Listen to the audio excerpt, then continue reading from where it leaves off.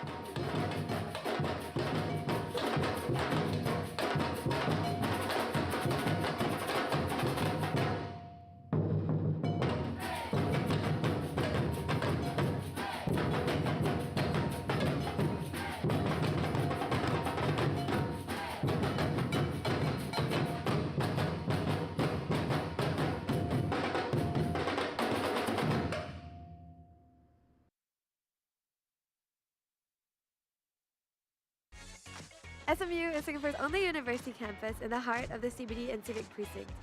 Located in the city centre, we are connected by 4 MRT stations and bus routes to every part of the island. One of the most exciting places in SMU is right here at Campus Green, a natural focal point and central gathering space for us students, faculty and the public. Many students' activities and events are hosted here, like Patrons Day, SMU Art Festival, even public events like the Singapore Night Festival. Some of our favourites are the outdoor movie screenings and the concerts. There are many amazing chill-out spots on campus, like this alfresco deck right above the library, which overlooks the Fort Canning Green. It is also a great place for gathering with friends. In between classes, I like to hang around the library to do my readings, and I like it because there's a lot of natural light. And when I need a break, I'll look out the windows to enjoy the beautiful view. When I need to distress or take a break from schoolwork, I usually hit the gym. It has 3 levels of facilities, including a dance studio at the basement. Did I mention that we have a rooftop pool in SMU as well? Or if you're feeling more adventurous, we have an 11-meter high rock wall in the sports hall. Food-wise, SMU offers a wide selection of tasty options across different cuisines. Grab an acai bowl, some pasta. There's something for every taste bud here. But personally, I think the best thing is that I can get bubble tea easily in SMU. Over here at SMU Connection is where we live, work and play. There's a game room in this net zero energy building where we can chill out. In addition to active learning classrooms, we have this co-working space which is a hotspot for aspiring entrepreneurs to come together and brainstorm new ideas. Speaking of coming together, the SMU Concourse is an underground pathway that links most of the buildings in our city campus. One of the unique things about SMU is our interactive pedagogy. Only SMU conducts all our classes in a seminar format. This creates a supportive environment for interactive and stimulating discussions and also fosters close relationships between faculty and students. If you're interested in hostel life, you can apply to be a resident at Prinsep Street Residences, which is just a 10-minute walk away from campus. A home away from home, Prinsep Street Residences, also known fondly as PSR, is a communal living concept that encourages co-living, learning and working among students. Facilities here include a hub, a multi-game court, and a rooftop terrace for our gatherings. At SMU, every day brings with it a new experience. My journey at SMU has been challenging yet fulfilling thus far. SMU has given me the chance to lead projects that I'm passionate about and to work with individuals who constantly motivate me. With SMU's new programs and facilities, I look forward to the upcoming opportunities and to create more memories here. Be part of our vibrant community and I hope to see you in our city campus soon.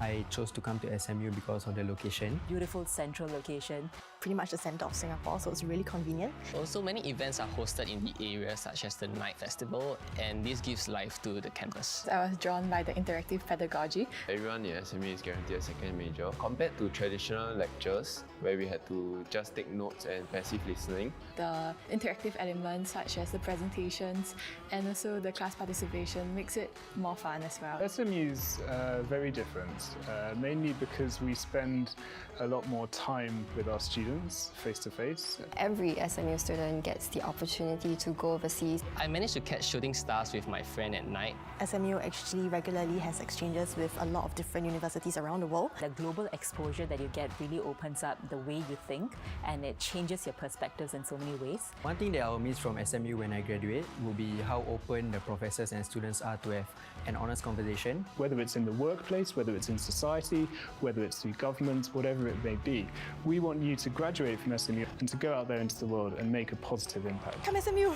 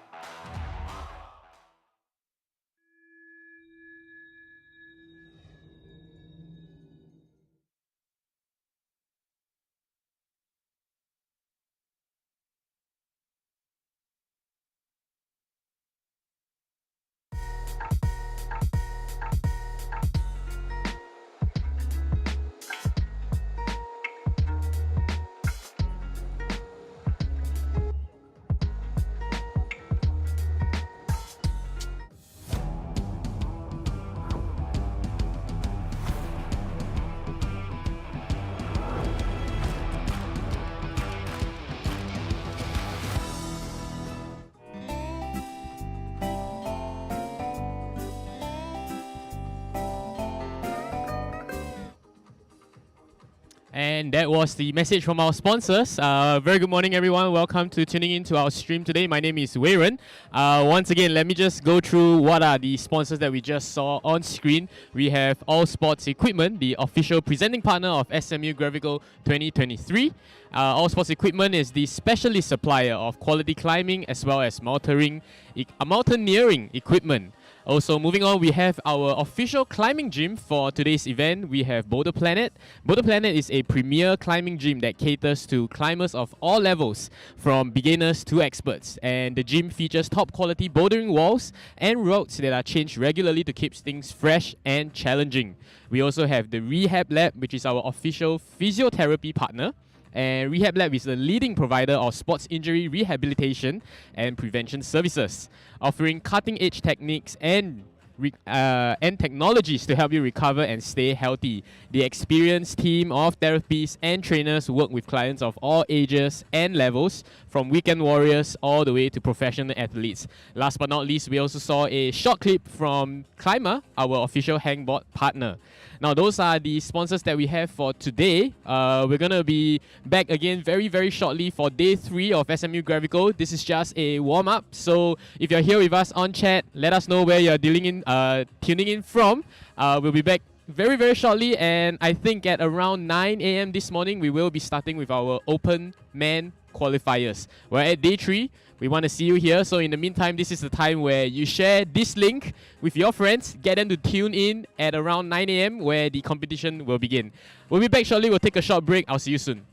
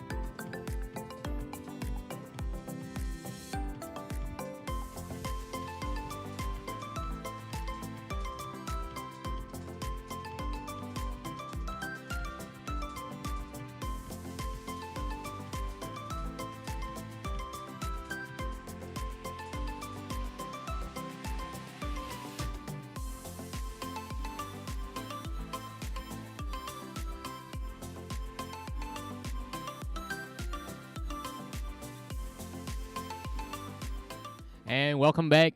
Thanks for joining us here, day 3 at SMU Gravical. My name is Wei Ren, and I'll be your MC for today. And you'll also see me a little bit tomorrow as well. Now, we are at day 3 of SMU Gravical, which means that, since Thursday, right? Thursday, Friday, we've seen climbers climb across various categories.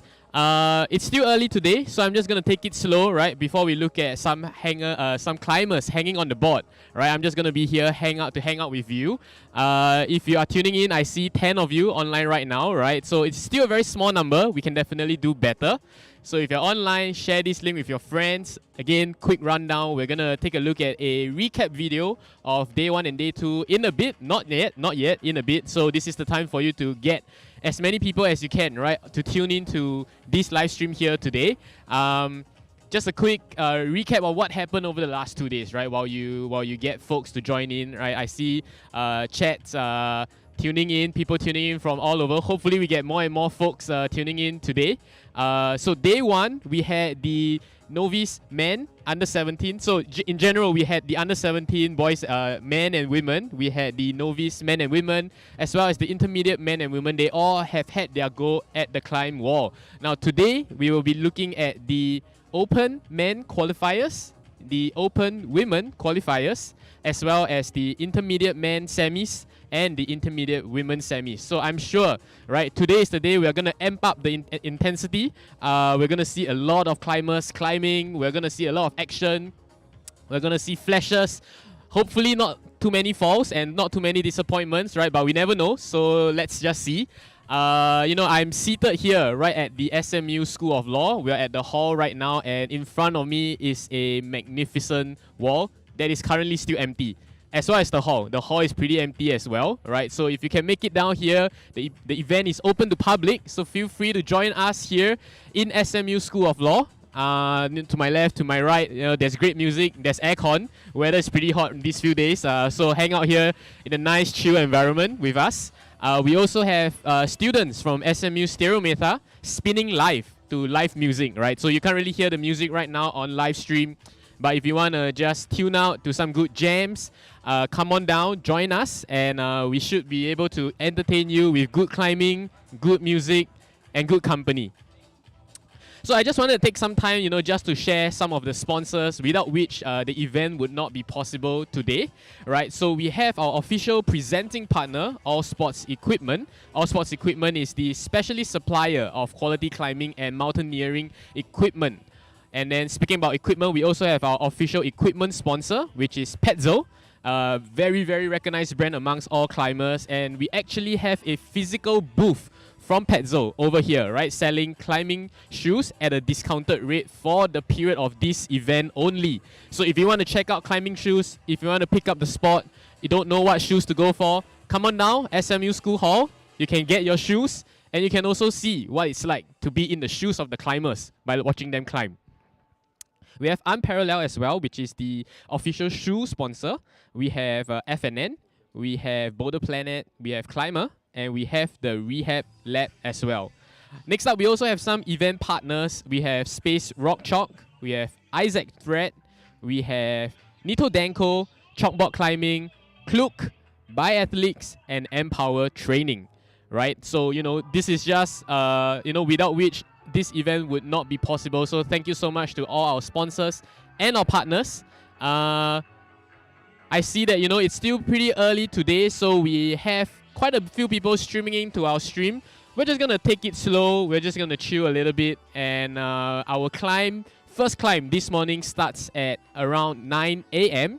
And we will be sharing a quick recap video in about 5 minutes or so. We will be sharing the recap video of day 1 and day 2, just in case you haven't been here. And the day 1 and day 2 recap video is also going to be the publicity video, just for us to convince you to join us here live for day 3 and day 4. If you're just tuning in and you're just catching up on what's happening here at SMU Gravical 2023, SMU Gravical 2023 is proudly organized by the SMU Office of Student Life as well as the SMU Climb Team. We have a few categories going on today. We have the under 17, not today, I'm sorry. We have a few categories throughout the competition, right? So we have the under 17 female, under 17 male, novice woman, novice men, intermediate women, intermediate men, open women, open men, as well as a novice team event. So I was here the last 2 days just hanging out in the crowd as well. And you know, the quality of climbing that I've seen so far is great, right? And I'm not a climber myself, right? So to me, everything looks difficult, but sometimes when I look at the climbers go at it, they just make it look so easy, right? And I think this year's Gravical is extra special because we're finally back, full force, live event, as well as live stream after COVID. So you know, I'm sure it's a happy occasion for everyone.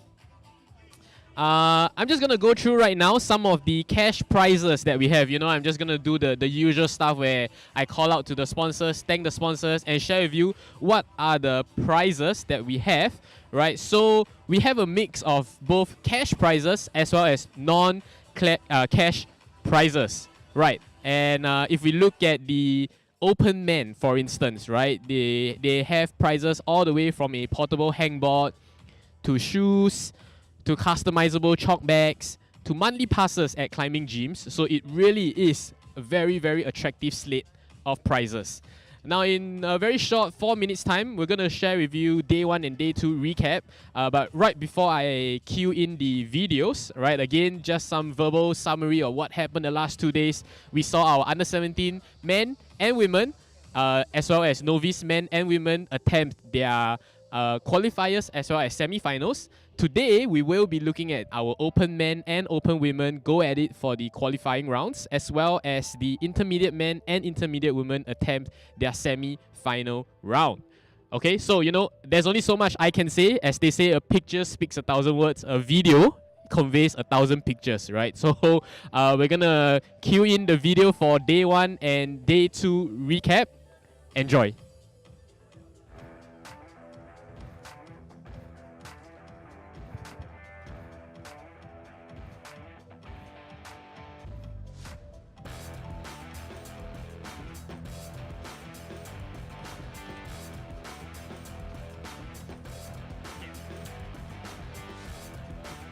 I'm Andy. I'm actually 35 this year. Route 1 was quite fun, but need to get the dyno right. Then Route 4, wow, I'm not sure how the demo climbers do it, man. The wall is so slippery, but their feet can stick there like a super glue. I think it's amazing. The most fun was the M5 because you have to turn around and then you jump. Singapore have more community for climbing and like the route is so fun. My name is Anne, so I'm currently 24 years old this year.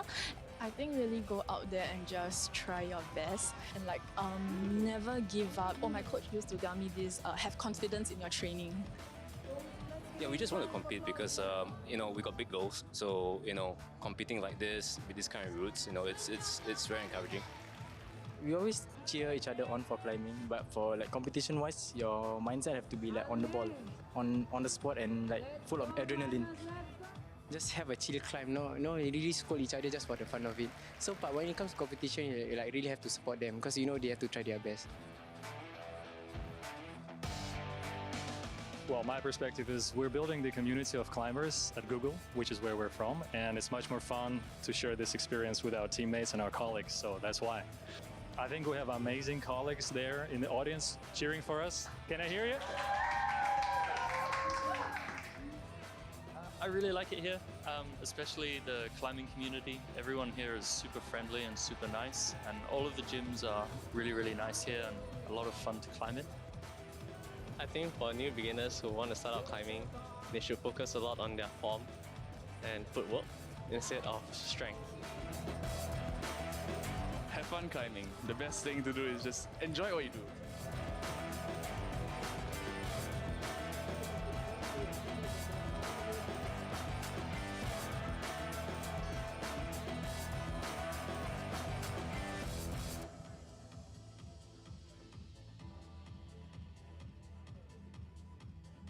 And that was the recap from SMU Gravical Day 1 and Day 2. Good morning, everybody. Once again, my name is Weiren. I see that we have had a lot more viewers join us in the past 5 minutes or so. We can definitely do more. So, once again, share this link. If you're here on stream right now, share this link with your friends, with your families, with the supporters of our Open Man Qualifier climbers today. Now, I'm sure you've been seeing me for quite a bit right now, so I'm just going to give you a change of pace a little bit, right? So we're just going to pan over to the wall to just show you the first wall that the climbers will be attempting today, right? So over here, when we take a look at the wall, we have 5 routes this morning, right? All the way from M1 at the left of your screen to M5. Now you can see that it looks pretty empty right now because the competitors are still streaming in this morning. But I'm sure looking at these routes here this morning, it's going to be a very, very exciting climb already, right? So once again, the Open Man qualifiers will be happening from 9 a.m. to about 10 a.m. And this morning, we will be having about 31 Open Man qualifiers climbing with us. We've had a few, notable climbers as well, of which we have Dennis Chua, 14 years of climbing experience, and he's one of the top climbers, right? Or some might say he's the top climber in Singapore. We have Oswin from Thailand, right? He's a guest international climber from Thailand, all the way from Thailand, and he's only 15 years old, right? I can't even remember what I was doing when I was 15 years old. Definitely not competing on a scale like this.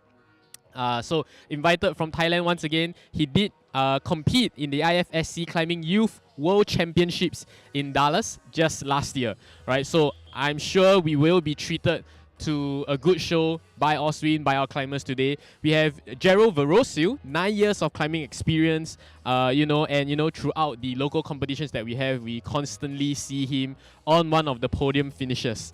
We have Luke Goh, 10 years of climbing experience as well. So, we have a lot more climbers, a lot more. Definitely, just because I did not mention their names does not mean that they are not notable. I'm sure just by watching them climb later on, we will be treated, right? It'll be a treat to the eyes as well. Let's just take a look at chat right now. We have 23 folks. If you are tuning in right now, if you're hearing me, send a message, say good morning to the climbers. Say thank you to the organizing committee, as well as the sponsors, as well as our partners. Thank you here to Cyril Mehta as well, right? And I can see some of the encouragement slowly streaming in from stream, right? Ale climbers. I'm also joined actually here on site with my on-site MC, right? So she's going to be the ones conveying all your encouragement to the climbers on the wall as well. You hear me here on live stream, right? We actually have another person speaking and communicating to the crowd live on site. I'm just going to take a look and quickly give you a rundown of what I'm seeing here in person, right? It still seems like it's pretty early on a Saturday morning.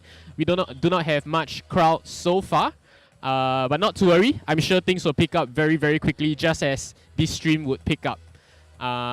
Remember, if you want to check out more highlights and more details of SMU Gravical, do be sure to follow our Instagram page at SMU Gravical, right? And throughout the years, this is not my first time hosting for Gravical, so throughout the years, right, it's been so nice just to see more and more people picking up climbing as a sport. And I just got noticed that we are about 8 minutes to the start of the competition, so I'm not going to bore you too much with my speaking for now, right, because after all, I'm not the star of the show. What we're going to do now is we're just going to take a quick audio break so that you don't hear me speak so much. I'm just going to show you the wall so that you can hang out virtually at the wall. I'll be back speaking to you in a few minutes time, right? So let's cue the wall and I'll be back soon.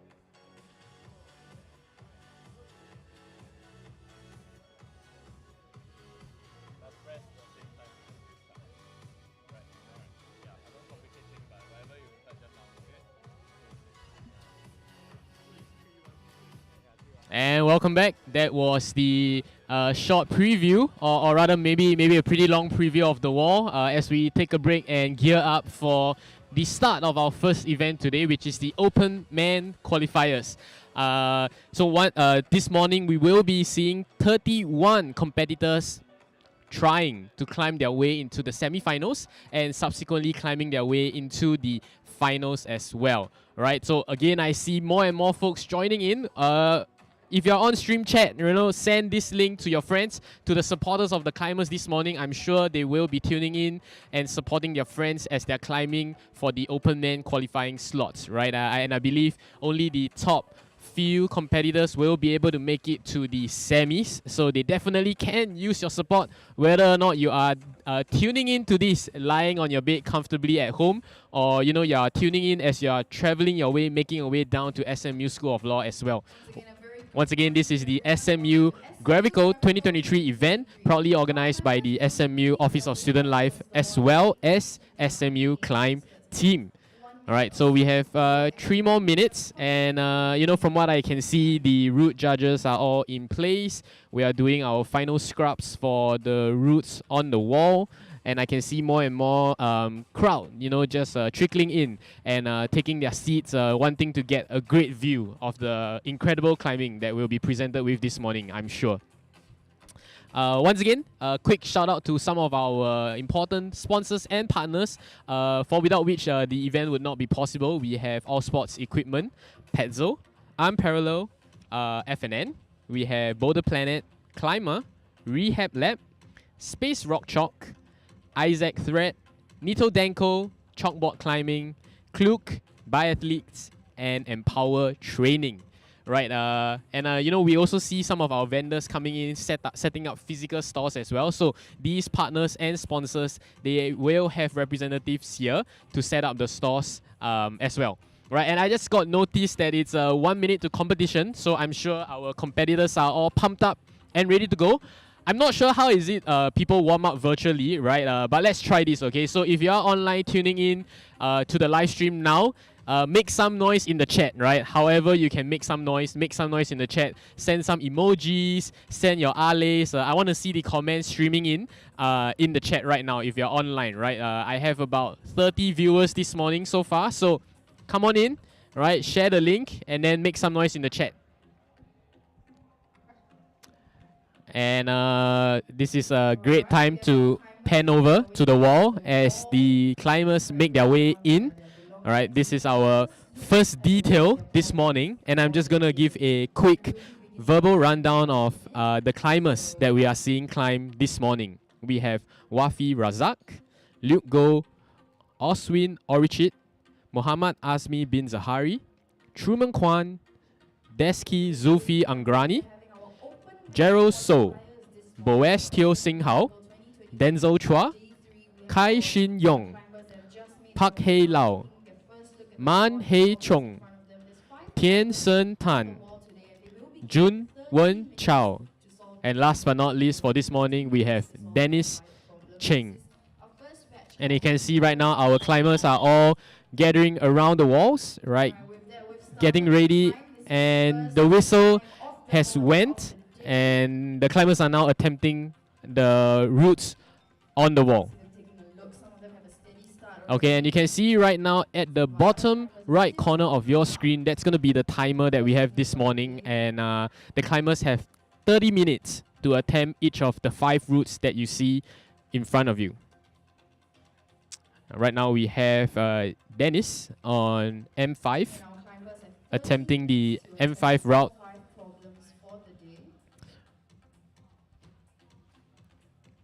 Right now on screen, we see Dennis slowly making his way up. Very close attempt by Dennis, almost there. Right, we do see a good variety of routes that we have here today. I think the climbers definitely will be challenged this morning, right? And this is the Open Man qualifiers if you are tuning in right now. If you are online, be sure to send in your cheers. Say hi in the chat as well. I see some folks tuning in already. Thank you so much for joining us here today for day 3 live stream of the SMU Gravical competition. Alright, seems like we have a climber that just make it to the top of the purple route. And we're zooming in right now to M2, where we have Desky on the wall. Seems like he's trying to get a steady foothold before he makes his way further up the route. Now we do see quite a lot of climbers queuing up to attempt Route 5. It might be some sort of their strategy right now. So far, Route 3 seems to be a little bit empty, a little bit on the emptier end. All right, with a couple of climbers attempting Route 3 only. We're gonna take a while just to see if more folks pick it up.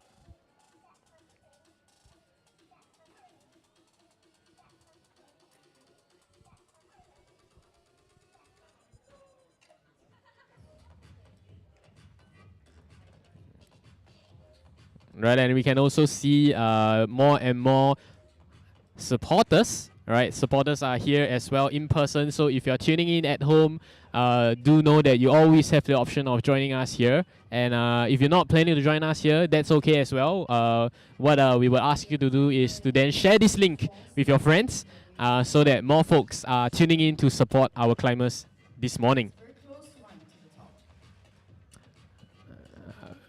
All right. Beautiful finish by Luke on Route 2. Sorry, Route 4, right? We had Luke completing the green route on the overhang, right?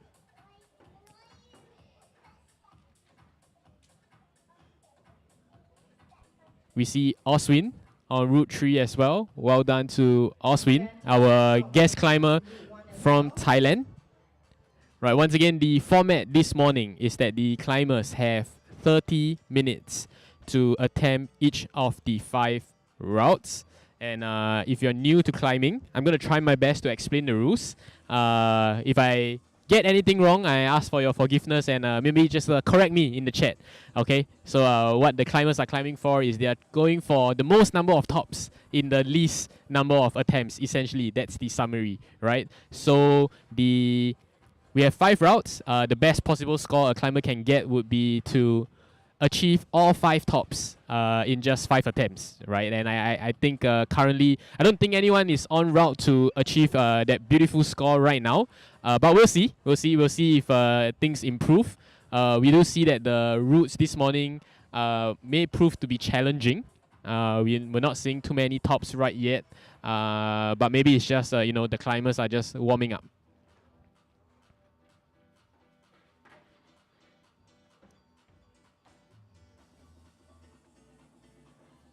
Right now on Route 4, we have Gerald.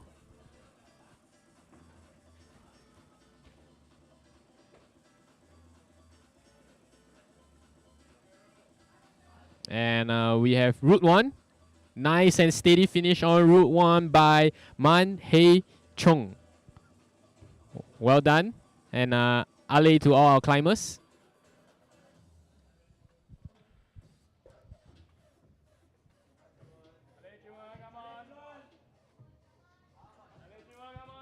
Climber 14, Junwen, Chao Junwen on Route 5.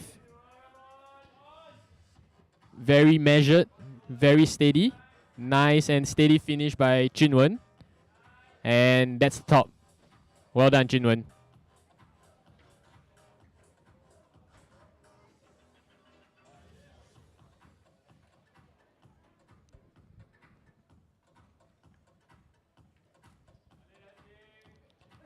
Back on Route 5, we have climber Truman attempting his climb on Route 5. Right, it does seem like quite the popular route this morning, right, where most of our climbers are attempting Route 5 first before they go ahead and attempt the other routes. So we are now about 7 minutes into the climb, and I think most climbers are making good progress. Of course, when it comes to rock climbing, it is both a balance of strength, endurance, right, agility, dexterity, as well as time management, right? Because this morning our climbers only have 30 minutes to attempt the 5 routes, and again, they want to try to get the most number of tops in the least number of attempts, right? And the top few climbers from this morning's qualifiers will be heading in to our semifinals happening tomorrow. We do have a number of complex routes today where we see our climbers, strategizing, thinking through their moves as they climb up the wall. I think that's exactly what our theme means for today, limitless. They're really limitless in the number of attempts and tries that they get. We're now looking at Gerald, climber 7 on Route 1. All right, good attempt by Gerald. It seems like it's getting a strong, steady start is just the beginning, right? It's half the battle won, but it's just the beginning, and we do see some climbers making their way.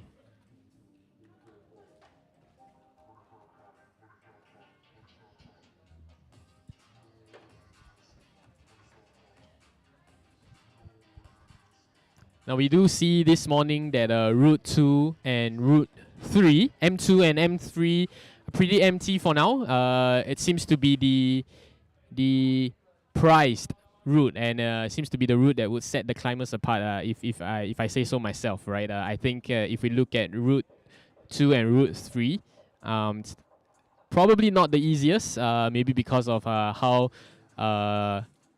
technical the routes might be, right? All the routes are technical, but it does seem like there's a common consensus across all the climbers that they are going to attempt M2 and M3 towards the end. Another nice finish by Manhei on Route 5.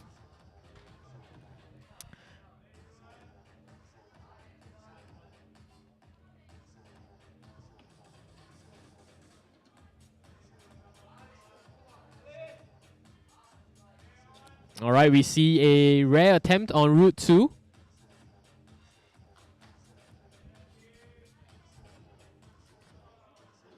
And climbers are now slowly starting to queue up to attempt M2.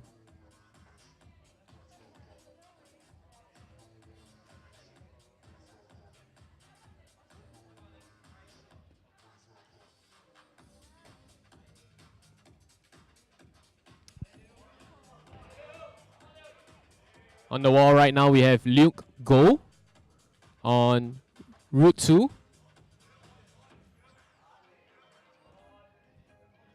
As you can see, the holes and volumes here, the positioning of them are definitely not simple. All right, but nice and comfortable on the zone for Luke.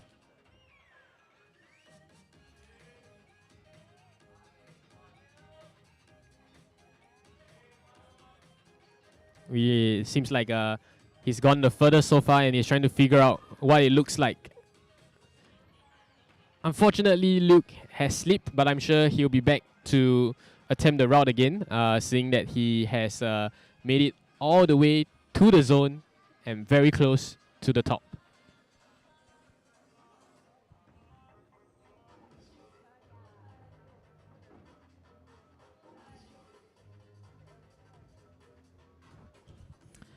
We see more and more viewers tuning into our stream right now. We are at about 60 viewers right now. Say hi in the chat, right? Give your support, convey your support and well wishes for our climbers today. And in case you're tuning in from overseas, let us know where you're tuning in from as well.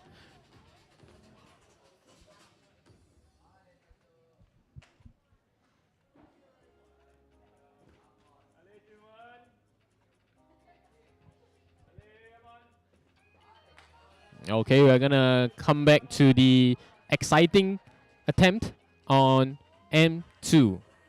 We have Jinwen attempting M2 right now.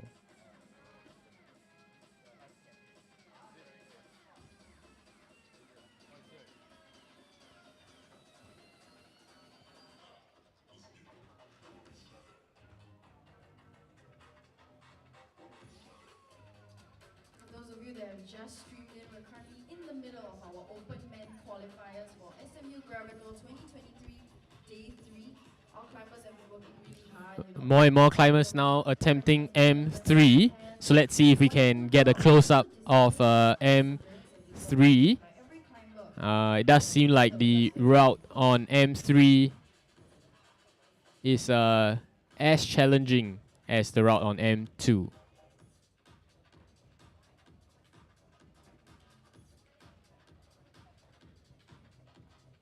We have Manhei on M2 currently, right? Attempting to go where no one has went yet this morning, and that is the coveted top for M2.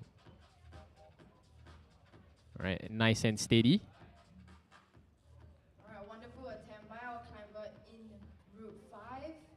For all our other climbers, LA climbers, we got this. You are doing a great attempt so far.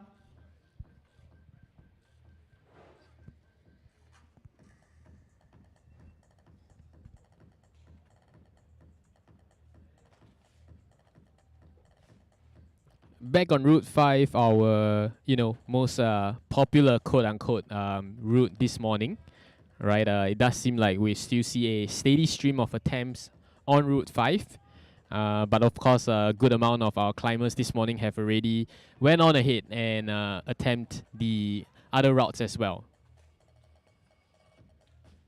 All right, it does seem, based on my observation, that balance is the key this morning as well, right?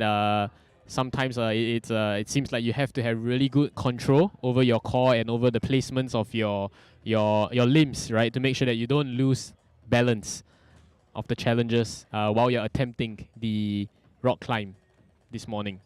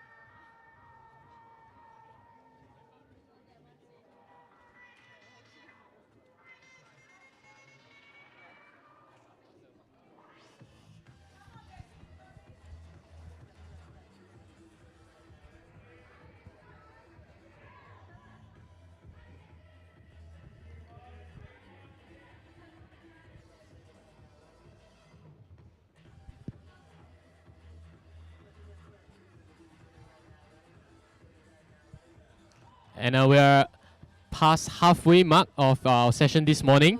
I do see some of the comments coming in to take a shot every time I say balance. I hope it's shot of coffee because it's early on a Saturday morning. Right, it's a little bit too early to be taking shots of alcohol. I hope I'll try my best not to say balance so many times. The determination on each of their faces as they try to find a solution. We can see right now all the routes are occupied. And great attempt so far this morning. We have Wafi on M4.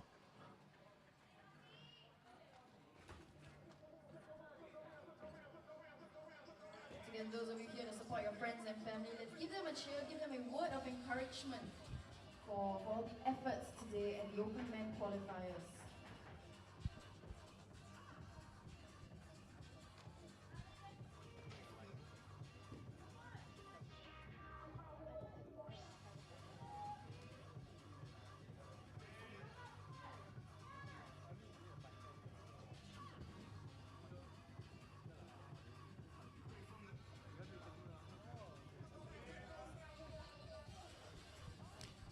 We see right now Gerald attempting M2. So far, no climbers have managed to reach the coveted top from M2. And will Gerald be the one? Made his way steadily to the zone, really close to the top. Let's go, climbers.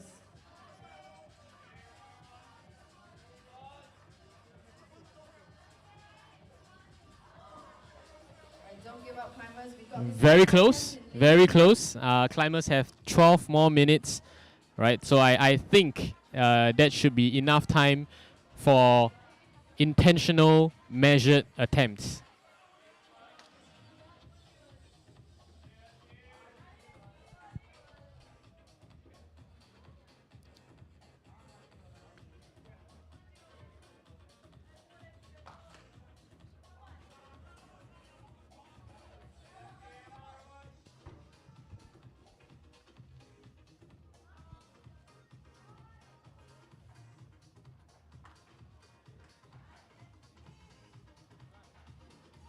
Right, a fantastic job in lane 5. Good job, climbers. We're making some steady progress. Let's give a cheer for the people that were here to support today.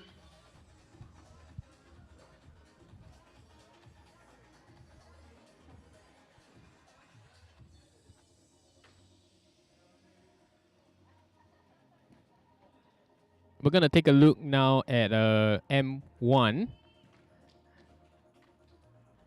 Right, M1 seems to be also pretty challenging. I don't believe we've seen any tops on M1 this morning just yet. Next attempt on M1 by Jinwen.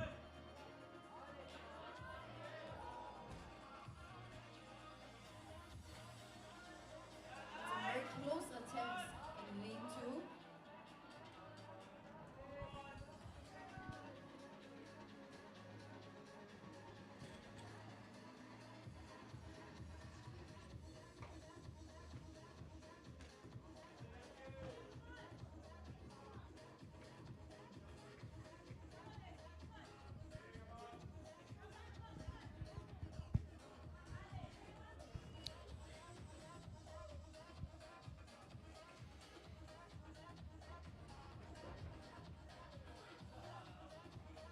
Once again, if you're just tuning in and joining us here this morning, very good morning to all of the viewers joining us here on the live stream at SMU Gravical 2023. What you're looking at right now is the Open Man qualifiers, and we are at our first detail of the morning where 15 men are competing to secure a spot in our semifinals. And we just saw one of the rare tops on lane 1 this morning by Luke Goh. Our climbers have been working very hard, strategizing, attempting countless times at the problems in front of them. We have a very close attempt in lane 2. Like focus turns back to lane 2 as we see if we can see our first top for lane 2. On the wall we have Manhei. Unfortunate, but I'm hopeful that we will see someone send it on lane 2.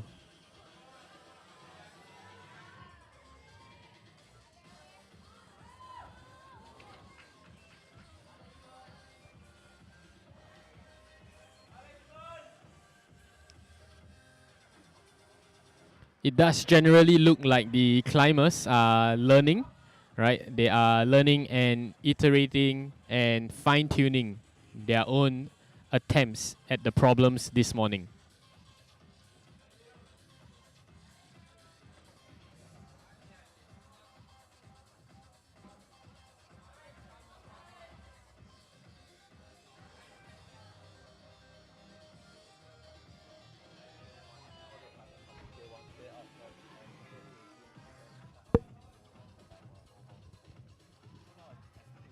With our climber in Route 5 very close to the top.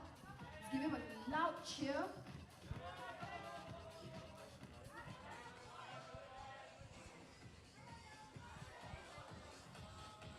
Steady hold at the top end. And we see Kaishin slowly inching his way up, managing to secure that top on Route 5.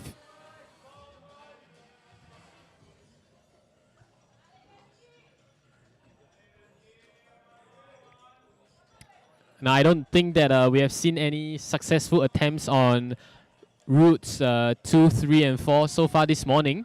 It'll be very, very exciting to see if we can see someone secure that coveted successful attempt to the top.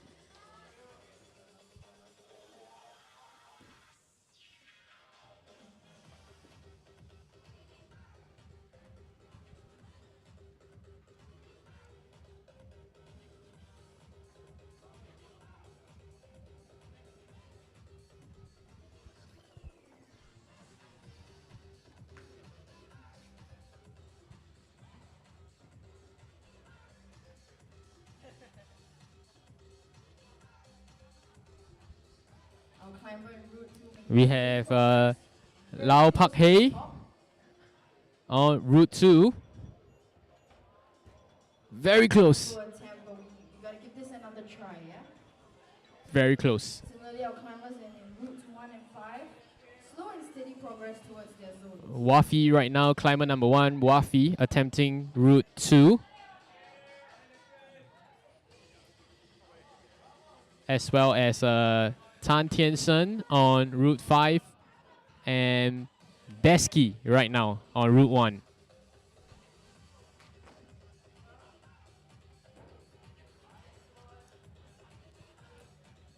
We also have Truman and Gerald attempting respectively lanes 2 and lanes 3.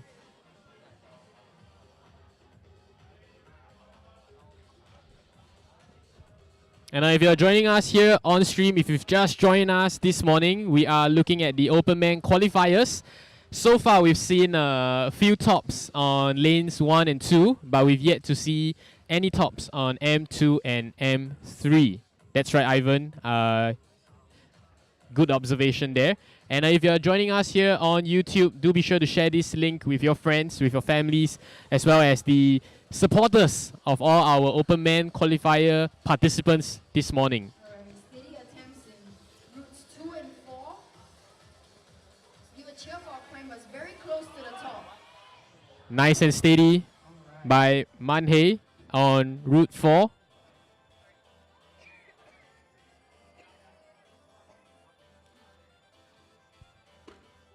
Could this be it?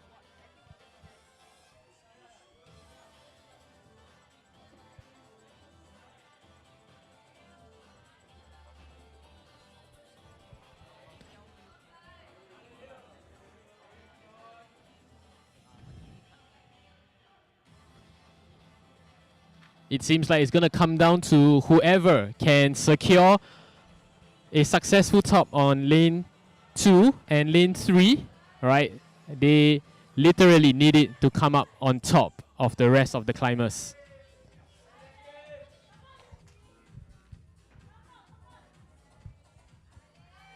We're down to our final 5 minutes for our climbers. We have Desky back on Route 5, trying to secure one more top.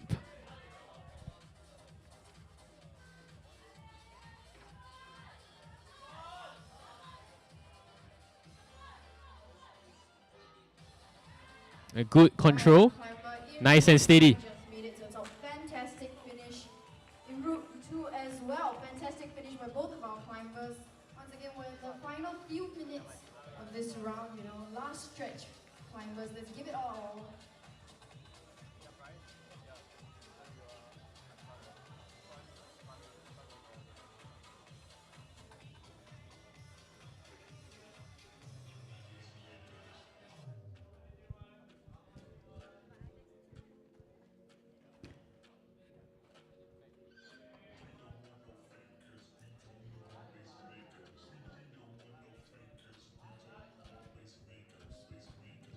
We see now Luke back on M2. Could this be the one? Could this be the climb that counts?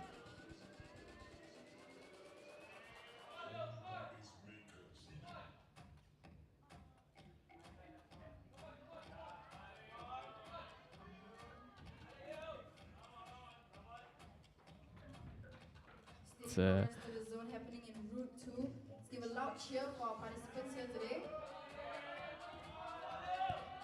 nice pivot. Nice and steady. Can he do it? Well done to Luke, our very first top on M2. Chat, show your support. Make some noise in the chat.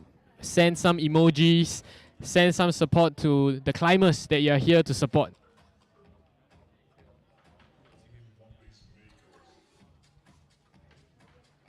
Once again, we're in our final few minutes of this round. We see Truman Just a few more up to attempt Route 2 as well. give them our Unlucky. support here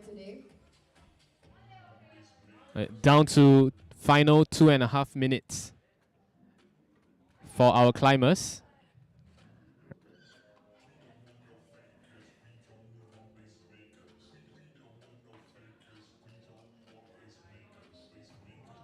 We have Oswin, our guest climber from Thailand.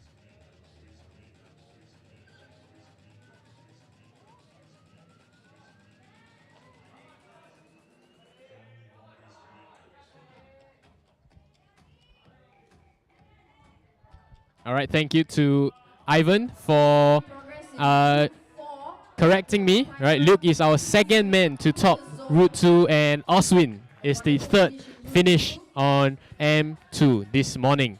I think all eyes are on M3 right now just to see if we have anyone topping M3 this morning. And the crowd here is getting fired up. All right, as we get down to our final 1.5 minutes of the climb this morning.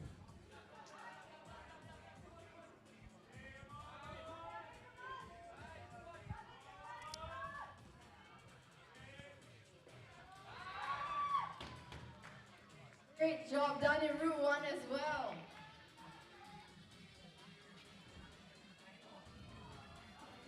Some steady progress in Routes 3 and 4 by our climbers. All right, eyes on Luke. Big jumps, big movements on our wall, and that's the cue from our chief judge for the final 1 minute of this competition. We have 1 more minute for our contestants. It was a close one. Wonderful attempt in Route 3. And a lovely finish in Route 4. Final few seconds to go, participants.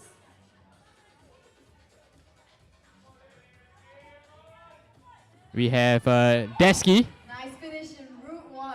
Route 1 finish by Desky.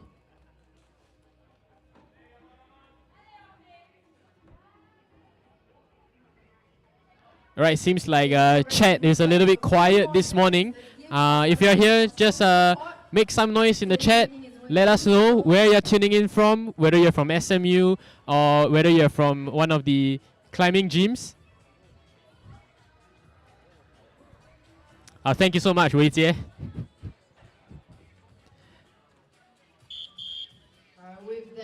And we'll come to the end of the first detail of the open man qualifiers. Detail 1 will now make their leave from the climbing area, and we're going to invite the second detail of our competitors this morning. For the second detail, we have 16 climbers, all right, to make up a total of 31 climbers for our open man qualifiers this morning.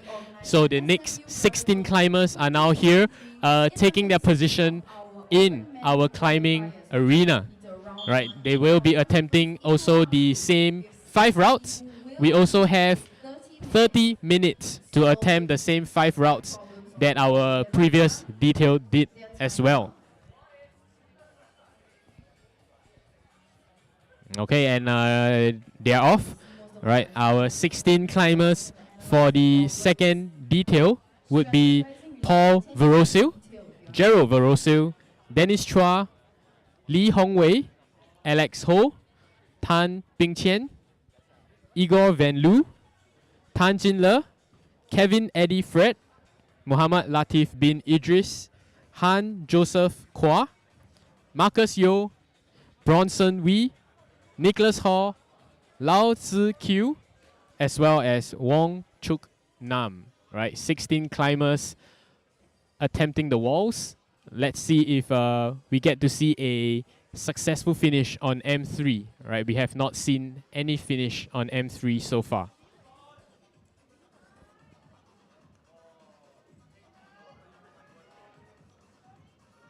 Once again, our participants here have 30 minutes to attempt 5 problems. Just had a wonderful finish in group 5. Nice top on M5.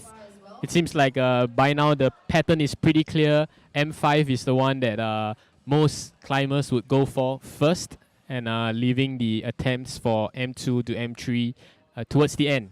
Right, I'm sure all of us are hoping for that moment where we see a top on M3.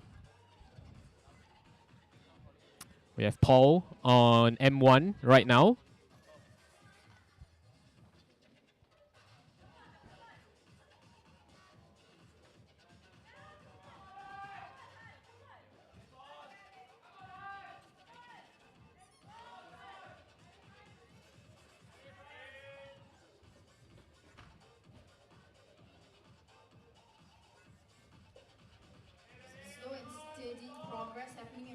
He's gonna reach for it. Nice and steady reach by Paul on route 1. In route 4, we have our climber again making steady progress past the zone. We see Dennis now on M4.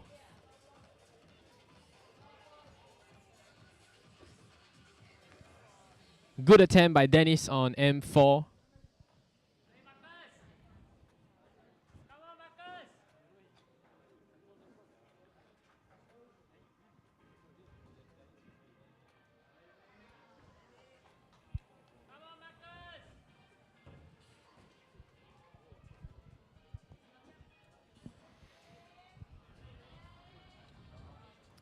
Bing Chen now on M2.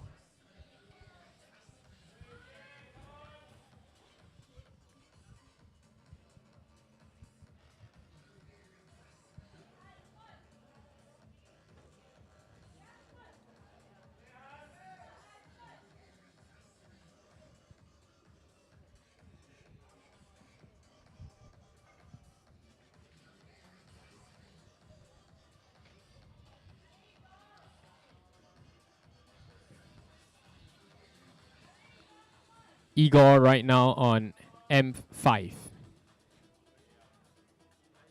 Now we see Paul on M2 attempting to reach the top. For those of you that have just joined us, we're currently in the midst of SMU Gravical 2023 Open Men qualifiers. Participants are making progress on the wall.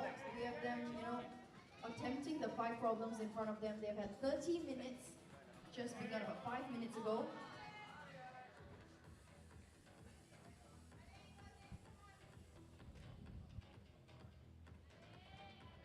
We have Ping Chen back on M2 for his attempt.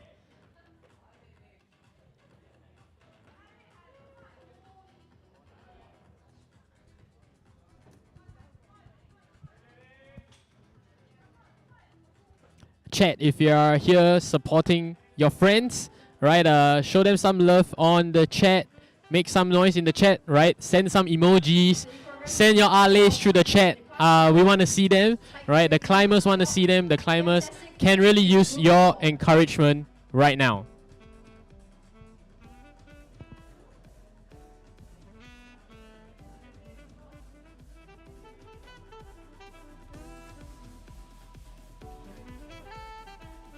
We see Gerald on M3 making good progress, and will he be the first top that we see?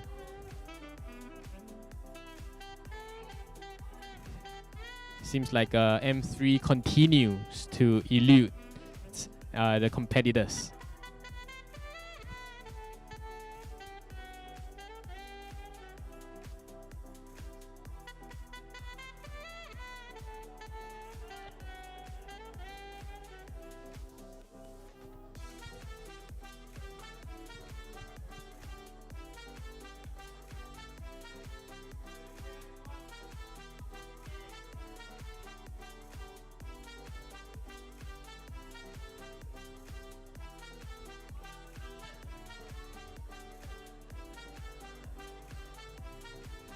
On M1, we have Nicholas.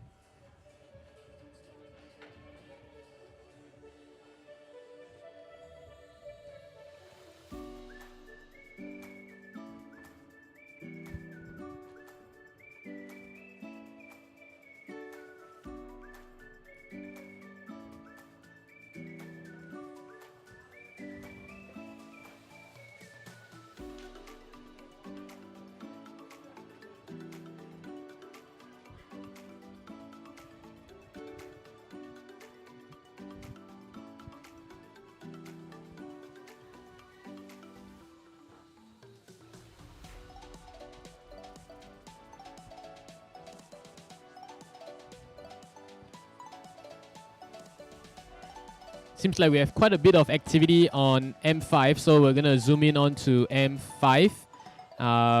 Climber Wong Chuk Nam is attempting M5, and I do see a queue of climbers waiting to attempt M5, so we're probably gonna keep our eyes on M5 for a little bit just to see some actions and hopefully some tops as well.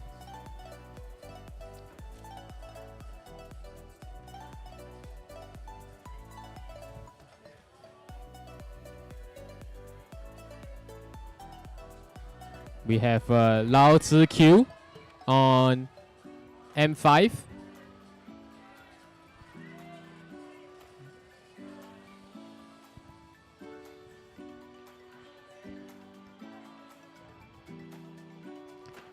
Bing Chen is back on M2, making further progress than he did in his previous attempts. Inching up. Unfortunately, an unsuccessful attempt. We have Marcus on M3 right now. M3 continues to be the one that would set the climbers apart. Right, if you can top M3, I think that's what everybody would like to see and is eagerly waiting for right now.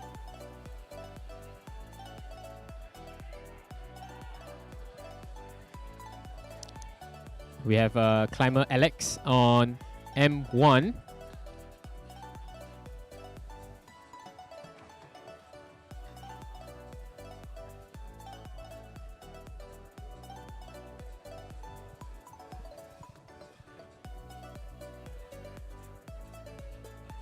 Looking at the climber score, it does feel like it's definitely very tiring, right? Looking at them attempt the walls, and you know, when we look at the time, it's only 10 minutes. So we have 2/3 of the time left for our session this morning for the open man qualifiers.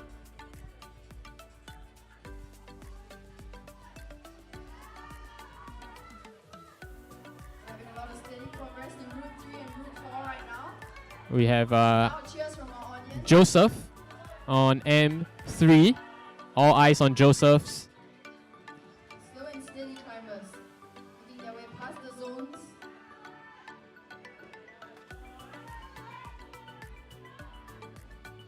Alright, wonderful attempt in Route 3 and a great finish in Route 4.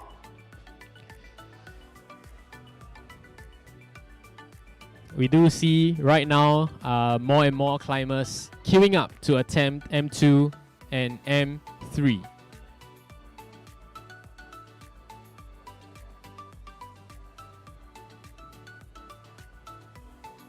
Igor back on M1.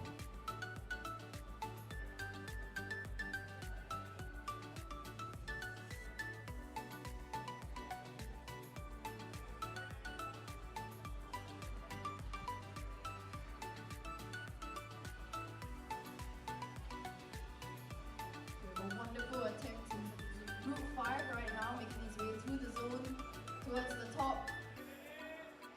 Lovely finish in Route 5.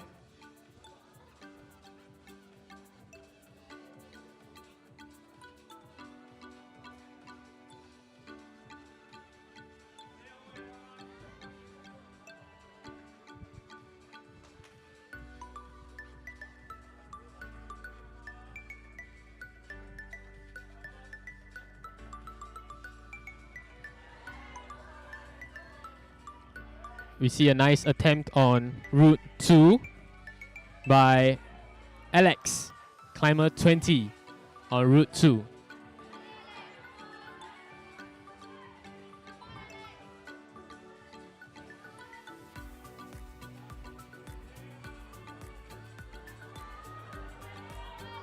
He's inching forward. He needs a little bit more.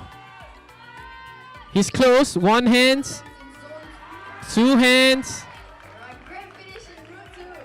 Well done to Alex. Beautiful attempt on Route 2.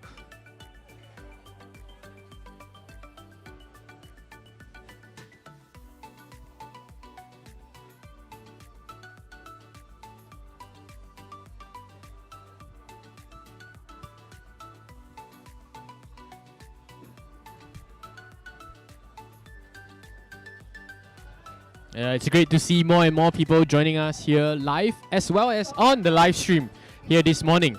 If you've just tuned in, we are looking at the Open-Man qualifiers, Day 3 of SMU Gravical Limitless, proudly organized by the SMU Office of Student Life as well as SMU Climb Team.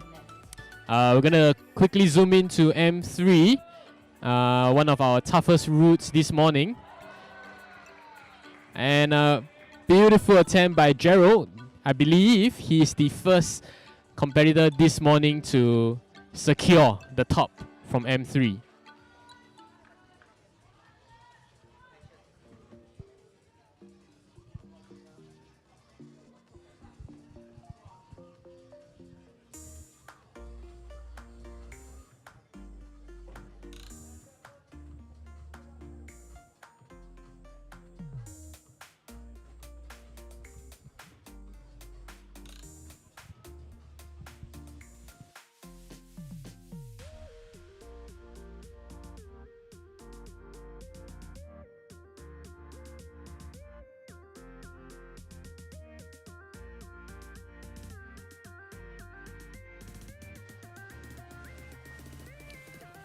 Nice and steady controlled finish by Lao Zi Q on M5.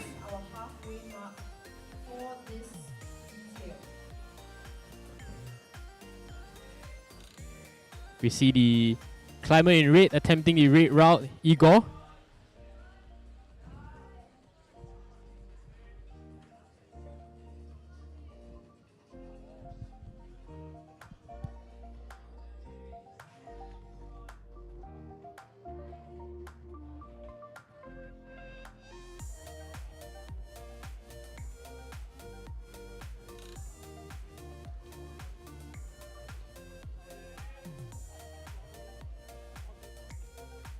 There seems to be some action on M4. We have Lao Zi Q coming to attempt Route 4 right after his successful attempt on Route 5. And it seems like he's on a roll because there he goes, securing Route 4. On Route 1 we have Dennis, climber number 18, Dennis Chua, trying to secure Route 1, and he does it. And he makes it look pretty easy as well. Alright, we are halfway through our session for the Detail 2 of the Open-Man qualifiers. Halfway through, which means we have 15 more minutes for our climbers to attempt the remaining routes that they have yet to secure.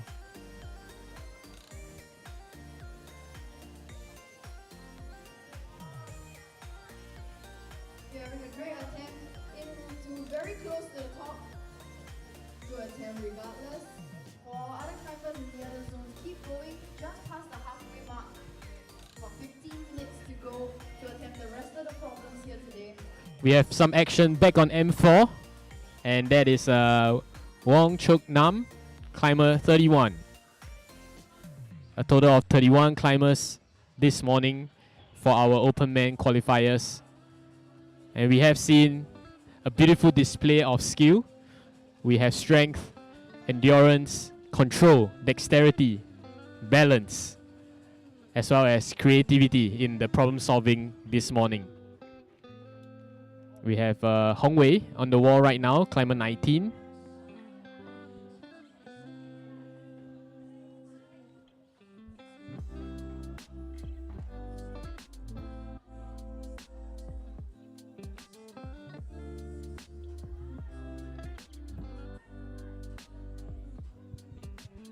Great progress in Route 1.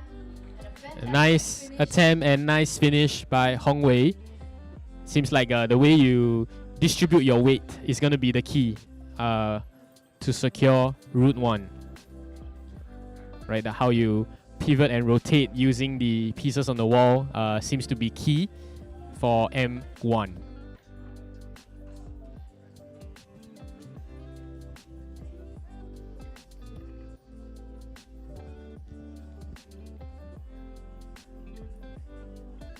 Swift movements happening on the wall near Route 5 and a really quick. Well done to Ping Qian, climber 21, on M5. We see climbers attempting M5 still. We have Marcus on M5 right now.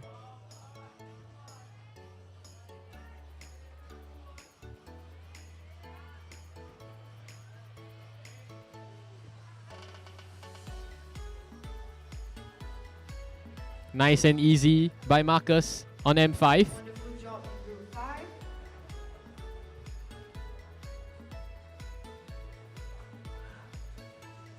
It's always exciting to see some attempts on M3 and M4 this morning. And right now we have Igor attempting M3.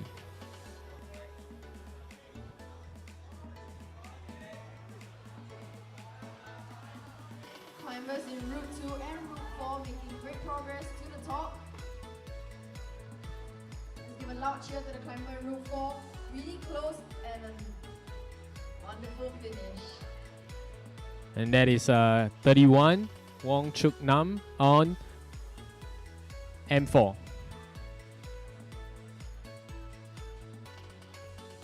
And nice finish by Paul as well. Looks like we are seeing a steady stream of successful attempts so far.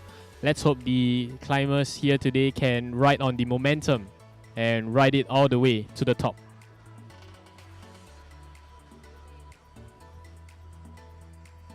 Once again, for those of you that have just joined us in the hall, we're in the midst of SMU Gravical 2023 Open Men Qualifiers. For those of you supporting your family, your friends, let's give them a loud cheer and keep them going in the next few minutes of this competition.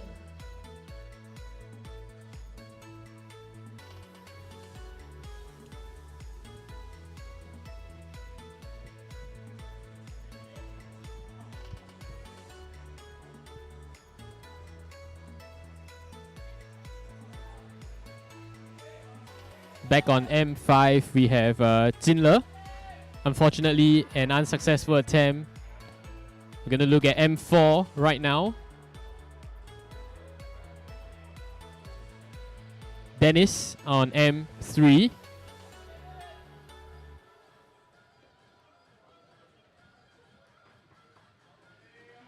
We're seeing some great movements in route 3.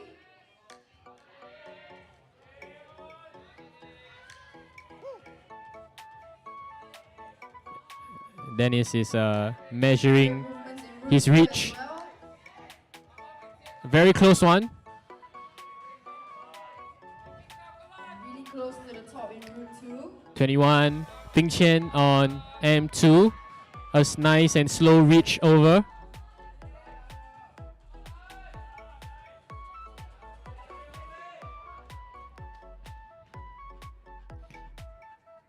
And Gerald Verosil now on M2, back at it to reach for the top.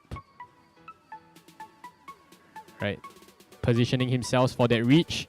Really close to the top in route 2. Unfortunately, he seems to have slipped, but nonetheless, I'm sure he will be back at it again shortly.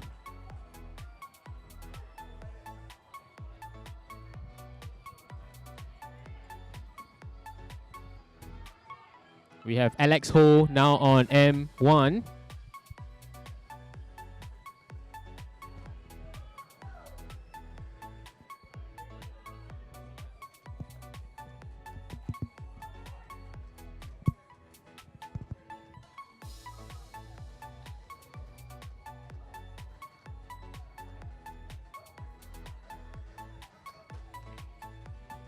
We're in our last 1/3 of this detail. We just have about just under 10 minutes left. Let's give some words of encouragement to our climbers making great progress. Routes 3. If you're tuning in from live stream here, we are down to our final 8 minutes or so for the Open Man qualifiers, and this is also our second detail this morning, which means that after this, all our competitors from the Open Man category would have made their attempts, and we're gonna go ahead and tabulate the results just to see which of them comes out on top and gets a chance to compete in the semifinals happening tomorrow.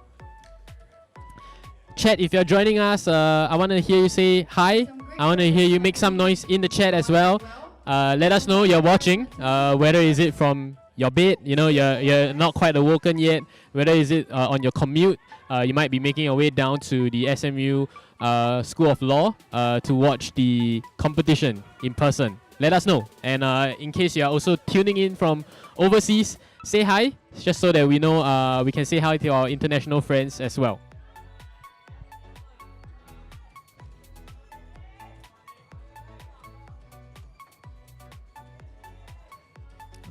We have Dennis back on M3.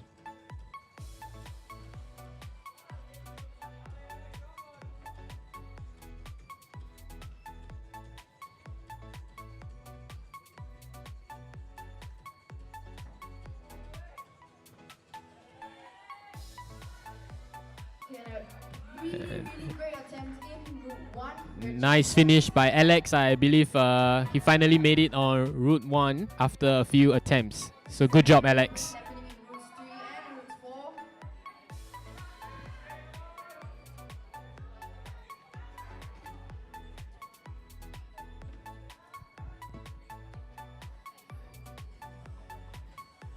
It seems like the M3 route is indeed proving to be challenging for our competitors this morning.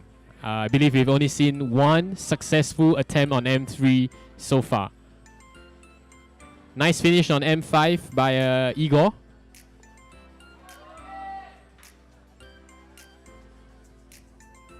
Gerald Varosu on M2.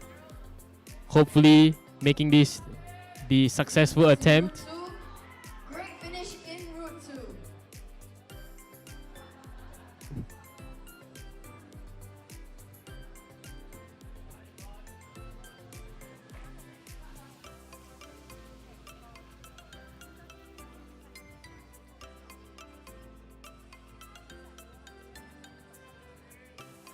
We have Marcus back up on M4. And this is Kevin on M2.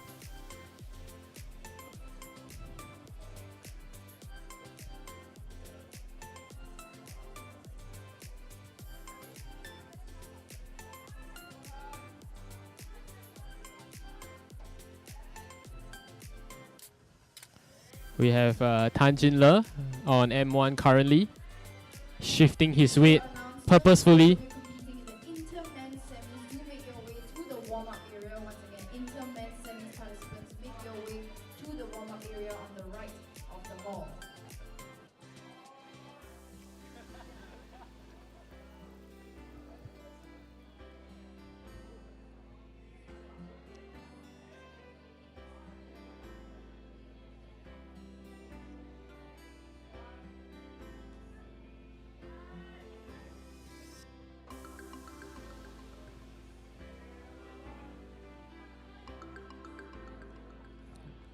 We have Dennis right now back on Route 3. We're seeing some great movements happening in Route 3. Purposefully moving. Wonderful attempt regardless. It's a very, very challenging route that is proving to be, the one that eludes all our competitors, except one this morning.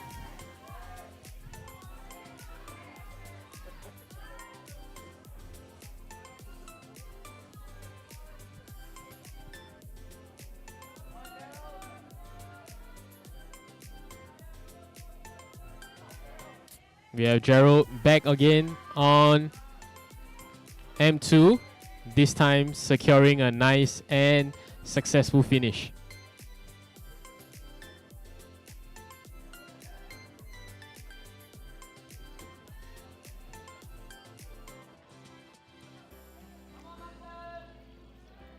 We're in the last few minutes of this detail.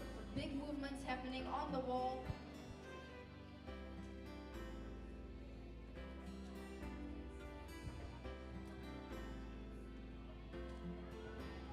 Kevin on M4.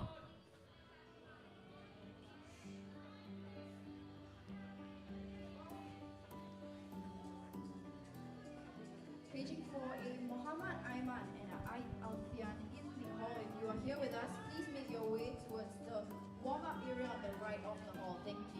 We have Bronson.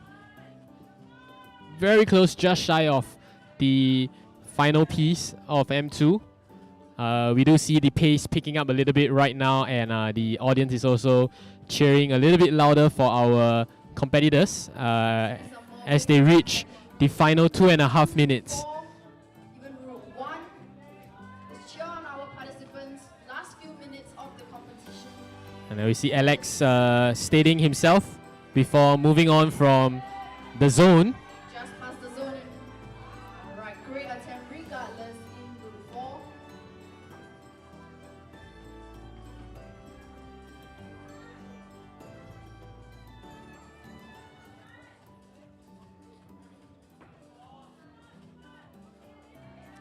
Down to our final 2 minutes. Send in your Arlays chat. The climbers can definitely use all the support they can get. Just under 2 minutes before the end of our open men qualifiers this morning.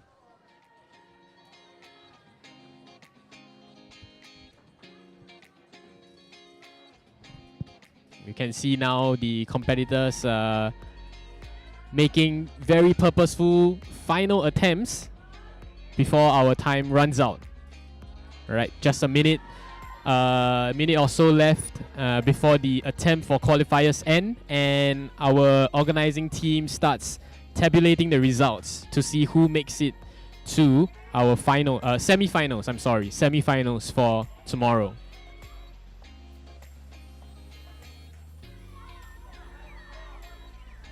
Now final 1 minute for the competition. Big movements happening, loud cheers from our audience. Very close to the top in Route 2. We have we have Paul on M2. Climber 16, Paul on M2. Alright, wonderful attempt regardless. Will we see any more finishes in the last 30 seconds? This is where it gets interesting. This is where every second, every move counts. We're seeing some great attempts in Route 1. Very, very, very close to the top. In the nick of time by Chinler. 20 seconds to spare. He has finished his top. Well done to Chinler on Route 1. Alright, final stretch in Route 3. Marcus right now on Route 3. He reaches over. Great attempt. Unfortunate. 20 more seconds. And with that, we've come to the end of We have come to the end of the open men qualifiers. Great show, great climbing by all our climbers so far. The climbers are going to take a break right now, and we're going to calculate the results just to see who makes it to our top few semi-finalists. And our open men semi-finals will be happening tomorrow, so be sure to tune in as well. Now next up, we're gonna hang out a little bit on chat right now. So if you're here tuning in, let me know where you are. I have my iPad. I can see your comments coming in. Thank you for helping me as well. So let me know what you want to hear. I'll let you know. I'll try to build that in as well. We're going to be preparing for our Intermen semis competition happening later at 10:40, right? So at about 10:40 is the estimated time that the intermediate men semifinals will be happening. But again, just a recap, if you join in, if you're just joining us here on stream and you missed the earlier parts of the climb, we had 31 climbers from the open man qualifier category this morning, and we have been treated to a great variety and a great display of climbing skills, right? And in fact, one of the routes, M3 in particular, we only saw one successful top from M3 out of the 31 competitors. So you can imagine the level of difficulties that our route setters have set for the competitors. The route setting team right now is hard at work preparing for the routes for the intermediate men semis. And these intermediate men have competed on the first day in the qualifiers, and they have made it all the way to the semis right now. Just a quick rundown of the rest of the day's activities. We have the Intermen semis competition. We have open women qualifiers in the afternoon. We also have the intermediate women semis in the afternoon. And I believe I made a mistake earlier. Both our open men and women semi-finals will be happening later today. Right, so later today the semi-finalists will be announced and they will be attempting their attempt for the to secure a spot in the finals. Now, very shortly, right now at behind the scenes, we are preparing to chat with some of our climbers that have attempted the qualifiers earlier. So my partner will be speaking to them shortly. Once they're ready, we're going to cut over to them just so that you can hear some other folks talk besides me. I'm sure you might have gone tired of my voice for now, but I'll be here with you, chilling out and hanging out with you while the competitors are hanging out on the wall.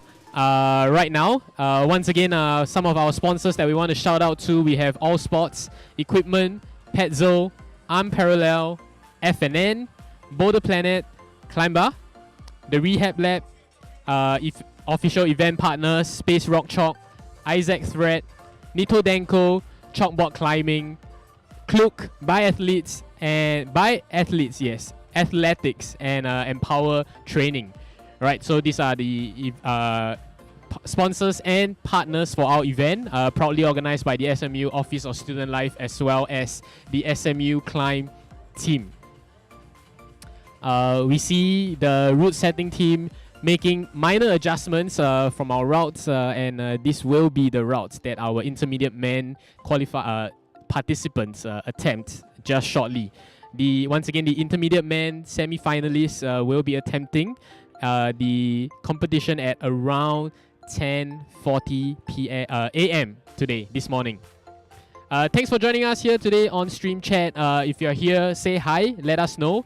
Very shortly, we will be speaking to a few of our competitors that just competed in the Open Man qualifiers shortly. And if you know, there's still plenty of time to make your way down to the area here at the SMU School of Law if you want to catch the action live here, live in the flesh in SMU.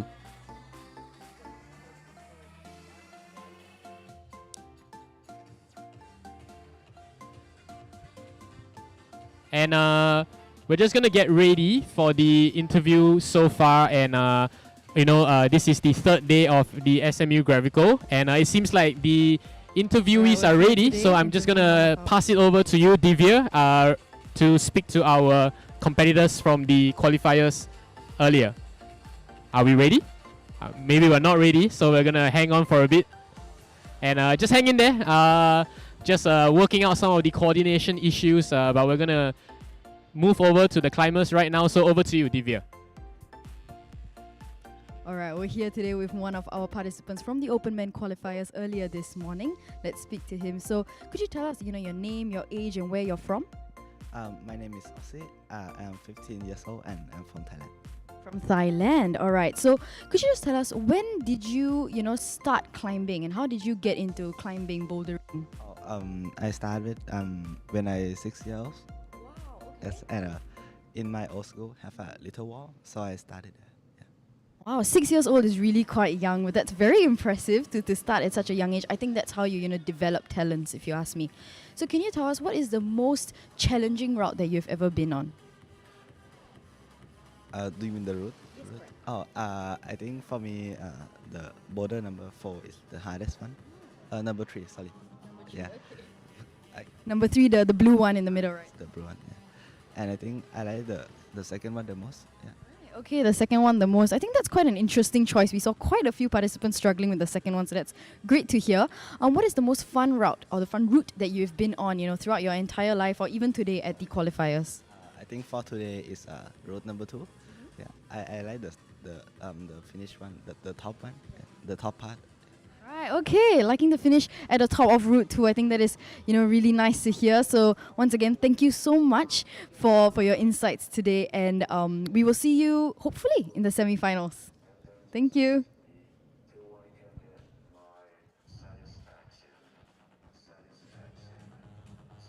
Seems like we're back. Then that was Oswin, our guest climber from Thailand. We're going to have a couple more interviews for you, so don't go anywhere. We're just going to do some quick preparation before we see and hear from a couple more of our climbers this morning. Once again, if you're here joining us on stream, thank you so much for joining us here at SMU Gravical virtually. But of course, if you want to make your way down as well, you are welcome to do so.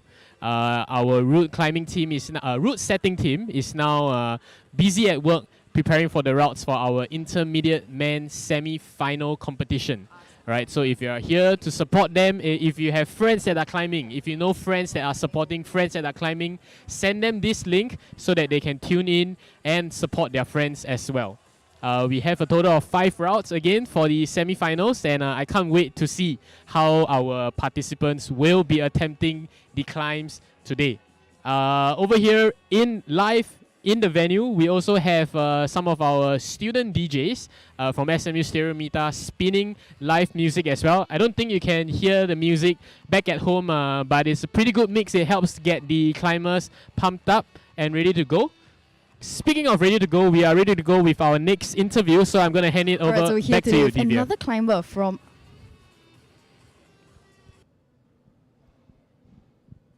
Alright, we're here today with another climber from our Open Man qualifiers earlier this morning. So sir, can you tell me your name, your age, and where you're... My name is Dennis. I'm 32 this year. I'm from Singapore. Alright, great, Singapore slay! Alright, so could you tell us how and when did you really get into climbing? How did this become something that you do on the regular? Actually, I did a lot of sports when I was much younger, but I really wanted to try something different when I was in poly. So I started climbing in Temasek Poly. Yeah, and then I got very interested in competition, and then I didn't look back since then. That's really quite inspiring. I think we're never too young to start, never too young, never too old to start learning something new and to discover a new, passion, hobby, that kind of thing. So just a quick question for you. What is the most challenging route or route that you've ever been on throughout all your years of climbing? It's really hard to say because as much as we all assume that international competitions are definitely more challenging compared to local comps, but I mean it really depends on what the rule setter wants in terms of difficulty for us. Yeah, so I can't really pinpoint what is the most challenging problem I've ever did in my life. Yeah. How about the most challenging problem that you did at the qualifiers just this morning? It probably has to be Route 3, the blue one. Yeah, it's a little bit, I mean, because I'm a small guy, so it's a little bit richy, but I think it's fine. I think we did see a top in my detail. Yeah, so I guess it's only just one. Yeah. But I think it's really impressive. I mean, keep trying regardless of shape and size. That is very, very inspiring. So I have another small question for you. Maybe just a few small words of encouragement that you would like to give the new climbers starting out. So, whether they're young, whether they're starting off in poly, JC, whether they're starting off now, as uni students, what is some encouraging words for new climbers today? I guess from experience is just be consistent and just don't give up. Right. Yeah, and then eventually you'll be able to achieve what you set out to achieve. Yeah, I think that is really encouraging. At the end of the day, consistency is key. Practice makes perfect. So that's the most important thing. So thank you so much. It's great hearing from you. One more interview, And that's Dennis. Thank you, Dennis. And we have one more interview, so don't go anywhere just yet. We're going to treat you all with one more interview with one of our climbers. I'm not going to tell you who we're going to speak to just yet, just so you have to stay tuned and see who we are going to speak to. I do see we have some street viewers coming in and coming out of the chat room. That's fine. I'm not the star of the show. The action hasn't happened yet. Be sure to tune back in later on for the intermediate men semi-finals. We're just going to give some time for our interviewees to get ready. And once our interviewee is ready, we're going to move the camera right back to them. Again, if you join us, we have the intermediate men semis happening shortly, and later in the afternoon we have the open women qualifiers, the intermediate women semi-finals, as well as to end off the day for today we have the open both the open men and open women semifinals happening this evening.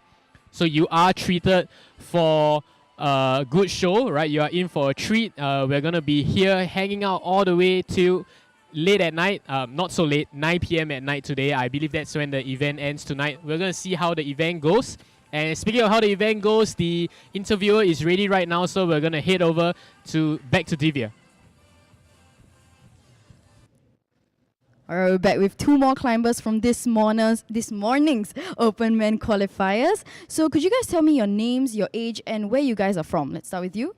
I'm Verosil Gerald Bayo. You can call me Gerald. I'm 22 years old this year. I'm currently serving national service now. Slay. What about you? Right. My name is Paul. Full name Verosil Paul Justin Bayo. Okay, you can call me Paul. I'm 24 this year, and I'm just currently working full time in a climbing gym, BFF. I love that. All right. So just to, let our audience know, when and how did you guys get into climbing? My sister brought us into the sport actually. So my sister started in junior college, and then she roped my brother into the sport, and he joined it in secondary school. Right. And after he joined, I joined the same secondary school as him, so I can join the party, join the trend. And ever since then, we've just been climbing together, and that's how we started. Very cute. And what about you? Same story, I would assume. Yeah, it's the same story. It's just I'm 2 years ahead from him. Right. That's it. Yeah. I think it's a great bonding activity. Climbing together. It's a great sport to do together, I would assume. And just building on that, what is the most fun route that both of y'all attempted this morning at the qualifiers?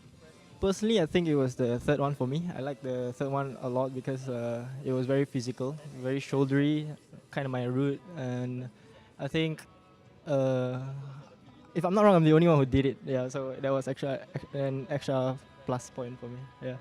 Congratulations for being the only one to hit top in the third route. What about you? What was the most fun one for you?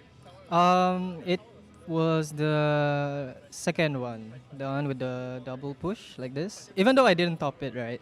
I actually really enjoyed it. Like the movement and the test of flexibility and balance. Yeah, I really liked all those. I think that's actually really inspiring to hear that, regardless of whether you hit the top, whether you finish that route or not, it can still be really fun to attempt. I think that's something for our new climbers to take note of. And in the same, line of thought, what is, some words of encouragement that you guys have for climbers that are just starting out, be it in JC, Poly, secondary school, uni, NS, while working, whichever? I think it's just to have fun, honestly. Climbing is really fun, it's inclusive. Anybody of all ages can do it. Honestly, just have fun, just keep climbing, and eventually, no matter what your goal is, if you have fun, you'll enjoy the sport. Yep. I like that. Probably same thing as him, just try to keep it fun as much as possible. Even if you're gonna want to train seriously for competition, just try to keep even the training fun. They'll keep the momentum going and consistency. Yeah. I think this is our second response for today, talking about consistency. So, once again, just to reiterate, we have fun and we have consistency. Keep having fun, guys. Keep putting in the effort because practice makes perfect. Thank you. And that was Paul and Gerald Verosil. And I apologize if there was some technical difficulties and you can't hear the interviews. The team is taking a look at it. But thank you so much, Nigel, for letting us know that there might be some audio issues.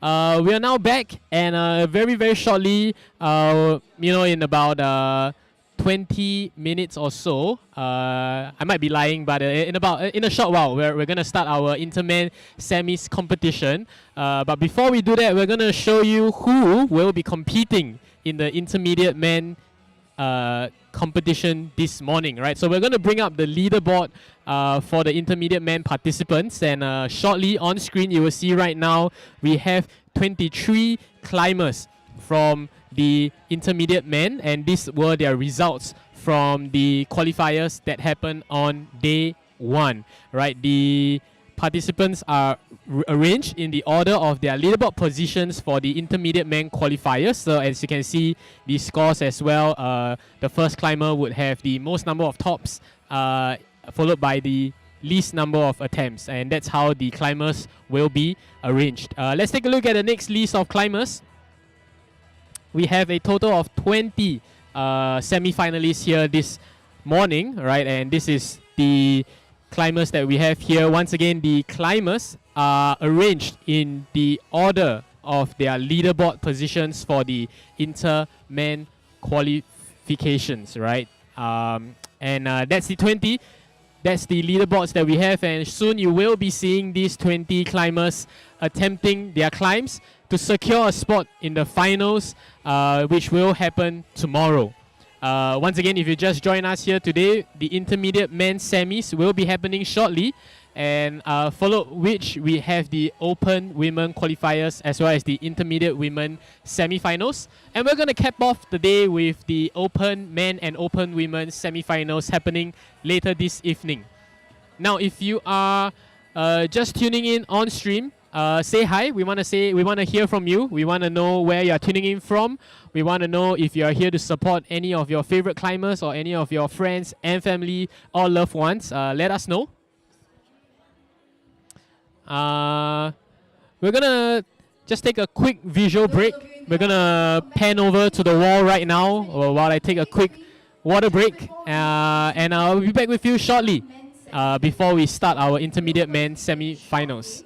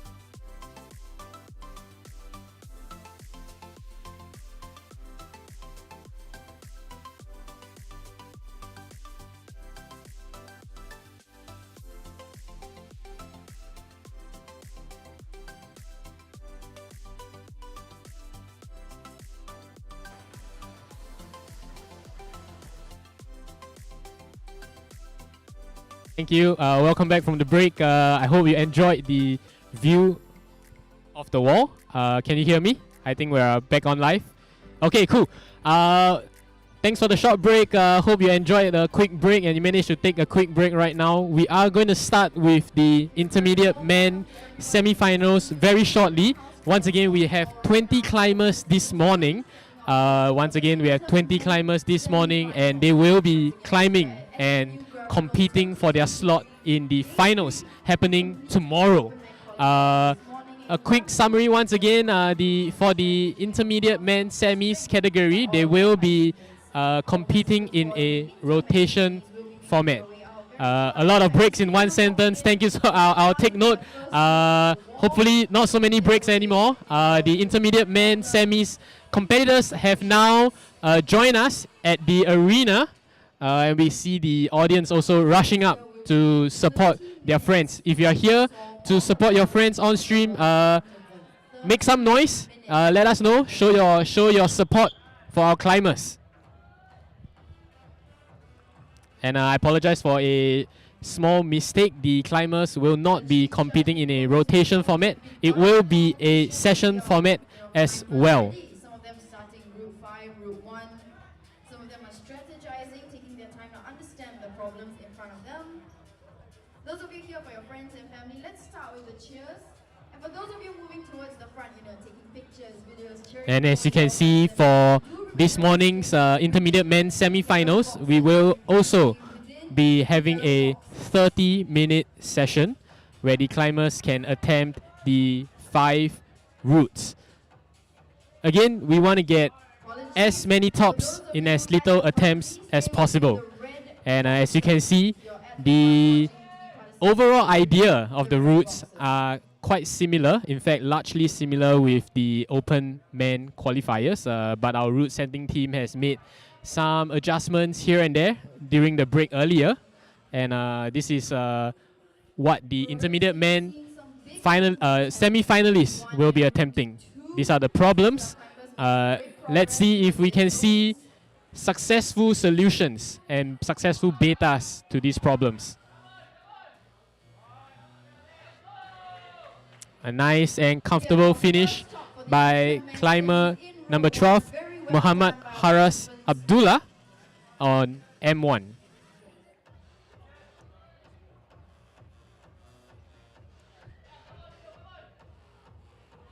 We have climber number 7, Adino Wong. Adino actually came in first based on the results on the qualifiers. And a nice and comfortable finish by Adino on M3.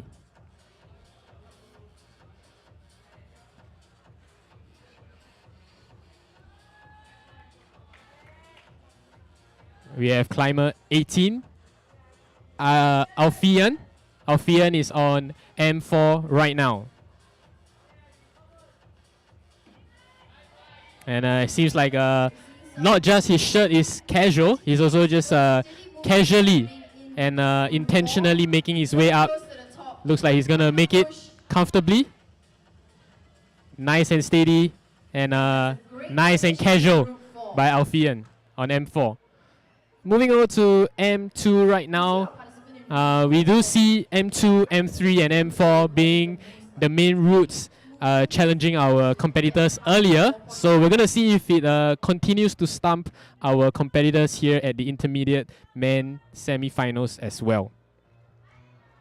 Now, of course, although the problems look similar, they have been adjusted just that slightly, just so that it is more appropriate for our intermediate men competitors.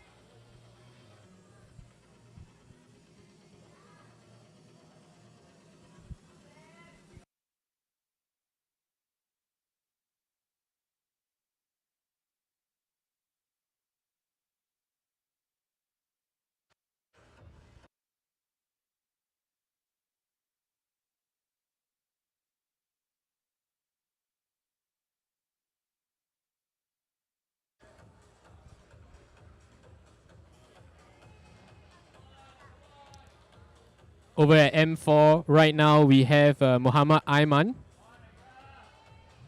Unsuccessful attempt, unfortunately.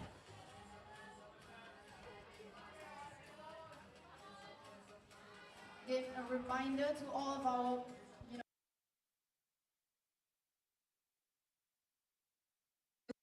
the red boxes. I repeat. Climber number 1, Isaac on M1 as well. Our contestants so far was seeing big movements in routes 3 and 4. Once again, on M1, the general idea is how you're going to distribute your weight.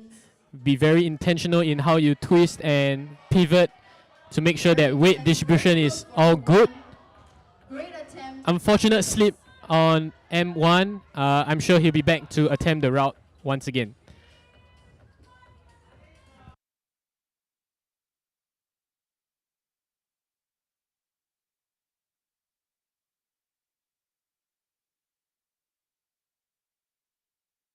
Looking at To Sun Ching with his attempt on M3.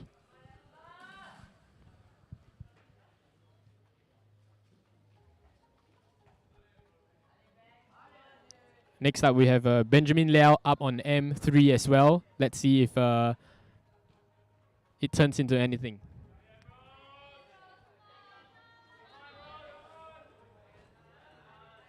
Adino now on route 1.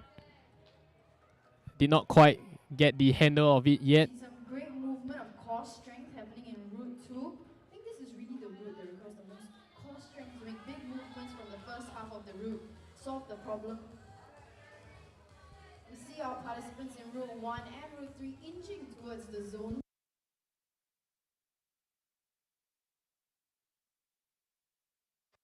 Isaac now back on route 1. He almost made it to the top earlier, so let's hope this is the one that counts. This is the one that gets him to the top. And one step closer, hopefully, to the finals. We're very close in route 1 and wonderful Outstanding finish by Isaac. Nice and easy. Okay, participant in route 4 reaching his zone.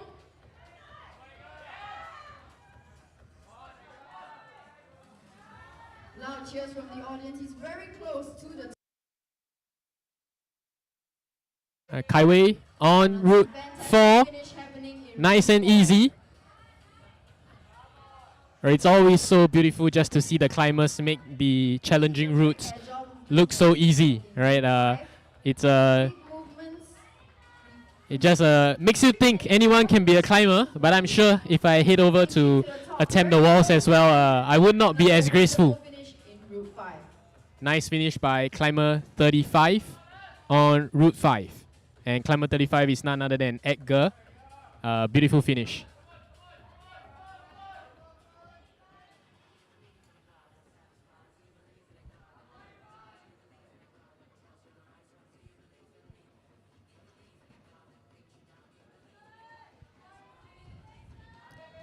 Climber 29 on M3.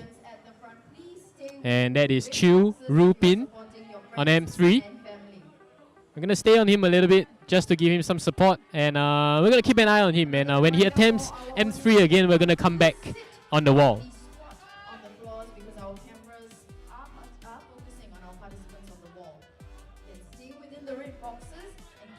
Another attempt on M4. And that is climber number 5, Joshua Lim. All right, and he gets the OK. Back to Adino on M1. Participant in route 1 making steady progress just past the zone, inching towards the top. And he reaches for it. He manages to get it. We have Isaac on route 5 right now. Matching, right? Purple shirt on the purple route. Getting a steady hold. And nice and comfortable. Ale, Isaac. And we have route 3. Well done, participants. I believe that's the first top on M3 this morning by our semi-finalists. And that is secured none other than climber 37, Sean Tay. Lennon is now making his way up on route 1. It seems like we have a nice and steady tempo of climbers securing their respective tops. Seems like it's, competition is going to be neck and neck. I really am looking forward to see which of these 20 intermediate men will make it to the finals.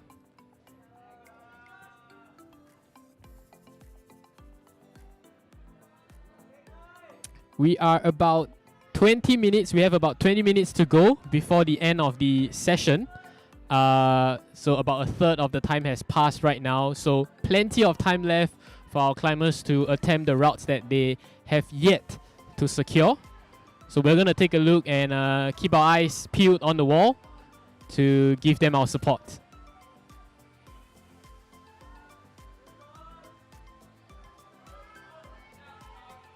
We're back on Sean at M2. Sean very recently just secured the top on M3. So he must be riding that good momentum to secure more tops. The more the better.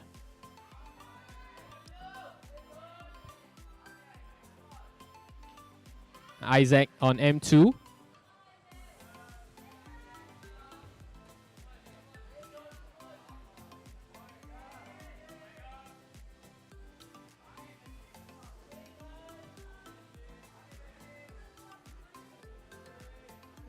Great progress in Route 4, just past the zone.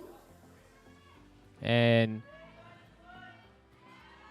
Route 4, climber number 3, Muhammad Aiman, reaching for the top. Alright, reaching for the top in Route 4. He gets it, and he secures it. Enjoying the fall down as well. I believe the fall is always enjoyable if you manage to secure the top and you're falling with ecstasy.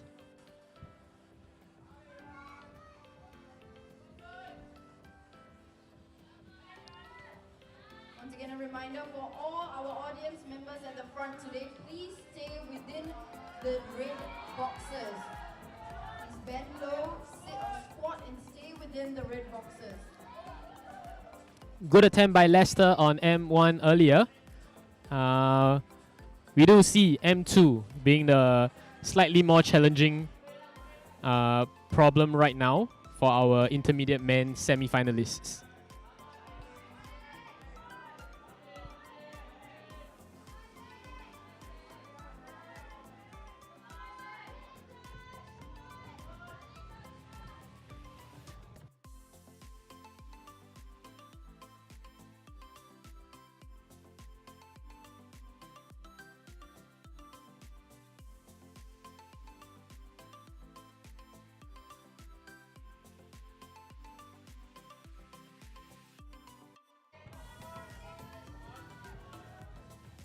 Edgar on M3.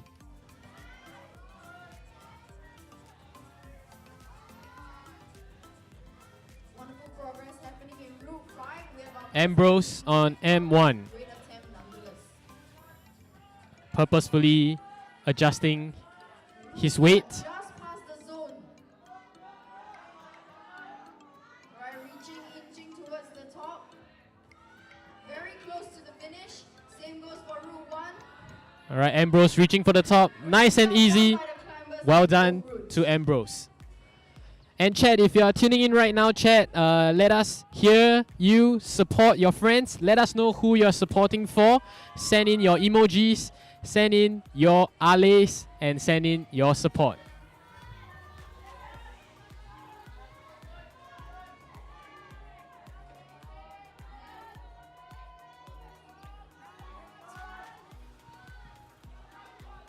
Sean on M1 right now. Unfortunately, slipped on M1. I'm sure he'll be back to conquer that route later on.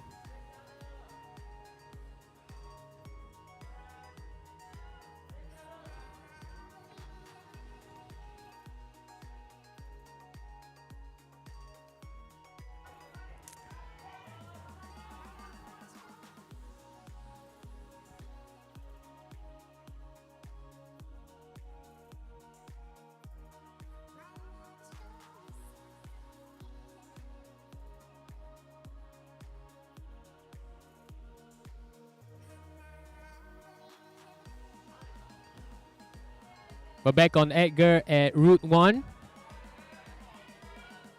Very swift movements happening in Route 4.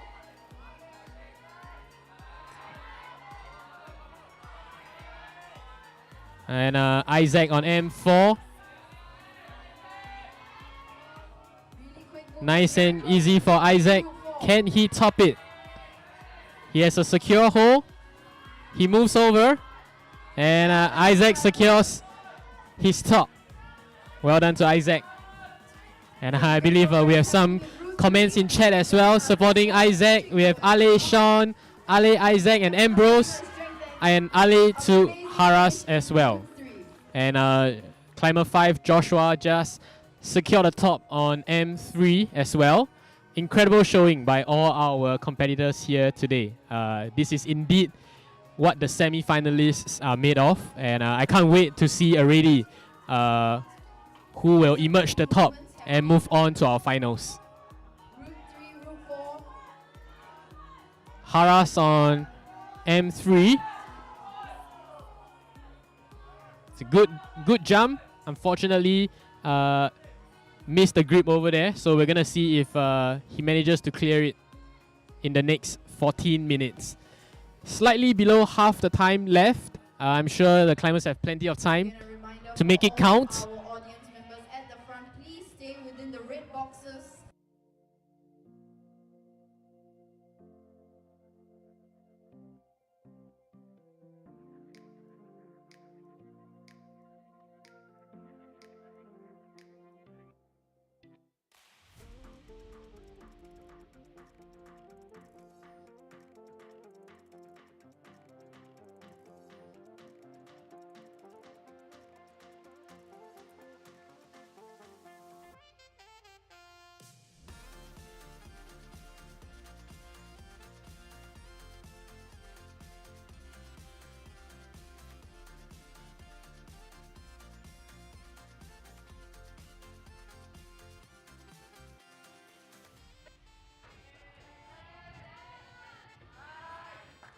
Great finish in Route 4. Nice finish by Edgar on M4.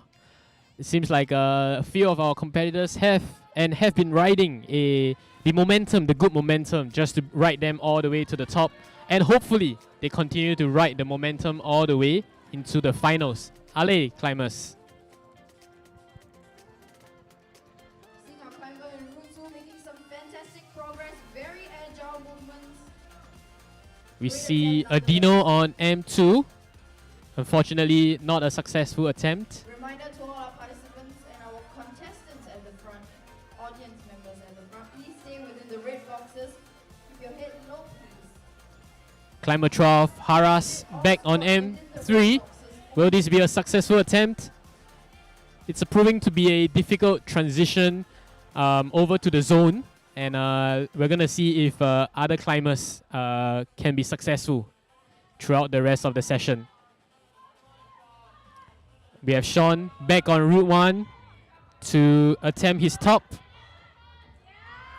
Nice and easy. A good transition, reaching out for the top, and he secures it.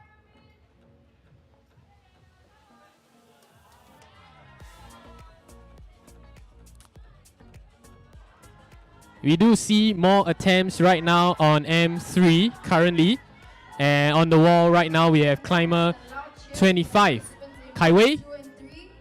Very agile in Route 2, focusing on his core strength. Great attempt regardless. And of course, a wonderful top by the participant in Route 5. Alfian, the casual climber, casually finishing Route 5.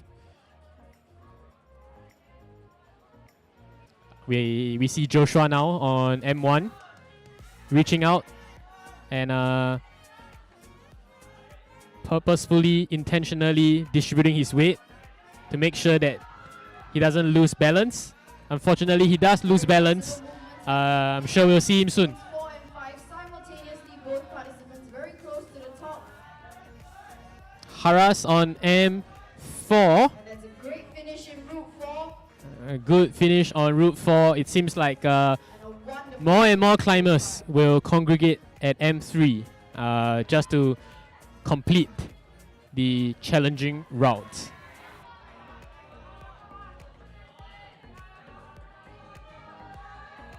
Participant in Route 2 making his great progress just past the Keep your cheers coming. We have climber 6, Lennon, positioning himself. Let's hope he does it. He reaches it. Just barely reaches it. Just keep the cheers coming, guys. Our climbers are doing a great job here today. And a reminder to our audience, And Sean please stay within the red comfortably reaching out at route 4, securing his top. We're going to zoom in on M3 right now. We have climbers attempting M3. Climber 3 on M3.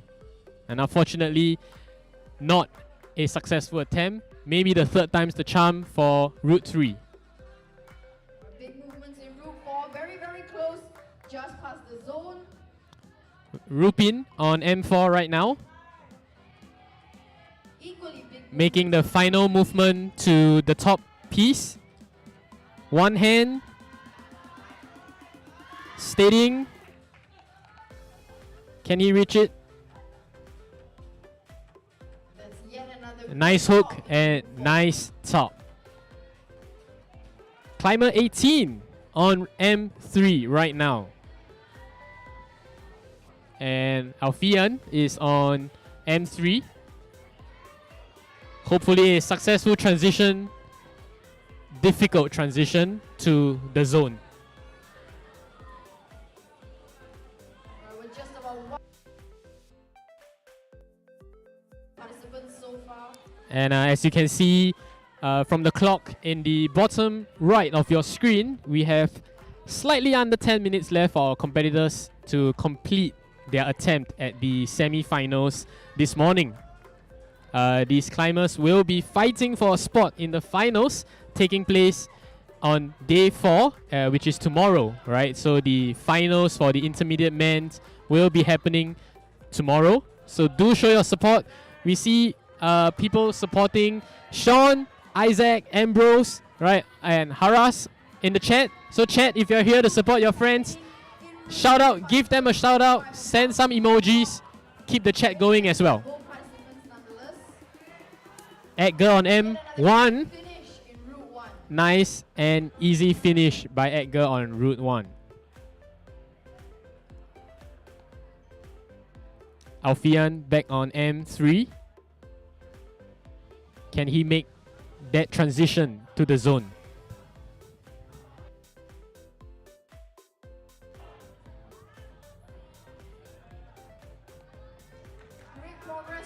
Shafiq on M4. Alright, making his final movement to the top as well. Unfortunately, did not get a good grip. Back to climber 6, Lennon on route 2. One hand, 2 hands, secured. Well done to Lennon on route 2.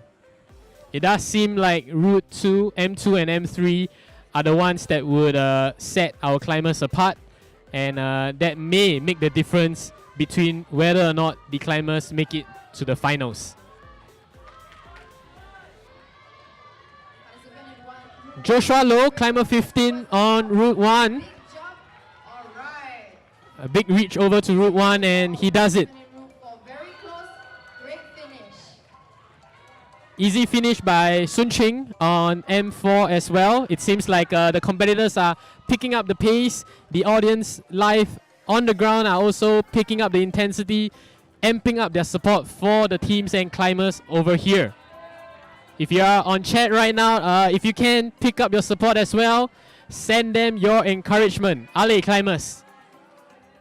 We have Isaac on M2. And climber 21 on M4. Climber 21 is none other than Benjamin Liao. We're going to take a look at his final movements for the second half of the route, making his way to the top. Great finish happening in route 1.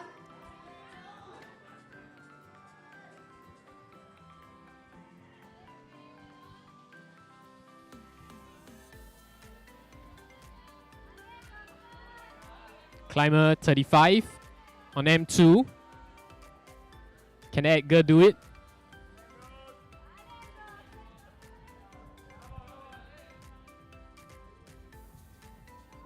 Ambrose on M3.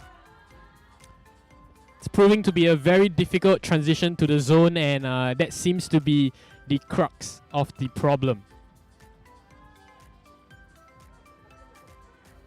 We have Iran, number 34, reaching the zone on M2. Can he position himself steady enough to reach the top?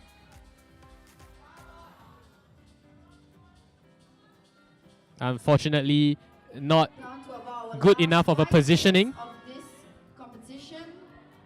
Climber 19, Lester Low, making the final reach. Unfortunately, he falls short of the top. Joshua Low, back again on M2.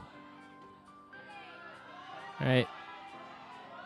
Seems like having a good reach is key. And over at M3, we see a successful transition past the zone over to the final movements. And he does it. Climber 3, Muhammad Aiman, has cleared the top on M3.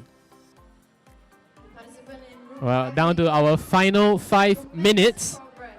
Final 5 minutes.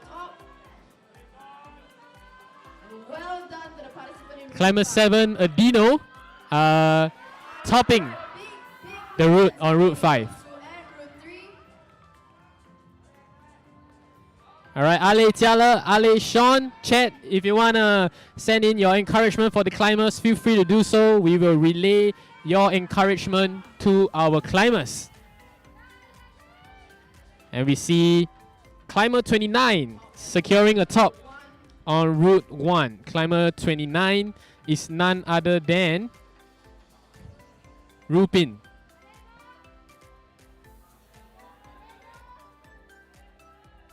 Climber 2, Ambrose on M2.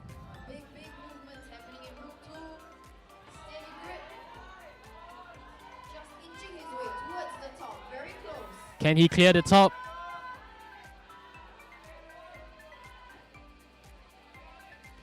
Unfortunately, not. We're gonna see if we can see any last minute tops on M2 and M3.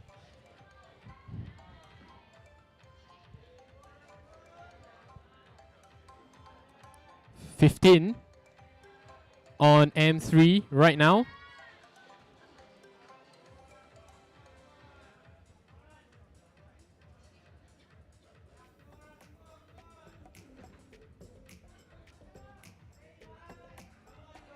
Just shy of 3 minutes left for our competitors, and the atmosphere is heating up right now here at the SMU School of Law Hall.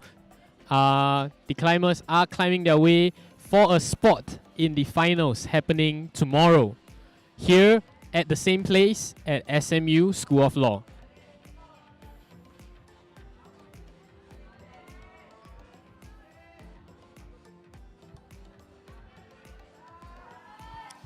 (34) Iran on Route 1, unsuccessful attempt. Back to M5, we see someone making good progress, and that is Climber 5 on M5. Joshua Lim, unfortunately, did not manage to send it. Isaac on Route 3. Transition to the zone. Can he make it? Almost there, but not close enough. On Route 4, we see Climber 15.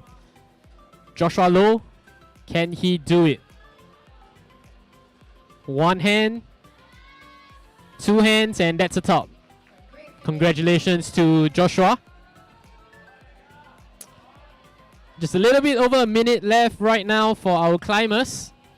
And the climbers are making possibly their final attempt at the wall. So make it count, climbers. Big jumps, big movements happening from the participants in routes 3 and 4. Let's give them our loudest cheer as we reach the final 1 minute mark.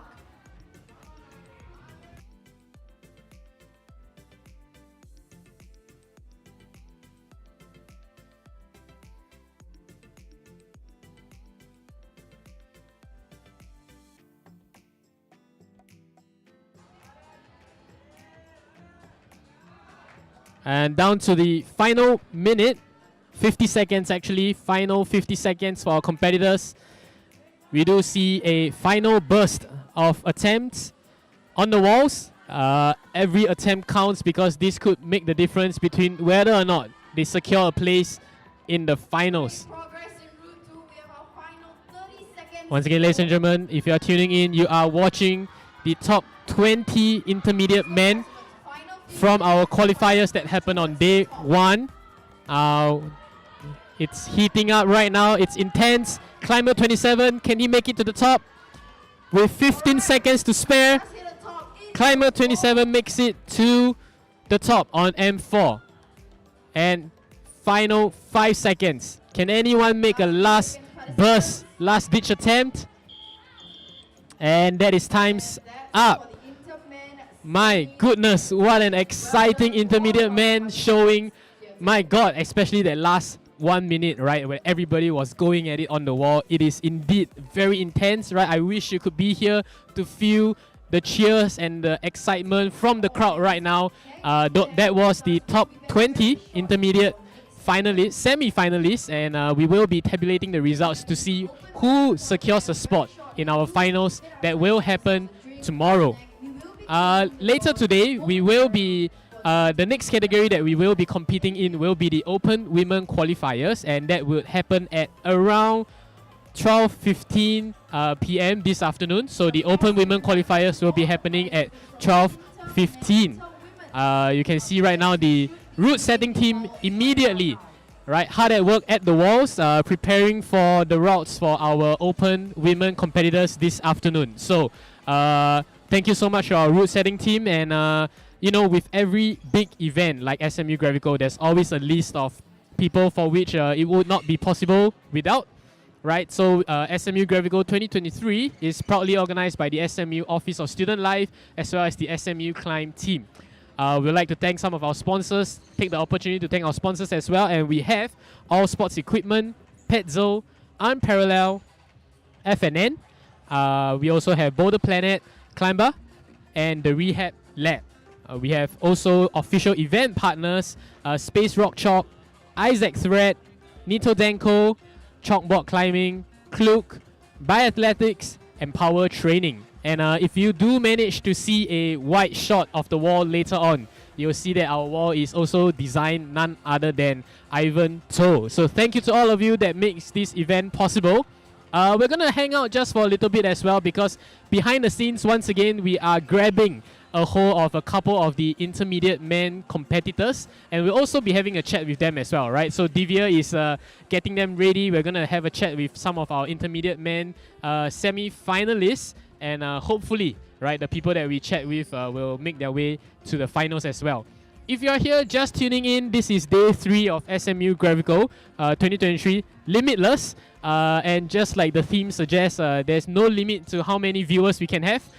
So if you're tuning in, be sure to send this link to your friends so that they are tuning in to watch the event here as well. We're gonna just do a quick check on whether or not the interviewers are ready.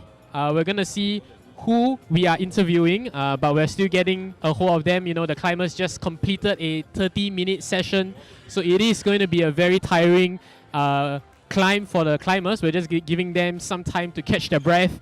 And I'm here trying to feel the air, right, before we speak to some of the celebrities of the wall here today.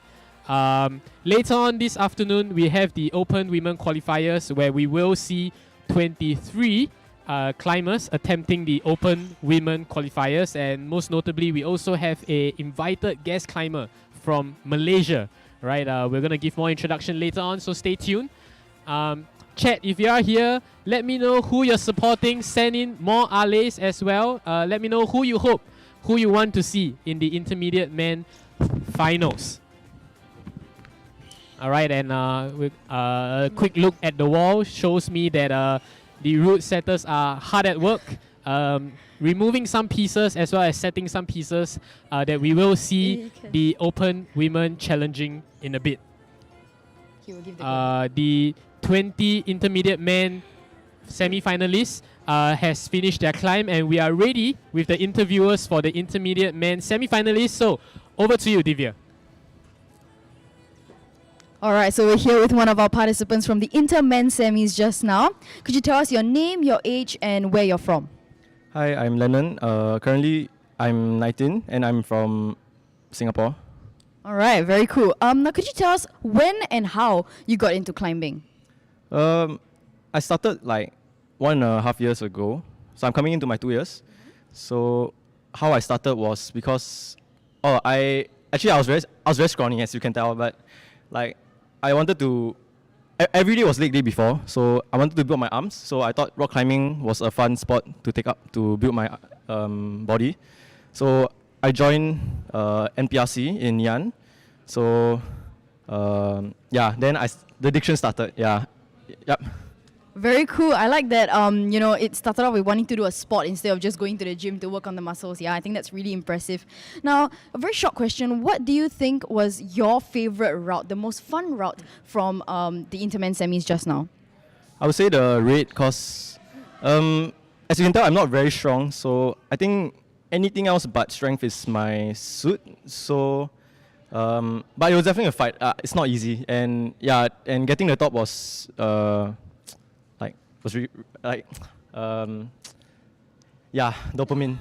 Yeah. Okay, it was very impressive for us as well as viewers. And just one more question for you. What who are some of your most encouraging and like prominent supporters in your climbing journey? Definitely my parents, because my parents supported me since day one. Then besides parents, peers, they were the one who pushed me hard to try hard, and that helped me realize that this sport isn't just a sport to me, it's passion, yeah. That is so amazing to hear. Thank you so much for your thoughts. And in fact, we'll be inviting up another participant from our Intermen semi, so thank you very much.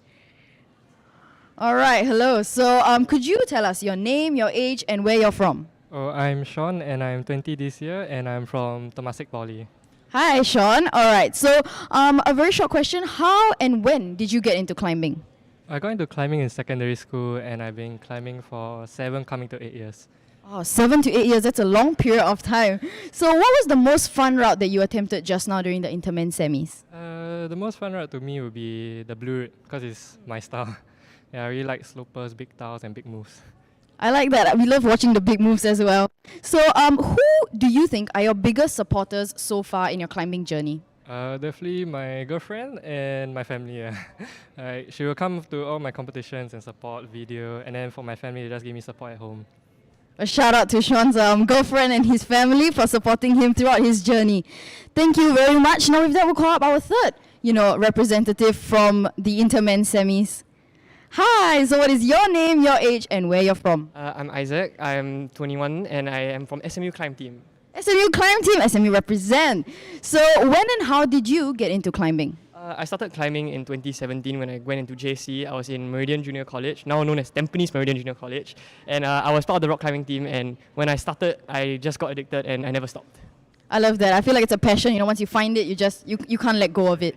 Right. So for you, what was the most fun route that you attempted just now during the Intermen semis? For me, the most fun route was definitely the green color one. It was a bit more powerful, kind of my style, especially the big Gaston shoulder move. I think it was really interesting because I actually felt like I wasn't going to make it, but I managed to stick it through, and I found it really exciting. I love that for you. Honestly, we love those moments of, oh my God, I made it. It's so fun to watch for us as well. Now, could you tell us who do you think are your biggest and most prominent supporters in your climbing journey so far?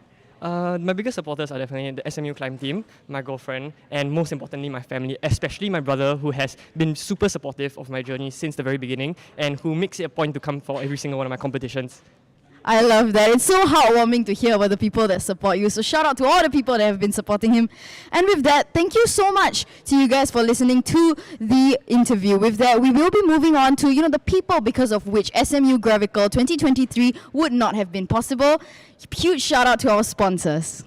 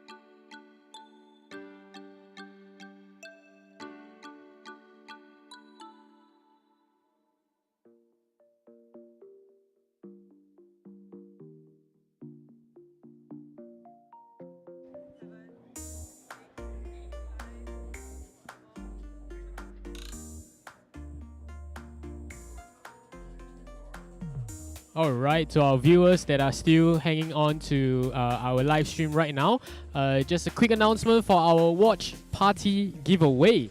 We have a giveaway and the prizes will be given out tomorrow, but I'm here to walk you through the watch party instructions. Participants need to post an Instagram story of themselves with at least 4 other friends enjoying your favorite FNN drink while watching the SMU Gravical Day 4 live stream. Once again, this is Day 4 live stream and that's tomorrow. So to participate, the participants must tag and follow the SMU Gravical Instagram at SMU Gravical, and based on your choice of drink, either follow FNN Singapore, 100 Plus Singapore, or Ice Mountain _SG. Now for private accounts, DM a screenshot of your story to SMU Gravical, right? Tag SMU Gravical on your story, and the screenshot needs to reflect that your story has been posted for at least 3 hours. Okay, and to increase the chances of winning, when you take the Instagram story of yourself with your friends, make sure that you are wearing past SMU Gravical t-shirts. Okay, so if you're wearing past SMU Gravical t-shirts, you will have a increased chances of winning. 3 winners will be selected and you will win $50 FNN vouchers each. And winners will be announced on Day 4, 21st May 2023. That is tomorrow.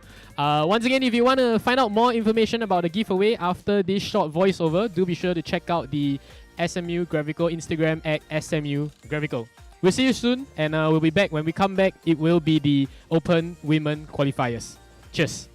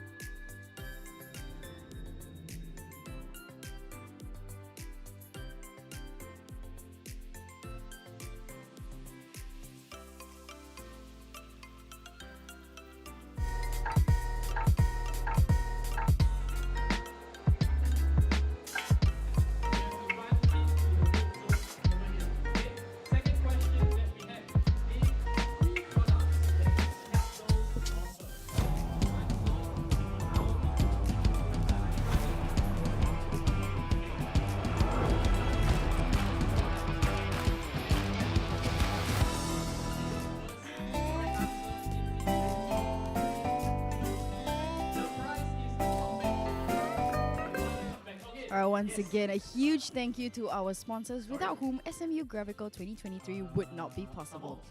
So once again, welcome back everybody. It's SMU Gravical 2023 Day 3, where we had the Open Men quarterfinals in the morning. It's called the qualifiers. We also had the Inter-Men semis in right after that. And we are now moving into the Open Women qualifiers. Now that will be beginning very shortly, but just to give you guys some context, what's going to be happening is we'll have two different details. First detail has 12 women, and the second detail has about 11 women who will be competing in the qualifiers. So what's going to happen is that these women will be given 30 minutes. Each detail will be given 30 minutes to compete and to complete the 5 routes that are up on our wall. Now, right in front of me, I can see the wall. There are 5 problems. Honestly, first glance, I can tell, some of them, require more like agility. Some require a little bit more kind of flexibility, big movements, small movements. There's some really small pieces on our wall in front of us here today, and I just wonder how our participants are going to be gripping onto some of these boulders, some of these walls. Now, for those of you that are kind of free today, just a little sitting at home chilling, it's not a bad idea, and it's never too late for you to come down. We are over here at the SMU School of Law basement hall. It's really big, and of course, SMU Gravical proudly brought to you by SMU. So it's never too late. Come on down. The atmosphere here is absolutely electrifying. We have SMU's very own DJ club, Stereo Meta, playing the background music for today. And of course, we are, just waiting, standing by for our women to be, coming out and having their first look at the problems for the day. Now, of course, just a little shout out. We also, SMU Gravical would not have been possible without the sponsors, whose ads you would have seen earlier. Now, huge thank you to Petzl, All Sports, FNN. These sponsors, amongst many others, have been the reason why SMU Gravical is possible today.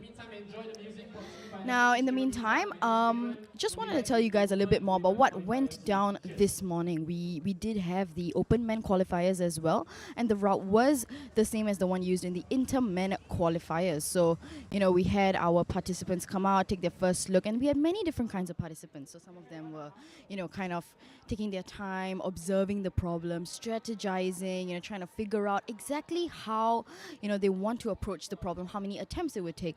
Whereas there were others who were like, let's just try it out, first feel, and that's kind of how we know what we're going to be doing.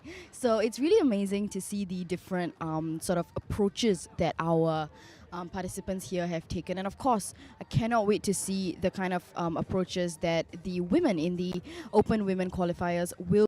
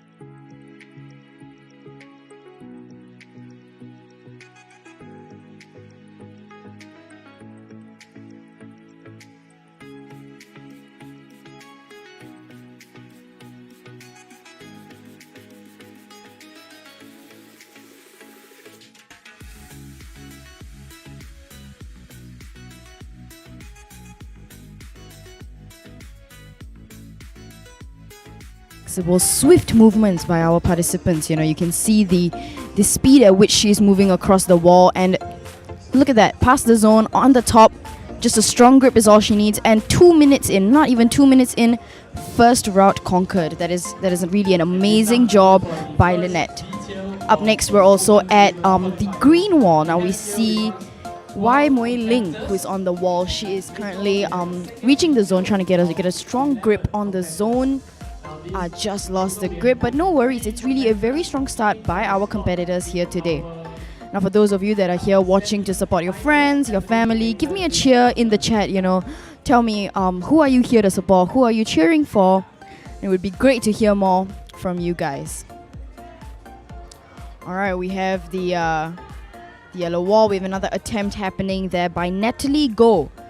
Natalie Go making some really quick movements. Now, from what I can see, I think the yellow wall is one that requires quite a bit of flexibility in the way our participants are moving. And all right, here we have the blue wall.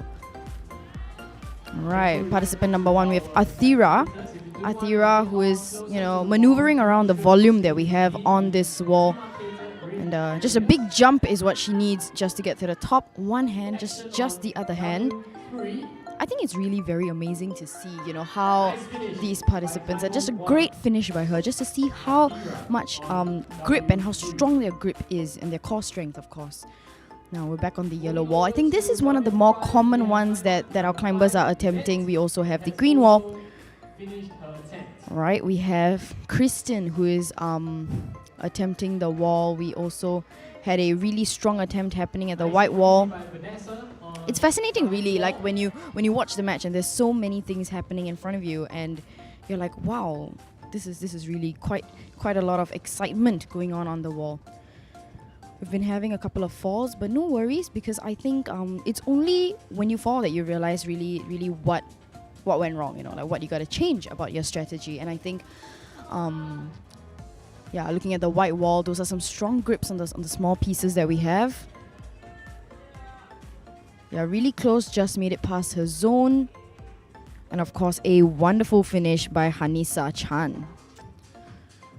I think most of our participants are currently, you know, taking a look at the wall again, trying to figure out what their next moves should be, strategizing. And there was a great movement on the black wall. I think for the first time we've seen the black wall today. Some strong grips happening near the zone, but the volume, I think this volume is the part that challenges slightly. Yeah, there was a big movement there, but just a slightly light grip. I think we need a stronger grip on the climber there.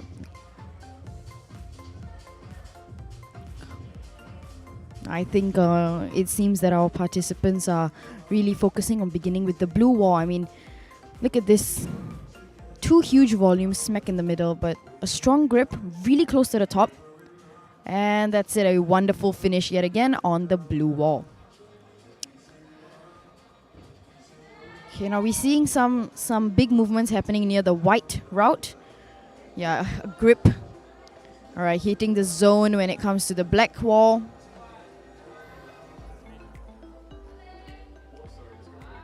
Yes, that is some great progress happening on the black wall. A strong grip, pushing herself up really with all her body weight. Strong grip on the top. Very well done by our climbers. And we're just 5 minutes in and we've seen a few tops already.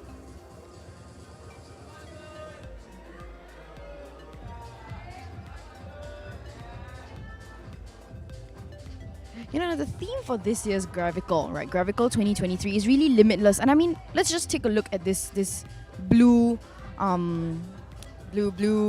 wall, blue route that we have in front of us. And it says a lot. We're really limitless. I mean, first look at the wall and you're like, wow, those are some big pieces, huge volumes right in the middle. But that, you know, that is not a limit for any of our participants here today. The height of this wall, we have an overhang of 42 degrees smack in the middle of our wall. And as you can see, a huge 42-degree overhang. And of course, again, that's not a limit. All of our participants here are challenging their limits, pushing boundaries, doing their very best. And this green route seems to be challenging Athira slightly. Slight fall, but no worries, because that's just another way to begin again. And of course, the yellow route, we have We have Shin Yi, if I'm not wrong. Great attempt by all our climbers so far. So for those of you that have just joined our live stream, just to remind you guys, you know, what is happening here is we are having currently the Open Women qualifiers of SMU Gravical 2023. And what's really happening is that we have our first detail out, you know, the first 12 women who are currently solving the 5 problems that we have on the screen, on the wall. And we've seen quite a few tops within the first sort of 6 to 7 minutes that we've had so far. Just moving right past the zone on the green route.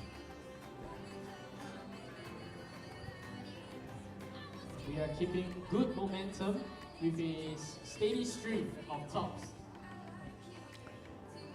I think we're seeing some really great momentum here today. Within the first, I think, 1/3, less than a third of the time has passed, and we've seen quite a good number of tops, a lot of fantastic attempts by our climbers, you know, and it's really inspiring to see, like, their determination and their process. And of course, there's something that is very special about bouldering or climbing, if you ask me, which is, you know, you might think, like, first look, you're like, yeah, it's about the brute strength, it's about pulling yourself up with your body weight. But it's so much more than that. It's the strategizing, it's the thinking through your moves. I mean, these calculated moves that, you know, we have Mui Ling making on the green route. We also have some very calculated moves happening on the blue route, you know, with Hanisa just getting a top, just moving past the zone for Mui Ling on the green route. On W3 and W5.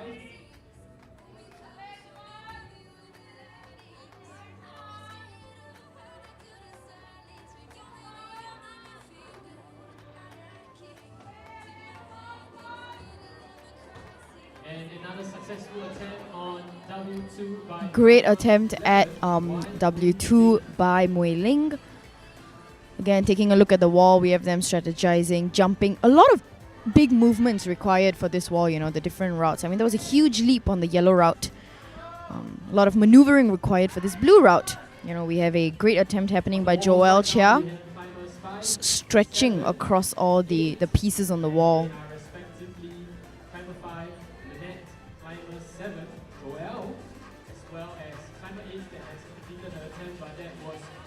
All right, that's some huge movements, just very near the top.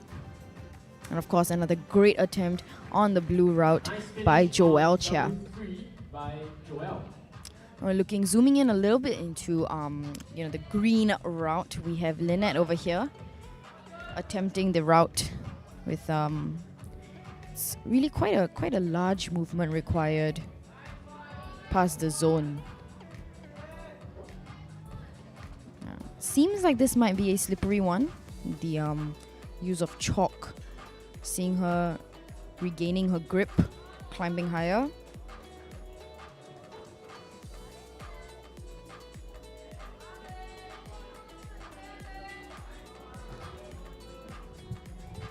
A wonderful attempt regardless. Zooming in a little on the blue route. Natalie Go is back at it again.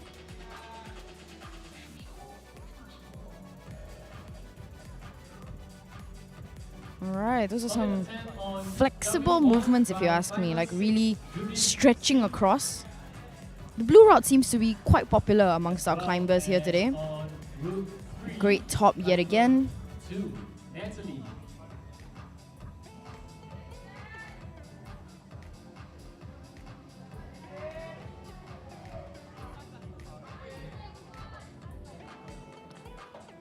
Great, that's another top happening in Route 5.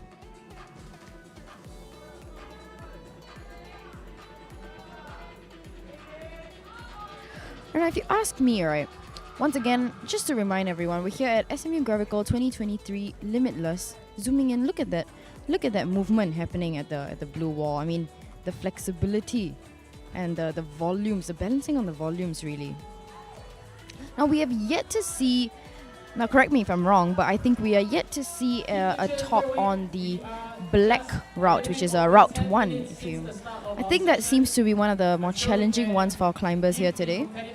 It's a very close one for climber on the the green route, route 2.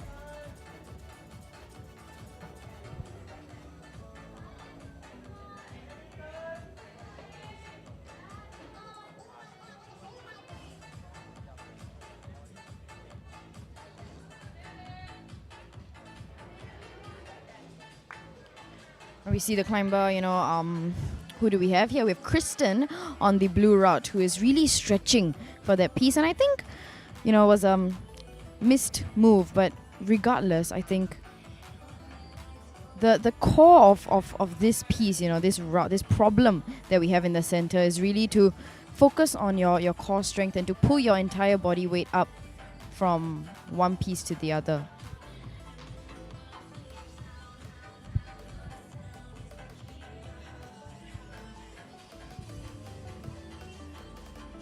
We see some maneuvering happening by Shin Yi on the second route, or the green route. Just a little bit of calculation required to figure out what exactly her next move will be, how to balance herself. Alright, we're like about close to halfway done, so about halfway done with our timing. And I think our participants have been making some great progress, but this black route, that was a big movement right there by Jeanette. And of course, just the final stretch, just keep your footing, a strong balance.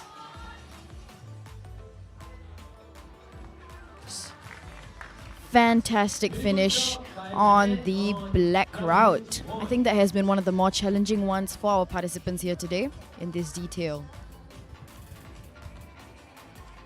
Seeing a lot of stretches happening on the green route. See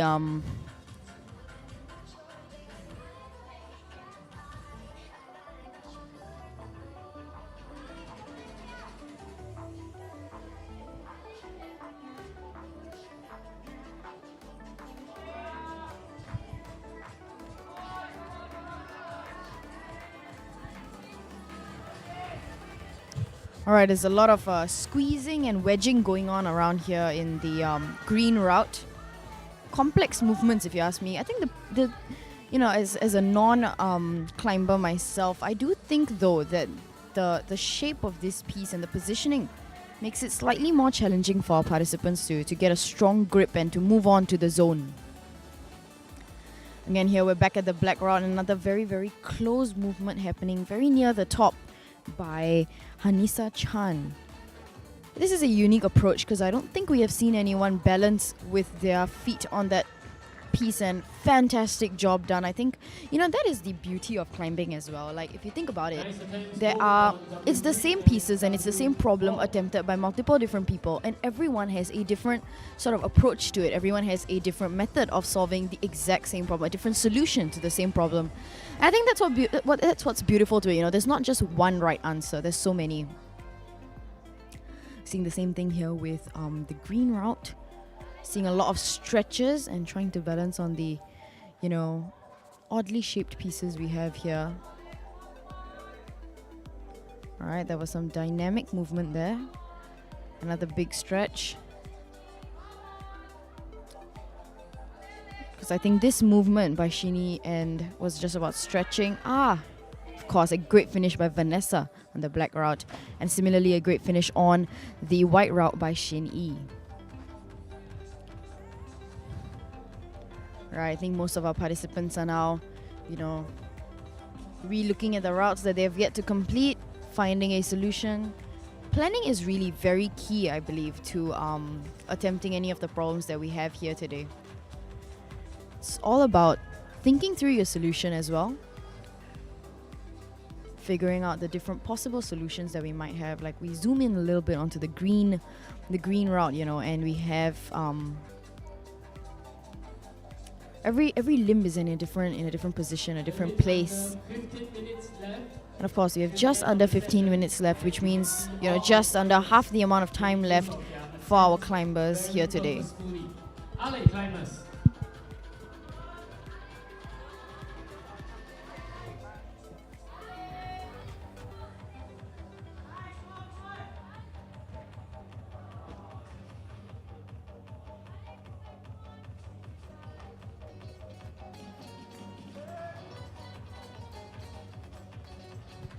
fantastic finish on Route 5, the yellow route.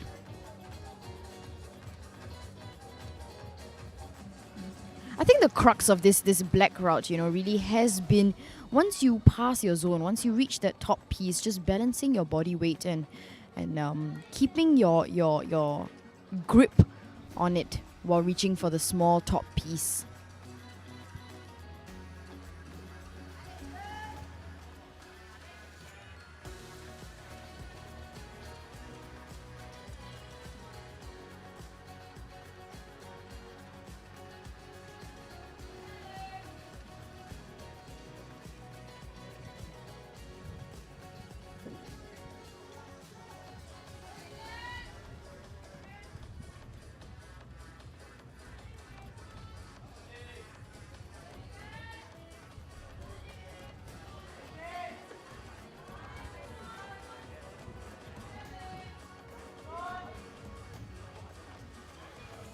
And once again, if you guys are here, watching the live stream to support your friends, your family, do, sound out in the chat some words of encouragement that we have here for our climbers today.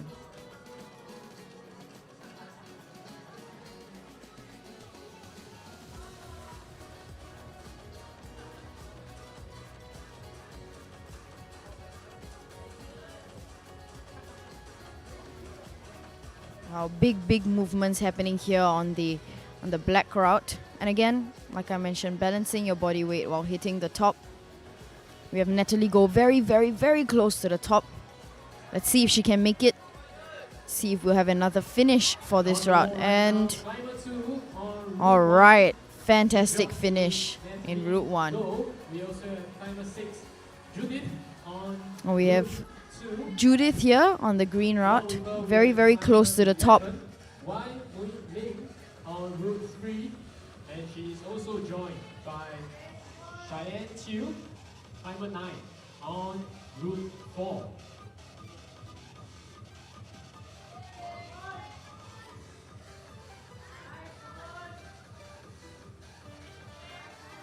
Alright, we're seeing some huge stretches here on the blue route. It's a really long stretch happening by Mui Ling. I think agility is really very, very important with this set of problems that we have in front of us today. It's amazing watching the perseverance of our climbers, of course.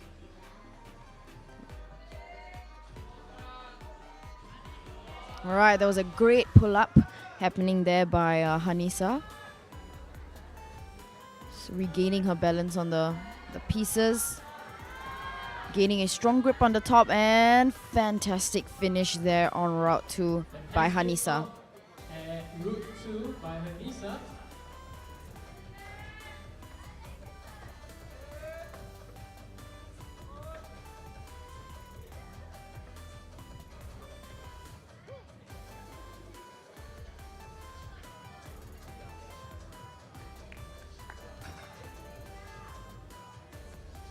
Nice finish by Kristen on Route 3 as It was a well. great finish on Route 3 by Kristen, in fact. And see, now here we see some strategizing. What will my next move be right after I've just hit the zone? Alright, we have Athira here, reaching the top of Route 4, the white route, and fantastic job done by yet another climber today. Now we're at about 10 minutes, which means about 1/3 of the time remaining and left to go.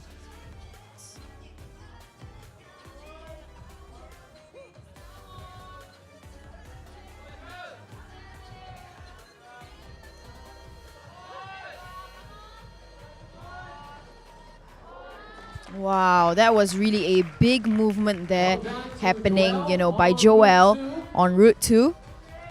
Really very, very impressive, if I do say so. For joining us once again here at day 3 of SMU Gravical. Feel free to take a seat and enjoy the great music proudly spun to you by the DJs from SMU Stereometer.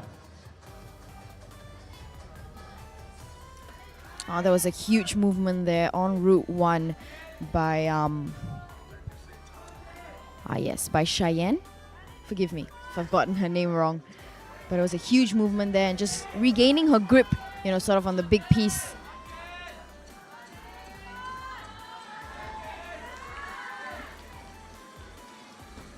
Wow, Ale, Cheyenne, we're really close. Will she be able to get this finish? Can see her trying to regain her strength and her grip.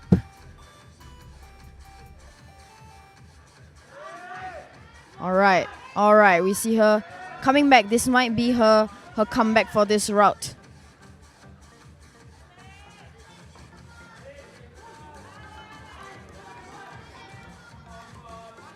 I think that is a really good approach to climbing, I feel. Instead of speeding through or losing your grip easily, just taking a few moments on the wall, regaining your sense of strength and composure and reaching out for the next piece. All right. A wonderful, wonderful job by Cheyenne on Route 1. To all the encouragement from the supporters as well, I'm sure. Climber 2, Natalie, up on Route 2. And Climber 1 on Route 1, Afira. We also have Kristen beginning another attempt on Route 4. We're seeing yet another attempt on Route 2. I think this has been really one of the more challenging ones, challenging problems for our participants here today.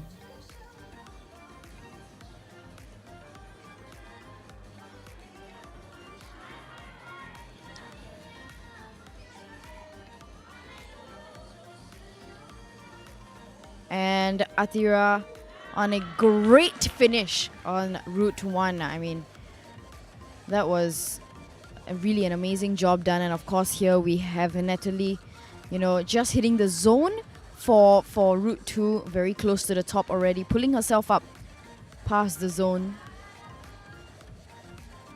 Come on, Ale, Natalie, very, very close, just to gain a grip. All right, big movement there and a wonderful finish by her as well. Once again, the 12 competitors that you see here. So once again, we have Lynette attempting Route 2 and we have Joelle on Route 1. Once they are done with their sessions, we will be inviting the next 11 from detail 2 and a total of 20. So for those of you that have recently tuned in, we are currently reaching sort of the end of detail 1 for the open women qualifiers. We've had 12 women competing and they have to complete 5 problems in front of them on the wall within the time span of 30 minutes, and we are down to our final 6 minutes in fact. So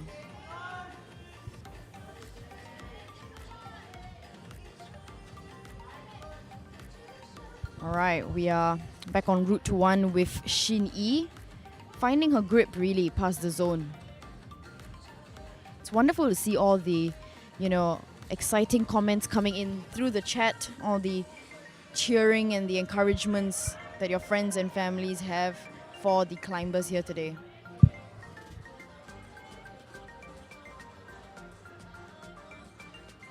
Great job, Shin Yi. Very, very close to the top, in fact.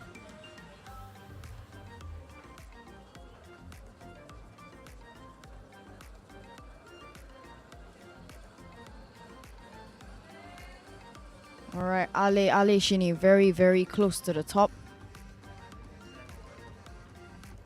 Trying to find a grip.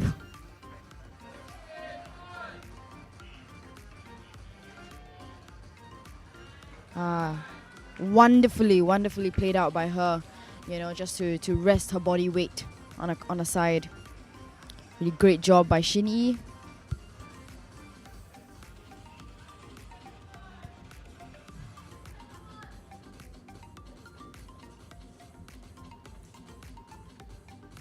We have a little under 5 minutes left to the end of the first session for wave 1 of the Open Women Qualifiers.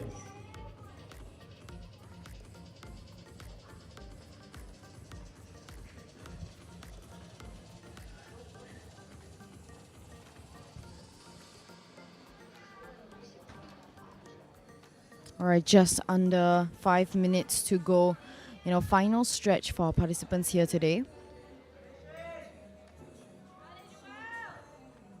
We have Atira here attempting problem 2 on the wall.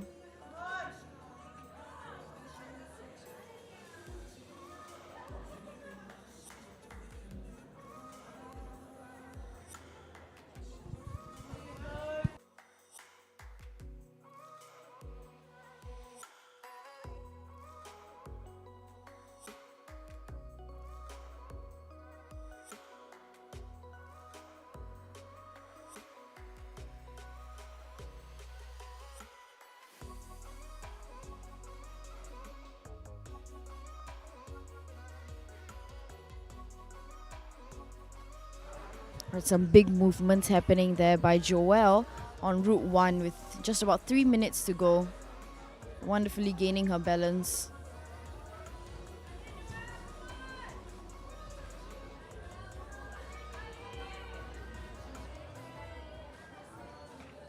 And that's a great finish on Route 1. Of course, we have Cheyenne on Route 4. Inching her way towards the top, really.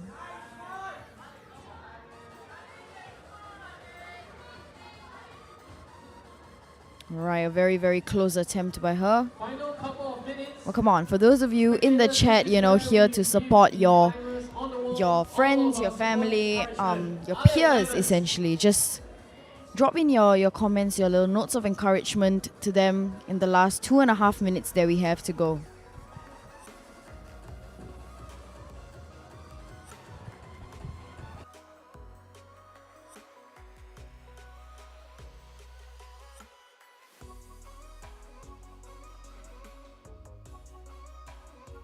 That was a great finish on Route 3. Nice finish by climber 11.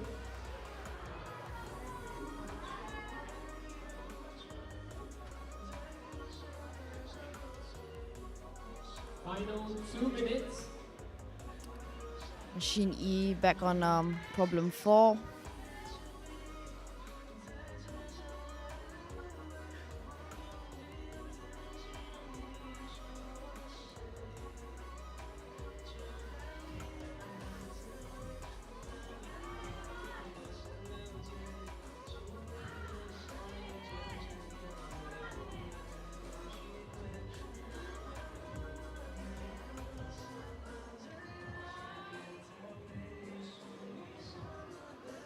We have just about a minute to go. So final attempts by our participants on the wall. We have Athira re-attempting, you know, problem 4, trying to regain her grip.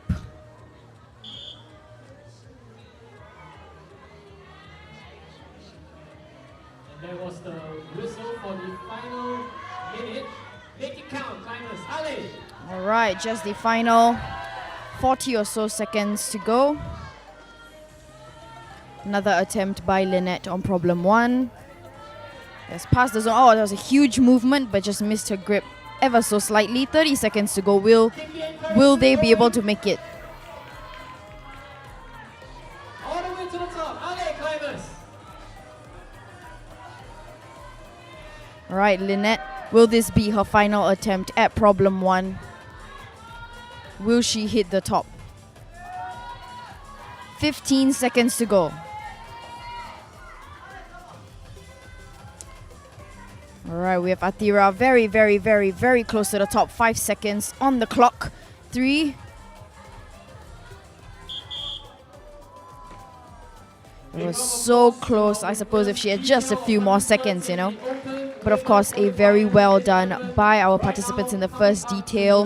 And of course, our 12 women will now be making their way out, while the next 11 will be making their way back in. I can see them, you know, streaming in, making their way towards the wall, seeing the wall for the first time, seeing the problems in front of them for the first time.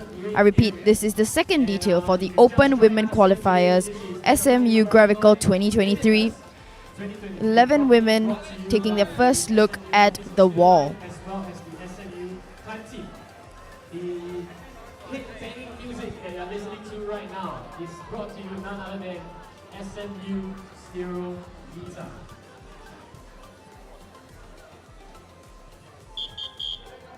Alright, and with that, we have started off the second round of the Open Women qualifiers. We have our second detail that has started making their way towards the wall. We already have our first few ladies attempting their first problems. We have Hui Tan, I suppose, Shi Hui Tan on problem 4, making some very, very swift progress.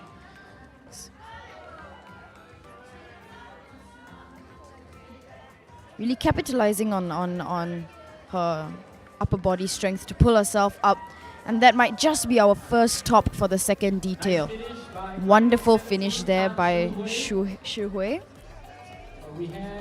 Of course, we also have Edeline Dizon, who is, climber 22, making her way up the green problem. There's some great progress so far, already hitting the zone. On the wall as well. We have climber Nacha and Adeline on routes 1 and 2 respectively.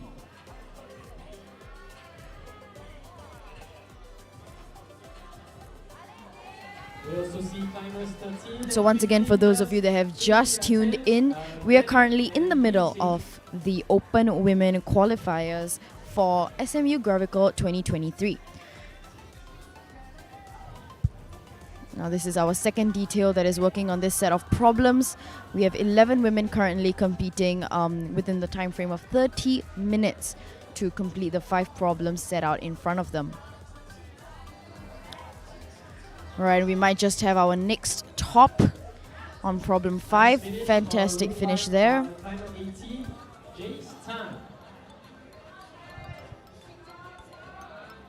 We see climbers 23, Pei-Wen, 14.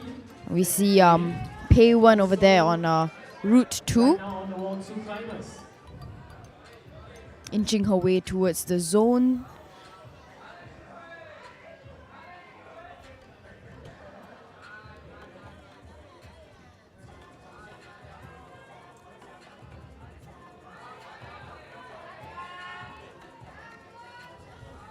This is the announcement to page for Xuefang Kwek and Elizabeth Xia. If you are in the hall right now, please make your way out towards the interview. Right, hall. wonderful attempt nonetheless. And of course, we've just had another top on on route 5. A great top happening on route 4 as well. I think it's great seeing the speed at which these women work, like the agility, the dexterity required in solving these problems, and the flexibility, if you ask me.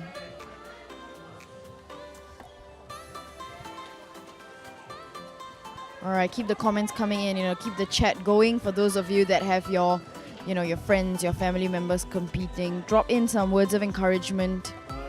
Drop in your thoughts of what you think. Of course, that's another wonderful finish on route 5. We're not seeing many attempts happening on route 1 so far. Seems like this detail seems to see route 1 as a difficult one as well.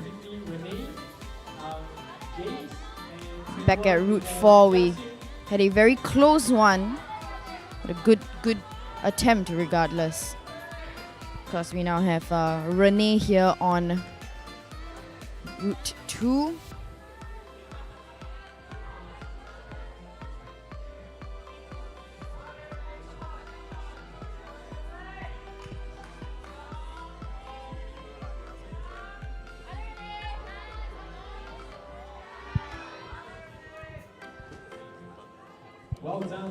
Alright, we do have an attempt happening on route 1 by Shi Hui as well, and wow, that was a big movement there. Very close to the top. We just see her trying to get a stable grip, balancing herself just before she reaches for the top. It's really close now. Ale Shi Hui really close.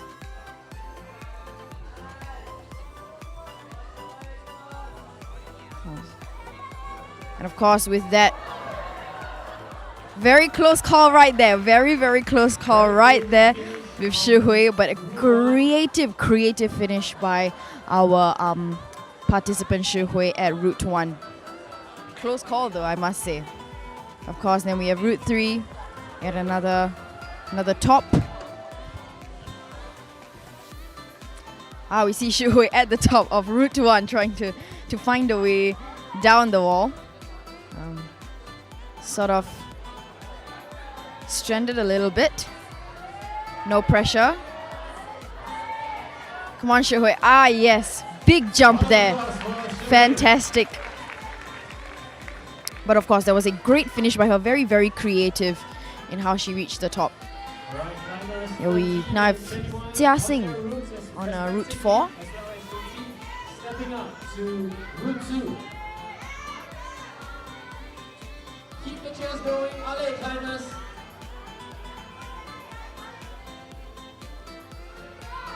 So we have Glenna here on route 3. Very, very, very close to the top. Final stretch and wonderful finish there as well.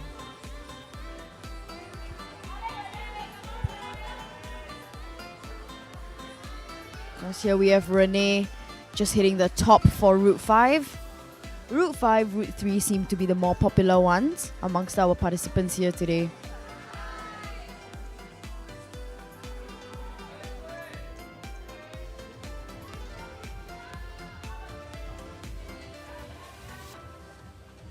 Some big stretches happening over here by Jace. Just ever so slightly missed the zone. Some big movements again happening here at zone 3. Route 3, the blue route. Yeah, we have Shi Hui stretching across. A very close call there. But we have route 1 and we have wonderful finish happening by Zi Yun, if I'm not wrong. Contestant 14. Very close attempt to hit the top, and of course a successful attempt to hit the top by Trisha on route 4. Well done to climber 16 on route 4, Trisha Tang. We have 15 leading on the wall right now. And we have Li Ting over there on route 2, pulling herself up.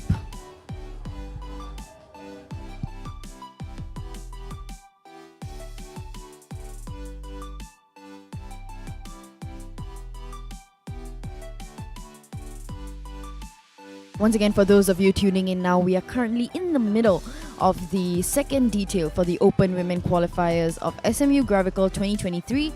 Second detail, this is our second group of women attempting the same 5 problems. And we're about 8 minutes into, our session. We've seen a significant number of tops, some very, very fast movements happening by the women, and see yet another top en route to. Fantastic job done by our climbers here today.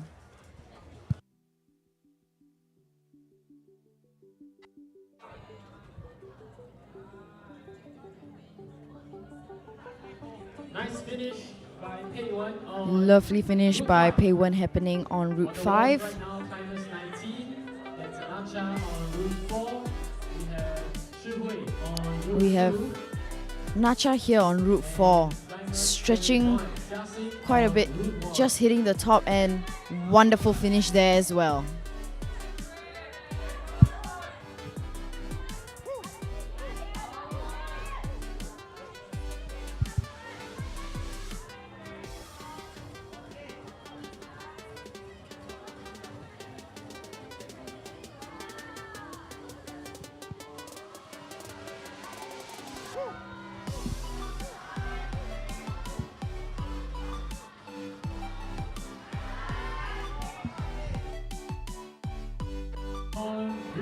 There was a great finish there by Adeline on route 5. And of course a great finish on route 4 by Jace as well. Now seeing another attempt on route 1 over here by Renee. And an attempt on route 2 simultaneously by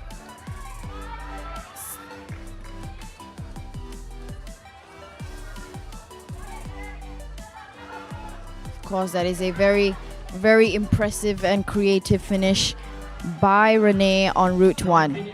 Well done.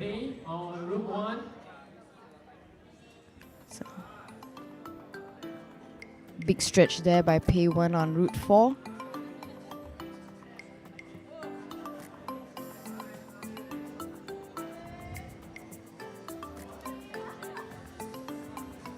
I see her maneuvering a little bit, trying to figure out how to progress from the zone. Very, very close attempt there to the top. And then we have, of course, route 3. We have Adeline competing. Just the final push before she can, complete this route. Well done, Adeline.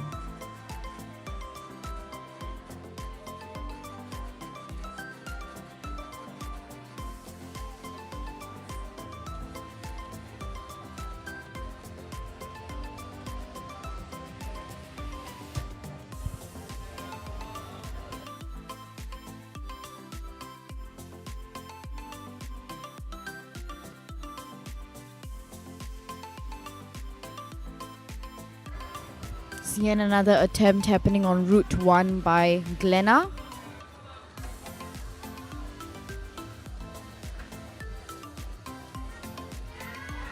Oh, that was a big movement. Very, very impressively done by Glenna.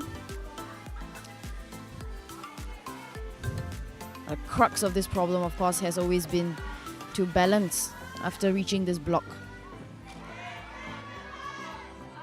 Strengthening her grip. Will she be able to make it? Pulls herself back up. Very, very impressive. Well done, Glenna.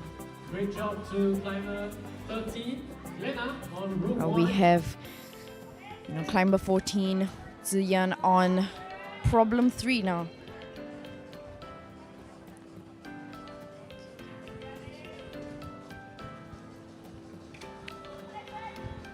So big movement required past the zone to the top for this problem. Alright, will she make it?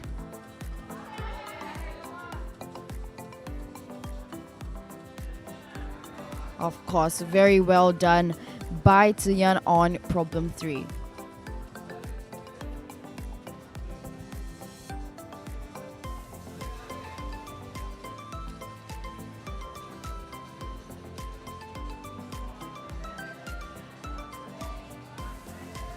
Now here we have Li Ting, competing again on route 1, successfully completing the route as well.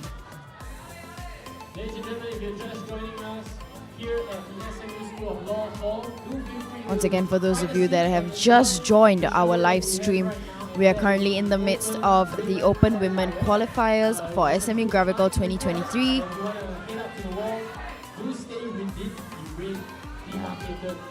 It's very, very close to the top for Shi Hui here.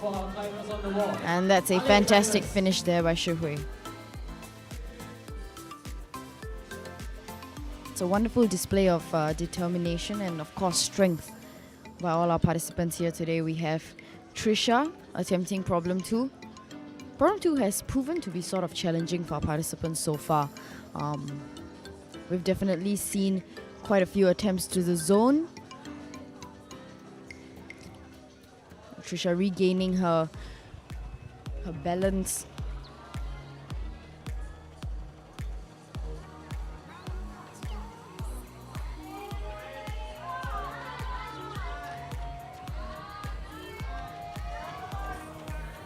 Very close one there by Trisha. Alright, and that's another top by Jia Xing on route 5. Well done.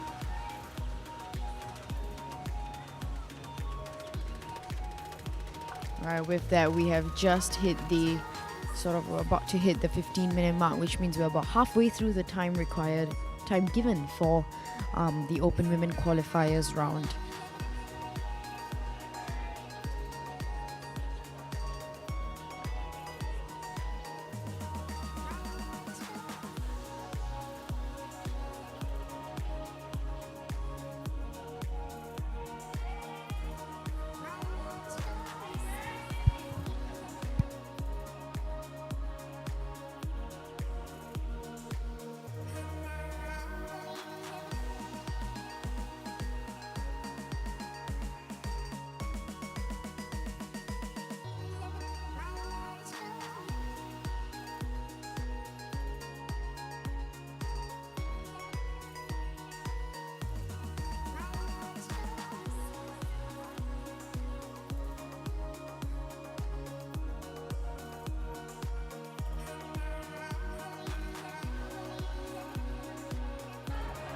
It's a very, very close, to the top for both Route 1 and 2.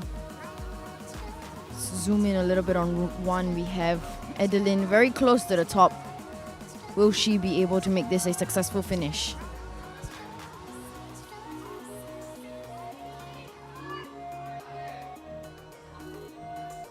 And a very creative job done by Adeline completing Route 1.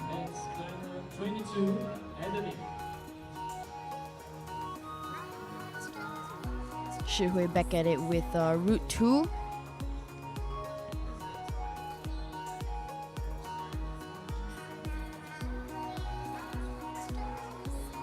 It's a great movement past the zone. Very, very impressive move there by Shihui. Will she make it to the top? Alright, a wonderful finish at Route 2 by Shihui.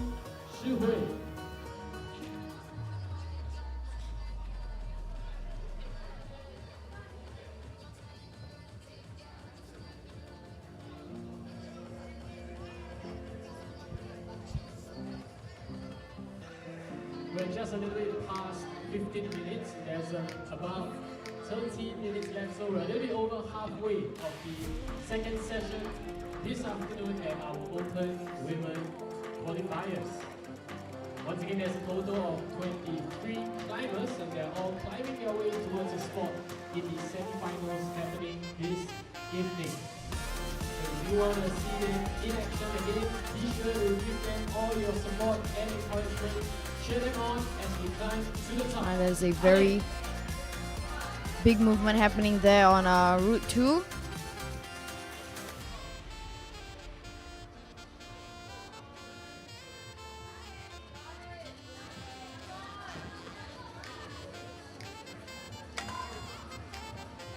A very close attempt there on Route 1.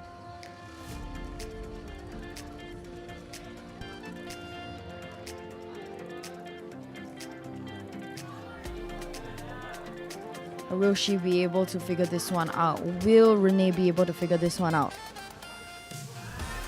All right, wonderful grip there. Oof. Quite a close call, but I think that was a great attempt regardless, and the same can be said for all of our participants so far at the Open Women Qualifiers.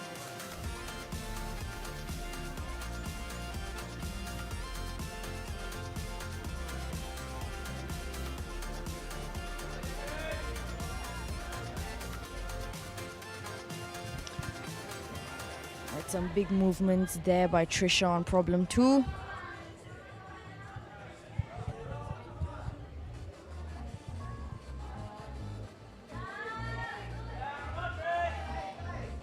It's a great grip so far towards the zone by Trisha.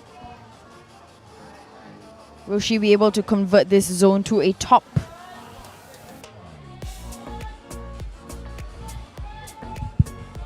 All right.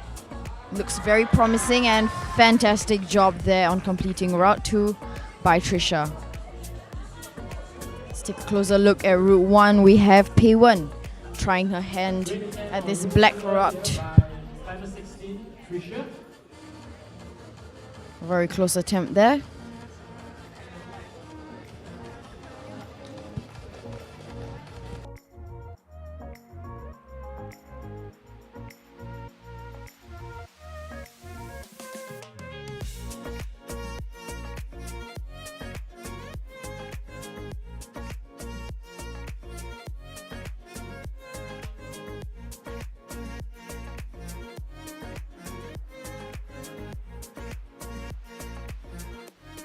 Movement there on Route 3 by Renee.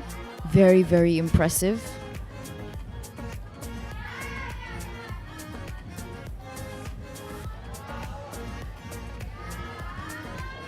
All right, a very close one there by Renee on Route 3.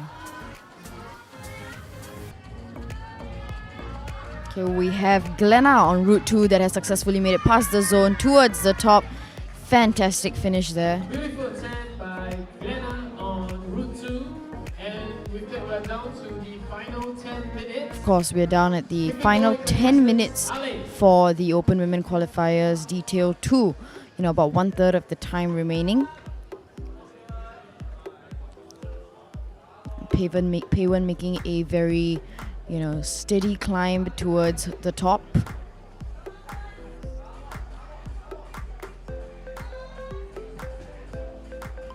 A very close one there by Peiwen.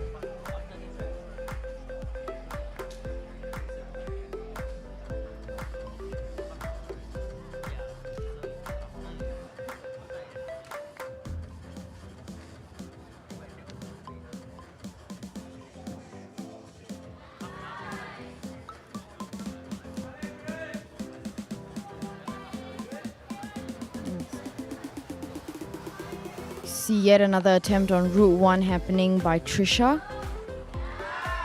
Oh, there was a great movement there on the wall. Should get her grip and proceed to the top. It seems to be having a relatively steady grip.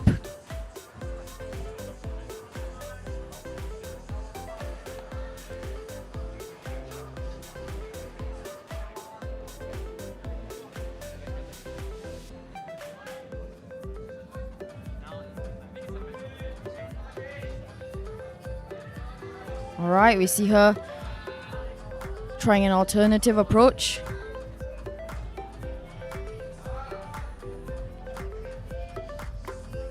This is an announcement for the inter-women. Of course, a wonderful finish on Route 1 by Trisha. Semi-finalists. Please make your way over to the isolation area right now. Thank you. So we have Peiwen here attempting Route 4. That was a very, very close attempt once again on Route 4.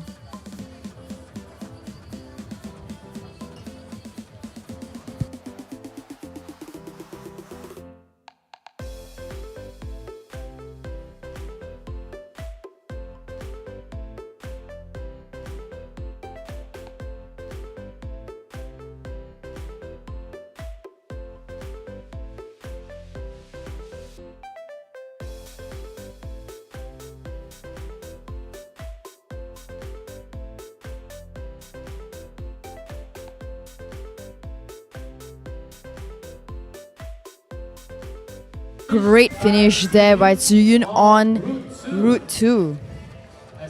And of course, a great finish by Renee on Route 4.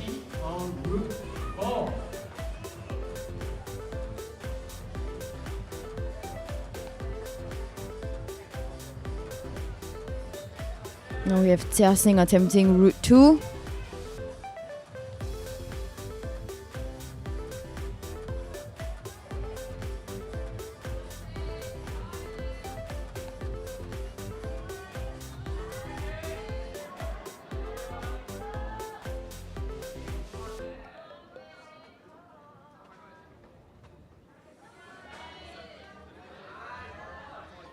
With some very big movements happening there by her.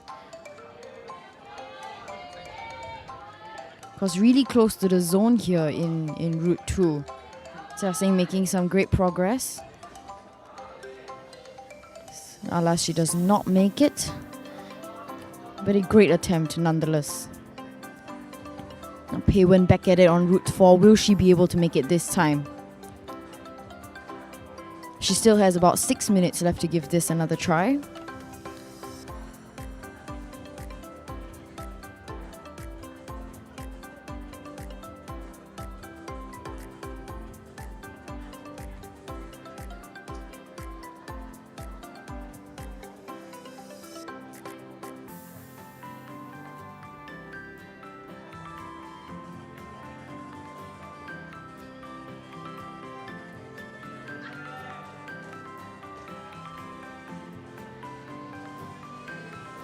Alright, zooming into Route 2. We are back at it again with Renee giving it another try. Final 5 minutes of the competition. Qualifiers. And then you can see our competitors are making.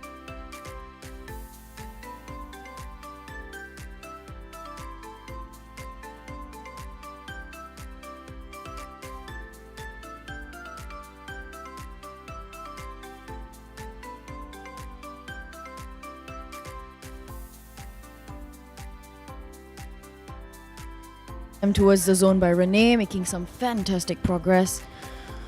Fortunately, she does not make it to the top.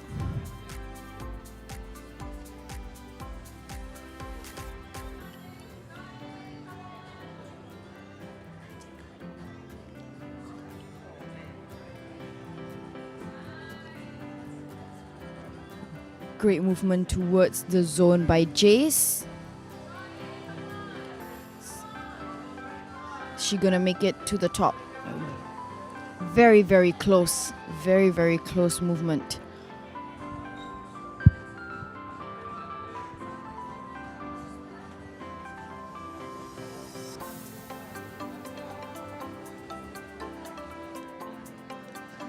Peiwen back at it with route 2.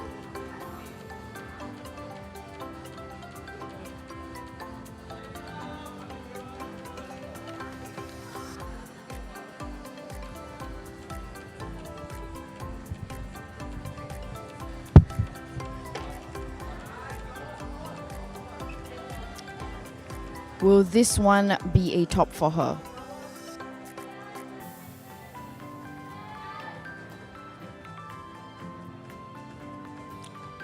Fantastic attempt nonetheless. In fact, it does seem like Route 2 has been the most complex one for our competitors in both details, Detail 1 and Detail 2 of the Open Women Qualifiers. Now we're at the final 3 minutes of the Open Women Qualifiers.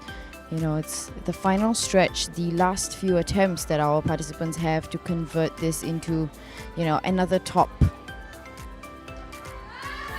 All right, that was a great movement there by Jace. Final push before she converts this into a top. Well done, Jace. Well done to climber on Route 1.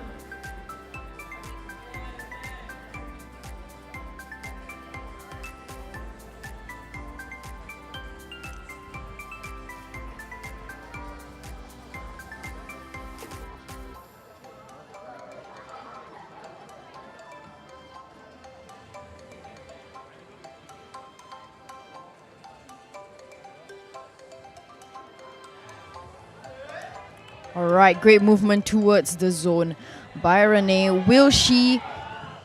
A very close one. A very, very close one by her.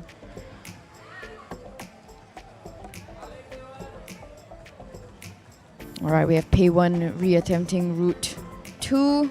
Final 1.5 minutes to go.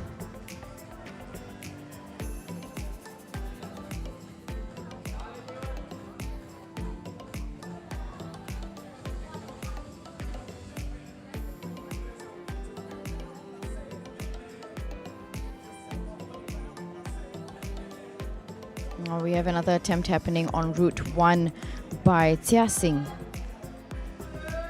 Re-evaluating the wall. She has about a minute to go. And Peiwen back at her route 2 as well. This might just be her final couple of attempts. All right, we have Renee attempting route 3. Make it count, climbers. Ale. Making the most of her time left. We have Renee really pushing for it in route 3. Will she convert this into a top? A very close one.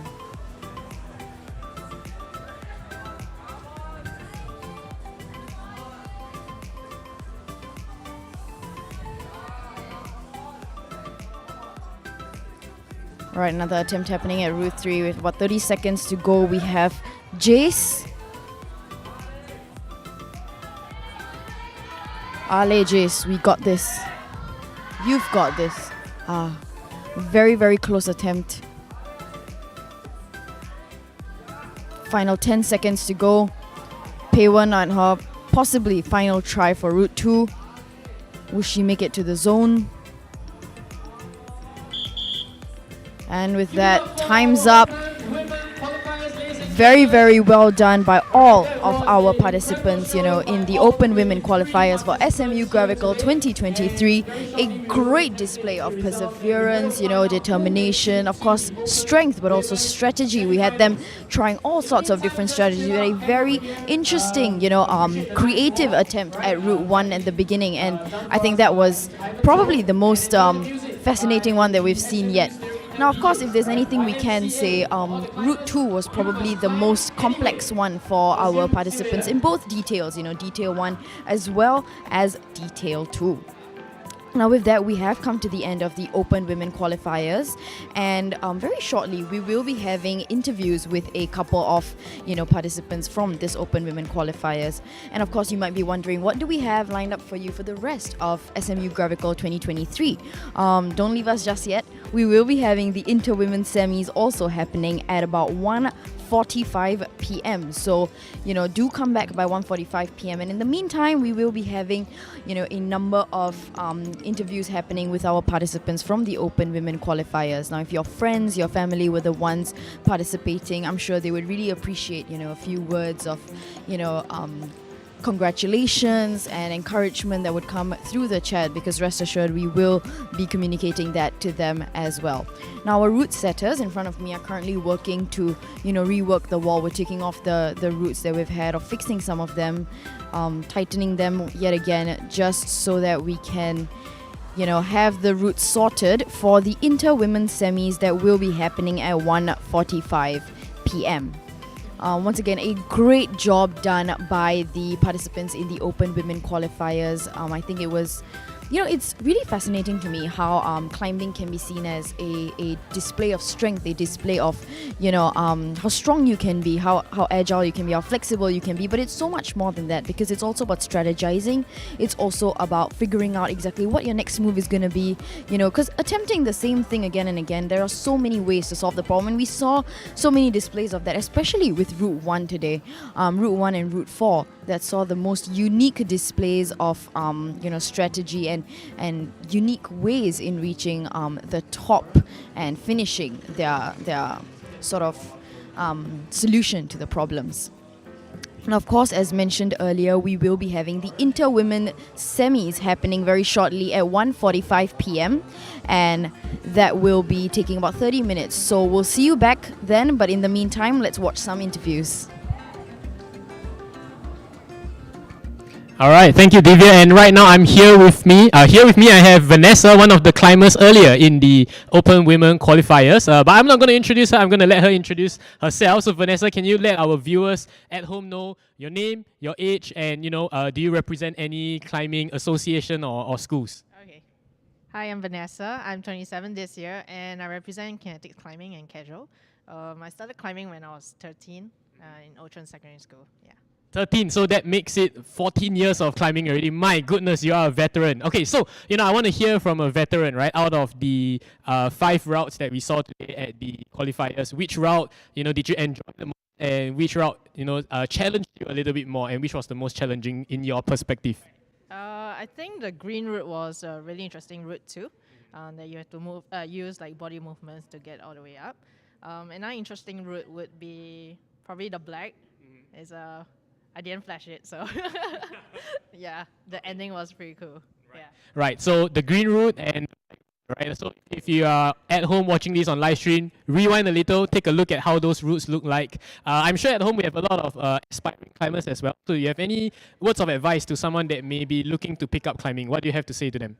I think firstly, just don't be scared. It might look scary, but just go out there, have fun, and just do your best.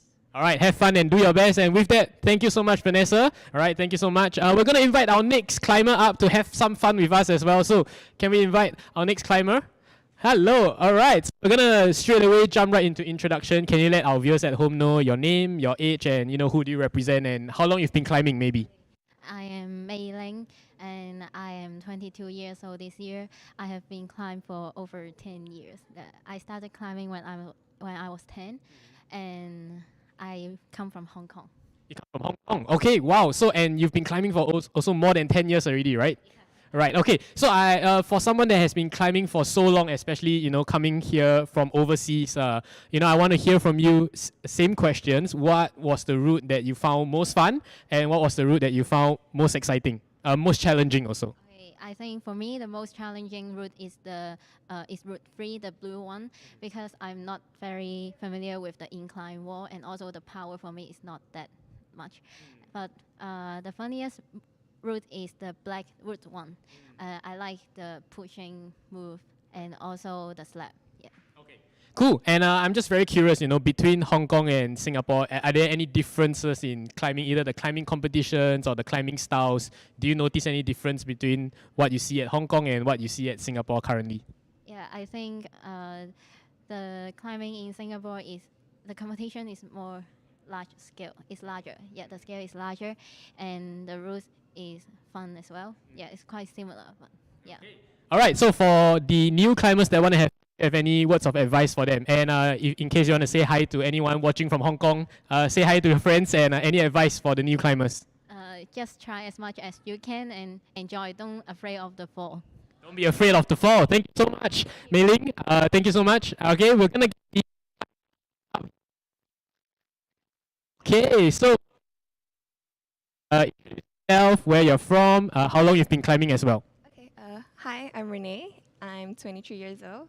I'm from Malaysia, and I've been climbing about 2.5 years, I think, post-COVID. Yeah. So was climbing a COVID hobby that you started picking up? Yeah, kinda. I was like, I think there's this new gym that kind of opened around that time, so I decided to start climbing over there. And yeah, I just invited some friends to join me. Yeah. Nice. So for someone that has been climbing for which route do you find was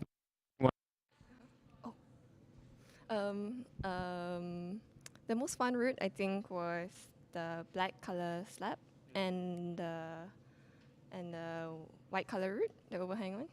And I think the most challenging one was the blue one, the overhang one, because I think it took up most of my energy, and I was quite tired at the end of it. Yeah. Okay, so the blue route seems to be the one that's challenging, and I think a lot of competitors today are finding the black route to be a little bit more fun, right? And so same questions as I had for Mei Ling. Any difference that you observe between climbing in Malaysia and climbing in Singapore so far? I think maybe the main difference is I think there are a lot of routes here is like more technical, and some Malaysia routes tend to be more powerful. Okay. Yeah. Okay, cool. So as a semi-new climber yourself, right? Only climbing for 2.5 years. Anything you want to share with new climbers that are watching this, or if you want to say hi to your friends back home in Malaysia as well? Any advice for new climbers? I think just have fun. Take your friends along and just enjoy your climb. Yeah. Ooh, okay, thank you so much, Renee. We're going to have some fun with the last interviewee. Once again, introduce yourself, share with everyone where you're from, how long you've been climbing, and who you represent. Okay. Hi, I am Khao Pan. I am 15 years old and I've been climbing for about 6 years. Wow, so you've been climbing since you were 9 years old. I think about 10 years old. Okay. Yeah. But I just climb for fun and not take it too serious. Okay, so as someone that climbs for fun, out of the 5 routes that we have today, which was the most fun for you and which was the most challenging for you? I would say it's the slab, the black one. I would say it's the most fun for me. But the most challenging one, for me it's green. But I heard many people say it's blue, right? Yeah, because I don't think it's like really my style. So yeah, a bit too powerful for me. Okay, so it seems like, different climbers have their respective strengths and weaknesses, right? So and different climbers find different routes challenging, but seems like for today's qualifiers, everybody has the consensus that the black route is the most fun route, right? Okay, so for the new climbers that want to have fun, any advice that you want to share with them, especially if we have younger viewers, looking to learn after you to start climbing young? Any advice for our viewers at home? I would say don't be scared, because actually the first time I go climbing, I try to avoid it because it looks scary and like weird, because I have never heard of this sport before, but I just want to say have fun and don't take it too seriously. Thank you so much. Thank you so much, our interviewers today. Rewind and take a look at all the routes that our climbers have said. But for the time being, we're going to go for a short break. We'll see you soon.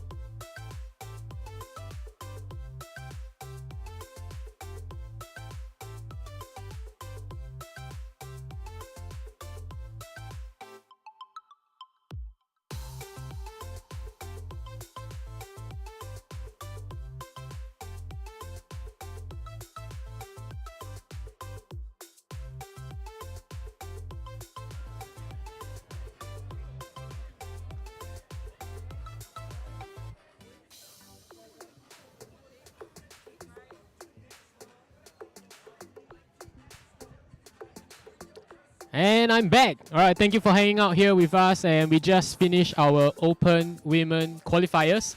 For those of you that are new to the stream, my name is Weiren, and I'll be the live stream commentator for the rest of the afternoon, or for the next segment of the afternoon at least. For those of you who are here in the live audience, right, the audience here actually is treated to great music being spun by our DJs from SMU Stereometer. Now I know all of you at home, you are not able to hear the music that we have, but we're gonna just cut over to the DJs right now, and this is actually our student DJ from SMU Stereometer, our disc jockey club, and it is becoming one of the most exciting tertiary DJ collectives in the nightlife industry. Stereometer explores music without bounds, and we are dedicated to equipping the members with adequate DJ skills so they can freely express themselves through whatever genre of music they like. Stereometer has also helmed the decks in clubs such as Sherry Discotheque, One, and Get Juiced in 2020 alone. And they are continuously seeking new opportunities for their members to showcase their creativity. Right, so we're gonna keep the camera on them just for a little bit longer. All right, we are over here truly jamming to head-banging hits, and we wish you could hear them. And we're back right now, and coming up very, very shortly, it will be the Intermediate Women's Semis competition, where we have the top 20 climbers fighting for a slot in the finals happening tomorrow as well. So for now, let us take a look at the leaderboard for the intermediate women competitors. Let's bring up the leaderboard, and on screen right now you can see the participants arranged in the order of their leaderboard positions for the intermediate women qualifiers. Right, so at the top we have Elsa, and she had the most number of tops in the least number of attempts. We have 10 climbers here, and we have the next 10. So let's flip over to the next 10. Climbers 11 to 20, and this will be the 20 women competing in the intermediate women semis this afternoon. I see some comments coming in, so if you see a name that you're familiar with, do show your support in the comments section for the intermediate women's happening very, very shortly. I believe we are going to start our intermediate women competition in just a few minutes. So we're going to do our final preparation and final breaks. I'm going to show you the beautiful wall that the intermediate women will climb on, and I'll be back shortly to cue the start of the intermediate women semis this afternoon. Can we bring up the wall? All right, we'll see you soon.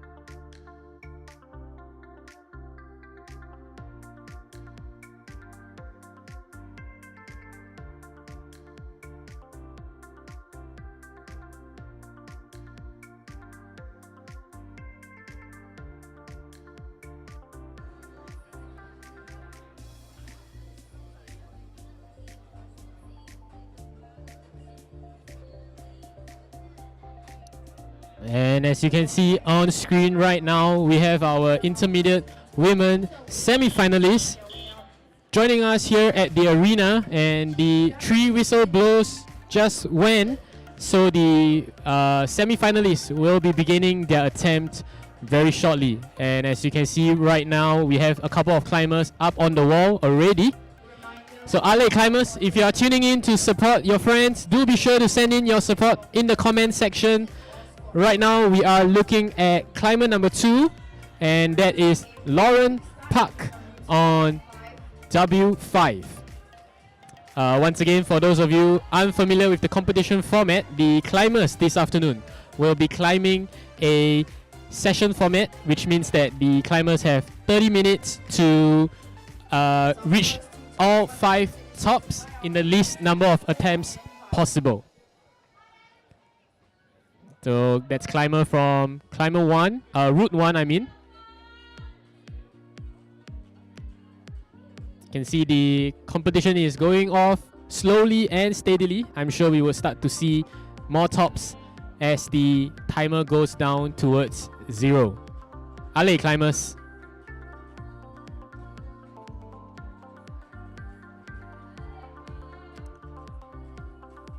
Seems like currently we have more activity in W1, W2 and W5.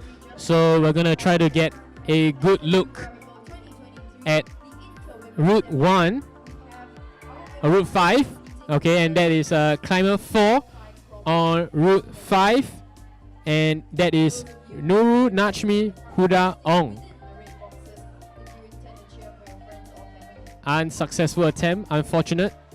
And back over here to routes 1 and 2, we have climbers 12 and 17. Climber number 12 is none other than Kwek Xue Fang, and number 17 earlier would have been Trisha Chi. So eyes are on climber 12, Xue Fang. And we heard from the interviews earlier that the black route, which is route number 1, seems to be the most fun route amongst the open women qualifiers.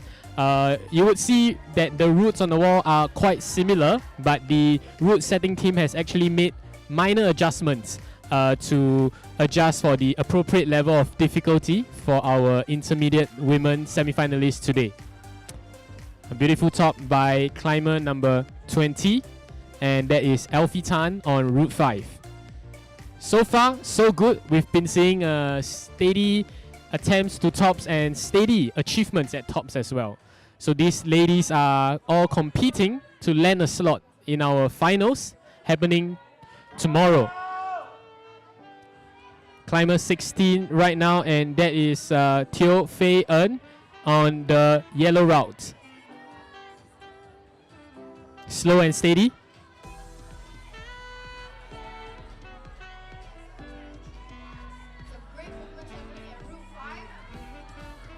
And Fei En is inching her way upwards, making sure it's nice and measured.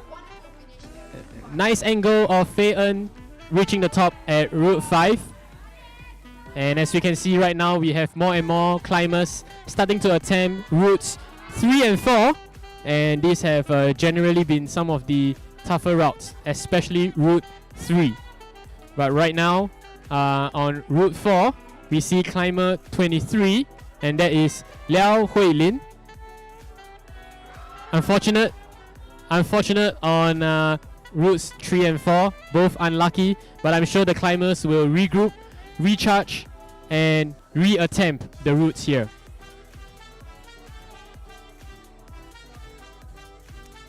Right now we have climber 26, Elsa Michaela, on the wall, and Elsa actually qualified first based on her performance in the qualifiers.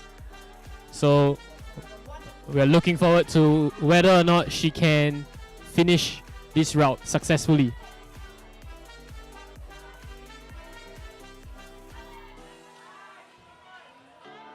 Seems like a nice steady hold on the zone, and she's grabbing a nice steady foothold as she makes her way up towards the top.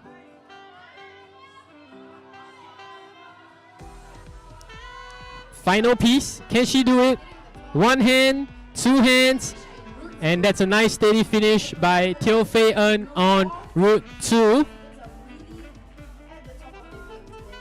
And maybe we could take a look at route 3. It seems like we have climbers starting to attempt route 3 on the blue route. Unfortunate attempt on route 3.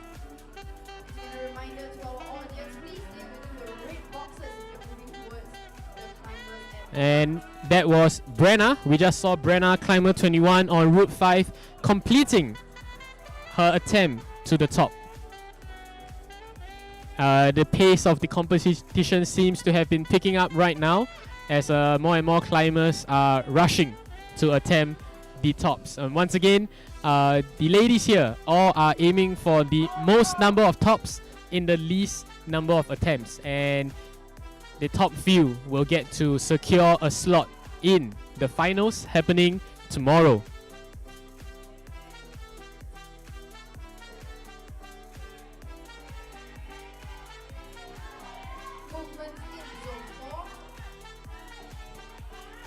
Unsuccessful attempt by the climber on route 1, and I believe that is climber 23, and 23 is none other than Liao Hui Lin. Moving on to climber 13. Beautiful steady hold on the top piece.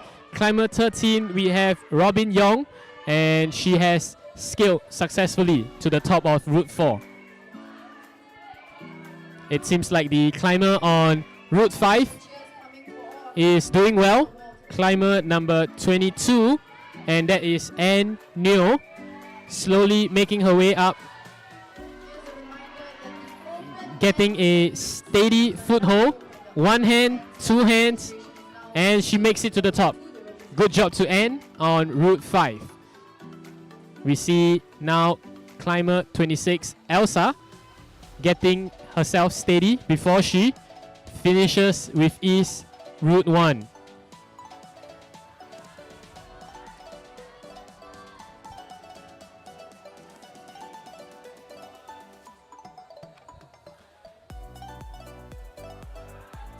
Climber 15 right now on route 4, the white route. We have Emily Lim attempting route 4. One more piece to go. Can she do it? Steady foothold. She reaches. Unfortunately, she missed her step. She slipped. She seems to have slipped, but we're gonna see her back at the wall shortly, I believe. Ale climbers.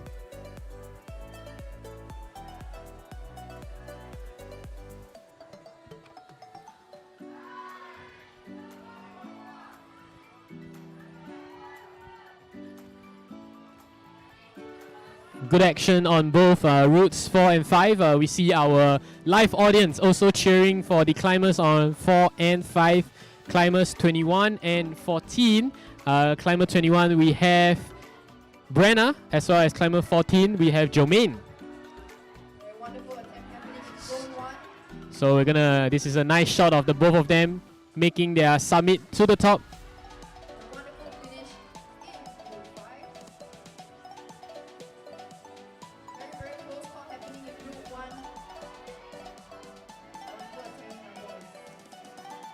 Good attempt by the climber on route 1 earlier. And once again, if you just join us on stream, this is the intermediate women's semifinals. And the climbers here have 30 minutes to attempt for the 5 routes, and in the least number of attempts, right? Attempt the 5 routes in the least number of attempts to secure a slot in the finals happening tomorrow.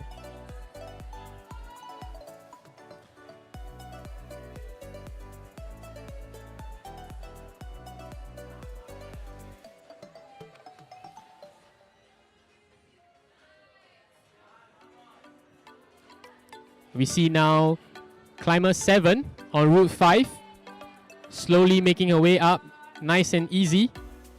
And that is Hilary Theo.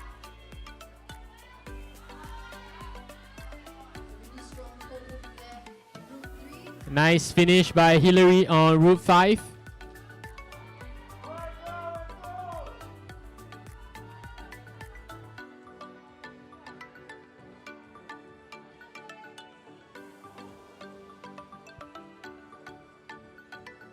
And as you can see right now, we have a nice wide shot of the wall. And we also see a lot of supporters here on site, as well as on the chat. I'll try my best to satisfy all of you watching on the live stream. I may not be the best MC, but if you can give me your comments, I'll try and improve based on what you tell me. Climber 24 on the wall right now, and climber 24 is Valerie Tang attempting route 5. Nice finish by Valerie on route 5.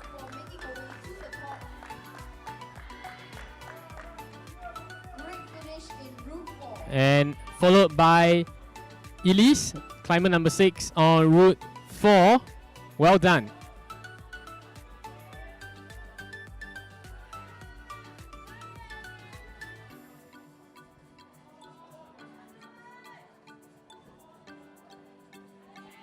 We're currently looking at Trisha's attempt, climber 17. Trisha's attempt on route 1.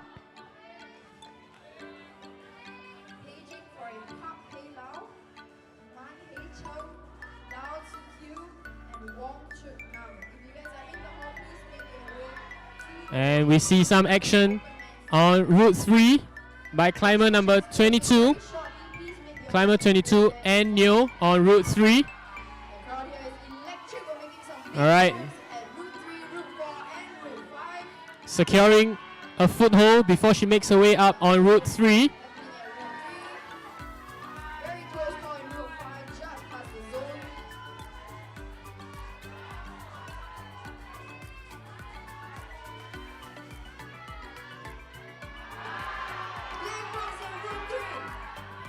Nice solid hold on route 3 right now. One hand. She needs a steady hold on route 3. And she does it. Well done to climber number 22 and Neil on route 3.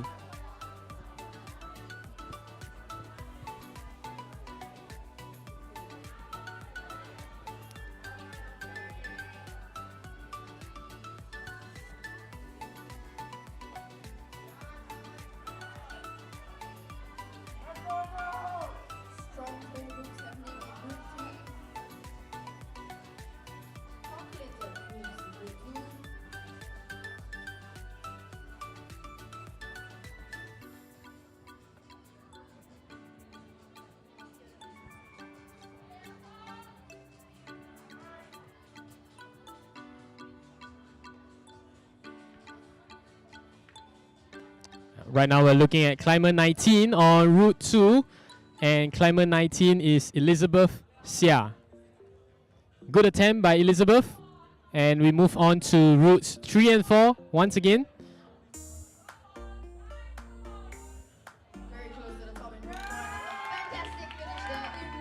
A nice and easy finish by climber 24 on route 4, and we're gonna look over to climber 26, who also secures the top easily.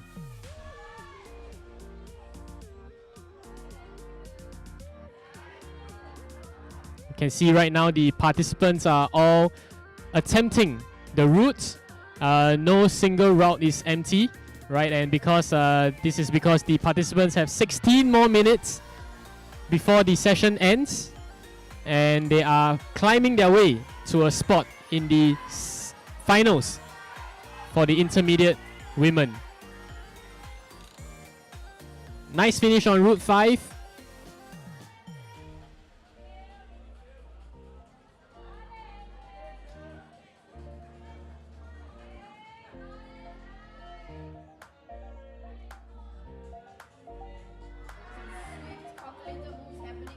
That was a good transition on route 1, and climber 15 Emily regains her composure, and hopefully that is going to be enough to move her up to the top.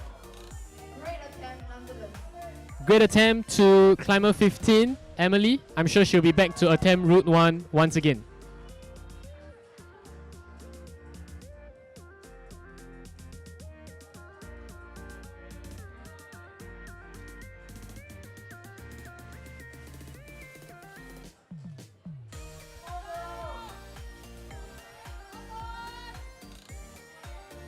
And we have just passed the 15-minute mark, and that means that our climbers have a little bit under less than half the time for the session for the intermediate women's semifinals.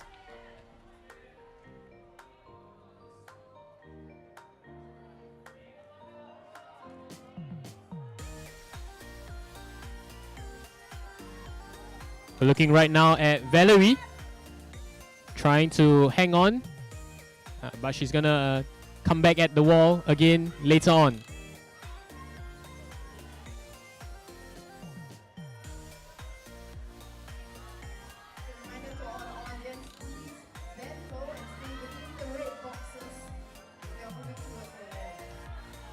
Climber 16 and climber 5 attempting routes 4 and 5 respectively. Hopefully we see a nice photo finish from the both climbers. We have a top on route 5. Can we see a top on route 4? She's close.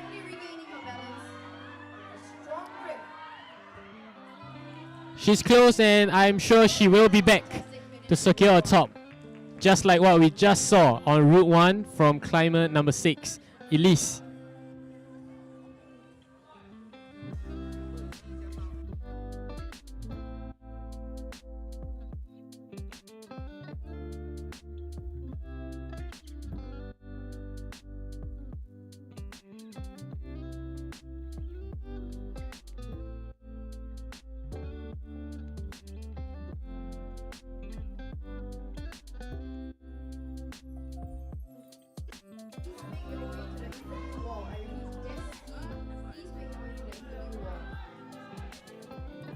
Climber 17 and 23.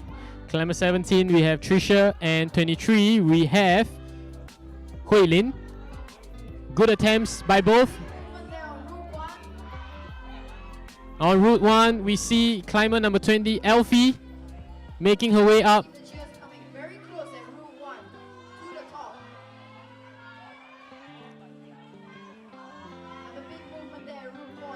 And she's trying to steady herself. And she does it. Well done to Elfie on route 1.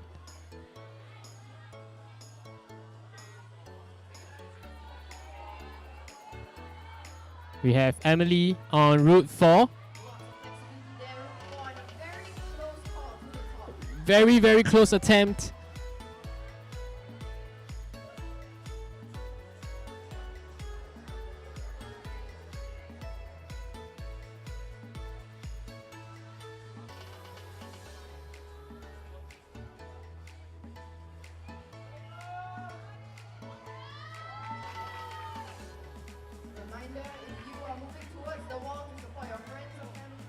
A lot of action on route 1 and route 2 currently.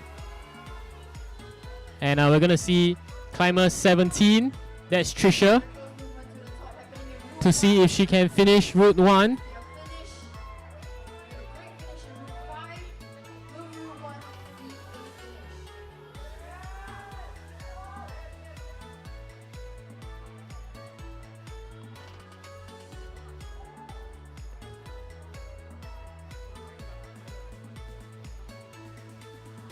Alright, Trisha seems to need better positioning in the moment. Once she steadies herself, it's a good try by Trisha. I'm sure she'll be back to attempt route 1 again.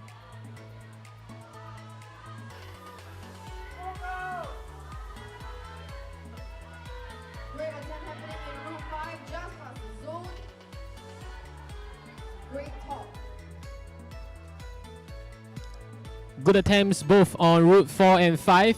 Now these climbers have qualified top 20 from the qualifying rounds yesterday, and they are here to compete for slots in the intermediate women finals happening tomorrow. So if you are tuning in from the chat to support them, please be sure to send in your encouragement in the chat box. We'll be sure to relay your encouragement to them. Otherwise, if you want to make your way down to the SMU School of Law as well, the event is open to public, so feel free to come on down and take a look.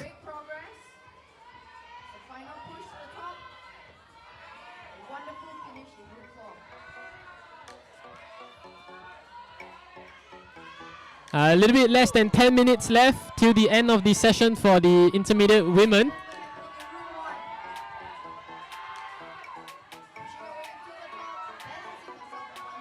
And can Anne do it on route 1? Climber 22.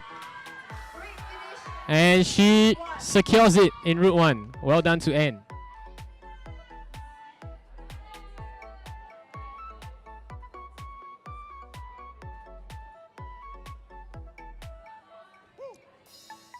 We're focusing right now on climber 26. She transits and she secures the top. Well done to climber 26, Elsa.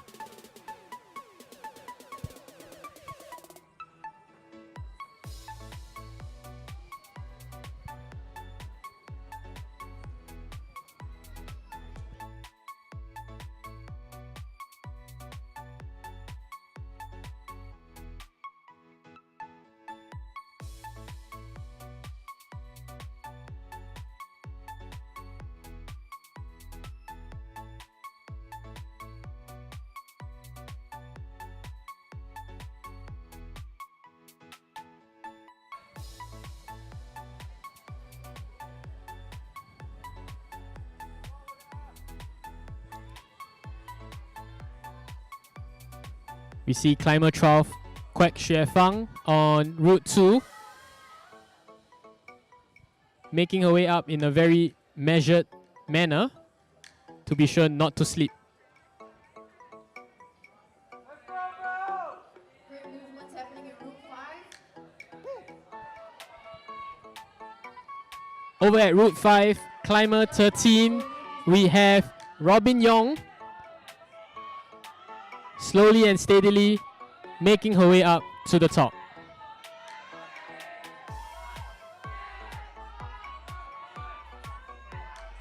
And she's accompanied by Anne, but Robin makes it to the top, and Anne is right next to her on route 4, trying to make her transition to the final piece.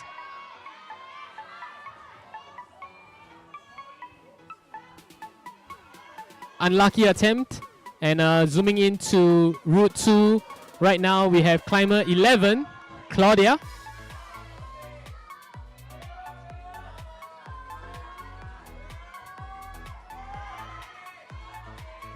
We have Elfie making her way to the top of route 3.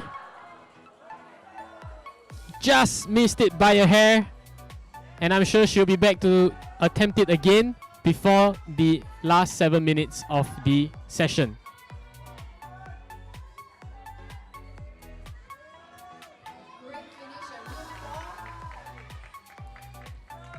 And that was a good finish by Ko Teng Hui, climber number 5 on route 4.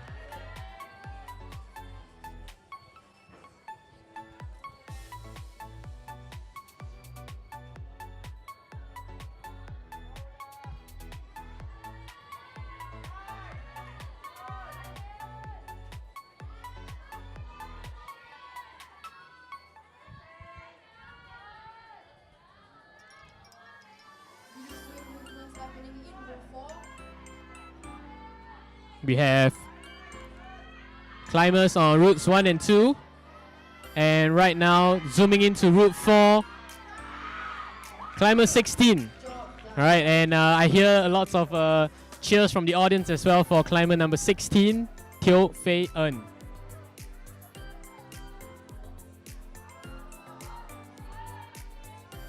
Back at route 1 and 2, will we see more tops at route 1 and 2?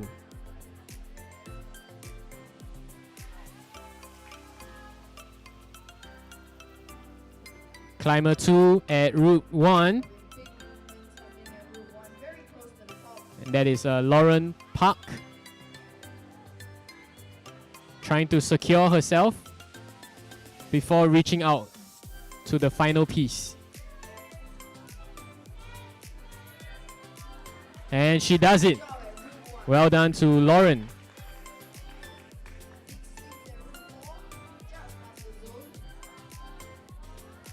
Right now we're looking at Trisha making her attempt up route 4.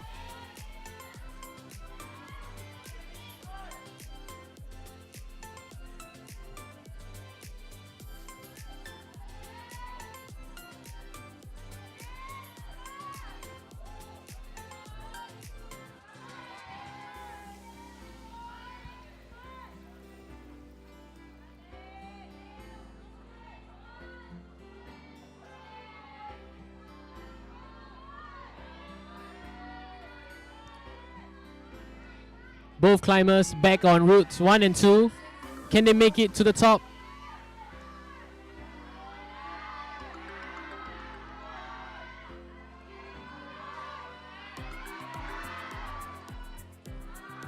Great finish in Route 4.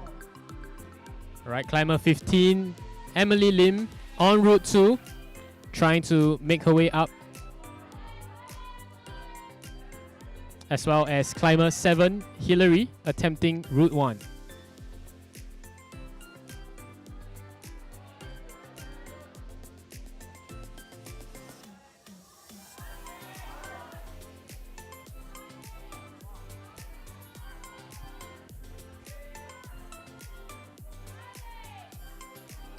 On route 3 right now, we see climber 25 trying to reach her way to the top. Can she do it?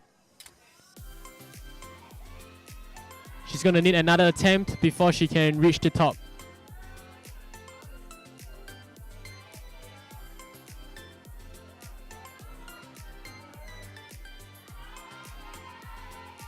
And that's Hillary on route 1.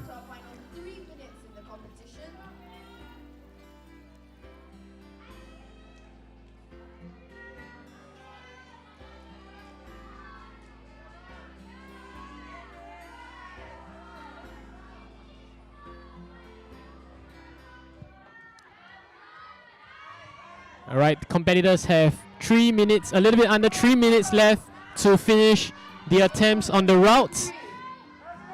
Send in your support for the audience, for the competitors, I'm sorry. Chat, send in your support for the competitors right now on chat if you have anyone that you're supporting. Nice finish on route 4 by climber 21, and that is Brenna Cheong, as well as Elise on route 3. Great finishes by both Brenna and Elise.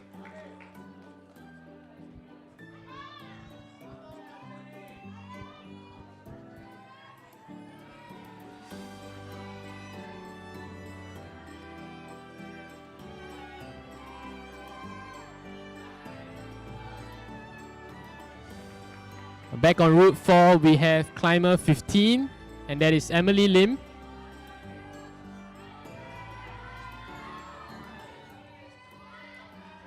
It seems like she has gotten the solution nailed down, and she finishes route 4. We're going to take a look at routes 1 and 2 again. We have Anne Neo, climber 22, attempting route 2 once again.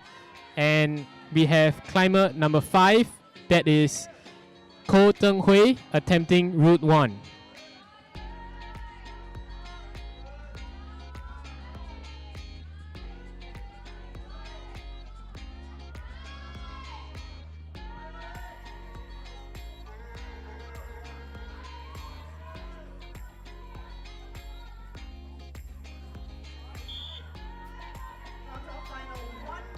And live at the venue, the whistle for the 1 minute mark has been blown.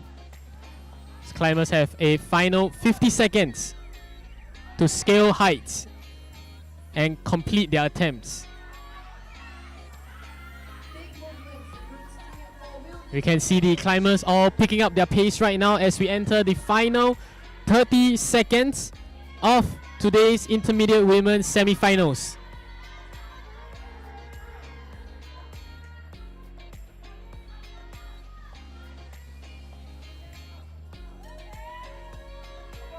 Will we manage to see any buzzer beaters on the intermediate women's semi-finals? Hillary on route 4. Can she do it in the final 10 seconds? Do we get a buzzer beater?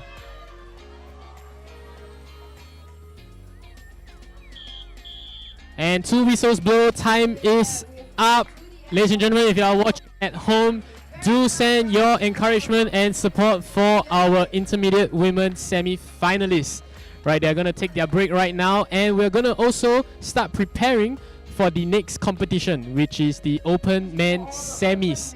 Right, so the Open Men Semis will be happening right after this. We have our route setting team hard at work to adjust and set the new routes up for the Open Men semi-finalists.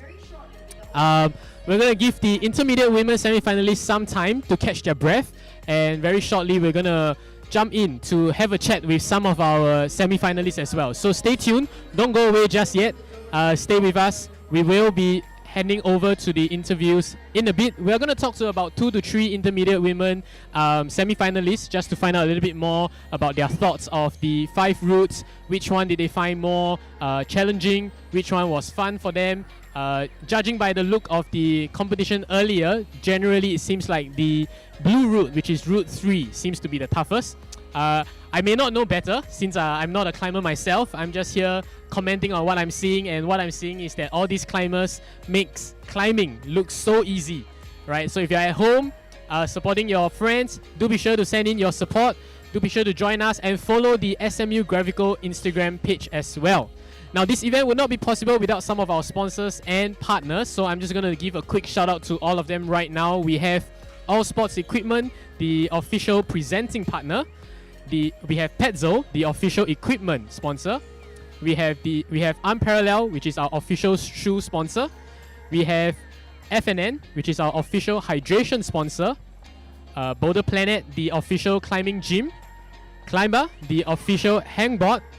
We have the Rehab Lab, which is our official physiotherapy partner, as well as some of our events partner, Space Rock Chalk, Isaac Thread, Nito Danko, Chalkboard Climbing, Klook, BIA Athletics, and Empower Training.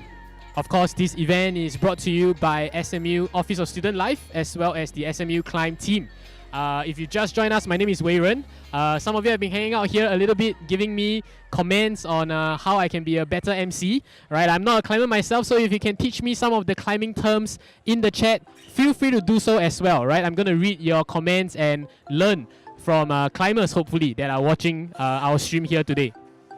What I can see on the wall right now is that our route setting team has brought out the ladders. They have brought out the pieces that will be on the wall for the Open Men semi-finals.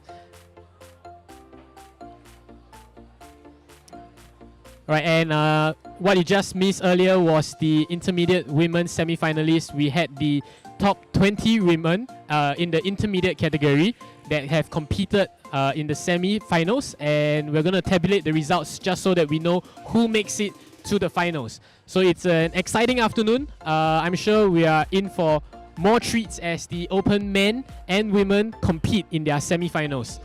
Now tomorrow, we are going to have all the finals take place for our under 17, our novice category, intermediate category, as well as open category. So if you are tuning in, do be sure to bookmark this link. Join us tomorrow again, right? Follow the SMU Live YouTube channel, and we will be going live again tomorrow as well for the finals event. And that is definitely going to be a great event. We're going to definitely see a lot of great climbing from all the participants all around. We're gonna quickly get ready, and we're just waiting on the interviewees to be ready from the intermediate women semi-finalists, right? So some of these semi-finalists, they are still catching their breath from that 30 minutes of intense climbing, right, and problem solving, right? I can see some of the sweat glistening from where I'm sitting. So we're just gonna give them a moment to catch their breath, and once they're ready, we're gonna head over to have a chat with them very soon. So I'm looking at some of the cash prizes that we are offering for our climbers today, this competition, and for the intermediate women's, right? For the intermediate women's, the top place will walk away with up to $500 of cash prizes. And I get the sign that we are ready out at the interview area, so I'm gonna pass it over to you, Divya. All right, so we're here with one of our participants from the Inter-Women Semis. Let's hear a bit from her. So what is your name, your age, and where are you from? My name is Elsa Michaela, and I'm 29 this year. I'm from Indonesia, but I've been living in Singapore for the longest time. I'm a musician and climber. A musician and a climber. She said sports and arts together. That is really quite impressive. So when and how did you actually get into climbing? When I just graduated diploma, and then my friends were climbing and they introduced me to bouldering, and then I've started to get into bouldering a lot more. Then like top rope, and then I just started to do more, and I love it like ever since then. I love that for you. I feel like there's no right age or wrong age to like start learning a new thing, you know. And just kind of building on that, what do you think was the most challenging route that you did just now on the wall? I think it was the second route, the green color holds, because it was a bit more complex, and like there was a lot of thinking on the route itself. So yeah, I think this is a lot about bouldering, right? It's not just about like the physical strength; it's also about the thinking and the planning that goes on behind. So just one more question for you, yeah. Who has been some of the most supportive people that you know? Who are the biggest supporters of your climbing journey? I think everyone that I've met so far in the climbing industry, community, because they are all so supportive. Even like during the competitions, they will like cheer each other and everything. So yeah, it's a really new experience for me as well, because like I've played other sports before, and none of it like this, you know. Yeah. I love that. I love that the community is so well bonded, and it's great hearing from you. So thank you so much. Have a great rest after this great competition. We'll be hearing from another contestant now. Thank you so much. So.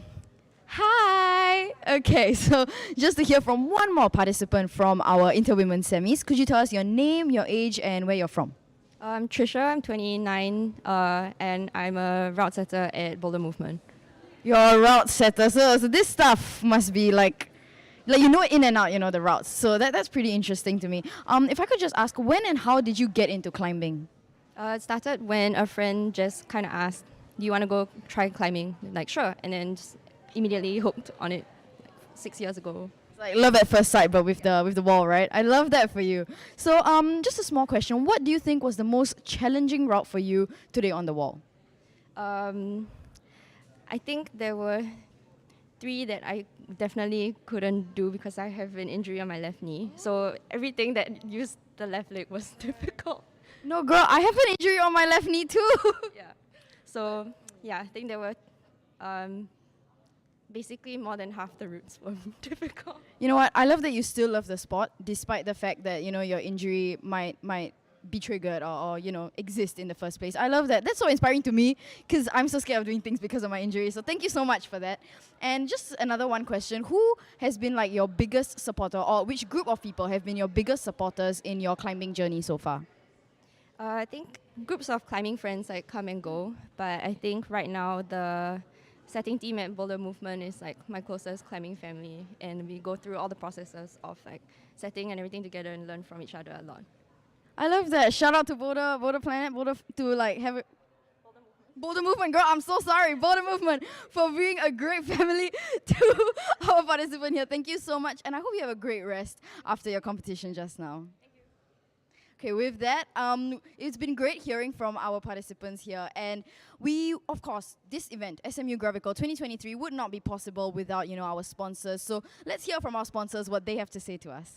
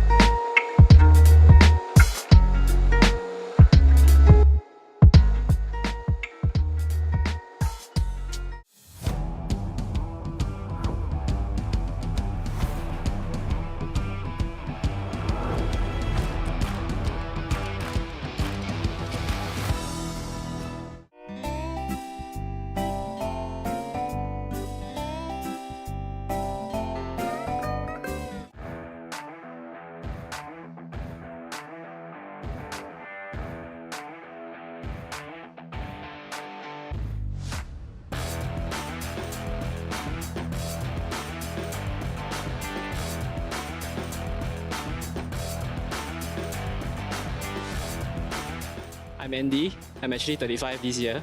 Route 1 was quite fun, but need to get the dyno right. Then Route 4, wow, I'm not sure how the demo climbers do it, man. The wall is so slippery, but their feet can stick there like a super glue. I think it's amazing. The most fun was the M5 because you have to turn around and then you jump. Singapore have more community for climbing, and like the route is so fun. My name is Anne. So I'm currently 24 years old this year. I think really go out there and just try your best and never give up. Oh, my coach used to tell me this, have confidence in your training. Yeah, we just want to compete because we got big goals. So competing like this with these kind of routes, it's very encouraging. We always cheer each other on for climbing, but for competition-wise, your mindset have to be on the ball, on the spot, and full of adrenaline. Just have a chill climb. No, you really scold each other just for the fun of it. So, but when it comes to competition, you really have to support them because they have to try their best. Well, my perspective is we're building the community of climbers at Google, which is where we're from, and it's much more fun to share this experience with our teammates and our colleagues, so that's why. I think we have amazing colleagues there in the audience cheering for us. Can I hear you? I really like it here, especially the climbing community. Everyone here is super friendly and super nice, and all of the gyms are really, really nice here and a lot of fun to climb in.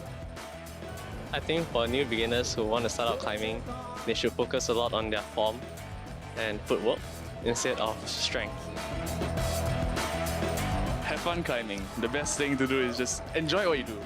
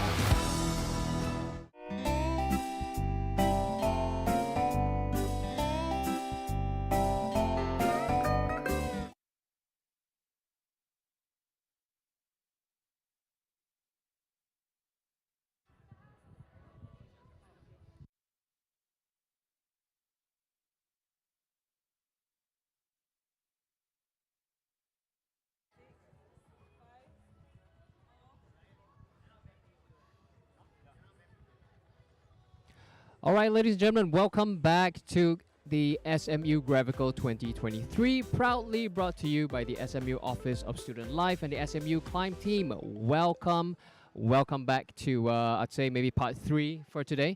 We are about to jump into the next event, the open category for men, semi-final rounds. But before that, I saw a bunch of messages from our sponsors. We'd like to thank, of course, big shout out to the people who have made this event possible. The official presenting partner is All Sports Equipment, the specialist supplier of quality climbing and mountaineering equipment. Thank you very much. Also, I'd like to say thank you to the biggest bouldering gym in the north of Singapore. That is the official climbing gym, Boulder Planet. And also the official hangboard from Climb Bar. And the official physiotherapy partner from the Rehab Lab. Okay, they are a leading provider in sports injury and rehabilitation prevention services. So if you have been working really hard, training for a competition like this, if you don't feel good or you have some nagging issues they want to have take a look at, if you're coming down to the event site to watch tomorrow's grand final rounds, I highly encourage you to look them up at a booth right here at SMU Gravical. They're going to be able to help you out, but maybe more importantly, don't live with pain. Look them up and solve your problems, right, as we go. Right, so that's a big thank you to all our sponsors again for making SMU Gravical 2023 truly limitless, truly possible. I think we are in the final phases of preparation now for the open men's category semifinals rounds. I'm glad you could join us. Hi, chat. Are you guys ready? I think it's fantastic seeing the wall in front of us as well. We have like they're still setting up, I think. Almost done with the wall for the open men's semi-finals. Very exciting to see our participants from this morning after the qualifiers making their way to the semi-finals this afternoon. Yeah, for sure. Qualifiers this morning, we had quite a lot of competitors. And how a competition event like this works is that we've got, I believe, 3 rounds in total. We go from qualifying rounds where all the competitors are going to take part in. The open category in particular has a couple of unique features that are not found in the novice and intermediate categories. We'll tell you a little bit more about that later. But basically, that big group goes through a couple of challenges, and the top 20 climbers, I believe, they're going to be coming in for this semi-final rounds, which is what we're going to watch soon. And the top 6 competitors after this semi-final rounds are going to go into the final rounds tomorrow for the main event. So tomorrow afternoon, evening, you want to be sure to tune in again to join us, okay? So actually, speaking of the top 20 climbers, I think we might have a leaderboard for the open men's semi-final rounds ready. So we're going to bring that up in a moment and have a look at who these competitors are. Okay, you want to be sure to pay attention. There are going to be some familiar names in there. Okay, and some noteworthy contenders for sure. I think you can already spot them up on the first 10. Some of the big guns, the big names in the elite open men's category. So I think the most impressive part was how we only had one of these contestants who was able to complete the second route that we had in this morning's quarterfinals. Oh hell yeah, yeah. That was really amazing to watch. yeah. We cannot overstate this. The open category that we're watching it is also the elite category. This is the level that our climbers are competing at, the highest level. We've got climbers from Singapore, we've got climbers from Thailand who flew here, who were invited to take part in this competition. The level has been creeping up, I'd say, over the years. Definitely. There've been a lot of changes. Old climbers like me, there's the open category is no country for old men right now. The styles, the demands of this sport have been evolving. We'll definitely share a little bit more about that as the event proceeds, because you'll get to see the problems, you get to see the competition, and you will be able to feel it for yourself through the live stream as well. It is going to get pretty intense, right? For sure. So yeah, exactly as you say, having only one competitor finish the challenges, it should come as kind of no surprise, because it is, after all, the toughest level we have right now. and I think we can look forward to a more intense show coming later this afternoon as well.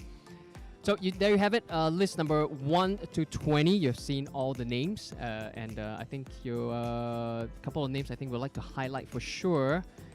We've got definitely local legend, long-time climber, competitive climber. You've seen him around in the scene. He's dominated the leaderboards. Dennis Chua, he's back, and he's going to have to defend his title, right?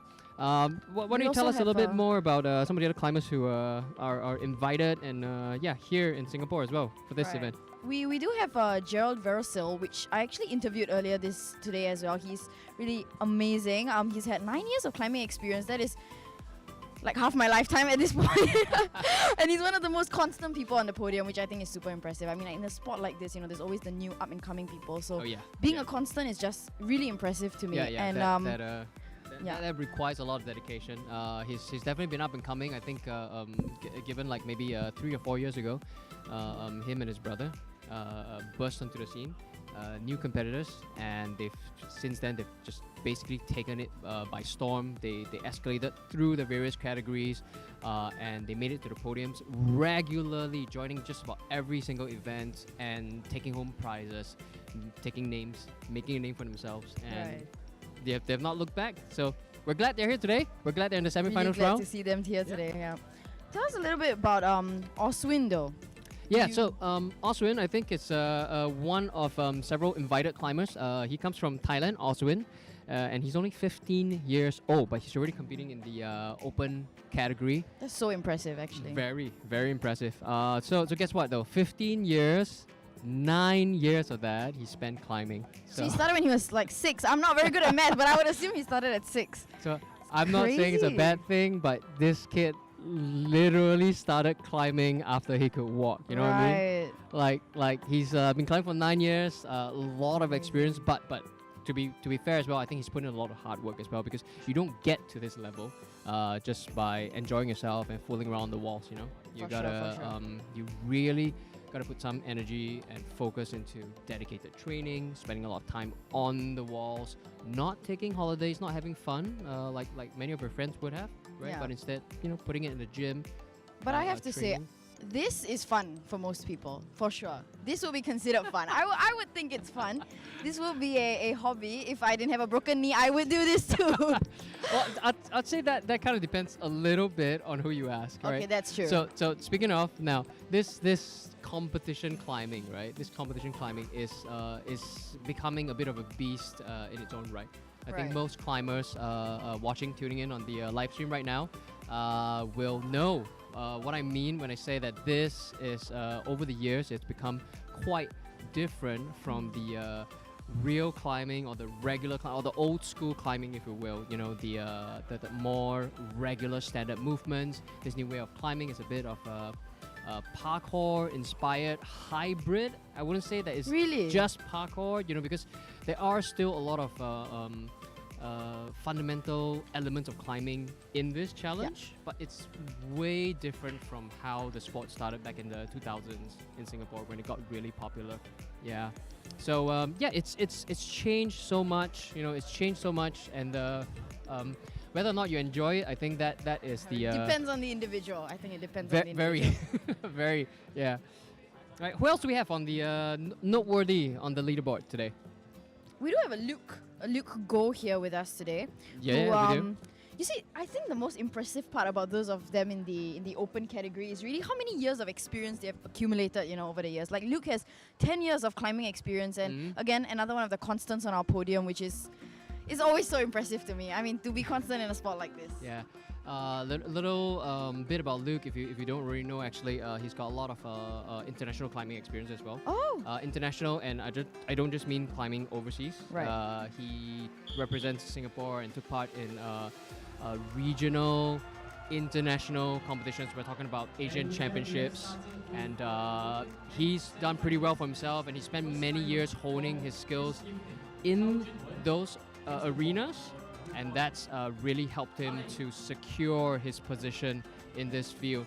So I think we are set to see a big clash of quite a few strong climbers and some noteworthy athletes, right? Some of the names to look out for, we'll tell you as they come up. I am sure you have your favorites. If you do, hey, put it in the chat. Tell us about it. We'd love to give a shout out if you have your friends, if you have your fans of our climbers, right? So in the meantime, on wall number 1, problem number 1, I think we're going to bring out our first climber.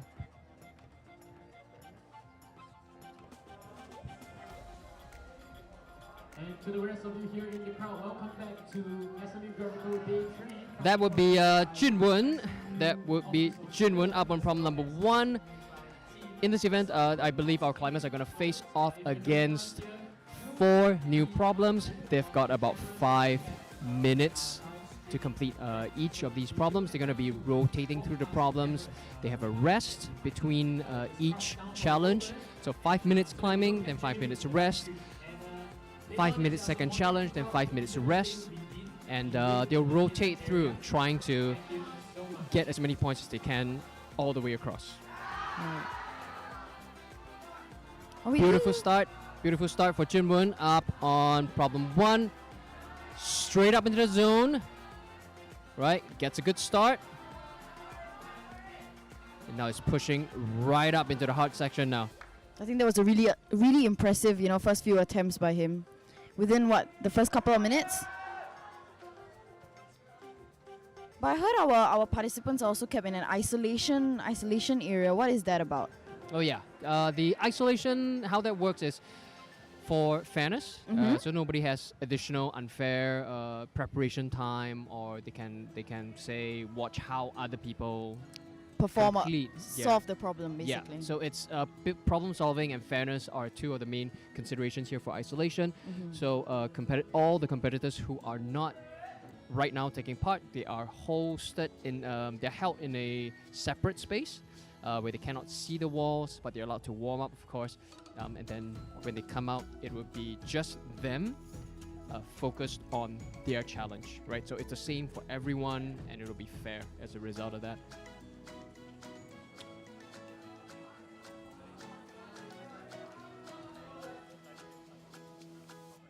I think Junwon is back with his next attempt at this problem.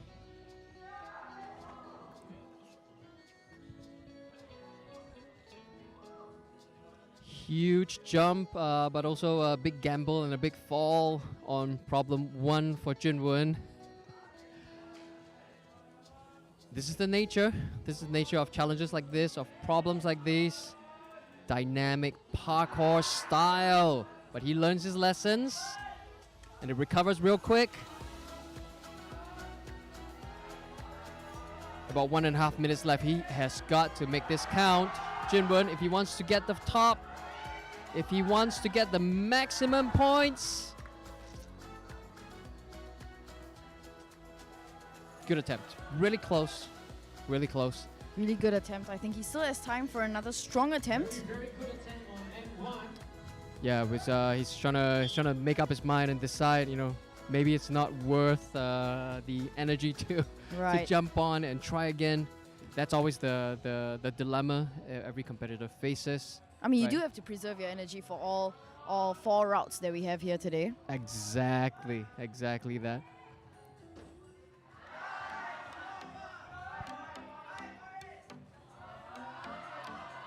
He's very brave though, Junwon. He's stoked by the crowd. He's encouraged.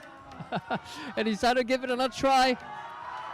But the clock is ticking down. A quick 20 seconds to go. Will he make it? Back into that crucial last final position again. A wonderful attempt regardless. I think it was a wonderful attempt regardless. Yeah, it was. It was a good try. It was a good try. It's a hard climb, and maybe a bit of a psychological thriller for our competitors, right? First problem, straight out the gate. It's no chill, you know what I'm saying? I think with that we have our next person in for our second to try the first problem all over again. We have our second contestant in, Dennis Cheng, if I'm right. 5 minutes to attempt route, and then thereafter they proceed for a 5-minute break.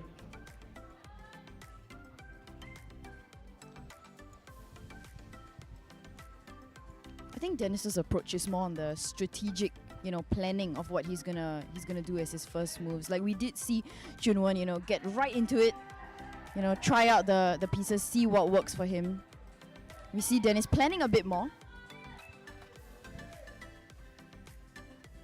For sure.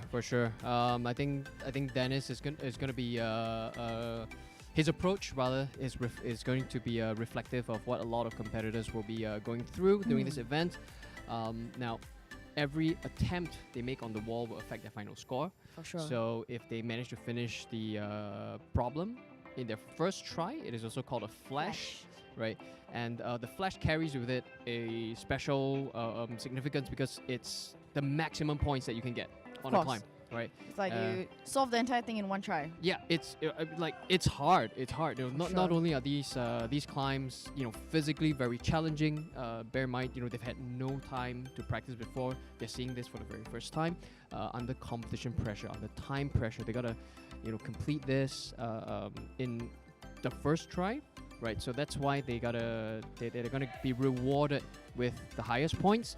Every subsequent attempt that they make will in a way gradually reduce their overall points. So when they are compared across their entire category, across the entire field, you're going to be able to see how that could potentially shift them lower and lower into the rank if they spend too many tries on one single problem. But it's a bit of a gamble sometimes.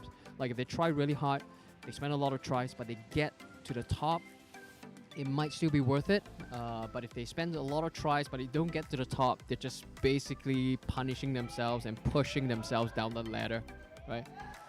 I think it's definitely a trade-off at the end of the day. Like what do you think is the most likely outcome, from your tries? Yeah.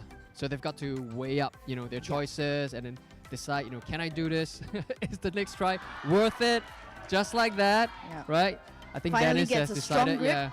Dennis has decided not to give up, putting his clearly, right? You see, he's got some good grip strength, trying to put it to use. He's trying to learn his lessons as he goes.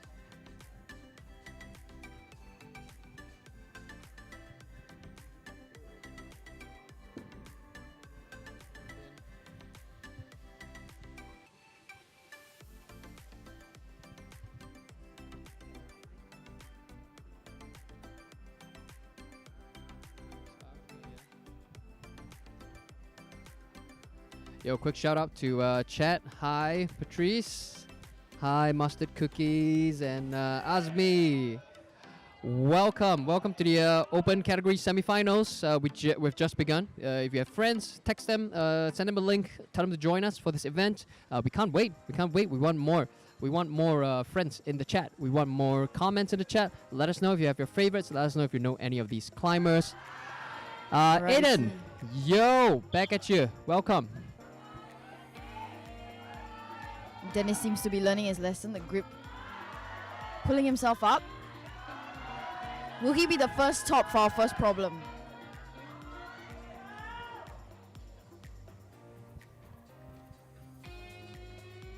Lots and lots of cheering for Dennis here at the SMU hall, event hall. I kind of wish you could I kind of wish friends at home could hear us, right? hear a little bit of the atmosphere here. It's already building up. We are the third climber into this category, and already there's a lot of shouting, a lot of cheering for Dennis. I think from his friends and his colleagues at Lighthouse, he's here. They're all here, in fact, cheering him on. Couple more seconds, and we're gonna bring on our third competitor. Muhammad Latif up on problem number 1. Familiar face, long-time climber as well, friends of Latif. Let us know if you know him. In the meantime, Junwon moves on to problem number 2.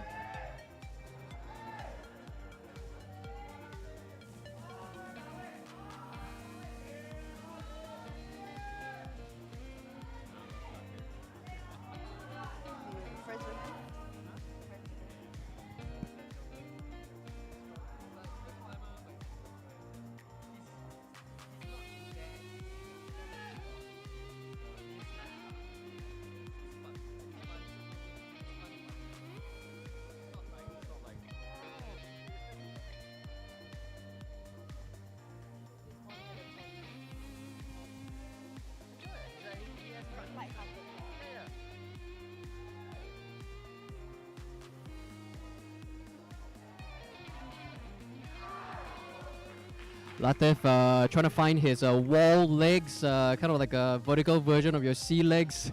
Clearly needing a bit of practice and a bit of warm-up. Alright, Jinwon in the meantime on problem 2, just working really hard, trying to figure out the intended sequence or what climbers would call the beta for these challenges, for these problems. Of course, I think we have Latif finally finding his footing, finding his grip. Right up into the crucial sequence again. Yo, that was a good attempt. He was really really good close. attempt. Yeah, it was really close. Seems like that that final move on problem 1 could be the decider. But in fact, I think the first segment of first section of problem 1 with the running and jumping movements, they are already gonna split the field between the experienced competitors who can nail it in their first try or two, versus the less experienced, and it'll also separate, give a chance to the stronger, physically stronger climbers to really just power through to the end. We shall see. We shall see. We're just 2 problems in. The field is still wide open, and there are 2 more unknown climbs on the walls so far.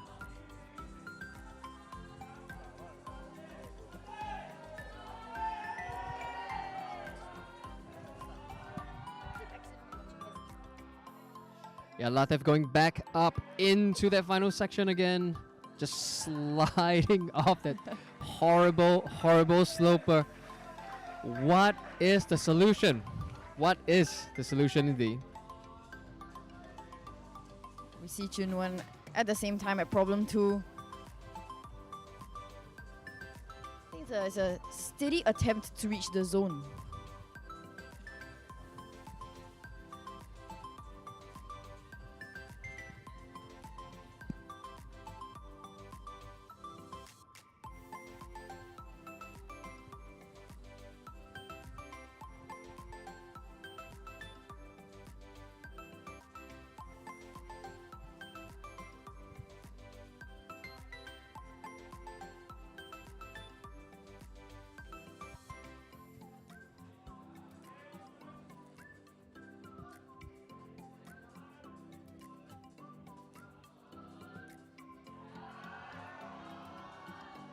Very strong. Jingwon up on problem 2, just doing everything he can. Absolutely ridiculous sequence without his feet on those tiny handholds as well. Seems a little desperate, but I think he's just trying everything he can. What a brave attempt. What a brave attempt. For sure, and I think he's choosing the strategy where he, kind of reserves his energy for the next 2 problems that he still has to solve, Stopping problem 2 early when he knows he can. Yeah, for sure. That big brain strategy is gonna have 4 to million count, right? IQ. Yeah. We gotta make it work, not just across 1 problem, but across 4 very demanding, very challenging problems today. Gotta make it count. Gotta make it count. Azanin in the chat, hello, and he says, "Let's go, Latif." A lot of Fs in the chat for him.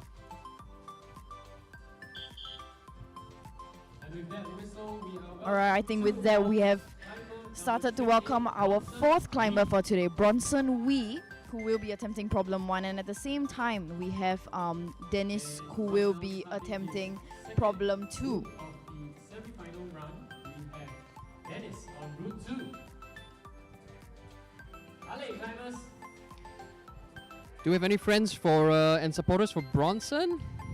Bronson, long-time climber.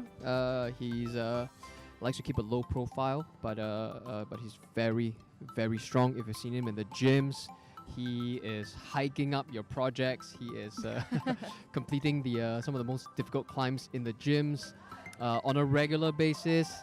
Yeah, this guy is not to be underestimated.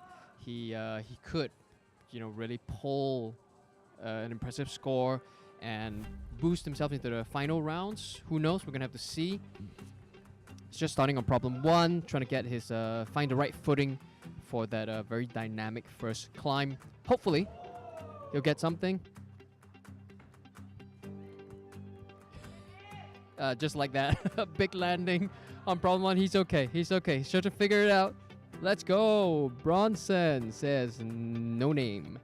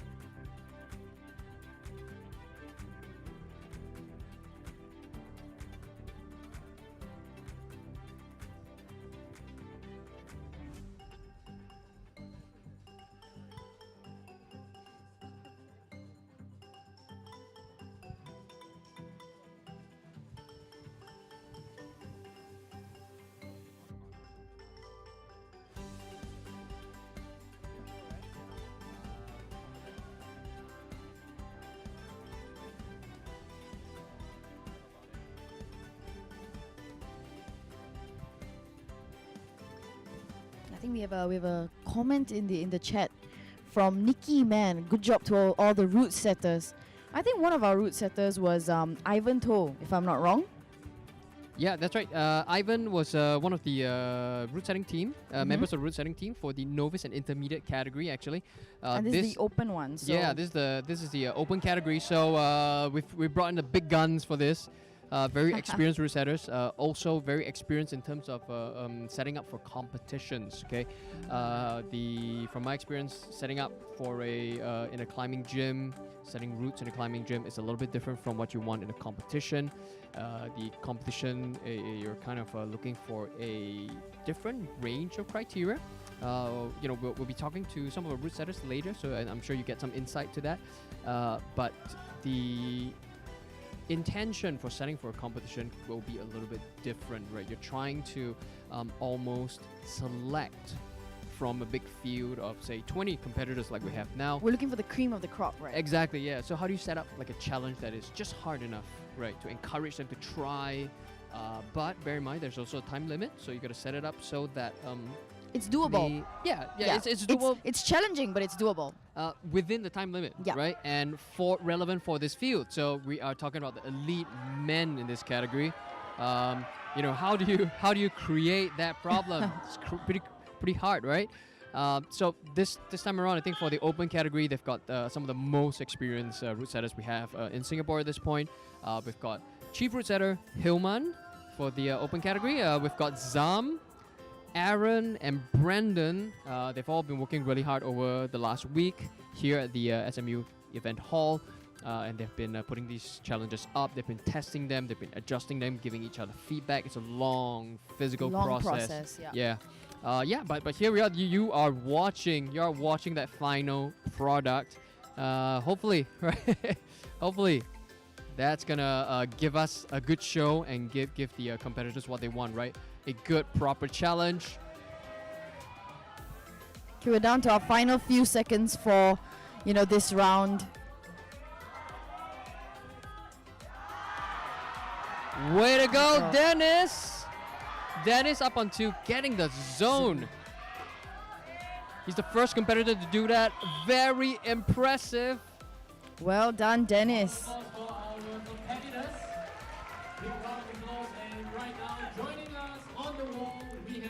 All right, so with that, we have our fifth climber in, which is Jin Li Tan, along with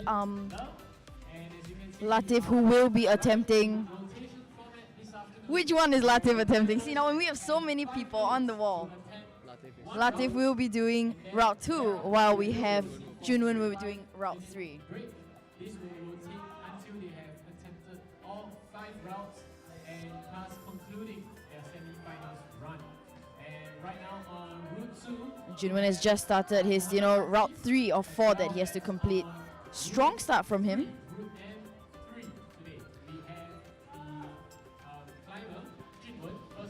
Yeah, speaking of strong starts, I think Junwen's definitely off to a good start now. He might be feeling a little bit better He might be finding his hitting his stride on problem 3, right? It seems like a style that he's used to. Let's hope he can do well, right? Latif taking on problem 2, right? Crimpy, controlled movements, right? Friends of Latif, is this something he's good at? Tell us in the chat if you've climbed with him, if you know him. I personally think so. I've seen him crank his way up some really gnarly problems, and I think he stands a good chance for this one. Yeah, let me know if you've seen him do something similar, right? And yes, Jingla is up on problem 1 right now. Yo, shock to the system, I'll tell you, when you get a problem like this as your very first problem. It's not so much a physical challenge as it is a mental one. For sure. Yeah. I feel like it's the kind, when you're in an examination and they said the first question is the hardest possible and you're like, there it goes. Your confidence is like shaken a little bit. Yep, that's exactly it. There we go. Latif on problem 2. What did I tell you? He's got it. Making some good progress. Flashy. So good.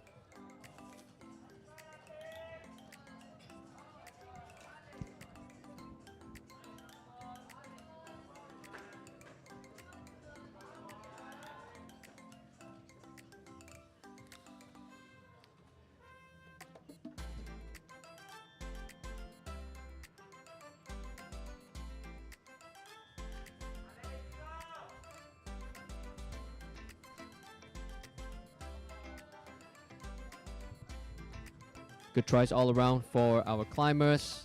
Latif making the most amount of progress so far. With 2 minutes on the clock, he's got plenty of time. And I think he's got a good feeling about this climb right now. He seems to be taking it easy and making a deliberate choice to take a rest before he gives it another try. Typically, to me, competitors who do that, they stand a really strong chance of completing it on the next go. So we're going to keep our fingers crossed and just watch the stream, okay? Might just get this, right? Don't switch away.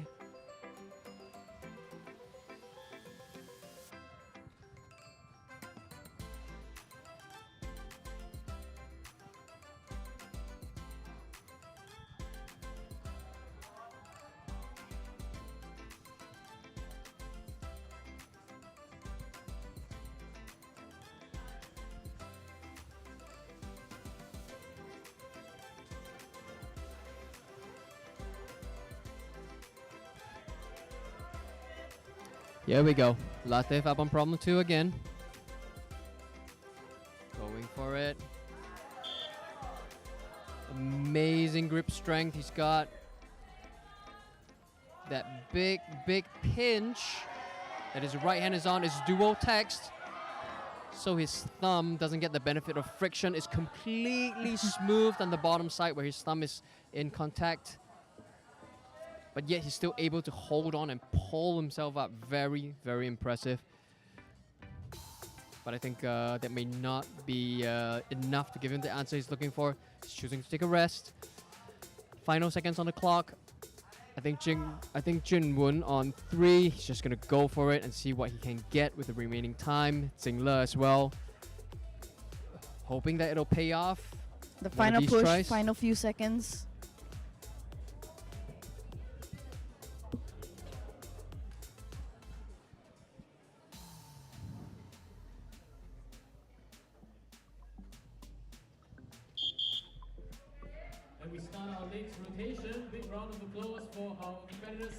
All right, and with that, we will be bringing in our next participant. We have Hong Wei Lee, who will be attempting problem 1. We then have Bronson Wee on problem 2, and Dennis on problem 3. All right, we see all of them observing the problems, kind of thinking it through. And of course, in the third round, we have climber number 15, Dennis Chen on N3. Have you ever climbed with Wei Lee? Hong Wei Lee. Oh, yeah, with Hong Wei, you'll see him at Baruda a lot. I think he works there, but he climbs there as well. He's made quite a lot of progress. In fact, I think over the last year, I believe he started out as a relatively new climber, but he's worked really hard and consistently, training, climbing, just having fun, doing his best. and his reward is that he's actually earned a place, earned his way into the open category. But I think he's he's found out the slightly hard way that he just basically upgraded himself into a more difficult situation. But still, you know, progress is progress. Progress is progress. Yeah, I think it's worth celebrating for sure. Bronson, in the meantime, yes, taking it back. What he was denied on problem 1. Yeah, there we go. The legendary strength is on show now. It's on show now. He's got to figure out what to do right up in that middle. Okay. Will he go the way of Latif? We're going to have to watch and see. Dennis on 3 as well. I got to say, got to keep an eye on him as he goes. He's been making good progress. He's gone further than Jinwon earlier. Catching that dynamic move. For sure, he hit the zone. Yes, he did. But he's kind of a little stuck right now. Yeah. He's got to find a way to get out of that situation where he's kind of pinned and locked in under a couple of these volumes and slopers. It's a really difficult position to be in because everything is nothing is offering him much options to grip onto. There's nothing he can use to pull. Not a lot of control, I feel, you know? Yeah, there's the slightest change in his position. It's going to make it easy for him to slip right off the walls. Yeah, so that's a really tough part about that portion of the climb. Whatever you're seeing him hold on to, they are either dual texture. So there's friction on one side and completely smooth on the other side. Yep. Yeah, or there's a bunch of slopers. So on an overhang, in particular with slopers, it's extra challenging because there's just very little, if any, assistance to help you keep your position on the wall. And Gravity does a lot of the work. Gravity is doing a lot of work there. In the opposite direction, it's gonna everything's gonna pull you right off the wall. Yeah. So final 1.5 minutes. We're gonna keep an eye out. I got some love for Hongwei in chat. Patrice and Adil. Patrice says, "Let's go, Hongwei," and Adil obviously using his giving a little bit of a boost with Taoge power. Why Taoge? Why Taoge, Adil? Does he love his Taoges?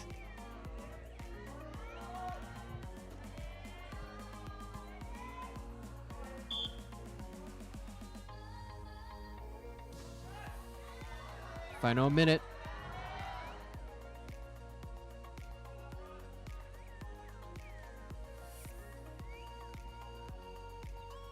Last chances for Hongwei and also Dennis. Problems 1 and 3. This would be their last try, possibly. Very determined. He has managed to secure the zone so far. He's figured that much out, which is good. But now he's got to get across that very difficult slopey section right there in the middle.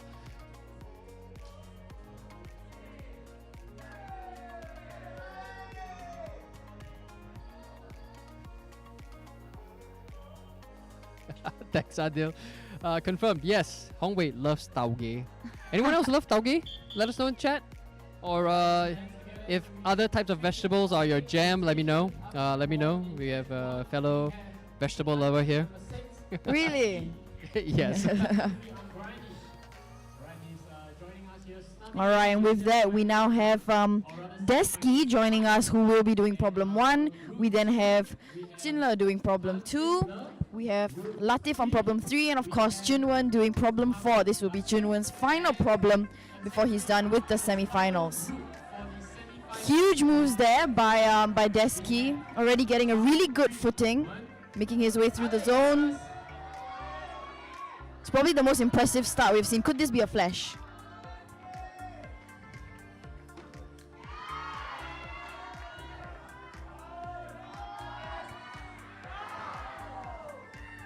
Really, really good attempt though. Really great first attempt if you ask me.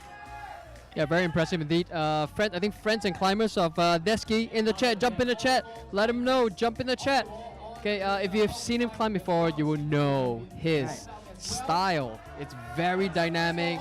It's very powerful. So I think we're all hoping, right? And we're all thinking that problem 1 is probably his jam. He's probably gonna get good result from that. After all, he nailed the run and jump in his first try. So that's very impressive. For He's sure. got a good score for himself up there, but now he needs to see it through, right? Bear in mind, this has just been his first try, so if he keeps it up, I think he has a pretty good chance. Pretty good chance of Exactly. hitting the top. exactly. Right, speaking of getting close to the top, Junwon, I think on problem 4 too, got up to a pretty good start. Seems like the slab wall might be his jam. We're gonna see. He made it pretty far, I believe, in his first attempt.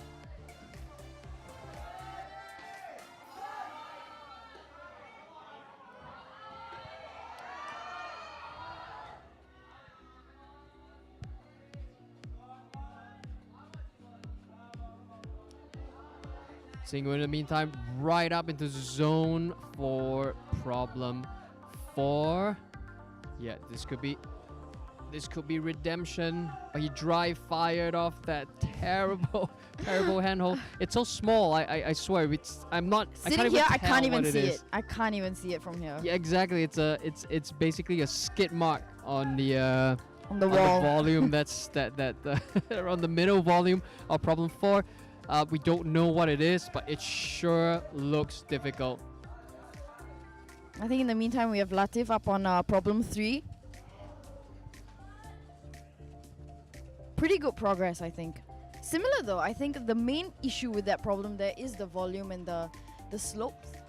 Slopers, yeah. Slopers. Right up in the middle especially. Right. Right. It's a tricky place to be stuck in. Very. So frequently, you'll see some of the themes of these modern competition settings is that they like to put climbers in, shall we say, physical and three-dimensional dilemmas where they are kind of caught between a couple of different difficult choices, right? They have to move, but if they move, there's a high chance that they're going to lose their footing or they'll slip off. So many of the climbs have terrible, if any, footholds, right? I think we can say the same about the second one.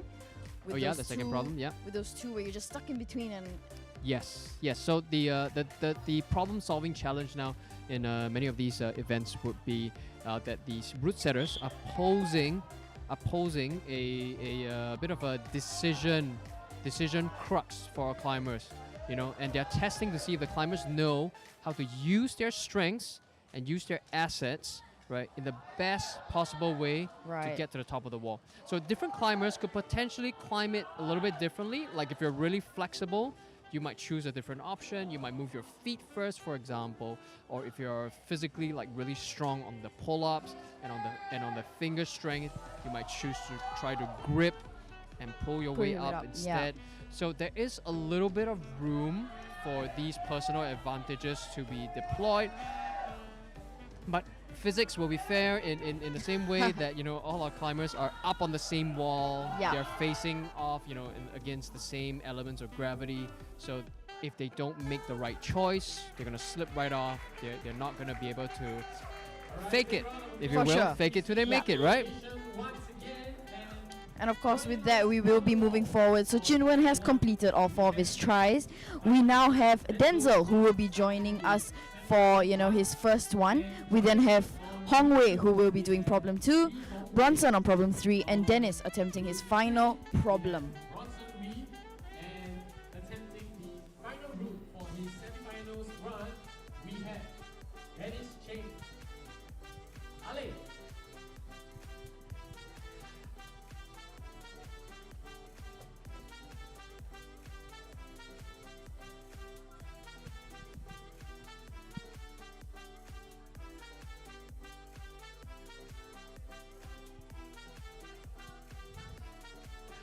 Denzel taking a little bit of time to make up his mind and figure it out. not wanting to waste his first try. If you notice, he's kind of switched his feet. He first went with the left foot forward, and then he switched it around. That is actually an interesting insight into a climber's decision-making process, right? Because they're all trying these problems for the first time, right? It's not like he already knows what to do. For sure. So he's trying to learn. It's an experiment, if you ask me. Yeah, it totally is. All right, and some of the best climbers actually are also the fastest learners. They make a little mistake, and they learn a lot from it. And so these competitions, they're equally a test of the climbers' problem-solving skills, as they are about the climbers' ability to learn and adapt, right? With limited information, with limited time, right? Limited energy as well. Can you learn all 10 lessons, for example, in just 2 tries? For sure. Under so much pressure and so little, resources in that sense. I mean, time, energy, of course, is limited as well. They got to expend it can't properly. try everything forever, right? For sure. Yeah. I think it's very impressive to see how quick they learn from, the first couple of falls that they have on the wall. Totally. So the stage is set. All our walls are filled. Our climbers are moving in and out into their respective rotations.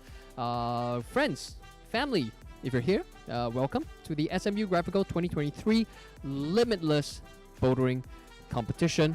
That's proudly organized by the SMU Office of Student Life and the SMU Climb Team.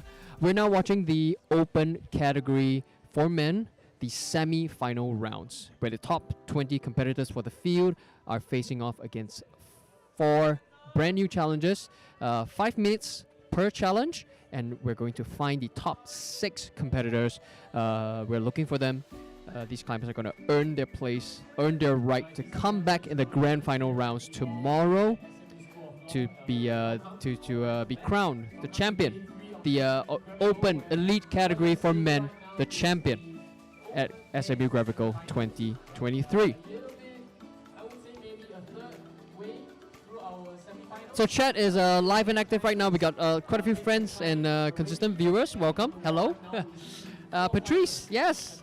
Lots of support for Desky. Don't worry, he's going to be coming up next. And got quite a bit of support for Hong Wei as well. A little known fact, did you know that he loves Taoge so much that he's actually got it tattooed on his arm? Tattooed on his arm. Yeah, like permanently. Oh my he cannot goodness. not like Taoge anymore. It's with him for life now. It's literally imprinted on him at this point. Yes. Part of him at this point. The only ways that he can change his dietary preferences would be to go through a rather painful, another painful physical process to remove that tattoo. Not advisable. I think just eat the tauge. Yeah, tauge is not too bad. I quite enjoy it too.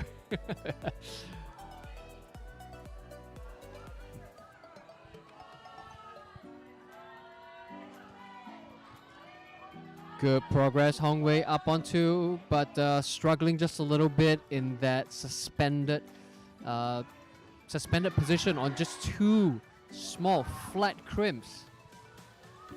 He might have to find a different way up. I think we've seen maybe 3 different ways so far, varying successes. Let's see if our next set of competitors are going to bring something new to the table. The field is still wide open.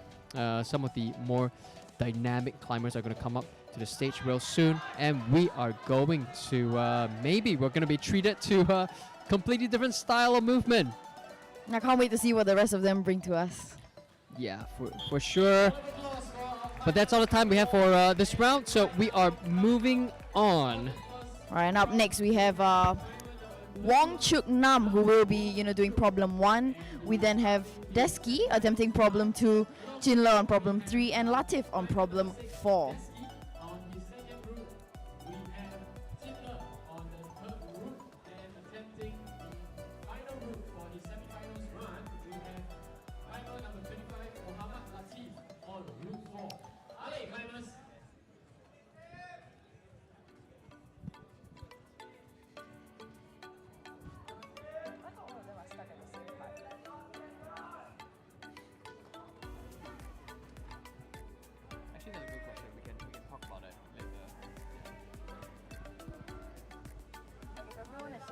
around, they all have the same problem. There are some Latif up on 4, looking pretty good. Looking pretty good. He might have something. Very difficult position. You can see that he's on. He's just barely balancing.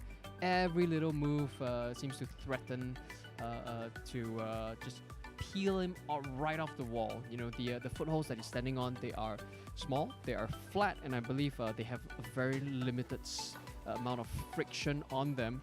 So if Latif isn't too careful and he twists his foot around a little too much, or he allows his body to lean too far away from the wall, I think that's how he loses his balance. Exactly, it's quite easy for him to lose that very precarious balance he has on the walls. It seems to me that most of them seem to be, struggling with more or less the same parts of each problem. The small pieces on problem 4, we have that slopers and the volumes in problem 3. We have those 2 big pieces in problem 2 where I think most of our participants were stuck, and of course problem 1 after the big swing. So it's a fall for most. Yeah, for sure.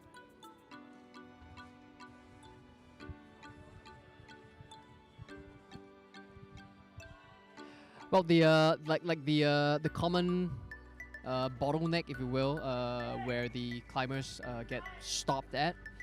We call them cruxes or a crux in climbing terms. They are reflective of a couple of things. Number one, it'll be physics, right? Some of these challenges are just purely difficult because of the way they're set up. So it's intended as a test for the climbers. So it's natural for many climbers to, struggle a little bit when they're in that position. But more so, I think it's also a testament to the problem-solving tendencies as well. Like climbers, we learn how to climb and we practice our climbing movements. So there are certain ways that maybe we prefer to approach problems, but they are not the only ways. So many of these events, many of these challenges have also been set up to test the climbers' abilities to learn quickly and to innovate. So you're not just trying the same things again and again and again. Yes. Even if they're not successful, right? We're gonna see, which climber can adapt and innovate under pressure and quickly too.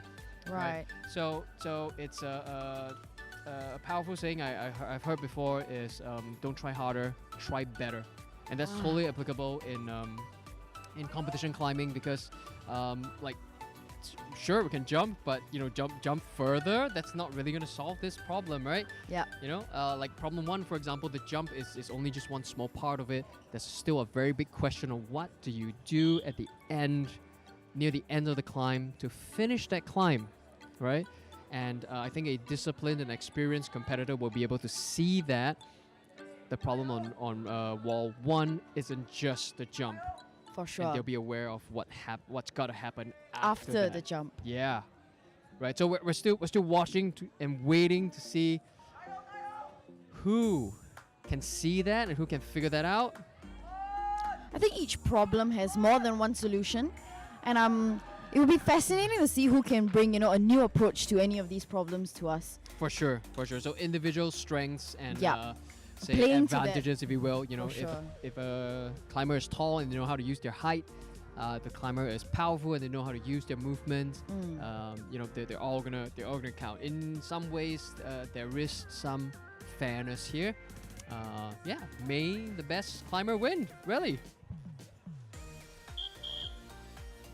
All right, and I think with that, we will be bringing in our next participant. We have Bing Tian, who will be doing problem 1, Denzel doing problem 2, Hong Wei at problem 3, and Bronson at problem 4.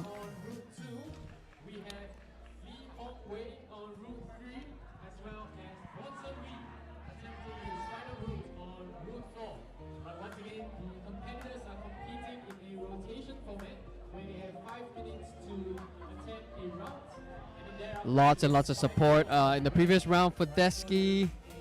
Man, we're watching and we're waiting and hoping for him to do well as well.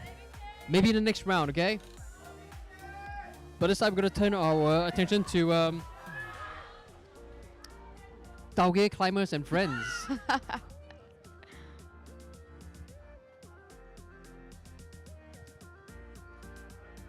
Mixed results so far, but our climbers are not giving up. They're not stopping for sure. 5 whole minutes. Right, Bronson, for example, on problem 4, excuse me. He's being extremely careful right now.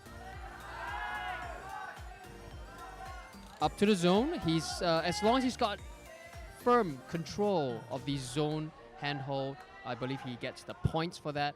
But I think he wants to finish that problem because that is going to push him up into the next tier, and that could secure him a position in the final round.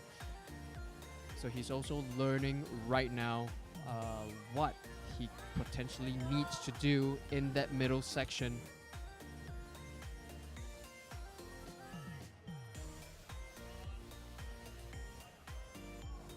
Bing Tian on 1 in the meantime too, making good and quick progress up on his jump. But again, hitting that dreaded roadblock at the final sloper before the end. We're gonna have to see. We're gonna have to see if he has has an innovative solution. He was looking pretty good, but each time he pulls himself upwards towards the ending position, he seems to just slip right off.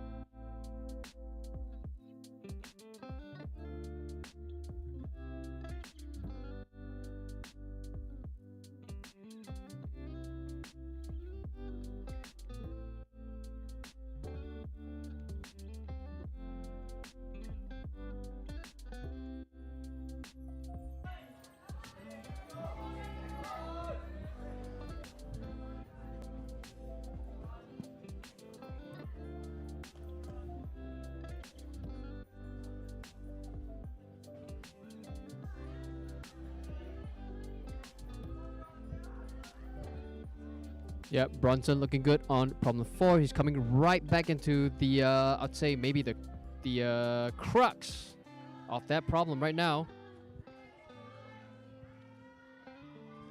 Shimmying his way up, but each time he goes higher, his balance becomes more and more precarious. That seems to be the nature of that dilemma on the walls. They are on a slab wall, the climbers, for problem number 4. So the wall is leaning away from them a little bit, but just a little bit, just enough for them to have their gain a little bit more balance, but not enough to make this position easy at all. So personally, I hate slabs. I hate slabs. They are overhang any day. Overhang any day. Slabs are scary AF. I feel like I'm always gonna fall with my face against the wall, and there'll be a trail of blood, and my I'm gonna just like cheese grater my way down the wall. So I think every climber has that fear, right? Yeah, Master Cookies knows what I'm talking about. yeah, my shins as well. Oh my god. Now, I think you can tell, just a little interesting thing. I think you can start to tell now, climbers in public, if they're wearing shorts, have a look at their forearms, their elbows, and their shins. If you see someone who looks like they've been abused, they are like bruises and cuts and scabs. Yeah, they're probably a climber, right? If they look like their clothes are always a bit chalky and a little bit dirty, and they've got scabs and scrapes all over, yeah, they are probably climbers. Probably climbers.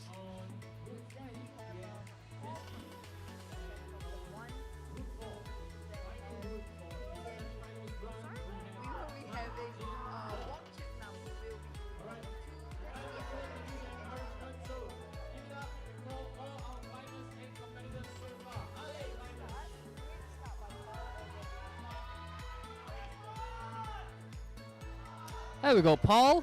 Very strong. Very, very strong. He's also a current route setter.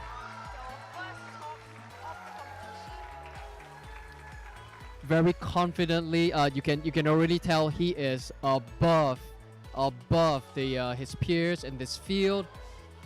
If you've seen him climb in the local gyms as well, I think you'll be very impressed by just how strong he is. Now, Desky is making good progress on problem 3. I think he's found a unique way with that inverted toe hook. And on problem 2, Chuknam getting really, really close.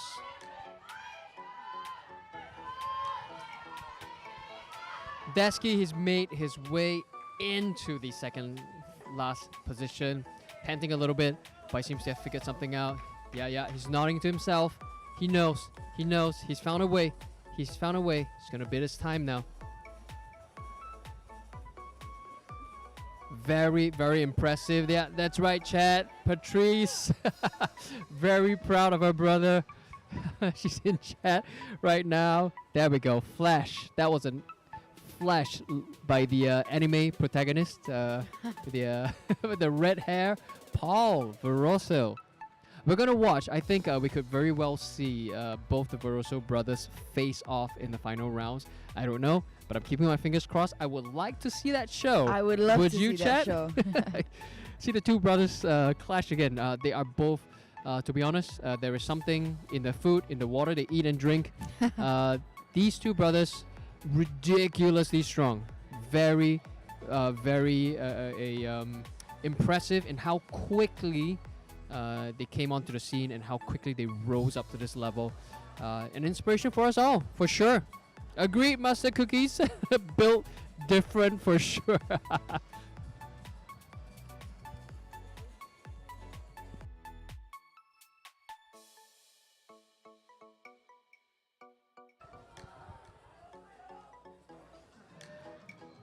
Chuknam totally showboating there with the I think he may have cracked it. He may just have cracked the pinchers.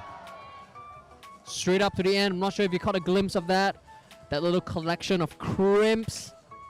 Absolutely gnarly. It is not just one, but you have 2 crimps. Tiny crimps, screw-ons. The crimp has a blocker as well, climbers, if you're familiar with that. It's absolutely annoying. You don't just have to grab the already small handhold. The setters have put in an additional piece of obstruction to make sure that you must be precise with your movement because there is only effectively a tiny slot that your fingertips can go into. So Chuknam, with about 1 minute left on the clock, I think he's really considering now how hard he wants to push for this. I think he's got one more good attempt left in him. Pretty sure. But it's also the balance that we've spoken about earlier, Of right? course. He's got to decide if he wants to use all his strength up on this problem or save some for challenges 3 and 4 later.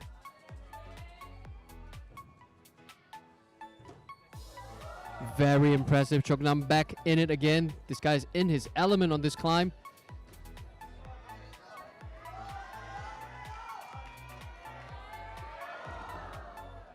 Look at that. He was right on target, and yet it was still so hard to hold. Yo. F for my man's fingers, man. F in the chat for my man's fingers. That looks absolutely terrible.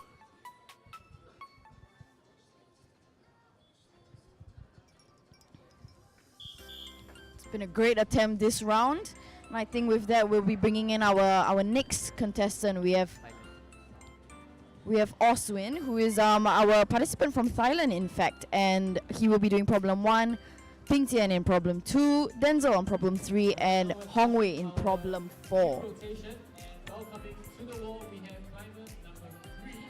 Really excited to see what they bring. Yo, this man is bringing the heat. Oswin on problem 1. This guy wastes no time. First try, across the jump, straight into that top. That's another position. flash. Yeah, that's a double Another flash flash. now. We've got 2 competitors flashing problem 1. Now this is at a whole new level. I gotta say, when you were watching the earlier climbers, kind of try, take a couple of tries to get into, just to complete the jump, and then to get into that final section.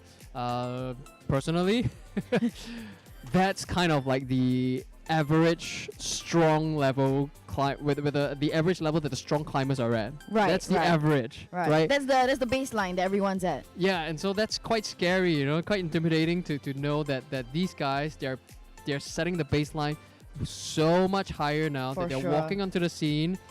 They're busting down the doors, just running across the walls and flashing these problems that the average already strong climbers are having a hard time trying to do. Very impressive, but just absolutely crazy, off the charts level of levels of power and strength. Oswin from Thailand, very, very good start. We're gonna see where that leads him. Hopefully, he's gonna be able to unlock all the problems because we don't have that many climbers left. We're already halfway through the roster. So he's gonna have to maybe flash a couple more problems to secure his spot in the final rounds, because in this category, all the climbers that will come onto the scene after Oswin, they're all gonna be the top qualifiers from the earlier qualification rounds. Yeah. In the morning. So what we also mean is that the climbers are just gonna get stronger and stronger. The competitors are gonna get better and better. So I think what we're seeing with Paul coming on the scene is that he is bringing on a wave of titans that are just going to crush these problems. Boys and girls on the chat, in the live feed, you guys are going to be in for a treat for sure.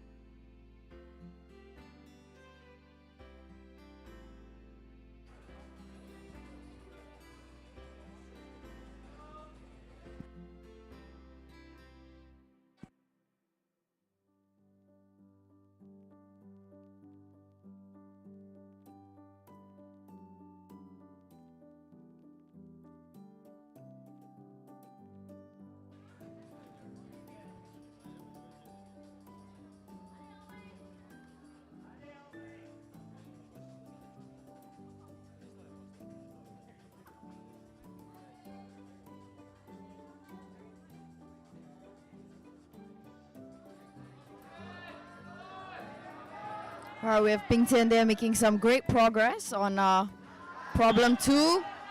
Finally finding his footing. Will he be the one to crack this problem?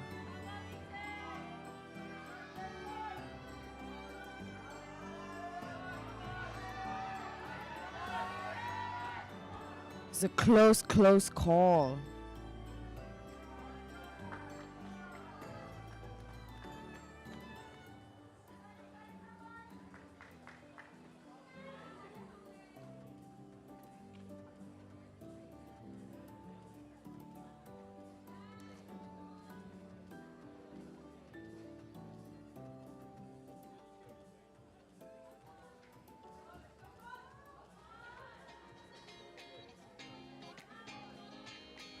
All right, final few seconds.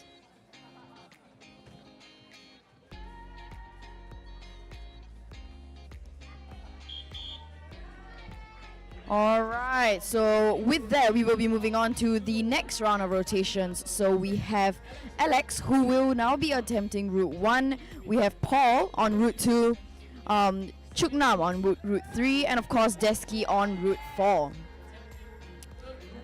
And now, is this where we'll have like 3 flashes in a row, for route 1? Is that what's gonna happen?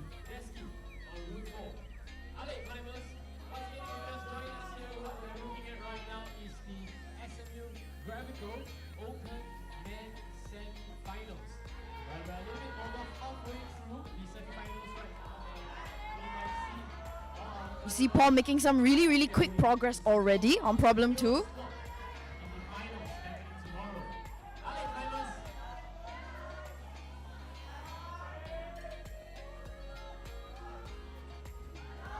There we go, Paul. Right back up into the crux for problem 2.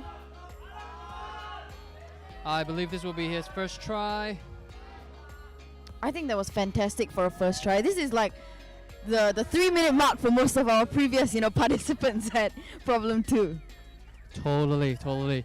Very impressive, actually. Yeah, on his first try, he's already figured out the first part. Yep. And he's right up into the final problem he needs to solve. So, this guy is He's like a tsunami, he's bringing in so much. Yeah, totally. Like it's very impressive. The level at which it's comfortable for him. He's almost like performing, if you will, like twice as well as some of his peers. Bro forgot to struggle. Yeah, he really forgot to struggle. He forgot to take his struggle pills this morning. Most of us eat too much of that. I gotta stop eating my struggle pills, man. Still, let's not forget about some of the very impressive competitors so far. Chok Nam, in the meantime, look at his feet. All the time when he was going from the zone to the next hold, if you might have seen, his feet were glued to the wall almost. He was just smearing on there, trying to keep and hold that tension. Very impressive. A lot of core strength and a lot of good footwork skill.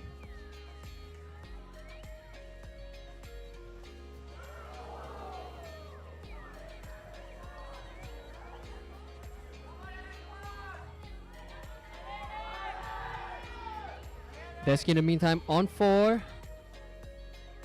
Just trying to figure out that tight squeeze there. My man does not look happy with that position.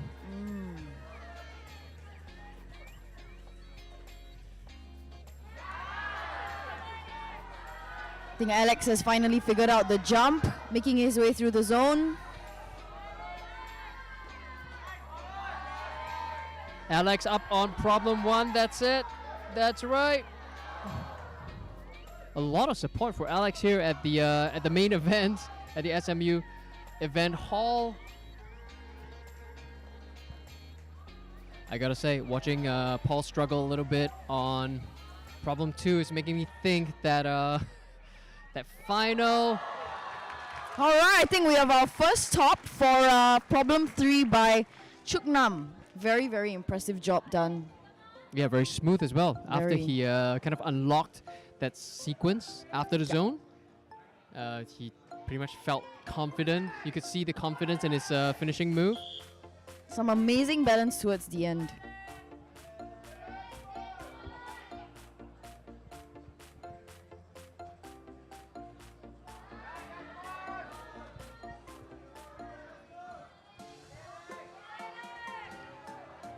Amanda with a cheer for Alex on problem 1. It's really close to cracking it. Amazing contact strength. He's still staying on despite that foot slip.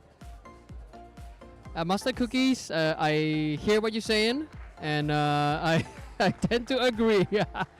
Splitting image. I think Dennis has has inspired a lot of people, and he's got a lot of little siblings now across the climbing field, wearing the oversized shirts and the climbing shorts, but having those enormous wings and shoulders for climbing.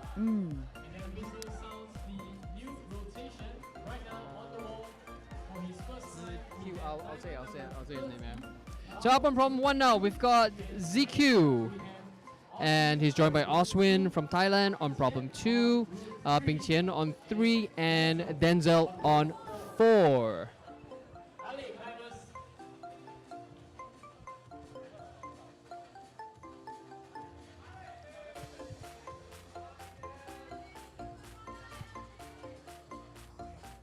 Oswin was looking very confident and very relaxed on problem 1. We're going to see if he can do the same on 2.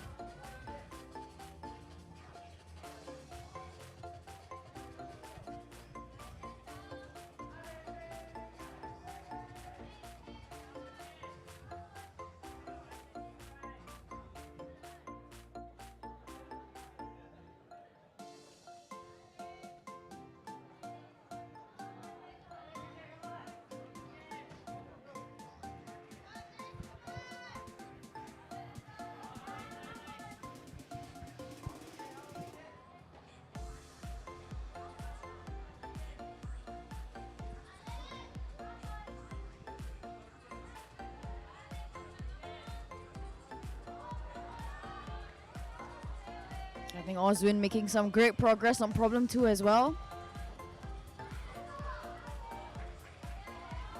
Very nice technique. Squeezed in a rest.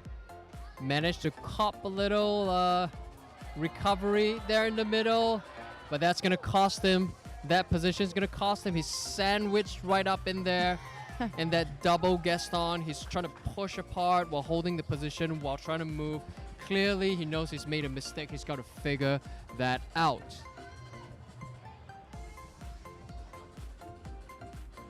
So intense. So much is happening, like all the time. On the walls, across each problem, all within 5 minutes.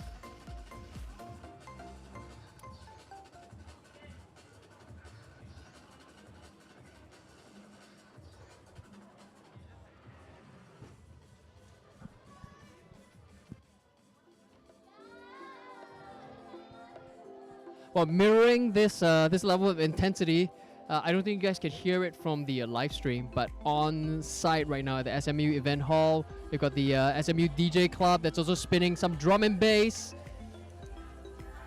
Equally exciting and intense music to accompany the intensity and to match the intensity of our climbers here on the walls.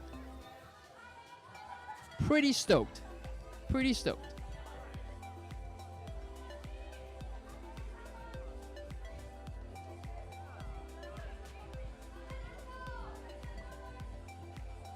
Hey chat, as we go on the live stream, chat, welcome. Welcome. Copy and paste the link, share it with your friends and families, let them know that this event is happening. This is the SMU Gravical 2023 open category for men semi-final rounds. Top 20 competitors in the field. They are facing off today. Only the top 6 will proceed to the grand final rounds. I want to know something, chat. I want to know your opinion. Do you like the coordination dyno kind of parkour movements that's so popular in competition climbing nowadays? Do you like them? Do you do them? Do you hate them? Do you not know what they are? Let me know.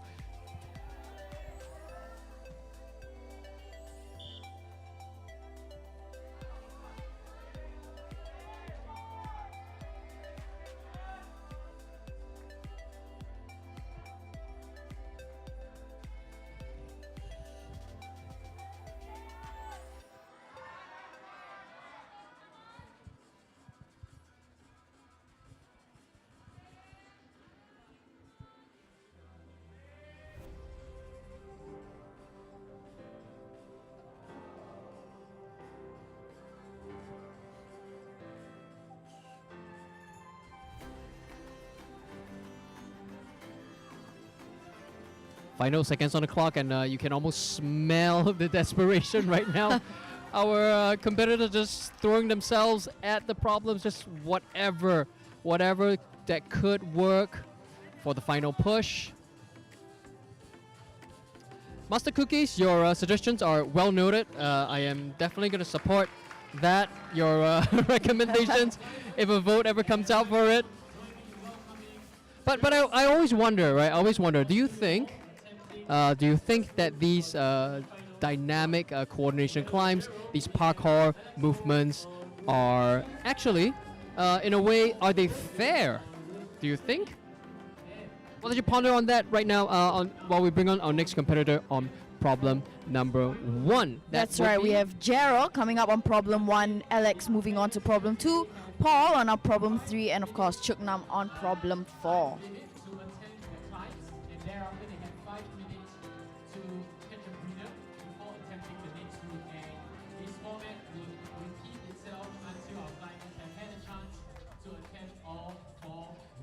Yo, that was a little unexpected for Paul on 3. He almost just got spit out right by the wall. Yeah, right before he securely controlled his position around the zone.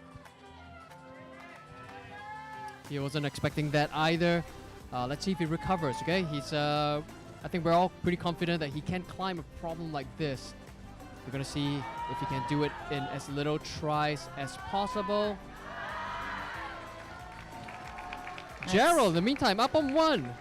Clearly very happy that he's got the finish, and in a good number of tries too. I think only 2 tries so far. Yep, seems like 2 tries. Yo, so Gerald, I think is one of several names that you're gonna want to watch out for in the competition scene. Along with Alex. Up onto, he's making it look really easy right now. And he really has that same style that Dennis is known for, that slightly dynamic movement. He knows how to use his momentum. He knows how to control his positions. He knows how to gun for the grips, the precise positions he needs to be in.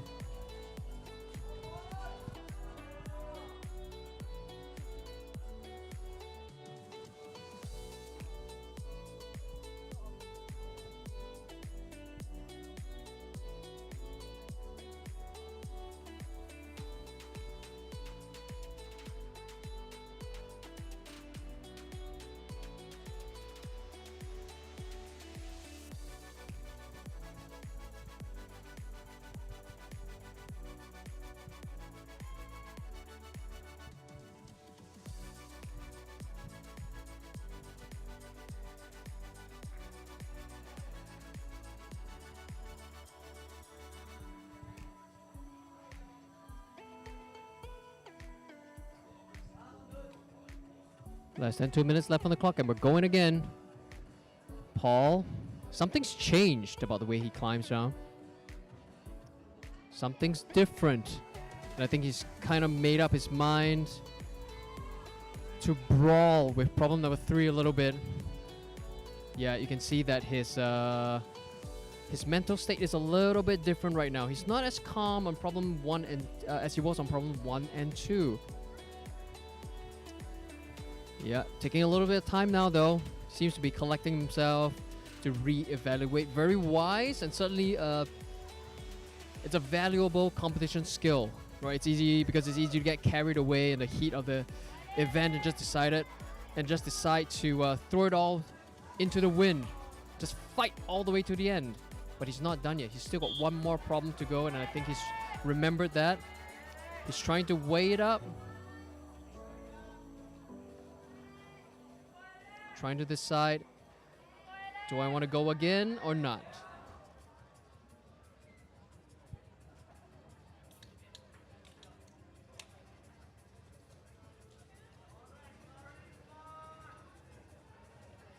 So tense. This looks like the last attempts for both Alex and Paul.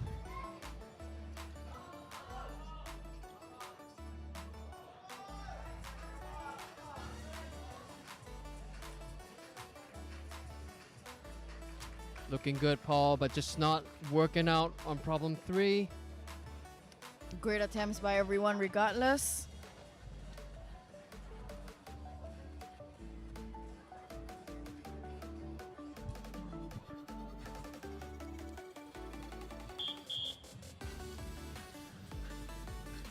Of course, with that, we are bringing in our newest competitor. We have Man Hei Chung, who will be competing for problem 1. We have Ziqiu, who will be doing problem 2, Oswin on problem 3, and Ping Tian on problem 4.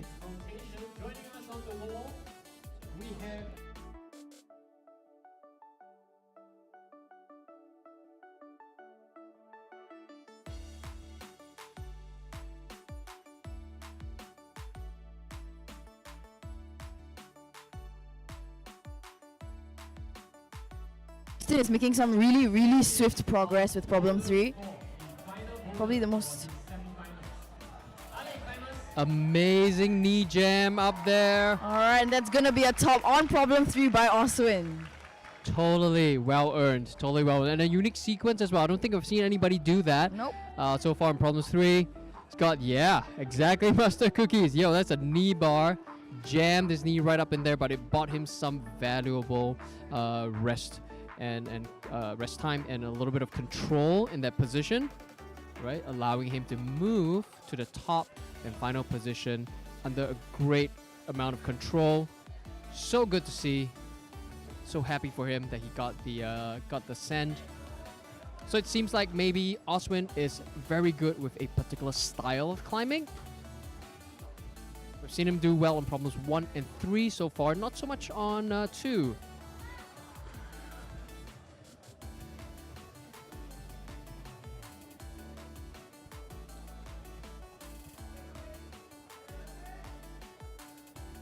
Manhei getting to know the nature of the beast. Up on problem 1, he got up right into the sloper real quick. And, in fact, he made a pretty good attempt at finishing the problem. But something was misaligned, just a little bit. Look at him, so confident on the run and jump.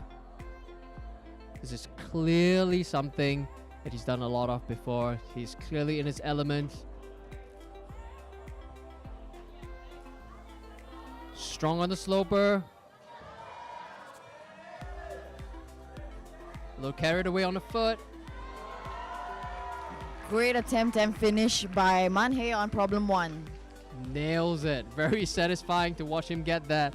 You can almost feel and share the fight with him, yeah? Fantastic effort. You love to see it. Up on problems 2 and 4 now. I believe that's ZQ and Ping Qian. Ping Qian's up on his last problem for the day. I think he got to the zone so far. Yep, hit the zone so far, but same bottleneck as most starters, I believe. Yeah, that seems to be the hard part right now. We haven't yet seen someone who can unlock that last part to balance so precariously and yet still stand up to reach the next position.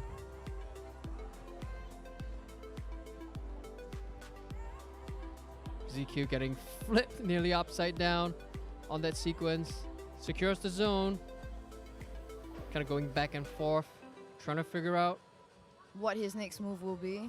Exactly.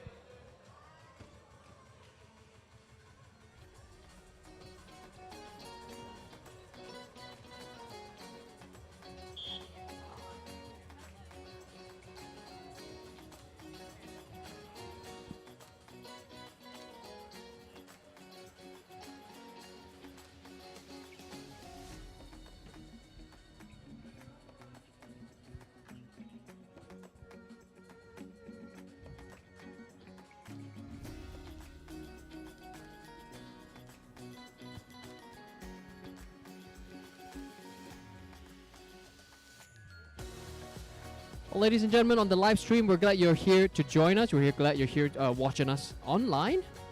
We're coming to you live and loud from the SMU Event Hall. This is the SMU Gravical 2023, proudly brought to you by the SMU Office of Student Life and the SMU Climb Team. This is the open category for men semi-final rounds. We are into the top 1, 2, 3, 4 semi-finalists for this event right now. In fact, on problem number 1, we are switching it over. We're turning it up right now with Dennis coming local in. legend Dennis Chua on problem 1. He's joined by Gerald on problem 2, Alex on 3, and Paul on 4. Almost an all-star cast right now. All right, boys and girls, it's time to take notes. We're going to have our demonstrations right now. We're going to see the solutions for some of these problems, hopefully. I think we are yet to see any solutions for problems 2 and 4 so far. But 2 has definitely seen more progress than 4. Totally. We're going to watch and learn. Gerald, very relaxed on problem 2. He's just flowing with it. Very impressive. Look at that pinch strength up into that. Seems to have chosen maybe the most physically demanding way across.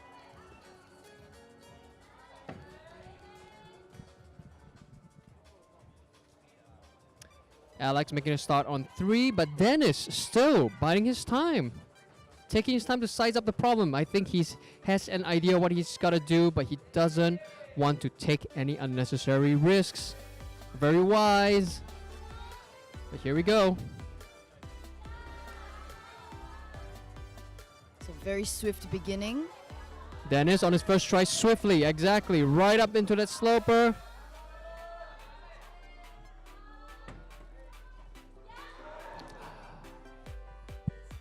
Denied in that very last moment. What a heartache. Ooh, little shock to the system there. He's gonna have to recover from the unexpected slip at the last part of problem 1. Alex, in the meantime, making progress on 3. Trying to figure out. I gotta say, David, you know, it's quite amazing watching some of these climbers. Just how different their various their respective strengths are. Like some climbers, I clearly remember seeing them not struggling at all on problem 3. For example, that little crimp right in the middle of the problem on the underside of the volume. Many of our competitors reached up to it, held on to it, and moved off with no challenge at all. Very swiftly, very smoothly. But so many of the other competitors, now we're starting to see them struggle just a little bit to keep their grip on, and many in fact are slipping off. So this seems to suggest that some of our climbers are just really, really good with certain ways of climbing. We're seeing a very steady grip by Gerald on problem 2. It's that crimp at the top, isn't it? And Dennis taking it down. Problem number 1. Securing it. A good start to be sure. Paul trying his best to finish the event well. This will be his last problem. His last couple of tries. He's trying to get his head back into the focus, head back into the game.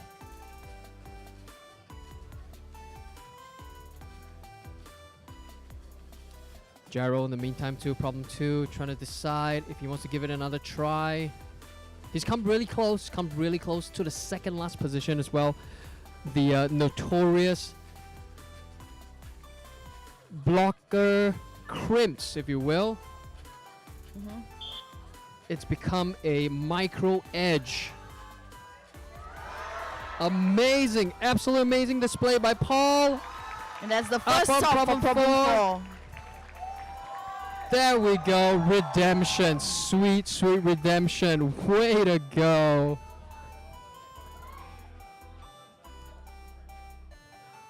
Sheesh for Paul. Problem 4. Nice, chat. I like that.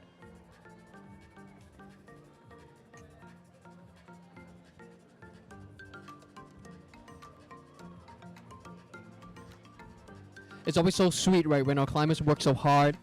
They're denied again and again and again, but because they persist, it pays off, and they finish that that climb, that sweet, sweet redemption. This is what we're here for. This is what we live for. Well done.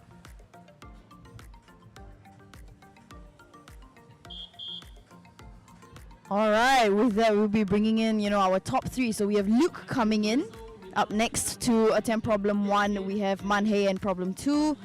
Secure at problem 3, and Oswin doing his final problem for the day.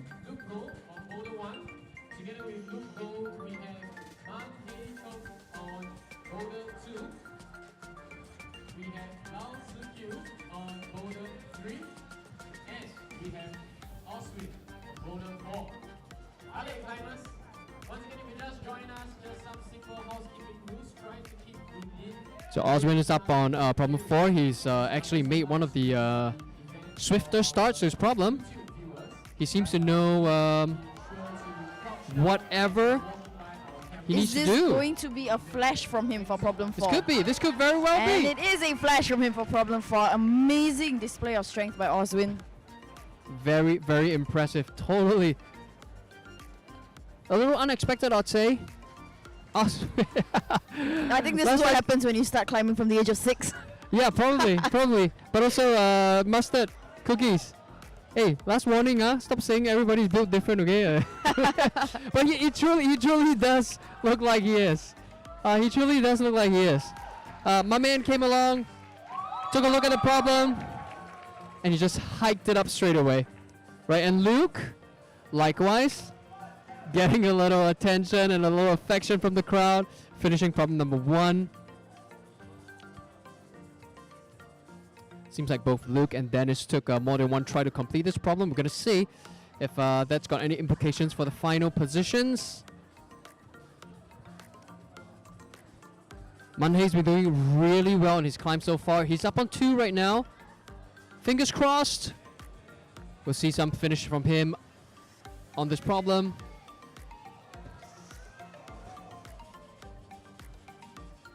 Super demanding position. Huge move on the overhang between the 2 pinches. Up to the 3rd one. To be fair, the pinch on the 3rd hold is not the worst that they've thrown at our competitors, but to move from a position where they're stuck between the 2 pinches, 2 narrow pinches, to move suddenly to explode outwards towards that pinch on the side, I think that's the killer move right there. And then when you're all kind of pinched out, you know, it's been a consistent series of very high contact and high intensity pinching moves on problem 2. From there, you move on to another explosive pinch on the 3rd move. That I think is super difficult.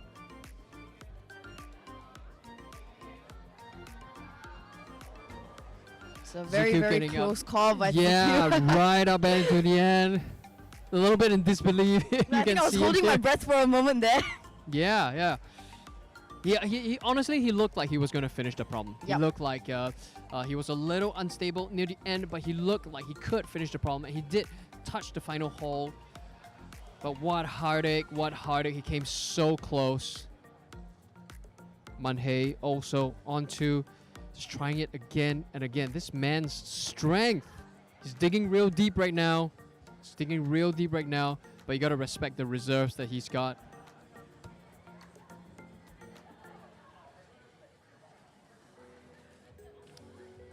One minute left, CQ. One more try. This might just be the time he cracks it. Exactly, this might be all he needs.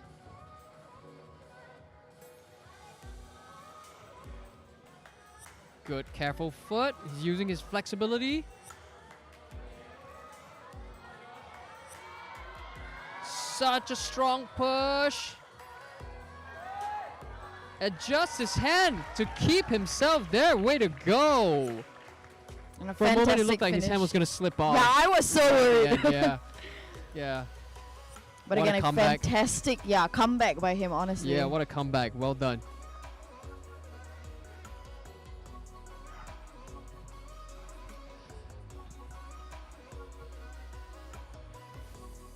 Final couple of seconds before we bring on our top 2 qualifiers for this round.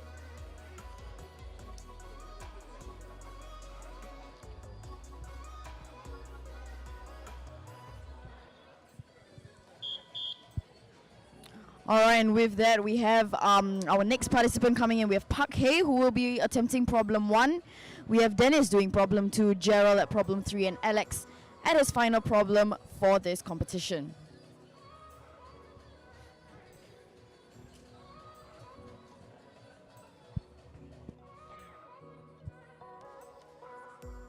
Right now on boulder 1, we have timer 11, Park Hae Lau, and together with him on the other boulders, we have Dennis Chua on boulder 2, we have Gerald So on boulder 3.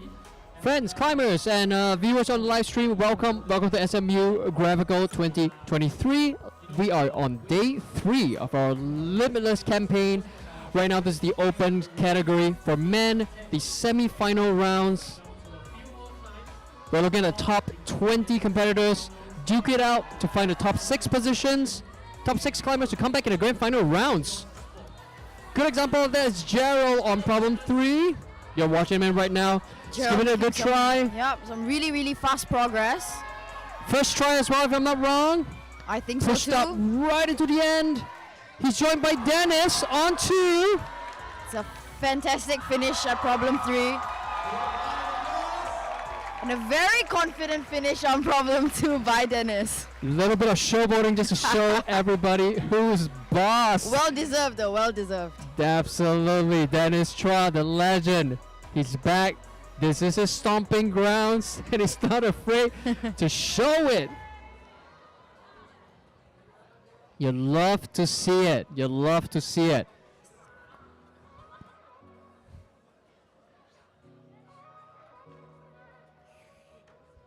This event has been really impressive so far. I think the challenges are difficult. To say the least. To say the least, for sure. But watching our climbers' performance, it's just jaw-dropping how far ahead the top level competitors are. You know, ahead of the pack. These guys are not just you know, really experienced and physically strong. These guys can perform under pressure. They can learn in a hurry. And they're able to unlock some of these otherwise, you know, mysterious betas and sequences on the walls. And just when you think, nobody's going to be able to do this, it's just too hard, everybody's slipping off at this point. It's just the easiest crack for them, the easiest solution to them. It comes almost naturally, if you ask me. Absolutely. Just turn right up and hike right through it. And like, yeah, show a little bit of showboating at the end. Never hurt. Just so you know who's boss. Paquet, in the meantime, problem 1, I think one of his first few attempts. He's joined by Alex on problem 4 as well, giving it his last go.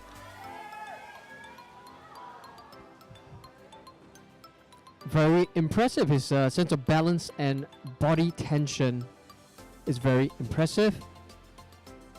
He's managed to secure his positions and move quite smoothly into the second last position.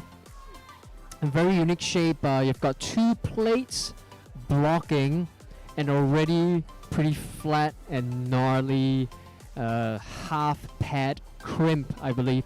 It's one of the cheetah or flat hold crimps that's really rough on the top bit.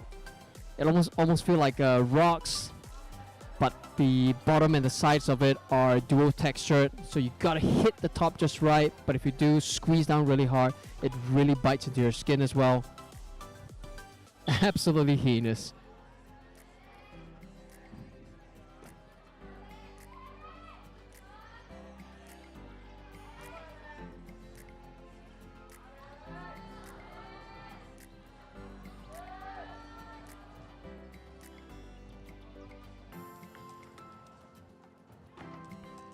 Alex looking like he almost needs to jump to that second last hold.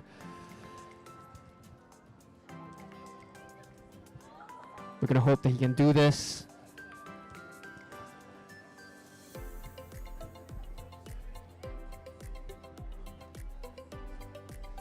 It's down to his final few seconds.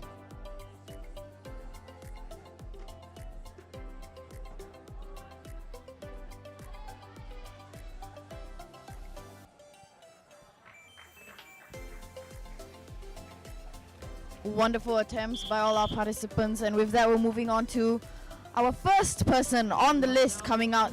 We have Gerald for problem 1, we then have Luke on problem 2, Manhei on problem 3, and Sikyu on his final problem for the day.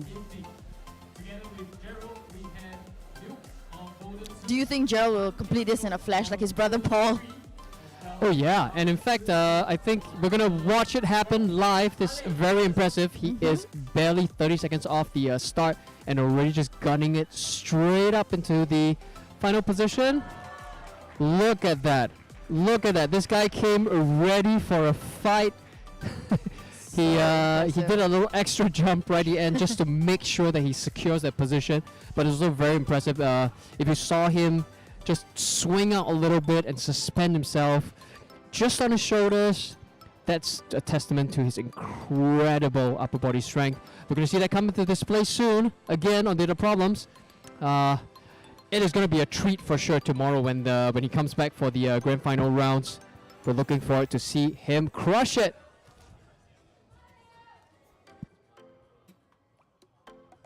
Manhei, in the meantime, on 3. Right up into the end. Very impressive. Very impressive. Pretty confident as well. Luke now on 2. Also making really, really quick progress. I think the key is to get that strong grip there, you know? Yeah, and while not losing your footing. Yep. Just like that. Okay, I think Luke's attempt here really showed us the difficulty with that position. Like if you grip really hard with the right hand, it looks like your body is gonna pull you to the right side, and your feet are just gonna slip right off. But at the same time, you know, because you're squeezed up into that really tight position, it's difficult to change your feet or change your hands. You gotta get the good footing from the beginning. You know? From the beginning, it looks like that could be the key. Get the good position, move into it, and not dwell On in it that too much. Yeah. in that challenge for too long, right?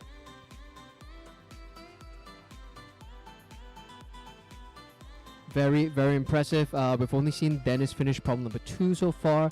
I think we're going to be in for a treat later with with Gerald. We'll keep our fingers crossed. We'll see. We could be in for a treat with Luke. Who knows? As well, yeah, Luke as well. Luke has been a very strong competitor in the local and regional competitions. So he brings with him a lot of experience. 10 years of climbing experience. 10 years of climbing experience, right? A good part of that has been in and around the region, in the circuit and the competitions, the competitive circuit, I mean. So I think he's no stranger to pressure. He's no stranger to this format of events. So he's certainly able to keep his calm. Mm-hmm.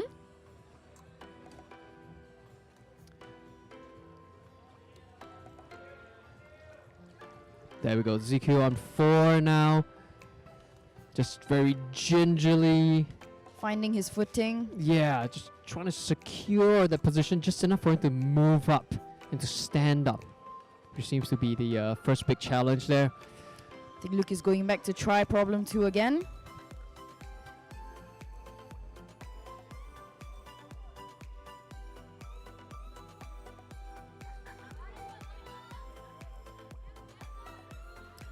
Final chance. Very strong. Still very strong and feeling really good. You can see him swinging about. Just bouncing with the movements. Good flow. Good flow.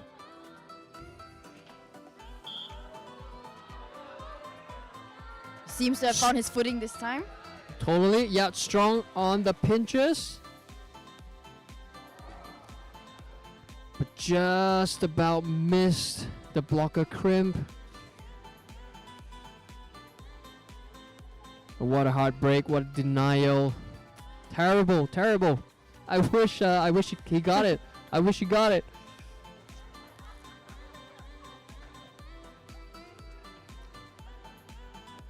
Turns out I think that that position is a lot harder to master, and that crimp is a lot harder to hit than it may appear, or Dennis may have made it seem.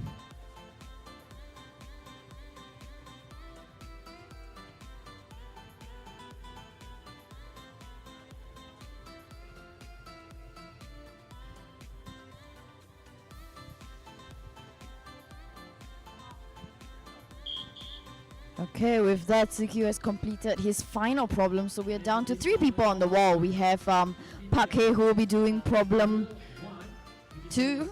Yes. And Dennis on problem 3, and Gerald on his final problem for the day. On the wall, we have climber 11 on boulder 2, and then it's Park Hae now. We have on boulder 3, Dennis Chua, and on boulder 4, Gerald So. Allez, climbers!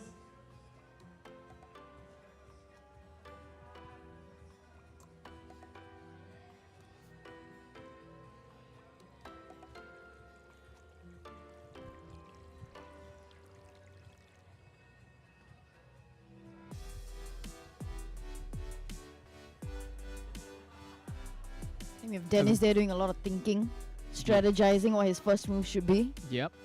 Very consistent with his performance so far. He's being very strategic, deliberate about his strategy too. Like he doesn't want to waste his attempts because it's going to affect his final score, bearing in mind.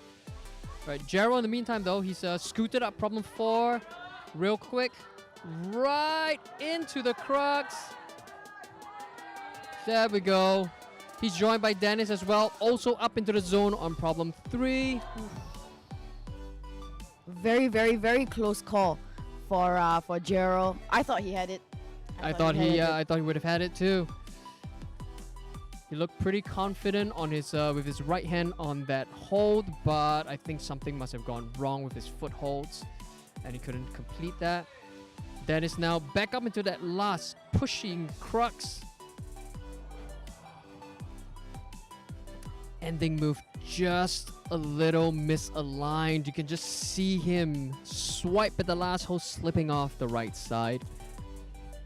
What a close call, what a close call. He's gonna make some adjustments to his final positions.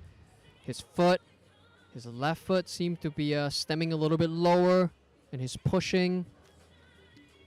He might just have to get a little bit closer into the wall to get that extra reach to secure the good spot on that final hold. Gerald again on 4. Very impressive start so far. Let's hope he can finish this. We've only seen, I believe, Paul finish his problem so far.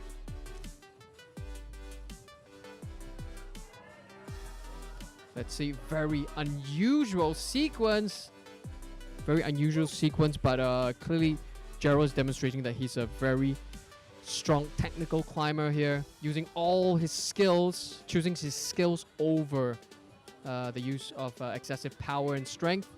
Very wise choice.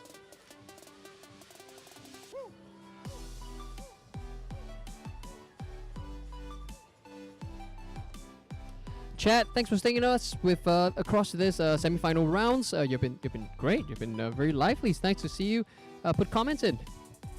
Right, stay with us for a couple more minutes if you can, because we are down to our final 2, 4, 6 competitors. So we will probably have about 5 or 6 more rotations before we are done with this event, and then we're gonna bring on the ladies after this. So one more time, Dennis is gonna try to get the send on problem 3. He needs it to secure his position in the final rounds. There we go. Solves the problem and ensures that he doesn't make the same mistake twice. See that little head shake? I think he's just chastising himself just a little bit for not having solved that problem earlier. All part of the game. All part of the game. You can see clearly just how high Dennis's expectations of himself are. But Gerald, in the meantime, on 4, looking good. Back in it again. Always the left foot coming off the volume, costing him his position, even though his right hand is secure, but I think he's going to need a little bit more. His body weight on the wall, you know. Yeah. Pressing against the wall is what he requires, I think. Find a way to keep him there, because by the time he stands up into that final position, his left foot is hooked onto a really precarious handhold, really small one, and his right foot is on a sloping foothold as well. So it's just not sustainable. And right now we're starting our next rotation with Gerald on. Alright, so with that we'll be done with Gerald's attempt at problem 4. We have Gerald going into problem 2. We have Luke on problem 3 and Manhei on problem 4.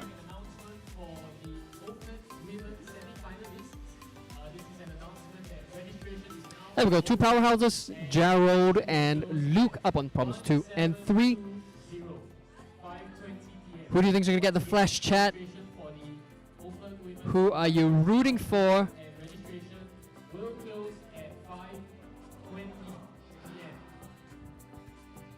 What an unexpected slip there for Gerald on 2. It was impressive how he saved it for a few moments there. I thought he had it for those few moments. Yeah, that was pretty unexpected, to be honest. Luke as well. Unexpected slip there, right at the just past the crux on problem 3. Truly, as the saying goes, the ball is round. The event is not done yet. right? Just because our climbers are really strong doesn't mean that they can underestimate these challenges, clearly. Gerald and Luke getting a little shock to their systems up on their respective problems. The challenge That's is okay. always fun. Yeah, challenge is always fun. Yeah, to- that's okay. We believe in them. Yep. There we go. There we go. Gerald solving it now. There we go. I think he's determined. He's determined not to let that distract him, not to let that get the better of his attempts.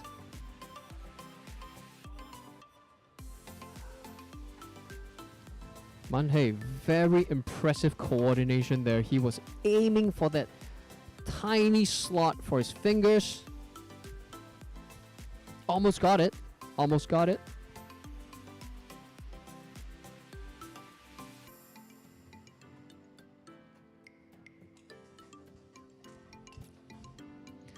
Alright, so for all our friends watching on the live stream, joining us there, I just want to let you guys know that there is something interesting that we refer to when it comes to this event format.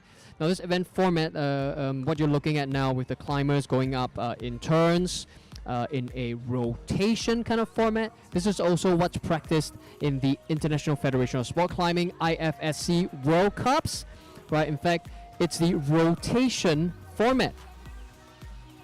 Right, so every time you hear that happening at an event or at a competition, this is what we're talking about. The climbers each take a turn. They spend the same amount of time climbing as they do resting per challenge. And you got to go through all the challenges in turn. Luke on 3, back up to that crux. The problem that Dennis needed to solve, but it looks like he might have a solution. Well He's found done. his solution. Yeah, not to be outsmarted. Very good call there by Luke on problem 3. Come on, Luke, says Amanda Tan. Pays off, your support. Look at that. Thanks for supporting. It pays off. Of course, we have Gerald back on problem 2.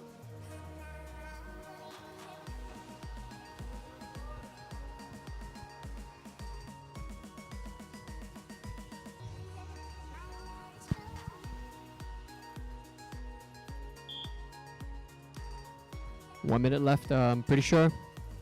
This is a little unexpected and unusual for Gerald. Right. So in every event and every competition, this is a bit of a battle of the minds, right? Bit of a psychological fight that he's got going on. He's got to stay calm, he's got to stay focused. Not get distracted by the challenges, right? Or let his expectations get the better of him. There we go, Monday finally nailing that movement. It's a wonderful finish by Manhei at the end of his final problem for the day. Yeah, securing it, and what a relief too, because he had less than about 10 seconds left. Yep, very, very close call. Strong finish, strong finish. And of course, with that, we are moving into Park Hae, attempting problem 3, and we have Dennis doing problem 4. Number 18, Dennis John on N4. And as you can see right now, the first 2 boulders are now empty, and because we are slowly reaching the tail end of our open men semis this evening. Once again, gentle reminder to all open women semi-finalists, the registration closes at 5:20 p.m. So if you have not registered, please go ahead to do so. All right, Park Hae is starting hit first with problem 3.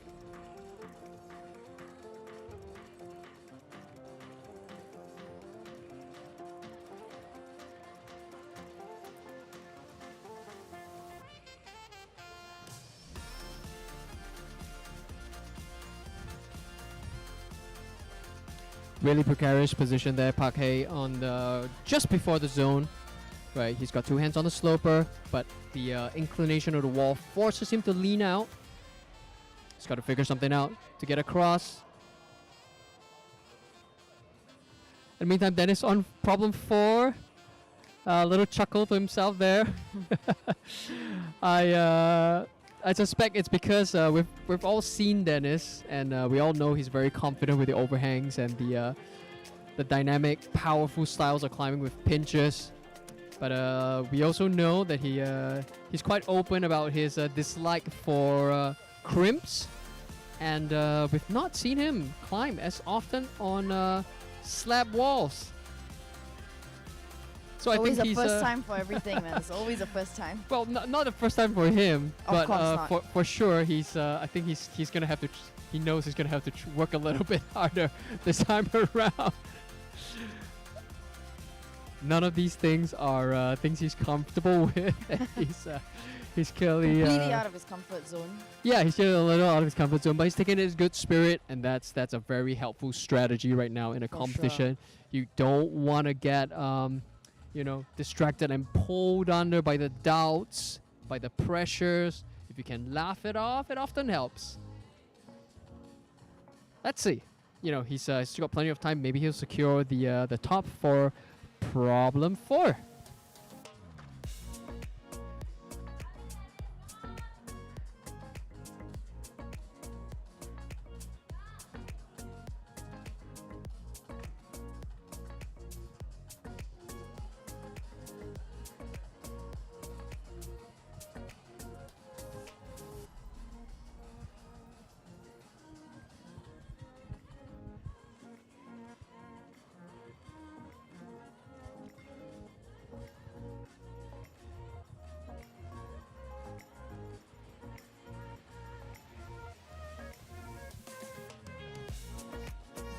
Pulling out all the stops right now, trying all the tricks he's familiar with. Dennis on problem 4, a little bit of coordination movements, a little bit of dynamic movements. We're gonna see what works, okay? He's good at that. And he knows. He's comfortable with it. So perhaps this could be the alternative solution that he needs.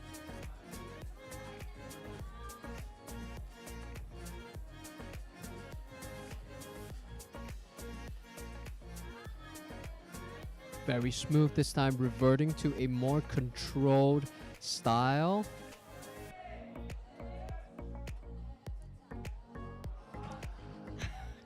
Little cry of frustration from Dennis there. Most definitely. You see him try so many times, and it's right up into the one thing that he does not like. It's a little half pat crimp. It's sharp. It's heinous. It's small. It's not what you want. Small but deadly, honestly. Small but deadly. Very deadly. I'll tell you, very, very deadly.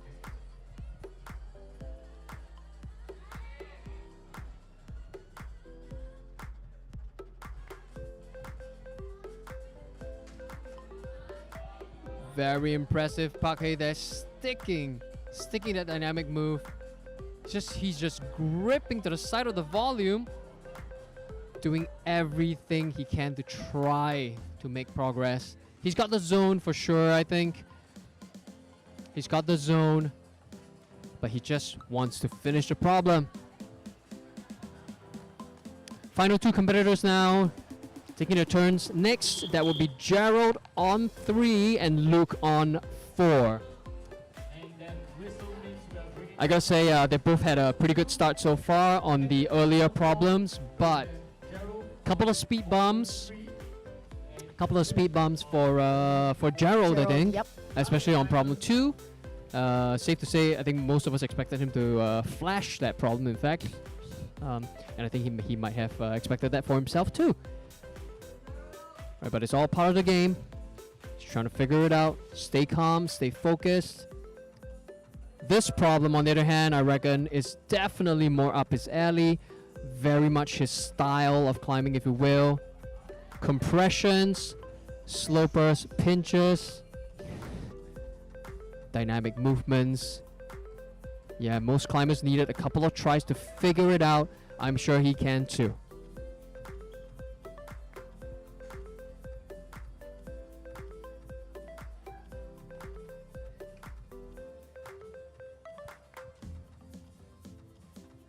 Luke, in the meantime, still on his first try, making really good progress. He seems to have figured it out. Or he's learning. Very, very close call. Almost had it. That's it. Almost had it. That's right.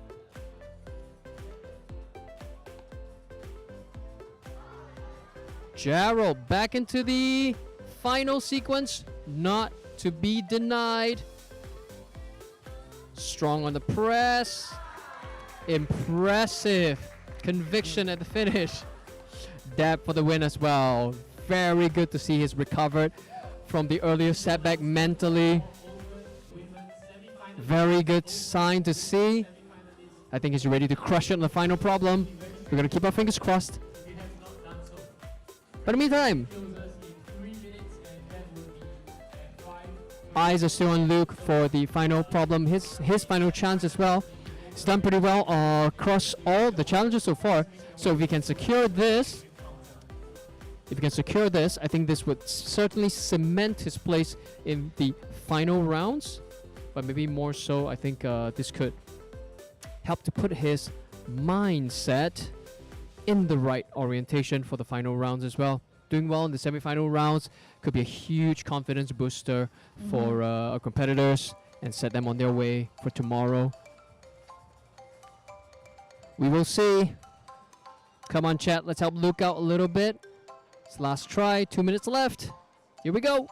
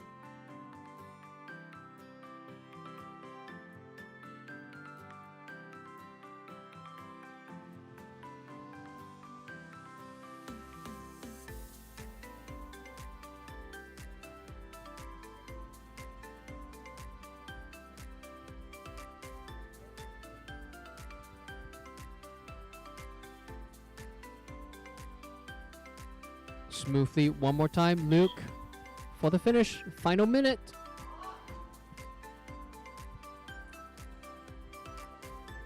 Getting so close each time. So very close. That last handhold is second last handhold is just really hard to secure. He wants this. He wants this, you can see it.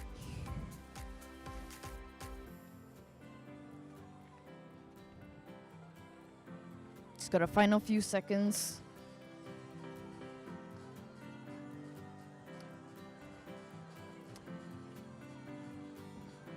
What a fight, what a good fight, Luke. I think he's out of time for now. But that's okay. I think he still did pretty well across the challenges. 1, 2, and 3. A wonderful attempt regardless. Still very good, yeah, indeed. Very good. Alright, we next we have Park Hae up on his final problem for the day.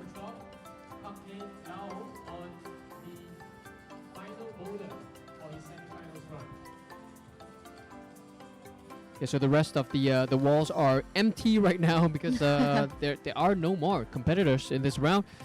We are down to the last two. In fact, Park Hae and Gerald. Gerald is resting right now. So Park Hae, he qualified pretty well in the earlier rounds, so that's why he's here right now as the one of the last two competitors to go on. Let's hope he brings some of that legendary magic back for the finish. Very, very impressive on the first try. Fumbles the foothold though. Very, very close to the finish.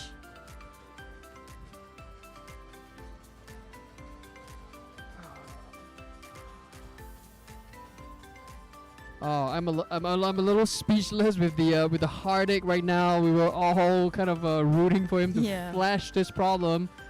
would have been one of the most impressive displays of climbing prowess and technical skills. But turns out that foothold.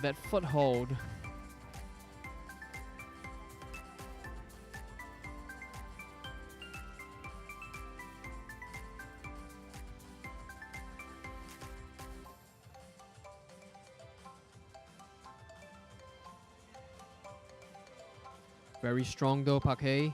He's barely rested for a couple of seconds and he's back at it again.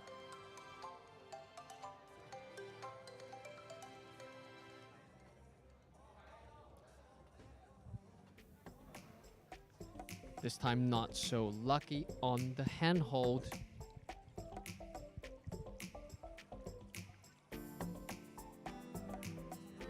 Got to compose himself again, cleaning up the handholds, the volumes on the walls. That's what we call the big gray shapes and features on the walls. We call them volumes. Now, cleaning up the volumes for this problem in particular is very is essential, I'd say, because most of the time our climbers seem to be contacting the surfaces directly. The shoes are going directly onto it. Your hands are going directly onto it. There are very few options for assistance from like additional footholds and handholds. So they've got to make sure that the volumes are clean as much as possible so they can grip each position well, control it very well, because on this slab climb in particular, I think a big requirement is balance and coordination. I think he's finally gotten the foothold and the grip. A wonderful finish on his final problem by Park Hae. Fantastic, yeah. He took it down. He took it down after a couple of tries. Shaken but not deterred. Very good. Very good effort. Very good effort. I think he's actually performed consistently well across all the problems right now. I think he stands a pretty good chance to come back into the final rounds. Right, so as Gerald's gonna come onto the stage soon for his final try, I just want to ask, chat, if you've joined us to watch this event so far, the semi-final rounds, what do you think? What do you think? Who is gonna come back in the top 6 positions? Who do you think is coming back? Who do you want to come back? If you're in chat, if you're joining us so far, type in the comments. Let us know. I have my favorites. I'm sure you do too. Yeah, I want to know. I want to know. Who do you think is going to come back tomorrow for the final rounds?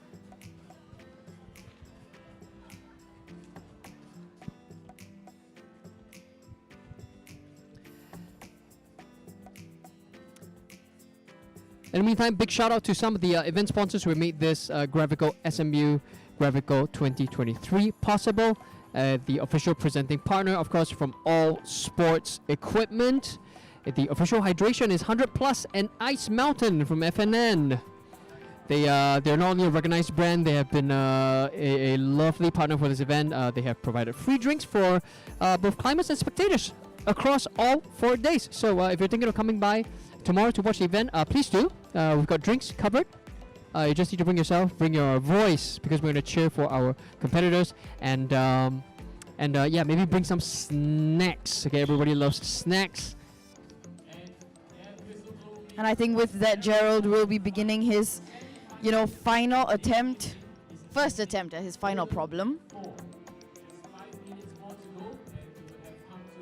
Here we go, Gerald Verossel. It's the final 5 minutes of our competition as well. Ale Gerald, indeed.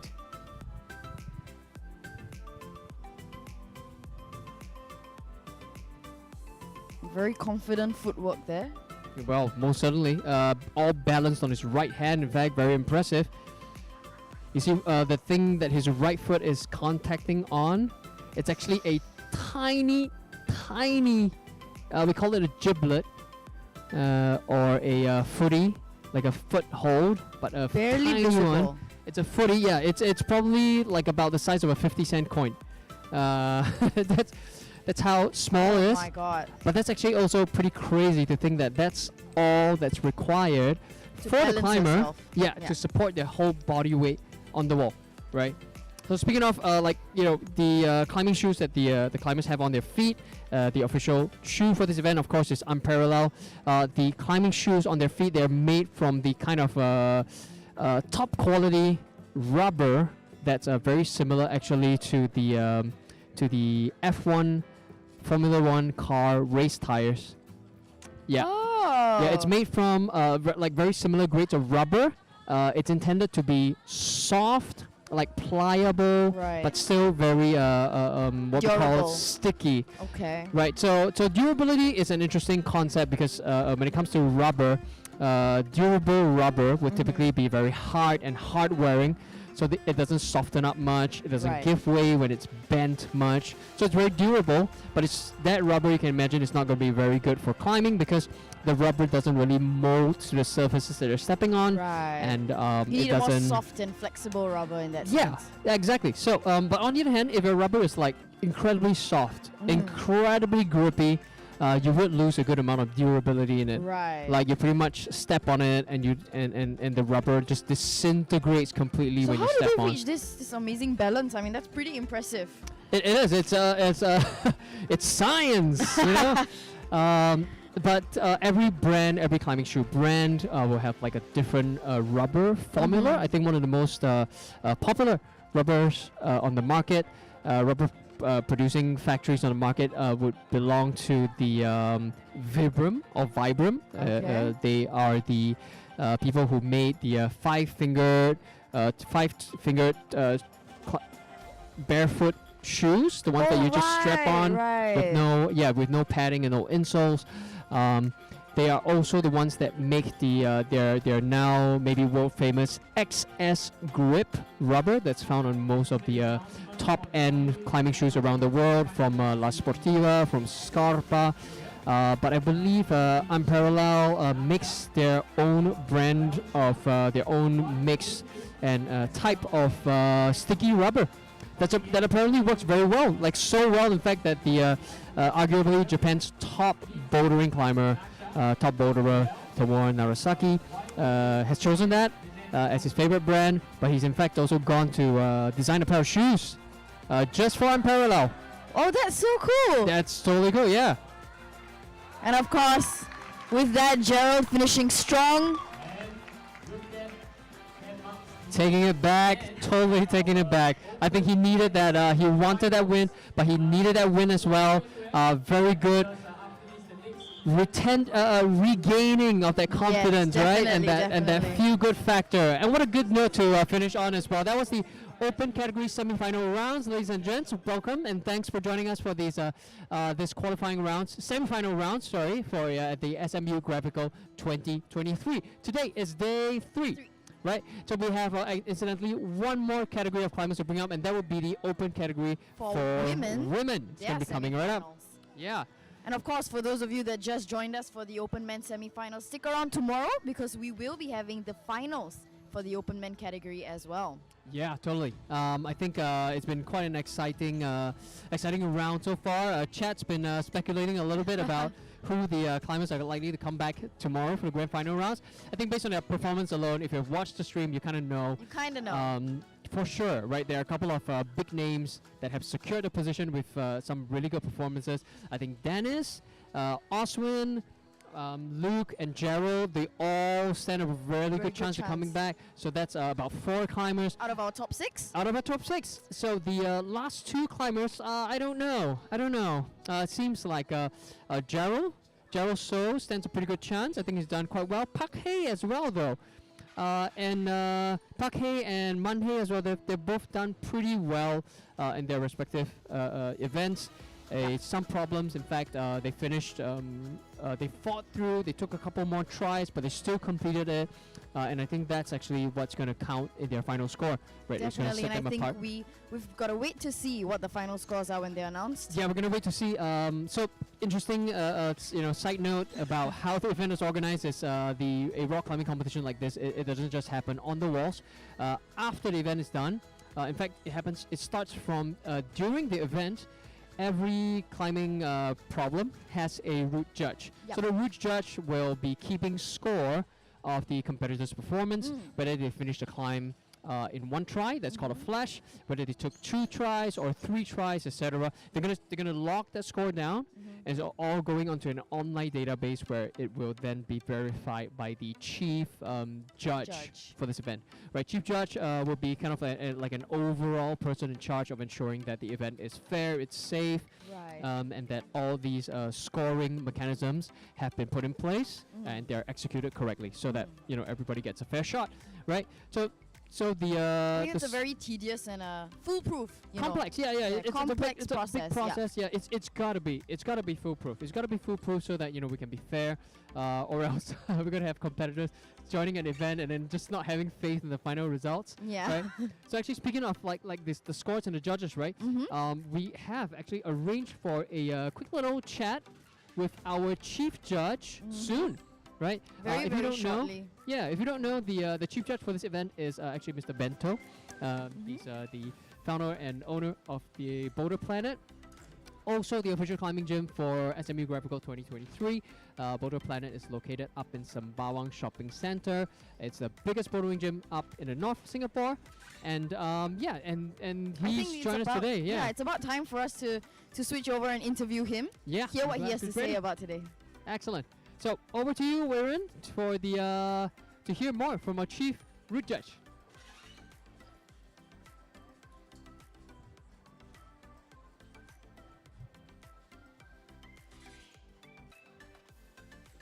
Okay, so right now over here with me, I have 4 very special climbers, and there are 4 climbers coming all the way from Hong Kong. Okay, I'm gonna let them sorry. introduce themselves for now. So climbers with me, can you introduce yourself? How long you've been climbing, and how do you find the whole event here today so far? I'm Zhong Wan Hei, and I climb for 7-8 years. And my friend told me to join this competition. Okay, cool. How about yourself? My name is Park Hei, and I've been climbing for 8 years. And I think the competition is very good, and the atmosphere is great. Nice atmosphere. How about yourself? I'm Lao CQ, been climbing for 7 years. I started climbing because there's a climbing gym nearby my house.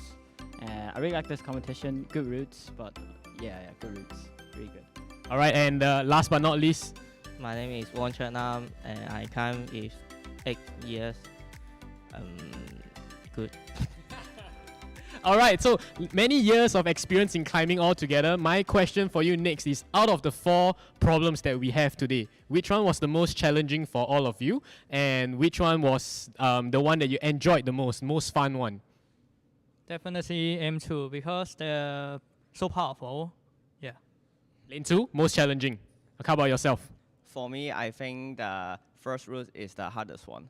I just can't catch the last 2 holes. Last 2 holes, okay. And yourself? I think the M2 is the hardest. There are barely any footholds, so you have to be powerful in campus. And lastly? Also M2, I think is so powerful. Yeah. M2 seems like M2 is the current consensus that it's the most challenging route. Now, for any of our new climbers, right, for people that want to pick up climbing, do you have any words of advice for them, right? Whether they are from Singapore or whether they're from Hong Kong, anything you want to tell new climbers? Just don't give up. Don't give up. How about yourself? I think just climb more and just enjoy climbing. Climb more. And yourself? Enjoy, have fun. And how about you? Also enjoy. Enjoy. Okay, so you heard them, right? Enjoy, don't give up, and most importantly, you must have fun while you're climbing. Thank you so much. Can I invite you to take your leave from the interview right now? And we're going to invite up our next interviewee, and he's also one of our semi-finalists this afternoon. I'm going to let you introduce yourself. Can you let everybody know your name, how long you've been climbing, and are you representing any organization? My name's Luke. I've been climbing for a decade. I'm representing FitBlock and Neon Poly. Yep. Cool. Okay, so Luke, same question as earlier, right? Out of the 4 problems that we saw today, which problem was the one that challenged you the most, and which one did you enjoy climbing the most? I think all of them were difficult, but in different aspects. M2, I'm not good at very physical climbs, so M2 is definitely the hardest for me. As in, you can see from the results that it's really the hardest because one person topped it. I think the most fun was M1 because of the jump. It looks the coolest. Okay. And yeah, it's you have the most fun climbing it. Yeah. Nice. Okay, so it seems like really throughout the whole competition, like Luke mentioned, right, we only saw one top in Boulder 2. Luke, for our viewers, right, at home and for anyone that's watching this after today, if they are looking to start climbing, what advice would you have for our new aspiring climbers? Try hard. Try hard? Yeah. Anything else? No, that's it. That's all you need. Yeah. That's all you need. Okay, try hard, have fun, don't give up. Thank you, and that's all we have. And we're going to throw, right now, we're going to cue in some of the school videos that we have, so please enjoy.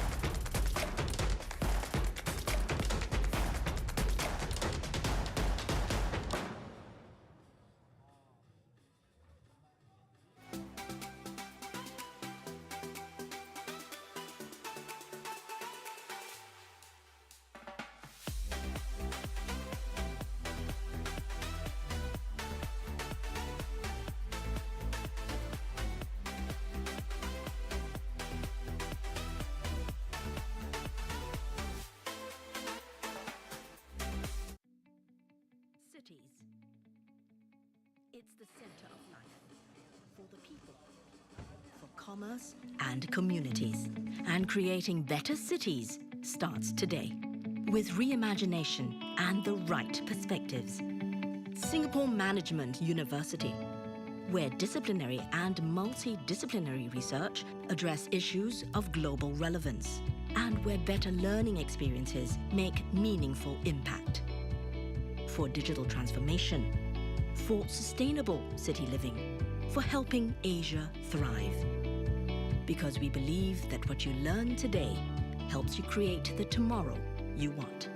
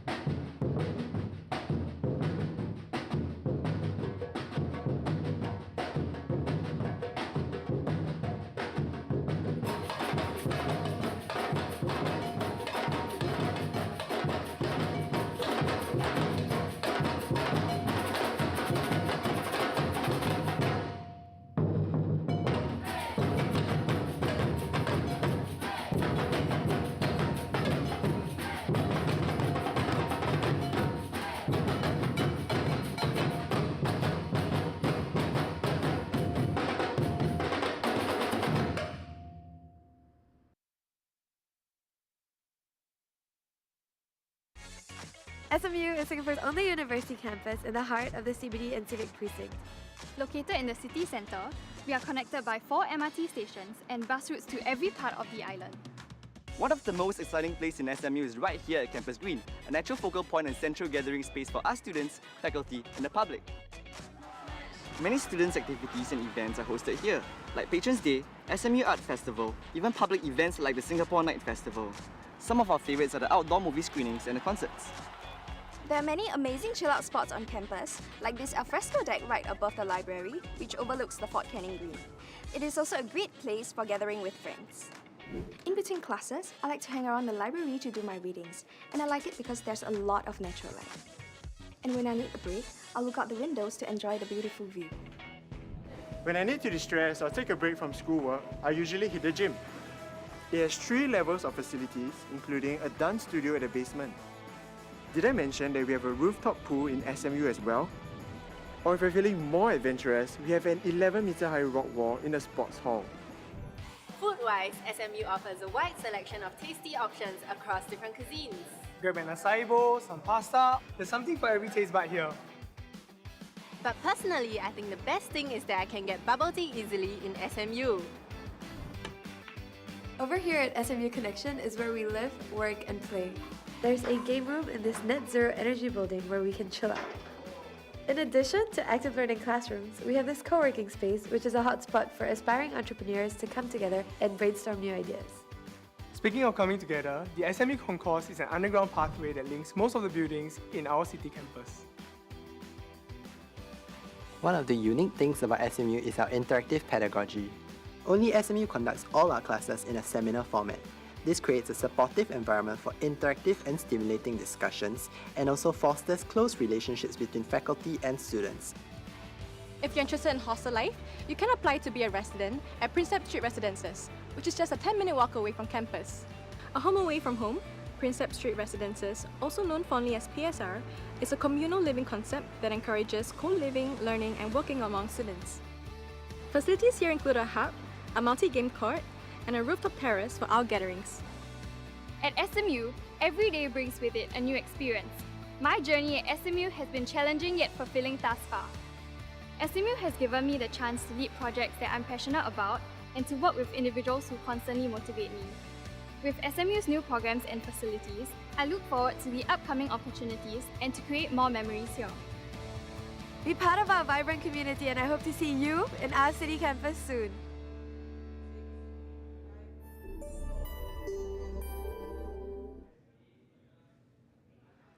And I'm back here with a very, very important man, right? I'm not going to introduce him because I'm going to let him introduce himself to you. So, sir, can you introduce yourself to our viewers at home and let them know what is your role in this competition for the past 4 days? Okay, my name is Bento. I'm the chief judge for the event, and my role is to ensure that the setters know what they're doing, the judges know what they're doing, and the result tabulation is correct, and ensure that everything ties in together. Right, so you are the man of the competition, right? You are the game master of the competition, so to speak. So with so many things to do, you just mentioned, the setters have to do their job, the judges have to do their job. What is one of the most challenging aspects of being a chief judge in a competition like Gravical? Well, the thing is, it's student run, right? It's student run event. So every year the students graduate and they move on, and it's a new batch of students. So the biggest difficulty is ensuring that the new students who come on this year to do the event, like in 2023, that they are properly trained, they know what to do, and to ensure everything runs smoothly. So as someone that has seen different batches of students, I'm sure you have also worked with different batches of students.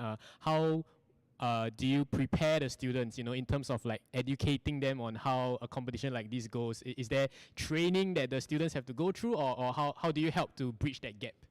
Actually, it's a pretty standard thing called AAR, after activity review. So after the whole event, there's a AAR done, and this is the so-called SOP and things that the next batch of students needs to look at and understand, so that they can improve on things that were not done well and make things even better. And that is what I see in Gravical. Year after year, it's getting better. Right, so speaking of a year after year getting better, so far, this Gravical, what have you seen that has left a positive impression on you based on the last 3 days of competition? Okay, I would think it was similar to last year, and that is the students. Not just students, the volunteers, the student officers, because for such a big event to come together and to make sure that things are running without hiccup, everyone needs to put in their lot, even volunteers who are not part of SMU. So that is something that's very positive and actually very touching. So I just have one last question for you, and that's a question on my head ever since you introduced yourself as a chief judge. Can anyone be a chief judge? Or, how many chief judges are there in Singapore? Is there a qualification test that you have to take, and how does that work? Okay, the thing is, I'm not an official IFSC chief judge. And if you want to go through the IFSC route, it's a pretty long process. That said, I would say that for local competition, there is not, let's say IFSC or national level. I would consider us as a competition that's, I would say, is international standard. But I would say that the requirement is simply passion. You don't need the so-called certification, I would say. Right, I think the message is very clear, across climbers, even from Ben himself, right? Everybody is sending the same message. When it comes to climbing, all you have to do is just have fun. You just need to have the passion, and you just need to not give up. Right, thank you so much, Ben, for your time. Right, great questions, great answers. Thank you so much. Right, we're gonna move over to look at a message from our sponsors, and we'll see you soon.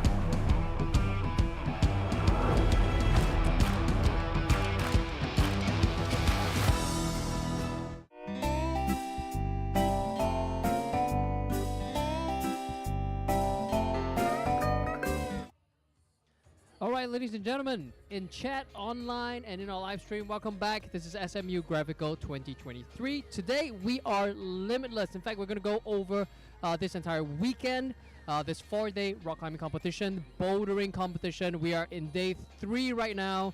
We're about to move into our next event category. But first up, big shout out to our event sponsors, the people who have helped us to make this competition possible.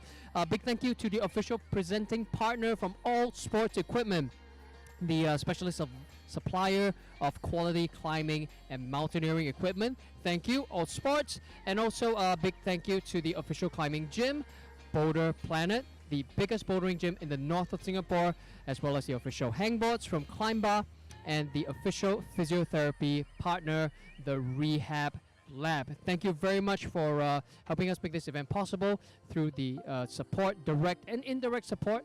Couldn't have done it without you. So, friends, families, in chat, share the link around if you will. We are about to go live into the event real soon, in a couple of minutes in fact, and we're glad you're here. If you're here in chat, if you just join us, say hi. We're gonna be reading it. You see this thing right here. That's where your the video feed and chat goes. We're gonna be reading there. So let us know your thoughts. We're gonna ask you some questions too. Post it up in there, and we'll do a shout out whenever we can. I think if I'm not wrong, the next category coming up should be the open women's category, right? That's the elite level for women's. What round would this be, Warren? So this would be the semifinals, and I believe we are seeing the top 20 women. Right, they took part in the qualifiers early this morning. I believe there was 23 qualifiers, competitors, and this is the top 20. Oh, okay. So 3 unfortunate ladies had exactly. to had to go home after their event today. That's right. Boo. Press F, press F. Yeah. Press. If you're in chat with us, F for our competitors had to go home today. 3 lonely ladies. That's right. Yeah, but I guess that's the nature of competitions, right? Exactly. You win some, you lose some, and you pick yourself up. You try again later, and try again the next time round. Yeah. Well, but as far as like competitions go, I think Singapore is one of the few countries in our region that has such a lively and consistent event and competition scene, particularly for rock climbing. Because I think in our region, not so many climbers have the number of climbing gyms that we do. They also don't have the number and types, variety of climbing competitions that we do. We have like 3 to 4 national competitions a year, bouldering competitions, and high quality ones as well, right? I mean, if you've been watching the live stream so far, you would have noticed that the SMU Gravical event location, the SMU event hall, the walls that have been set up, that it's truly quite a rare thing to come by. Very high production value, right? Very high production value, yeah. Once again, this event is brought to you by the SMU Office of Student Life, as well as the SMU Climb Team. And the SMU Climb Team is actually all students, right? And can you believe, right, something of such high production value is done by all students? Yeah. There's been a lot of late nights, too much bubble tea.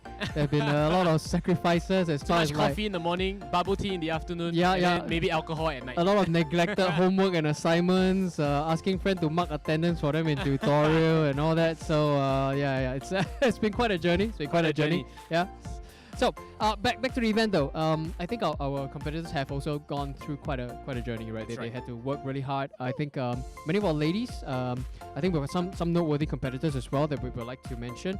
But many of them have put in quite a lot of time and energy to train consistently to prepare for this event, and to kind of arrive at this place where they are ready to test themselves a little bit, right? To challenge themselves a little bit, to learn and to continue growing, because I think everyone here is united in their motivation to want to be better climbers, right? This is like you've been studying for a long while. You're preparing for your exams, and right here in front of us in the wall, right? That's your exam paper. Would you say that it's kind of similar?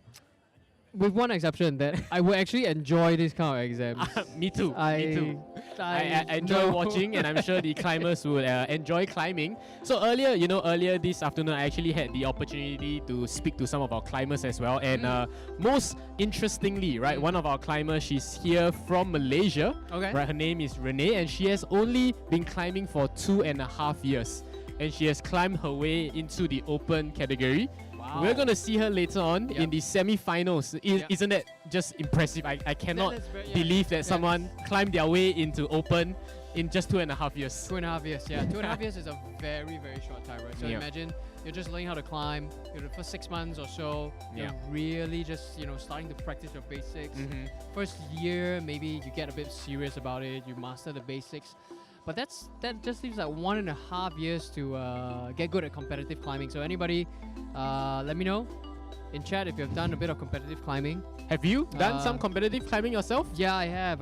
You have? And that was back in the days when I was still with NUS. I only started climbing when I was at NUS. Mhm. So yeah, the first I think 2 to 3 years was still a lot of competitions, small and Right, big. right. But it took us a long time even just to get to a good spot where you're kind of regularly able to take part in competitions and events, let alone 2.5 years traveling internationally to climb right now. So this is a new level, right? It's a new level and new, definitely new high expectations for Renee, for sure.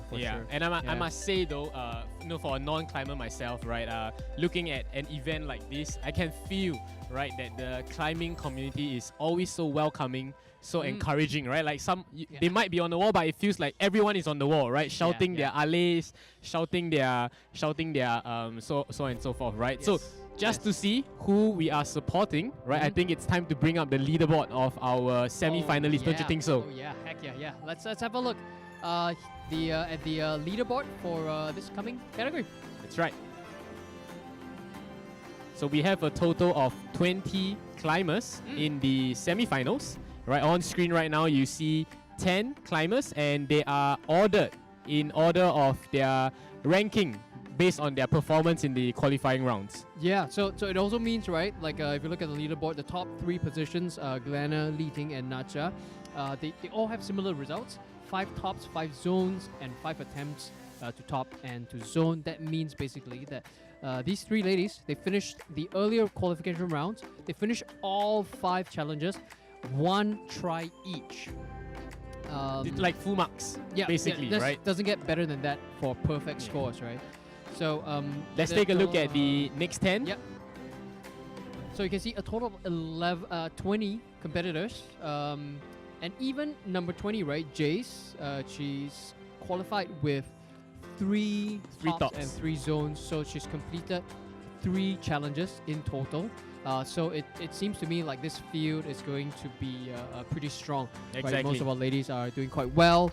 But this is the semi-final rounds, which traditionally will be a significant step up from the qualifying round. So like qualifying is a bit of a welcome party, the semi-final it's round, a warm-up. It's the warm-up, right? Yeah, this is when the serious, the real climbing starts, That's right, and it seems like we have our first climber ready, right? Coming on, and I think she's just getting ready before she attempts the first boulder of the day. And who's our first climber for the evening? Based on the leaderboard, I think we have Jace Tan. She's coming up on problem number 1. I believe our climbers are going to have about 5 minutes to complete each problem.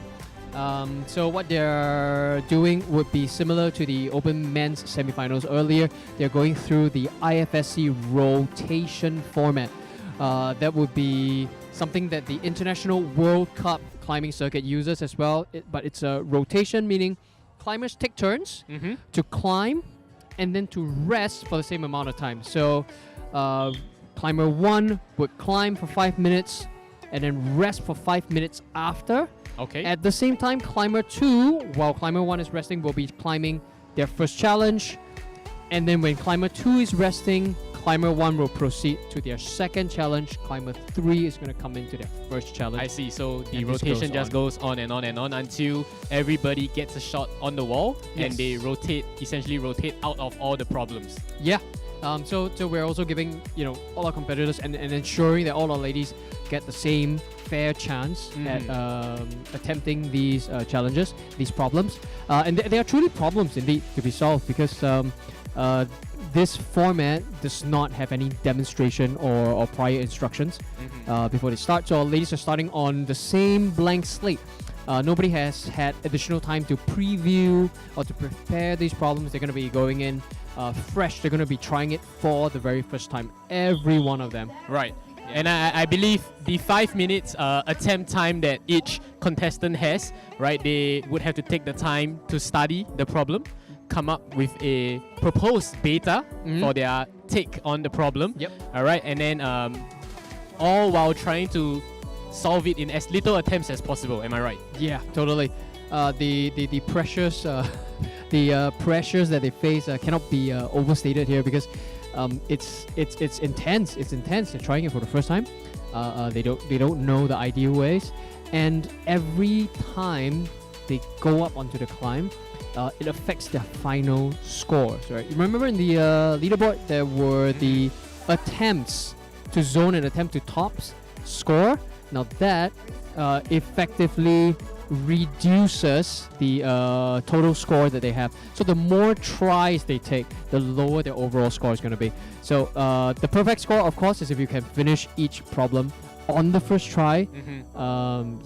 Within 5 minutes. Within 5 minutes. And so in the context of the semifinals here today, that would be 4 tops, 4 zones, and ideally in 4 attempts as well, right? That would be exactly as right. good as it gets for our semi-finalists this evening. Exactly right. And so I think our ladies are very aware of that expectation. But it's a minefield and mind games right now. If you step onto the stage, feeling the pressure already, I think that's going to affect the way you climb. So our ladies have to simultaneously manage the challenges, but also keep that mental game on point and keep all these insecurities and all these challenges and doubts in check, right? So our climbers are going through a lot. Friends, if you're joining us or if you want to join us, please share the link to everyone that you know who wants to watch the semifinals. That would be for the open women's category that's happening right now. Jace Tan on problem 1. Okay. And I see in the chat right now we have a avid supporter of Jace, Sunny. Right, Sunny says Jace. Right, and I'm sure Jace can feel your support all the way from here. Right, so Michael, as a ex-competitor climber, a competitive climber, I mean, talk me through problem 1. Right, like what are we dealing with right here on problem 1? Indeed, very interesting. I'm gonna take my time to talk a little bit about this mainly because I think the honor should go to Jace to solve this problem on her own. And I mean, not that she can't hear me, but I think there's something special to be felt and to be said about watching our competitor kind of decipher it as it goes, right? But there are some interesting things that we can already tell from the overview. This view in particular, right, the wall is actually quite steeply overhanging. I think it's around like 30 degrees or even closer to 40 degrees. Okay. So, make no mistake, whatever you see on the wall, even if it looks like it offers reasonable grip, it may not be as easy as it seems, right? Yeah. There's more to it behind. Yeah. The overhang is going to negate a lot of that. Even if it's a good grip on the overhang, it's going to feel like you need to pull with a good amount of strength. And I see that right now, right, we have many supporters of Jace coming into the chat, right? So be sure to share this link with your friends, right? Jace is gonna have around 1 more minute to attempt the problem. So give it up for Jace. Allez, Jace. I think Jace comes from Team NUS as well. That's where all that support coming from. Delia, if you can hear me, we need you to calm down a bit. You're using up all everyone's digital characters. Leave some for us, please. And then Sunny now joins in. Sunny, you too. Stop it. Leave some characters for us.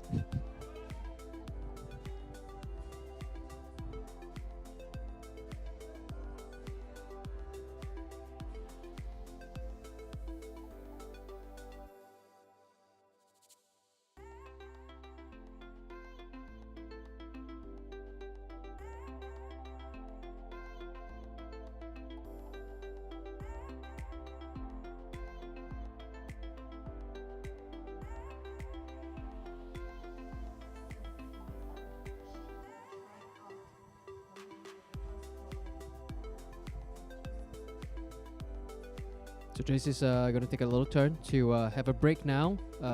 Well earned actually. First challenge already you can see from her performance, not as easy as it looks. Very big handholds and footholds, but clearly something else is required. All right. Next up we have Xin Yi. Also got some friends in chat now. Mustard Cookies, welcome back. It's nice to see you.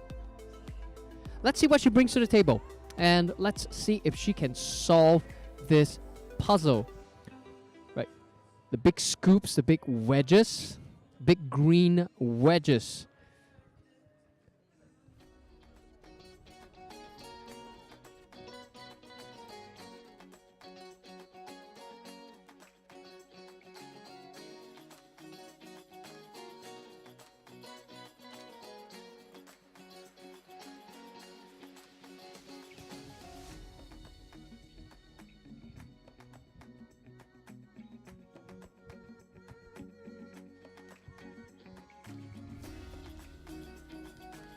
So I've just noticed something about this particular climb we're in on this first challenge. The problem has been set up deliberately across two wall angles. Okay. So even though the left side of the wall is consistently overhanging at 30 degrees, the right side isn't at the same angle.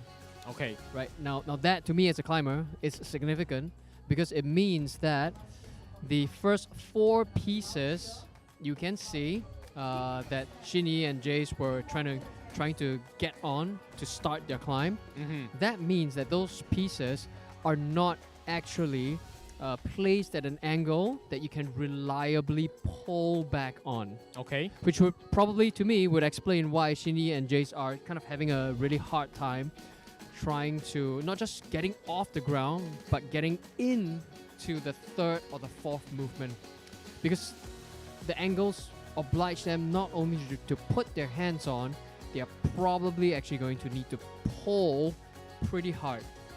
Okay, now a big part of the challenge is the fact that she's only got her right hand on that handhold. Right, you can see her fighting. You can see her fighting to stay on the corner of the wall, the arete.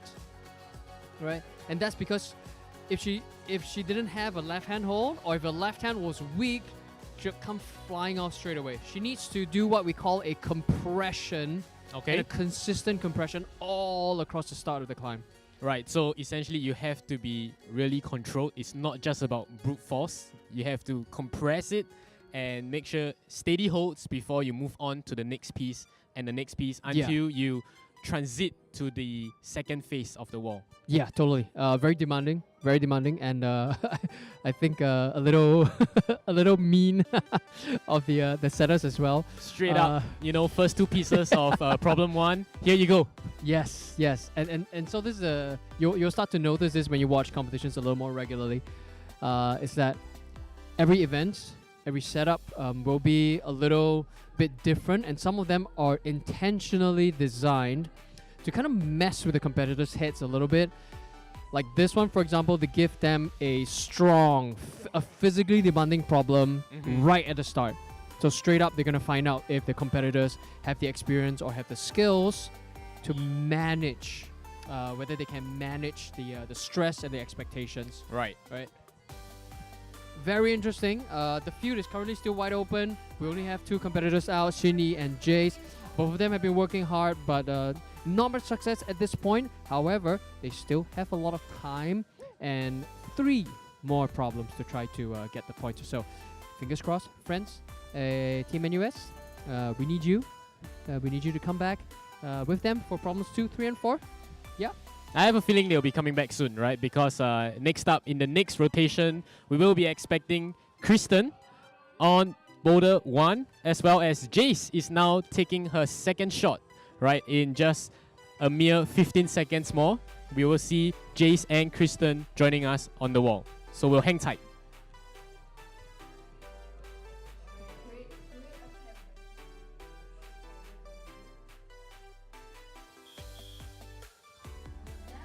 And with that whistle blow, we now enter our next rotation with climber number 8, Kristen, on boulder 1. Let's see her take on this very demanding problem like we just discussed. And of course, not forgetting climber number 18, Jace Tan, who is now studying, right, what her solution to the problem would be as she tackles boulder 2.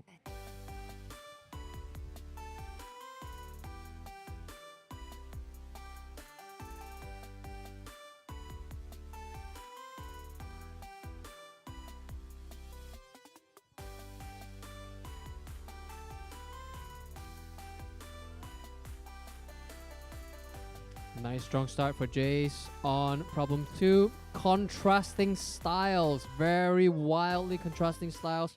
Problem 1, a lot of control, coordinated control, very physical. It's almost like you're holding your breath with every movement. Problem 2, quite the opposite. Jumping, free flow movement, you know, straight up, right? Look at that. Go. Beautiful movement from Jace. And I very think brave. Straight up, just between boulder 1 and boulder 2, you can already see, right, the different demands that the route setters have in mind for our competitors, right? Just like you said, I think we're looking at something more explosive, more dynamic for boulder 2, whereas for route 1, it's something more intentional, more measured as you compress yourself to inch your way forward and upwards. Yeah, for sure. I think that's what you would be referring to. Would also be what climbers often call the styles, contrasting styles in the climb. Problem 2, clearly much more dynamic at the start at least. But on problem 2, you can also see it gets technical or very skill intensive very soon, because after she makes the jump, Jace still has to navigate and negotiate a couple of really huge kind of balls that have been fixed into the walls. Those we call slopers. They will be made of fiberglass. They'll be made of fiberglass. They're fixed into the walls. They're called slopers or volumes. Okay, they're gonna need a good amount of body positioning skill and experience in using holds like these would definitely help.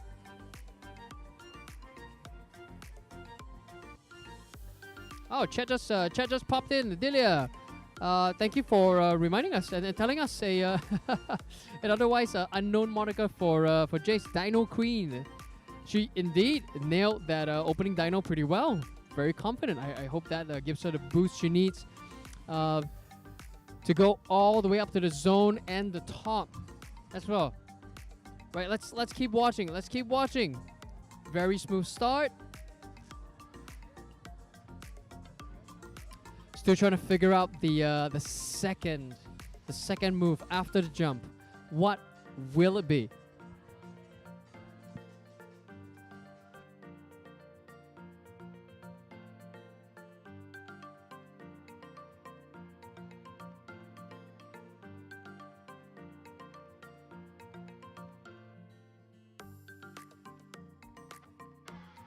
Kristen doing well on problem 1, finally making a breakthrough, a much needed breakthrough.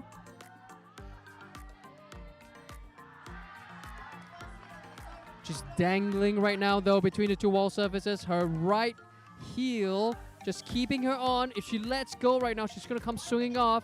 She's got to figure something out right now that's gonna keep her on the walls. That's a very, very good attempt. I believe, indeed, like you said, to borrow your words, Michael, that was indeed a breakthrough, right? Like, we've only seen 3 competitors so far, but so far, Kristen is the first person that made it to the zone on Boulder 1. Yeah, and bit by bit, we're starting to see the potential solutions for these climbs as well. And it looks like problem 1 is going to need our girls to fight, and to fight hard. They're pitted against the overhang. They are put into really demanding compression, put through a bunch of compression movements. And even then, at the crux of the at the zone, they're stretched out. And if they're not careful, a sudden change in their position is gonna throw them right off the wall. Yeah, So, I believe like the weight distribution is perhaps the key. I don't know, right? I might be ignorant a little bit here, but I feel like weight distribution is where it's at. Yeah, that's definitely a key. That's definitely something that they need to be mindful of. Weight distribution, uniquely in this case, across all 4 points of contact on their bodies, their hands as well as their feet, right? Not just their hands. Next up on problem 1 now, we bring over from Malaysia. I believe this is Renee Tan that we were referring to. 2.5 years in competition. This is she. She's up on problem number 1. She's joined by Sini on problem 2. Let's see how they do.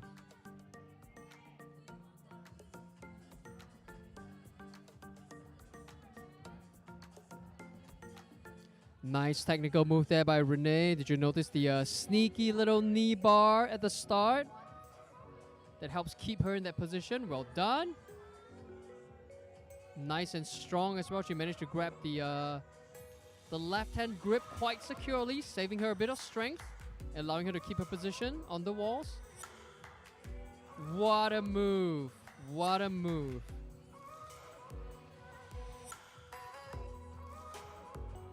So looking over at Boulder 2 right now, it does seem like Singy has a little bit of a different approach compared to what we saw earlier by Jace. What do you think of it, Michael? The dynamic start, or is there options for different starting moves over here? Oh yeah, for sure. Here's where it gets interesting, I feel. For competition climbing, is that the problems remain the same, but the solutions are typically quite personal. If a climber knows how to use their assets and their attributes to their advantage, if they're flexible, they know how to use their flexibility. If they're strong, they know when and how to use their strength. If they're good at dynos, they know how to control their movement. That allows the climbers to open up different solutions. Like in this case, Shini felt more secure facing outward when she jumped, and that allowed her to nail the jump a little more easily. But that now, as you can see, it requires her to move a little differently while using the sloper. Okay, but she seems to have worked out a bit of a solution here. Let's see where she goes from it. Yeah, I'll be curious to see how she continues to navigate her way up towards the zone. I'm sure we'll see her with her next attempt, and we'll see how she continues to develop her beta for the problem.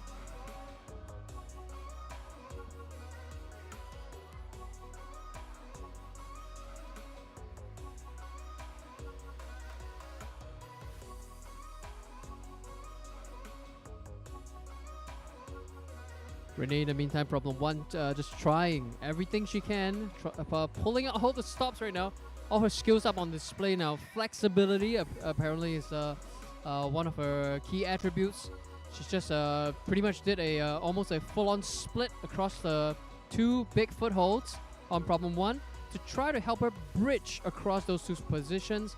Didn't work out as intended, but she might have learned something from it, right?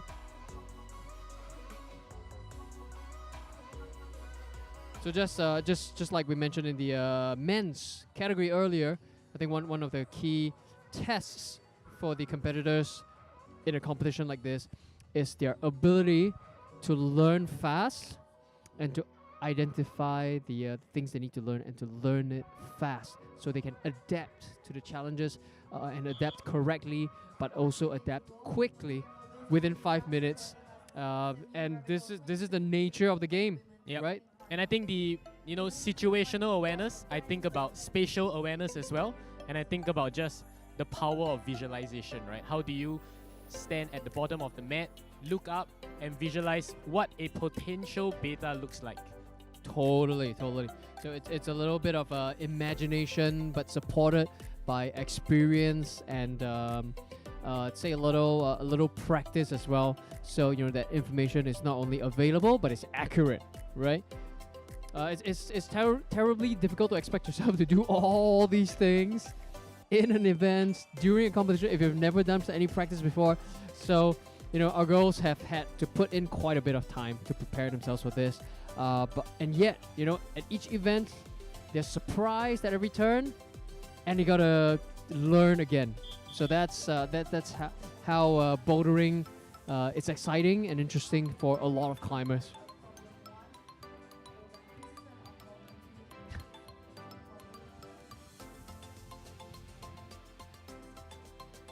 And right now, joining us on the wall, taking her first shot at the semi-final run, we have climber number 5, Lynette Cole, on boulder 1.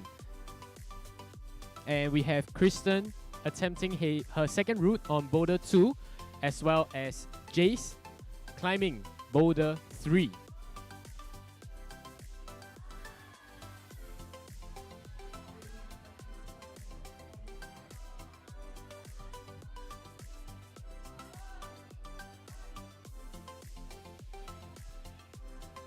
So friends, in chat as well as on the live stream, if you think the lady on problem 1, Lynette, might appear familiar, and the shirt she's wearing might appear familiar, well, that's because she is the actual person behind the casual range of apparel, tops and bottoms, that you see are quite popular with climbers in Singapore. This is her. This is Lynette. And I believe Lynette might be the second person that reached the zone on problem 1 today, right? And she's going all the way. She's the first person to reach the top today. My goodness, talk about a breakthrough. Absolutely fantastic. Yeah, breakthrough indeed. I think she's set the bar a little high right now. Maybe this could cause a little bit of an upset on the roster, because remember, our ladies need to try to complete as many challenges as they can, as many problems as they can, in order to secure their place in the final rounds. So they need to be strong in a variety of ways, across a variety of problems. Ideally, they should be able to do it in as little tries as possible. So Lynette's off to a good start for sure. I think that might even have been her first try. If it is, that would be a flash for her, and that would really put her ahead of her peers right now. Talking about coming out with a strong start, you really couldn't get any stronger than that. Hey, what a way to go. Nice job, Lynette.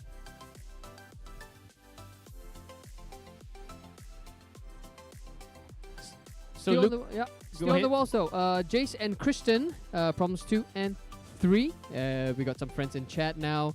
Come on, Kristen, you can do this. Let's go. Okay.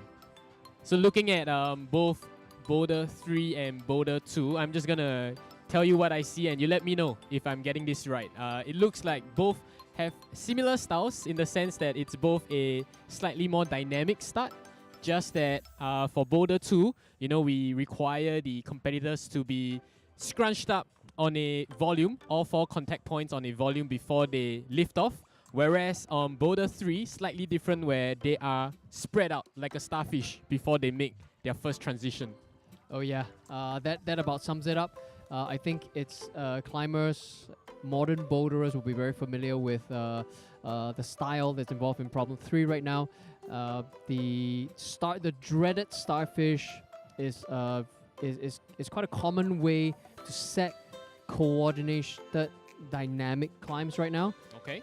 This style of setting is a little bit like parkour, but it requires climbers to do not just one movement in quick succession, but typically to the tune of 2 to 4 quick movements in succession. So what you're seeing Jace try to do right now is that she has to match her hands on the right starting hold, wind up, hop across, catch the next big handhold, plant her foot, and using those two contact points, control her body's movement to ensure she doesn't pop off. So right now she's doing the first two movements really well.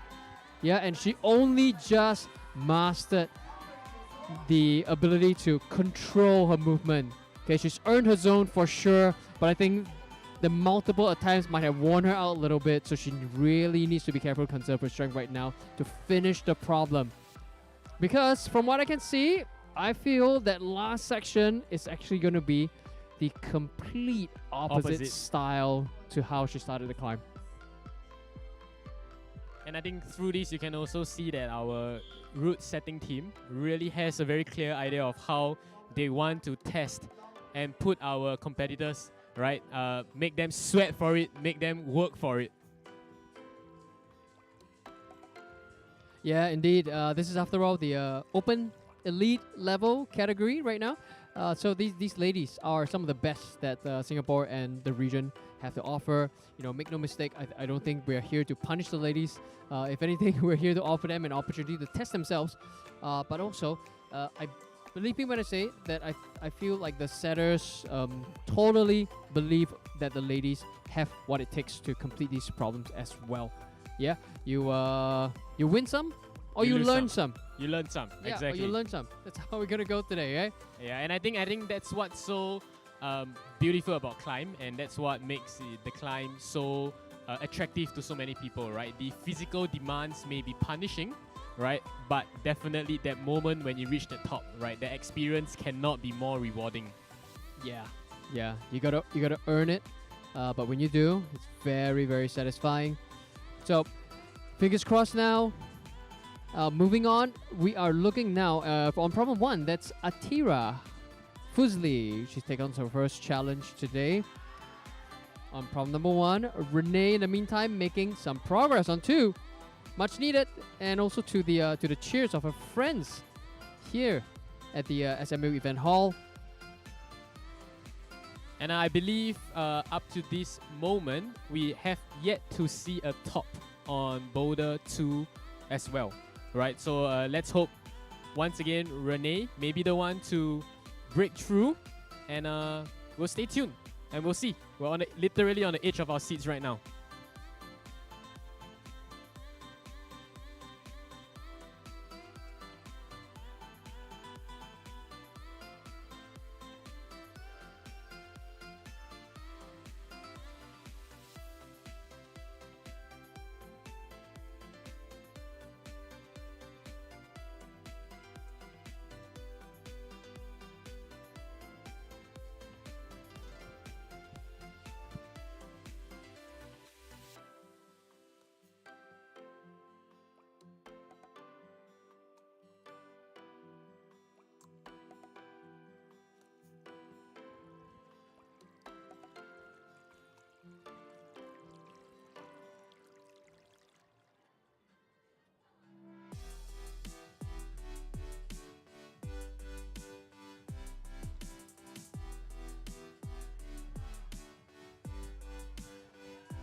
Renee on problem 2, clearly very physically able. You can see her musculature on her back, her shoulders, very, very strong. But I think she needs to overcome 2 technical challenges right now. Big foothold for her left foot. It seems she's always using it, the big foothold, but it's not giving her a very good grip because of the angle of the wall and the rounded nature of that foothold. She's got to figure a way to make that an effective foot position, but also reaching out to the right side. 2 ladies now, we can see it's a small hold. It's not giving our ladies something very good to catch hold of. So she's got to use her left foot, but at the same time change her body positioning, which is why she seems to be trying this figure 4 maneuver, right? She's got to move to it precisely and preferably actually a little slowly. so she's got time to react and to grip it in a good way. Very tough challenge in that position. That's right. And speaking about tough, when we look at boulder 3, right, Michael, just like you said earlier, the coordinated movements, right, the multiple coordinated movements required, that series of changes that you just have to nail is proving also to be very challenging so far.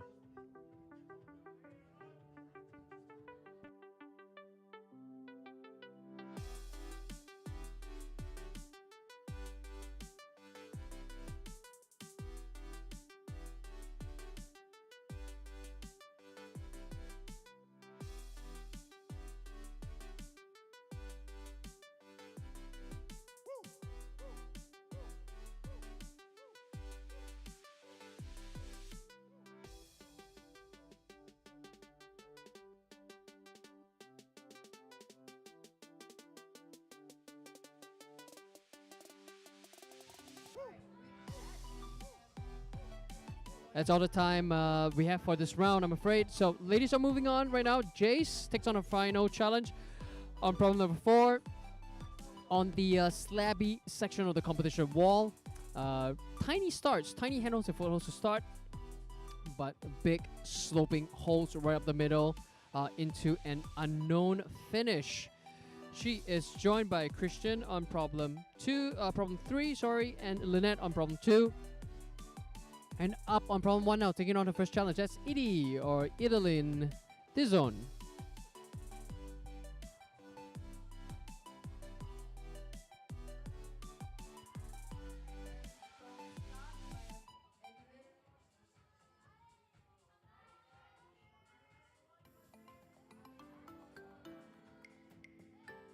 Now, if you've watched Edie climb before around Singapore, around the various gyms, you will know that she is someone who has a very high level of skill and control. She is also known for her flexibility. You often see her doing literal splits on the walls. So we're going to see if that helps her out today, because the positions of compression and control could favor her skill set. Right, but she's got to make it work still, and she's got to be able to sustain the effort all the way through to the top. And right now, focusing on boulder 2, it seems like our casual climber, and that is Christian. I'm sorry, that is Lynette. Lynette on boulder 2, making a breakthrough to the top. All right, one might say she casually made it to the top. Don't you think so? Yeah, very casually indeed. Oh, what a nice finish though. What a nice finish. You can see that she worked hard for it, but very gracefully too. I love that about watching ladies climb. Really, is that sometimes with the guys, you can see their effort, and can hear it, and they get we tend to get like really gritty with that process, right? And there is something to be said about how impressive that could be. But with the ladies, it's extra. There's something extra special, right? When they overcome a severe challenge with grace, right? Just like Christian up now on problem 3. Straight to the end. Straight to the end. Fantastic performance. What a treat. What a treat. Well done, Christian. Still on the walls though, Edie on 1 and Jace on 4. Team NUS, gotta help her out a little bit. On 4, see her through. This last challenge, let's go!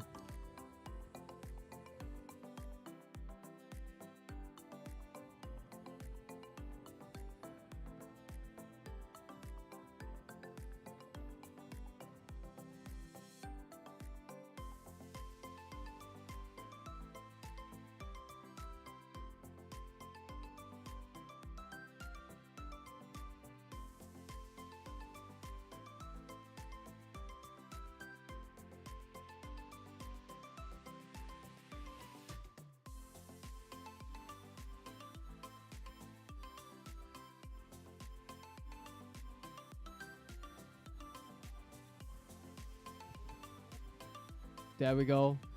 Just like I said, Edie with her legendary flexibility and control in problem 1. Right up into the zone. Very careful now. She wants to make this count.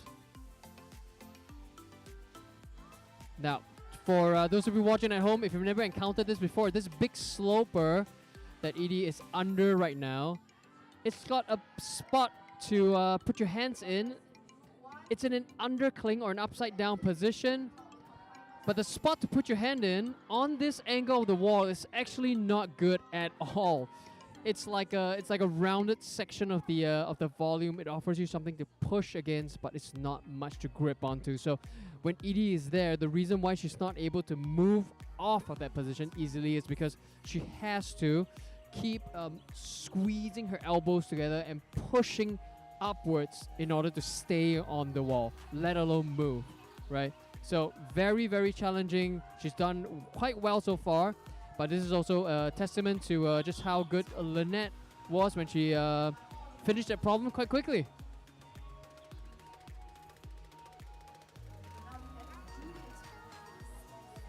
And with that, we have switched up the rotation, and we have Judith joining us on boulder 1, Athira on boulder 2, Renee on 3, and Shin-Yi on 4.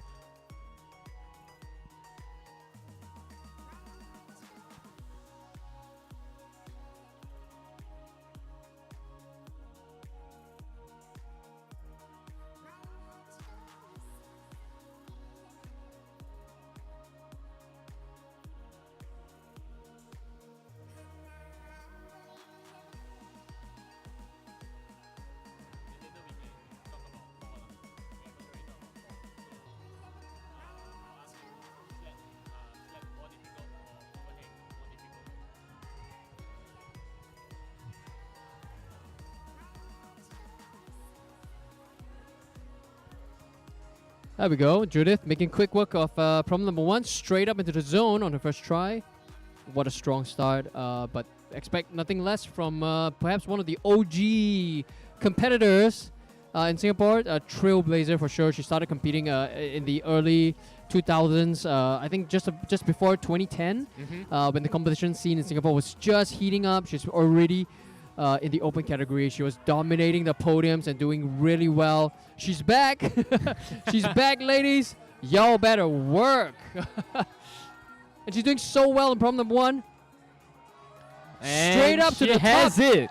Did you catch that? My goodness. Did you catch that? She jumped up, caught the last move with her right hand, but her left toe swung up to stop her in that position as well. Absolutely amazing coordination. Very well done. Yeah, I must say, you say all that, but Judith makes it look deceivingly simple.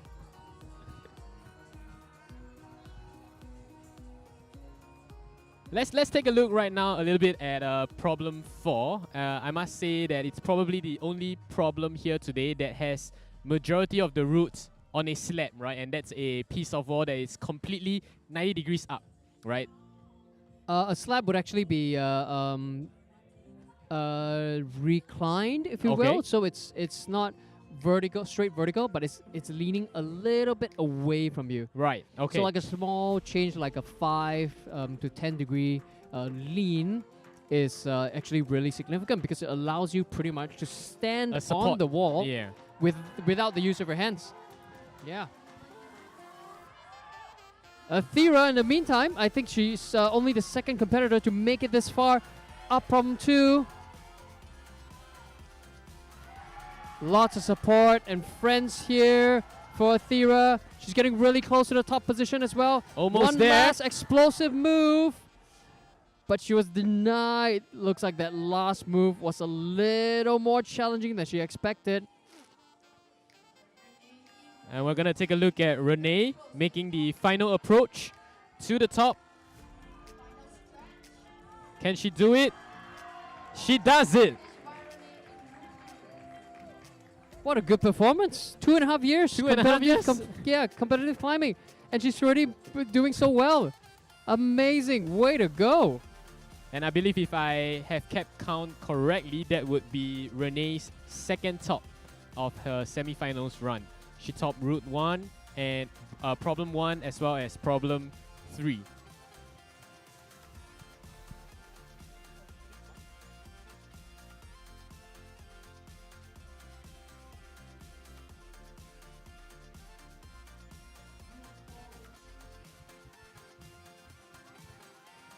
Singy in the meantime on problem 4.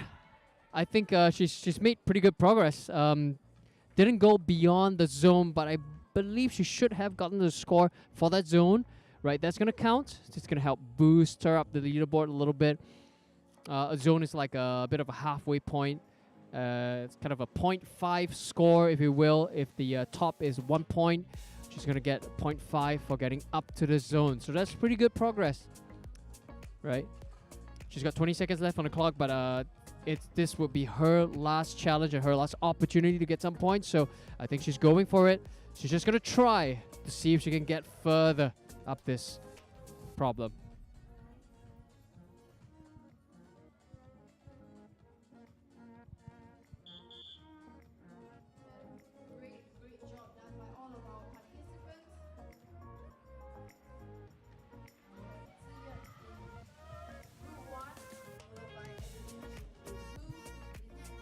And it seems like right now on our next rotation, we have Ziyun on 1, Idalin on 2, Lynette on 3, and Kristen attempting her final problem of her semi-finals run.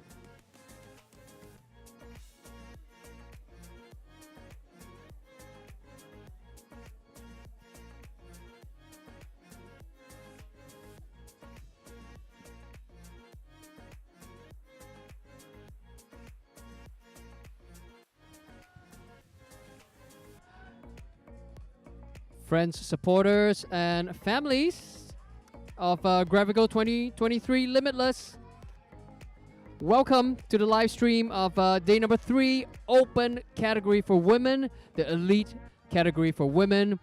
This is the semi-final rounds that you're watching right now. Top 20 ladies are taking the stage right now to see who are the top 6 performers who will graduate into the grand final rounds tomorrow. Lots of good progress making their way around. Ziyun on problem 1, getting the zone. She is joined by Lynette on problem 3 as well. They both have zones right now, and they're both making progress towards the end. Ziyun getting really close.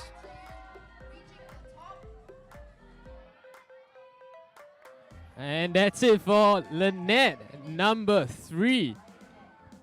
Just a little bit shy of the top for Ziyun.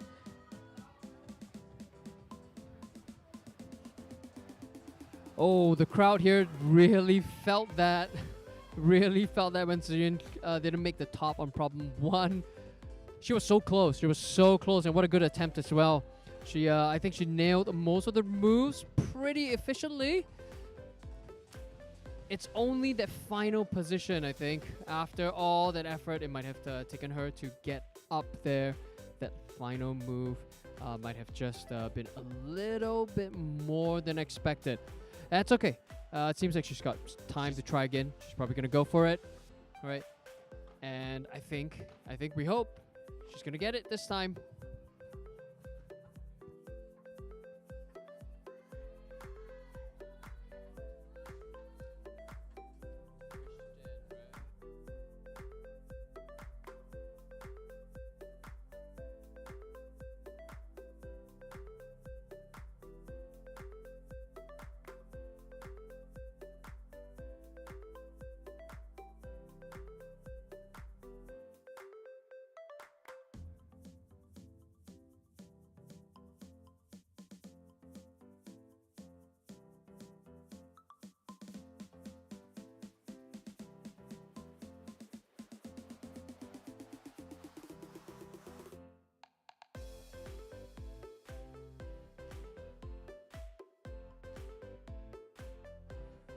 Sneaky little knee bar there by Ziyun to get her up into the start. Very clever, very good. It seems like a bit of a hidden beta that only some ladies have discovered. But then again, you know, to each, I believe our ladies are trying to exploit all the strengths that they can. Just like Edie, Ziyun, amazing flexibility there right in the middle from 1. Stretches across to secure her position. Buys a little time to rest and recover. She knows it because this is a heck of a demanding position. She's not just holding on, she's squeezing and pushing her way up. Now she needs to commit to get the full points. Can she do it? And she does it. You know, she knew the beta, she had the solution, she just needed to collect herself and get herself up onto the top. Absolutely fantastic. You could almost see the moment she decided to go for it, and it paid off. Christian, in the meantime, this is new ground for her. She is a little nervous. Very good choice here to collect herself. Look at the clock. She was looking at the clock just now to find out she's got like 20 seconds left. 15, in fact, on the clock right now. But she does not want to rush this because that final position And right she there. gets it. Right there, that final position, it's not anything that you can hold on to. It's a thing that you gotta touch, okay? It's a thing that you gotta touch. So if you are not balanced, you're gonna come straight off the wall. Brutal. Brutal, but really good. Seems like top to bottom, right? Or bottom to top, in fact, every step of the way, right? It's just the route setters are trying to test you to your limits, right? And perhaps that's why the theme of this year's Gravical is limitless. We want to see who can break through and break past all the limits and truly achieve that limitless status. Spot on. Couldn't have said it better myself. So, challengers coming up on wall number 1, that will be Mui Ling. She's joined by Judith on 2, Athira on 3, looking very comfortable and in her element. Seems like dynamic climbing, something she's very good at. And Renee is on 4. Judith is also on problem 2, but making really quick progress. She's zipped past the section that had given so many ladies problems. She's zipped right past that one into the zone, and now she looks like she's gonna finish this with such control as well. Next level performance by Judith. Very calm. Turns around to say hi to the crowd as well. The legend is back. It's good to see her back on the walls again. Judith Sim.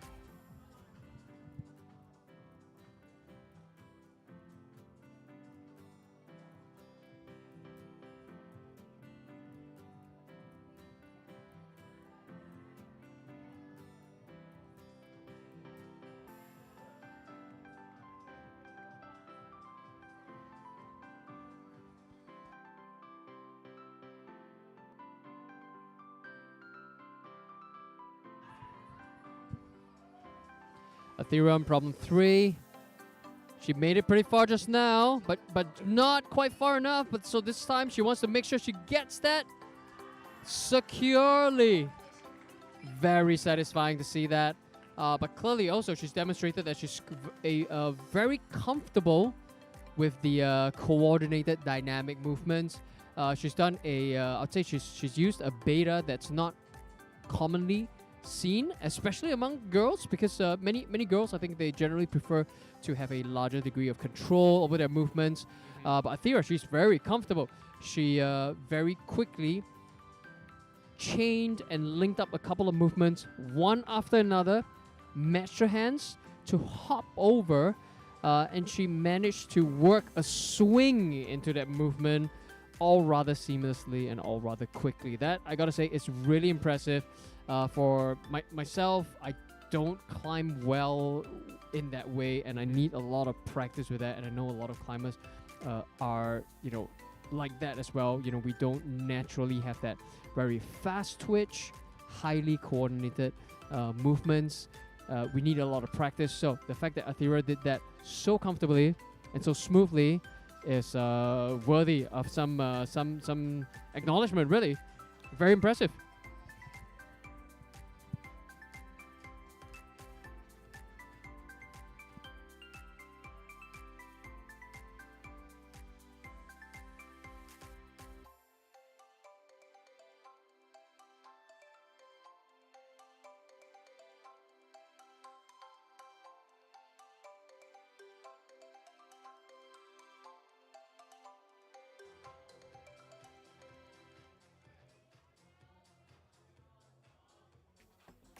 And we see Mui Ling on problem 1. Also trying to reach for the top, and she does it. Right, making quick work of problem 1.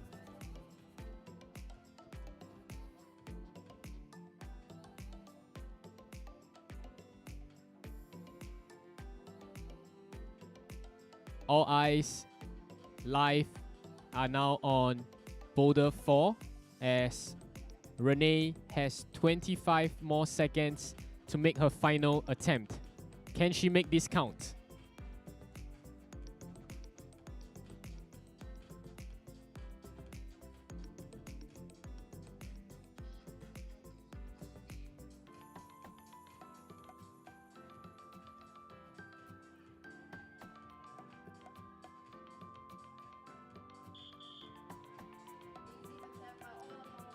And that is time's up for Renee. But you know, she has shown us an incredible display of her skills throughout the 4 problems. And that means that Renee would now rotate out, and the next rotation that we have right now would be Joel Chia on 1. We have Ziyun on 2. We have Edie on 3.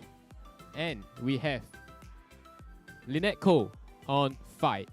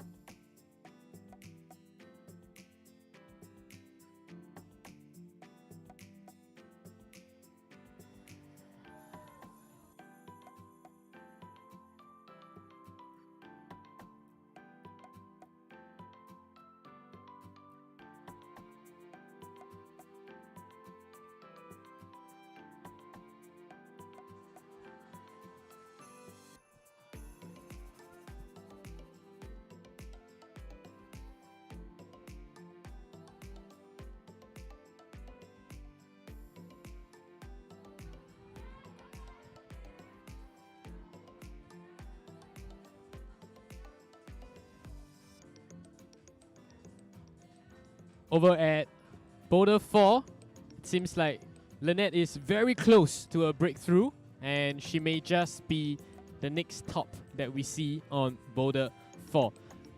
I want to just ask you a quick question, Michael, right? When we look at boulder 4, let's play a game of Would You Rather. Would you rather the small pieces that we see, or would you rather the big, what you call that, slopers that we have, right? What do you think is the more merciful pieces of this problem? Merciful. Okay. Actually, I'd like to ask Chat then. Chat. Hey, if you're here watching the live stream with us, let us know. If you're looking at problem number 4, right? If you're looking at problem number 4, the one on the slab, the one with the little pieces, and the big fiberglass volumes, could you let us know if you prefer 1, you prefer the small pieces, or 2, you prefer the big fiberglass volumes. Right? 1 for small pieces, 2 for big fiberglass volumes.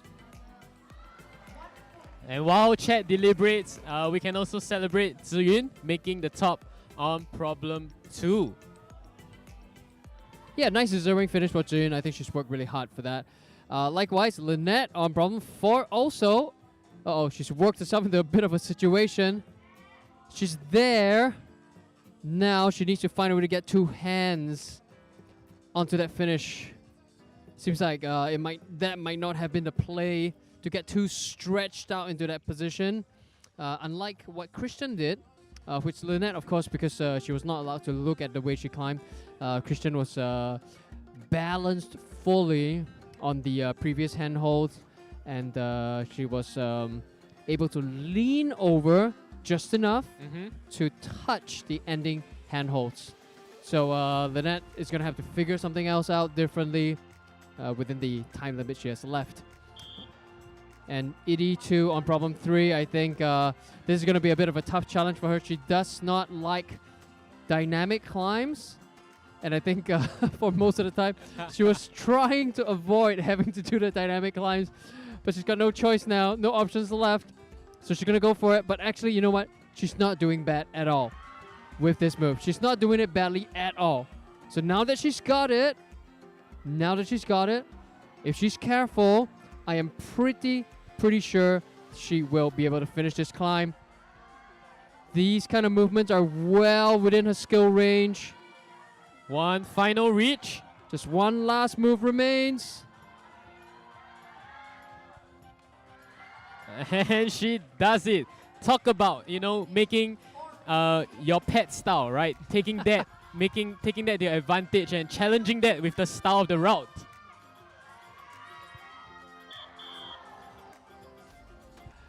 Absolutely. So, this is the. I think this is the. When you asked about the challenge, right? The challenge that route setters were setting out for our ladies. I think this is one of the key dynamics behind the interaction between route setters, and the climbers on the wall. Okay. Right. So everybody has kind of their preferred style because we're each different climbers, right? Some of us are taller, some of us are stronger in certain ways, some of us like to climb in certain ways, some of us are flexible. And we tend to favor using those traits quite a lot. Okay. Right? If you're tall, you're going to try to reach everything you can. If you feel confident with your fingers, you're going to try to grip everything you can. But not all challenges will allow you to exploit that. Or, as some climbers might say, it's your NT style. It's something that's completely out of your comfort zone. Okay. Right? And so if you look across the field right now, problems 1, 2, 3, and 4. Problems 2 and 3 have dynamic movements, but they're completely different styles, right? Problem 2, you got to jump. It's what we call an all points off, or a full dyno. Okay. You jump, you leave the wall almost completely, and you catch something at the end of it. Problem 3 is more of a modern style, lateral, coordinated dynamic movement, where it's much less about jumping and more about linking up a couple of key actions accurately so that you can move across a big distance. Okay. Right? It kind of sounds like the same thing, but it's not. Typically, sidewards jumps are a little bit smaller, but also they are harder to coordinate because it's kind of against our more natural patterns of movements, which is jumping up or jumping forward, right? Yeah, and it's definitely a lot harder to control as well. Totally. Absolutely harder to control. So problem number 1 just saw its finished by Jeanette Ko. That is incidentally Lynette's sister. And Judith as well. Double celebration there on problems number 3. She's smiling to herself a bit because the coordinated sideways jump is notoriously difficult to get on the first try. And I think she would actually prefer not to do those kind of movements. Right. So the route setting team has kind of put in a lot of effort to try to challenge our climbers, right, in a variety of ways, but intentionally, perhaps in ways that are against what would be normally considered comfortable, right? Many ladies are way more flexible than guys, for example. So instead of allowing them to kind of flex their way across, if you will, they require the ladies to use their flexibility, but do a little bit more with that. Right, and instead of forcing the ladies to climb like guys, have really powerful and big movements, they require now the ladies to do it under much more controlled circumstances. Ergo, problem 1, right? Or problem 2, they require the ladies to move well on a challenging terrain, even though the movements are not incredibly far apart, right? Our ladies still kind of need to balance both skill sets now. Right. And that I think is where it's at for our ladies, if they know they're really good at one way of climbing and they can master a different style, they're quite likely going to be able to outperform many of their peers. Exactly. So Yeah. it's not just as simple as flexibility, but I'm sure their adaptability is put to test as well, right? How well can they adapt their styles? How well can they adapt to the styles that the route setters have intended for? All I can say 100%. is if this is the standard that we're looking at for semis, I can't wait to see what finals would look like. Absolutely. I think it's gonna be there's gonna be fireworks tomorrow for sure. There's gonna be fireworks. It's gonna get crazy. It's gonna be a whole new level. And I think we're gonna be in for a treat. And Athira celebrates a nice controlled finish over at problem 4, and that also marks the end of Athira's semi-finals run. Yeah, what a nice way to finish. I think Athira actually did quite well. She finished quite a few of the problems, and I think that's put her ahead on the field. This round seems a little tough. It seems like maybe the top competitors would only have finished 3 problems. But of course, you know, if our ladies finish at 4, I think they are definitely coming back tomorrow for the grand finals. Let's see how our next competitor does. That's right, and for those of you tuning in on our YouTube live stream, we have been here since Thursday, and today is day 3 of SMU Gravical, proudly organized and brought to you by the SMU Office of Student Life as well as the SMU Climb Team. What you're watching right now is the Open Women Semi-Finals, where the top 20 women in this category are competing for a top 6 slots in finals happening tomorrow. Shi Hui on problem number 1. Very dynamic, but quite comfortable with this style of climbing, clearly. Flashes it. I believe that was her first try. Worked a bit hard for it. You can't see it on camera, but she came off the wall. She was just grabbing part of her arm and back. Is like grimacing a little bit. I think that took a little bit of effort, even though it was a flash. But still, good effort. Good effort from Shi Hui. Very nice finish. Also by Ziyun on problem 3. She's doing quite well. I think she has a good chance to qualify for finals. We're going to wish her all the best in her next problems. Edie now on problem 4. Clearly very much in her element. Yep. She cruised up that problem without much hesitation. I think that might even have been her first try. That would be a flash. And all eyes are now on climber number 7, Joelle, on problem 2, where she's also completed her route, and the crowd just erupted into an applause over here. And for a moment, for the next 2 minutes, we're gonna be appreciating the wall, proudly designed by Mr. Ivan To. You can see his little signature over at the bottom right corner. Yeah, for sure. Mr. Ivan To, legendary wall builder, arguably the most popular wall builder in Singapore. Everybody knows him. You know, if you need a climbing wall to be built anywhere, I think he would be the go-to person. He is also my favorite classic Chinese Taoge, if you will. Right? He's got that Chinese contractor look and think vibe going for him, right? But in the best possible way, you know. He's a little gruff, but once you get to know him, he's actually a really nice guy. I'm sure. If you ever worked with him, and I have several times, he really takes care of you, but in the nice boss man kind of way, you know.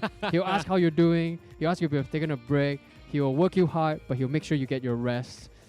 He'll buy drinks for you and make sure you're taken care of, and that kind of way, right? So I think anybody who's worked with Ivan for some time, they really grow to trust and appreciate his way of doing things, and his experience really speaks for himself. This is maybe by far every year, actually every competition, the walls he builds for the events, they get. They push the limit as well. We're not just pushing the limit for climbers, but he tries his best to push the limit for the walls as well. He's building bigger, better, and faster than anyone we know in Singapore, right? So as far as like climbing events is concerned, He proposes good wall designs. This wall was designed by him, proposed to Exactly. the SMU Climb Team, I believe.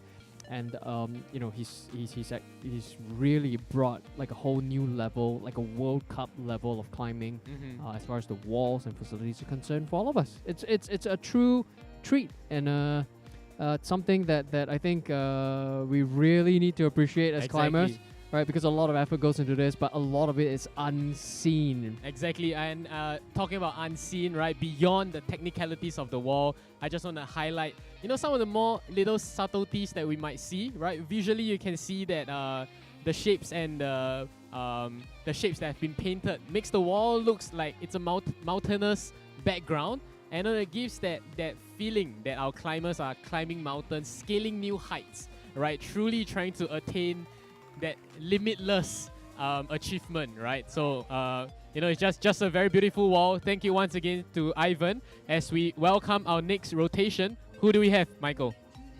We've got Trisha up on problem number 1. Trisha Tom. She's joined by Jeanette on problem 2.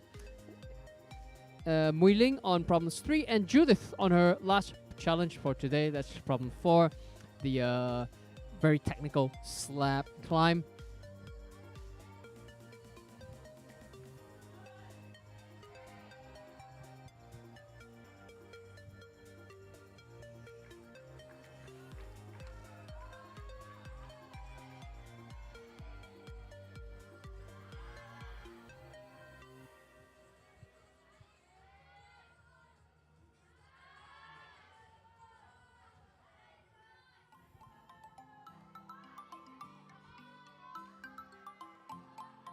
Jeanette, in the meantime, problem number 2, looking pretty good, making good progress. She's steadily hiking up towards the top. Trisha looking good in problem 1. She had a bit of a false start just now. The judges asked her to restart her climb, but she's back on again and she's doing quite well.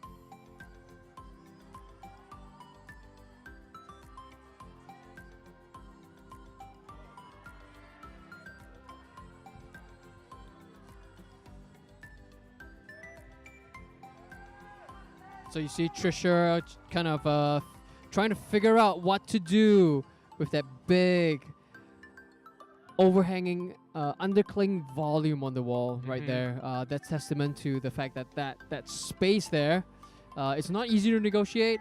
You have something to grip onto, to hold onto, but it's hard to grip onto. Yep. You need to hold onto it, pretty much using your entire body. You need to kind of stand up into that and push your hands into it in order to hold that position. Very demanding indeed. If you commit too much into that position almost, you're going to actually lock yourself in place. Exactly. And then you cannot move off from that point. So it's really precarious. Not enough tension, you fall off. Too much tension, and then you can't move.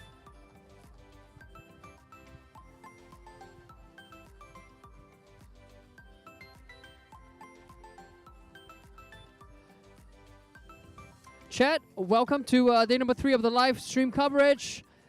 Please help us to share this link with your friends. Share it with people you know who might be interested in climbing, or if you've always got a family member who's been asking you what's this rock climbing business about, share that with them.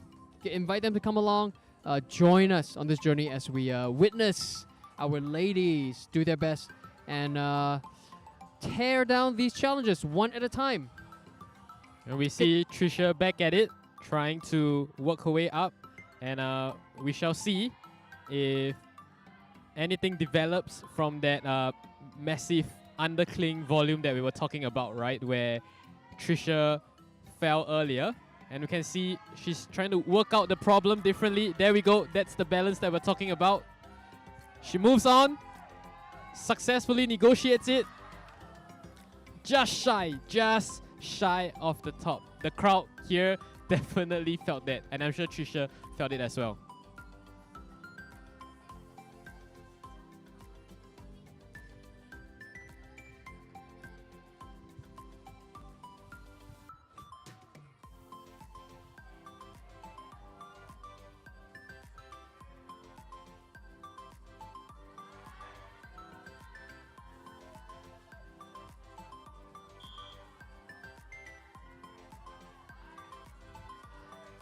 Jeanette on problem 2. Finally making the progress she's been looking for, but she's got less than 1 minute left. Up into the final position. Gets the sweet, sweet reward. The top. She's finally done it. But now wall 3 and 4, as if by some coordination, our ladies have broken through into the last sections. Both of them. Mui Ling on 3, making her final approach. And she does it. It's really like they coordinated it. They broke through together, they topped together, and right now they're just gonna take a break together. And of course for Judith, that's the end of her semi-finals run, right? And we're gonna take a look at the results later on, just to see if she makes it to our finals. Yeah, fingers crossed, of course. Friends and supporters for Judith. I think everybody's watching with bated breath about whether she can come back for the grand finals tomorrow. Chad, hey, I want to ask you, who, so far, we're more than halfway through the roster. I want to know, who do you want to come back tomorrow? Who do you think is coming back tomorrow?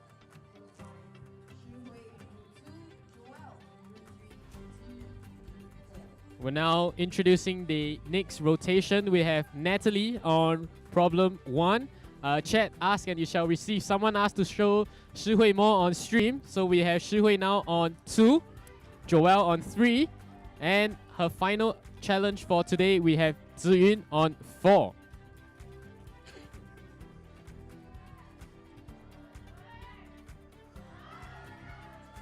One other thing I must say that most folks may not appreciate is that this 20 women that we see today, they just had their qualifiers early this morning, right? Which means that beyond the problem being physically demanding, this whole day has been physically demanding.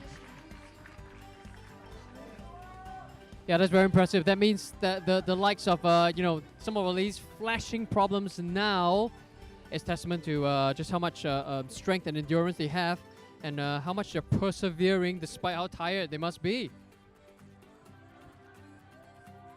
Shu Hui got the finish on 2. Joelle got the finish on 3. Very impressive, right? Both of them looking very comfortable in their element almost with these styles of challenges. No stranger to the game. We are looking forward to see them in problem 4.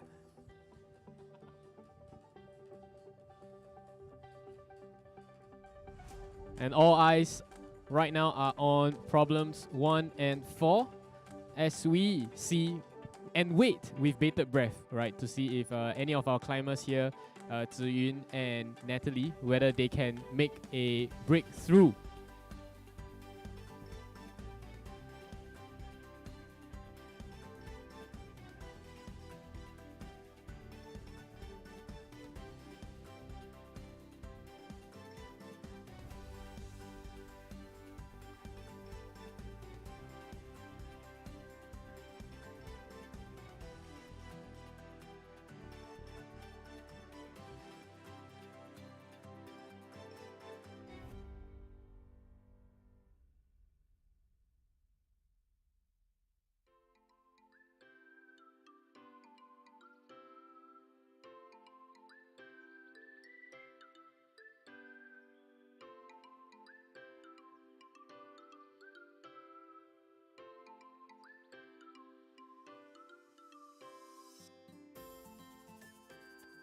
Natalie go on problem 1 with a new, unusual beta. I don't think we've seen anyone try that yet. But clearly, she's demonstrating the fact that she's very comfortable with dynamic movements. She did a quick 1-2 catch with the left hand, followed by the quick right hand up on the first movements. I don't believe that was absolutely necessary, but maybe that works very well for her. She also did a bump with the left hand from the hold from before the zone up into the zone. So maybe this could bode well for her for problems 3 and 2. We shall see. She's just entering the field right now. She's doing her first challenge right now, so there's still plenty of time for her to put those skills to good use. And we're now joining Ziyun on 4, where she falls just as she got hold of the zone, right? I think she's just learning, iterating on the beta that she has, And I'm sure, right, within the next 50 seconds, right, she could come up with something and make the attempt count.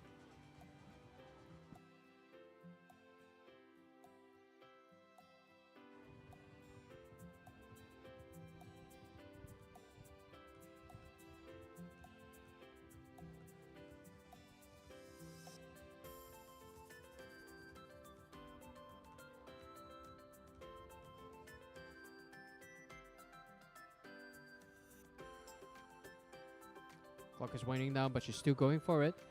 Ziyun, persevering, very resilient, right? No stopping it until the clock is over, until the clock is truly over. She's gonna try to press her way up into that final position right now. I think she did it earlier, but not quite enough to see her into the final position. Valiant attempt, valiant attempt. Let's hope she's got the score she needed to get into the final rounds. All right, and next up, we're gonna switch up the rotation once again. We have Hanisa Chan on 1, we have Trisha on 2, Jeanette on 3, and we have Mui Ling on her final challenge for today. And if you're just joining us here today on stream, we are at the Open Women Semifinals, and the format that we're adopting for the competition this evening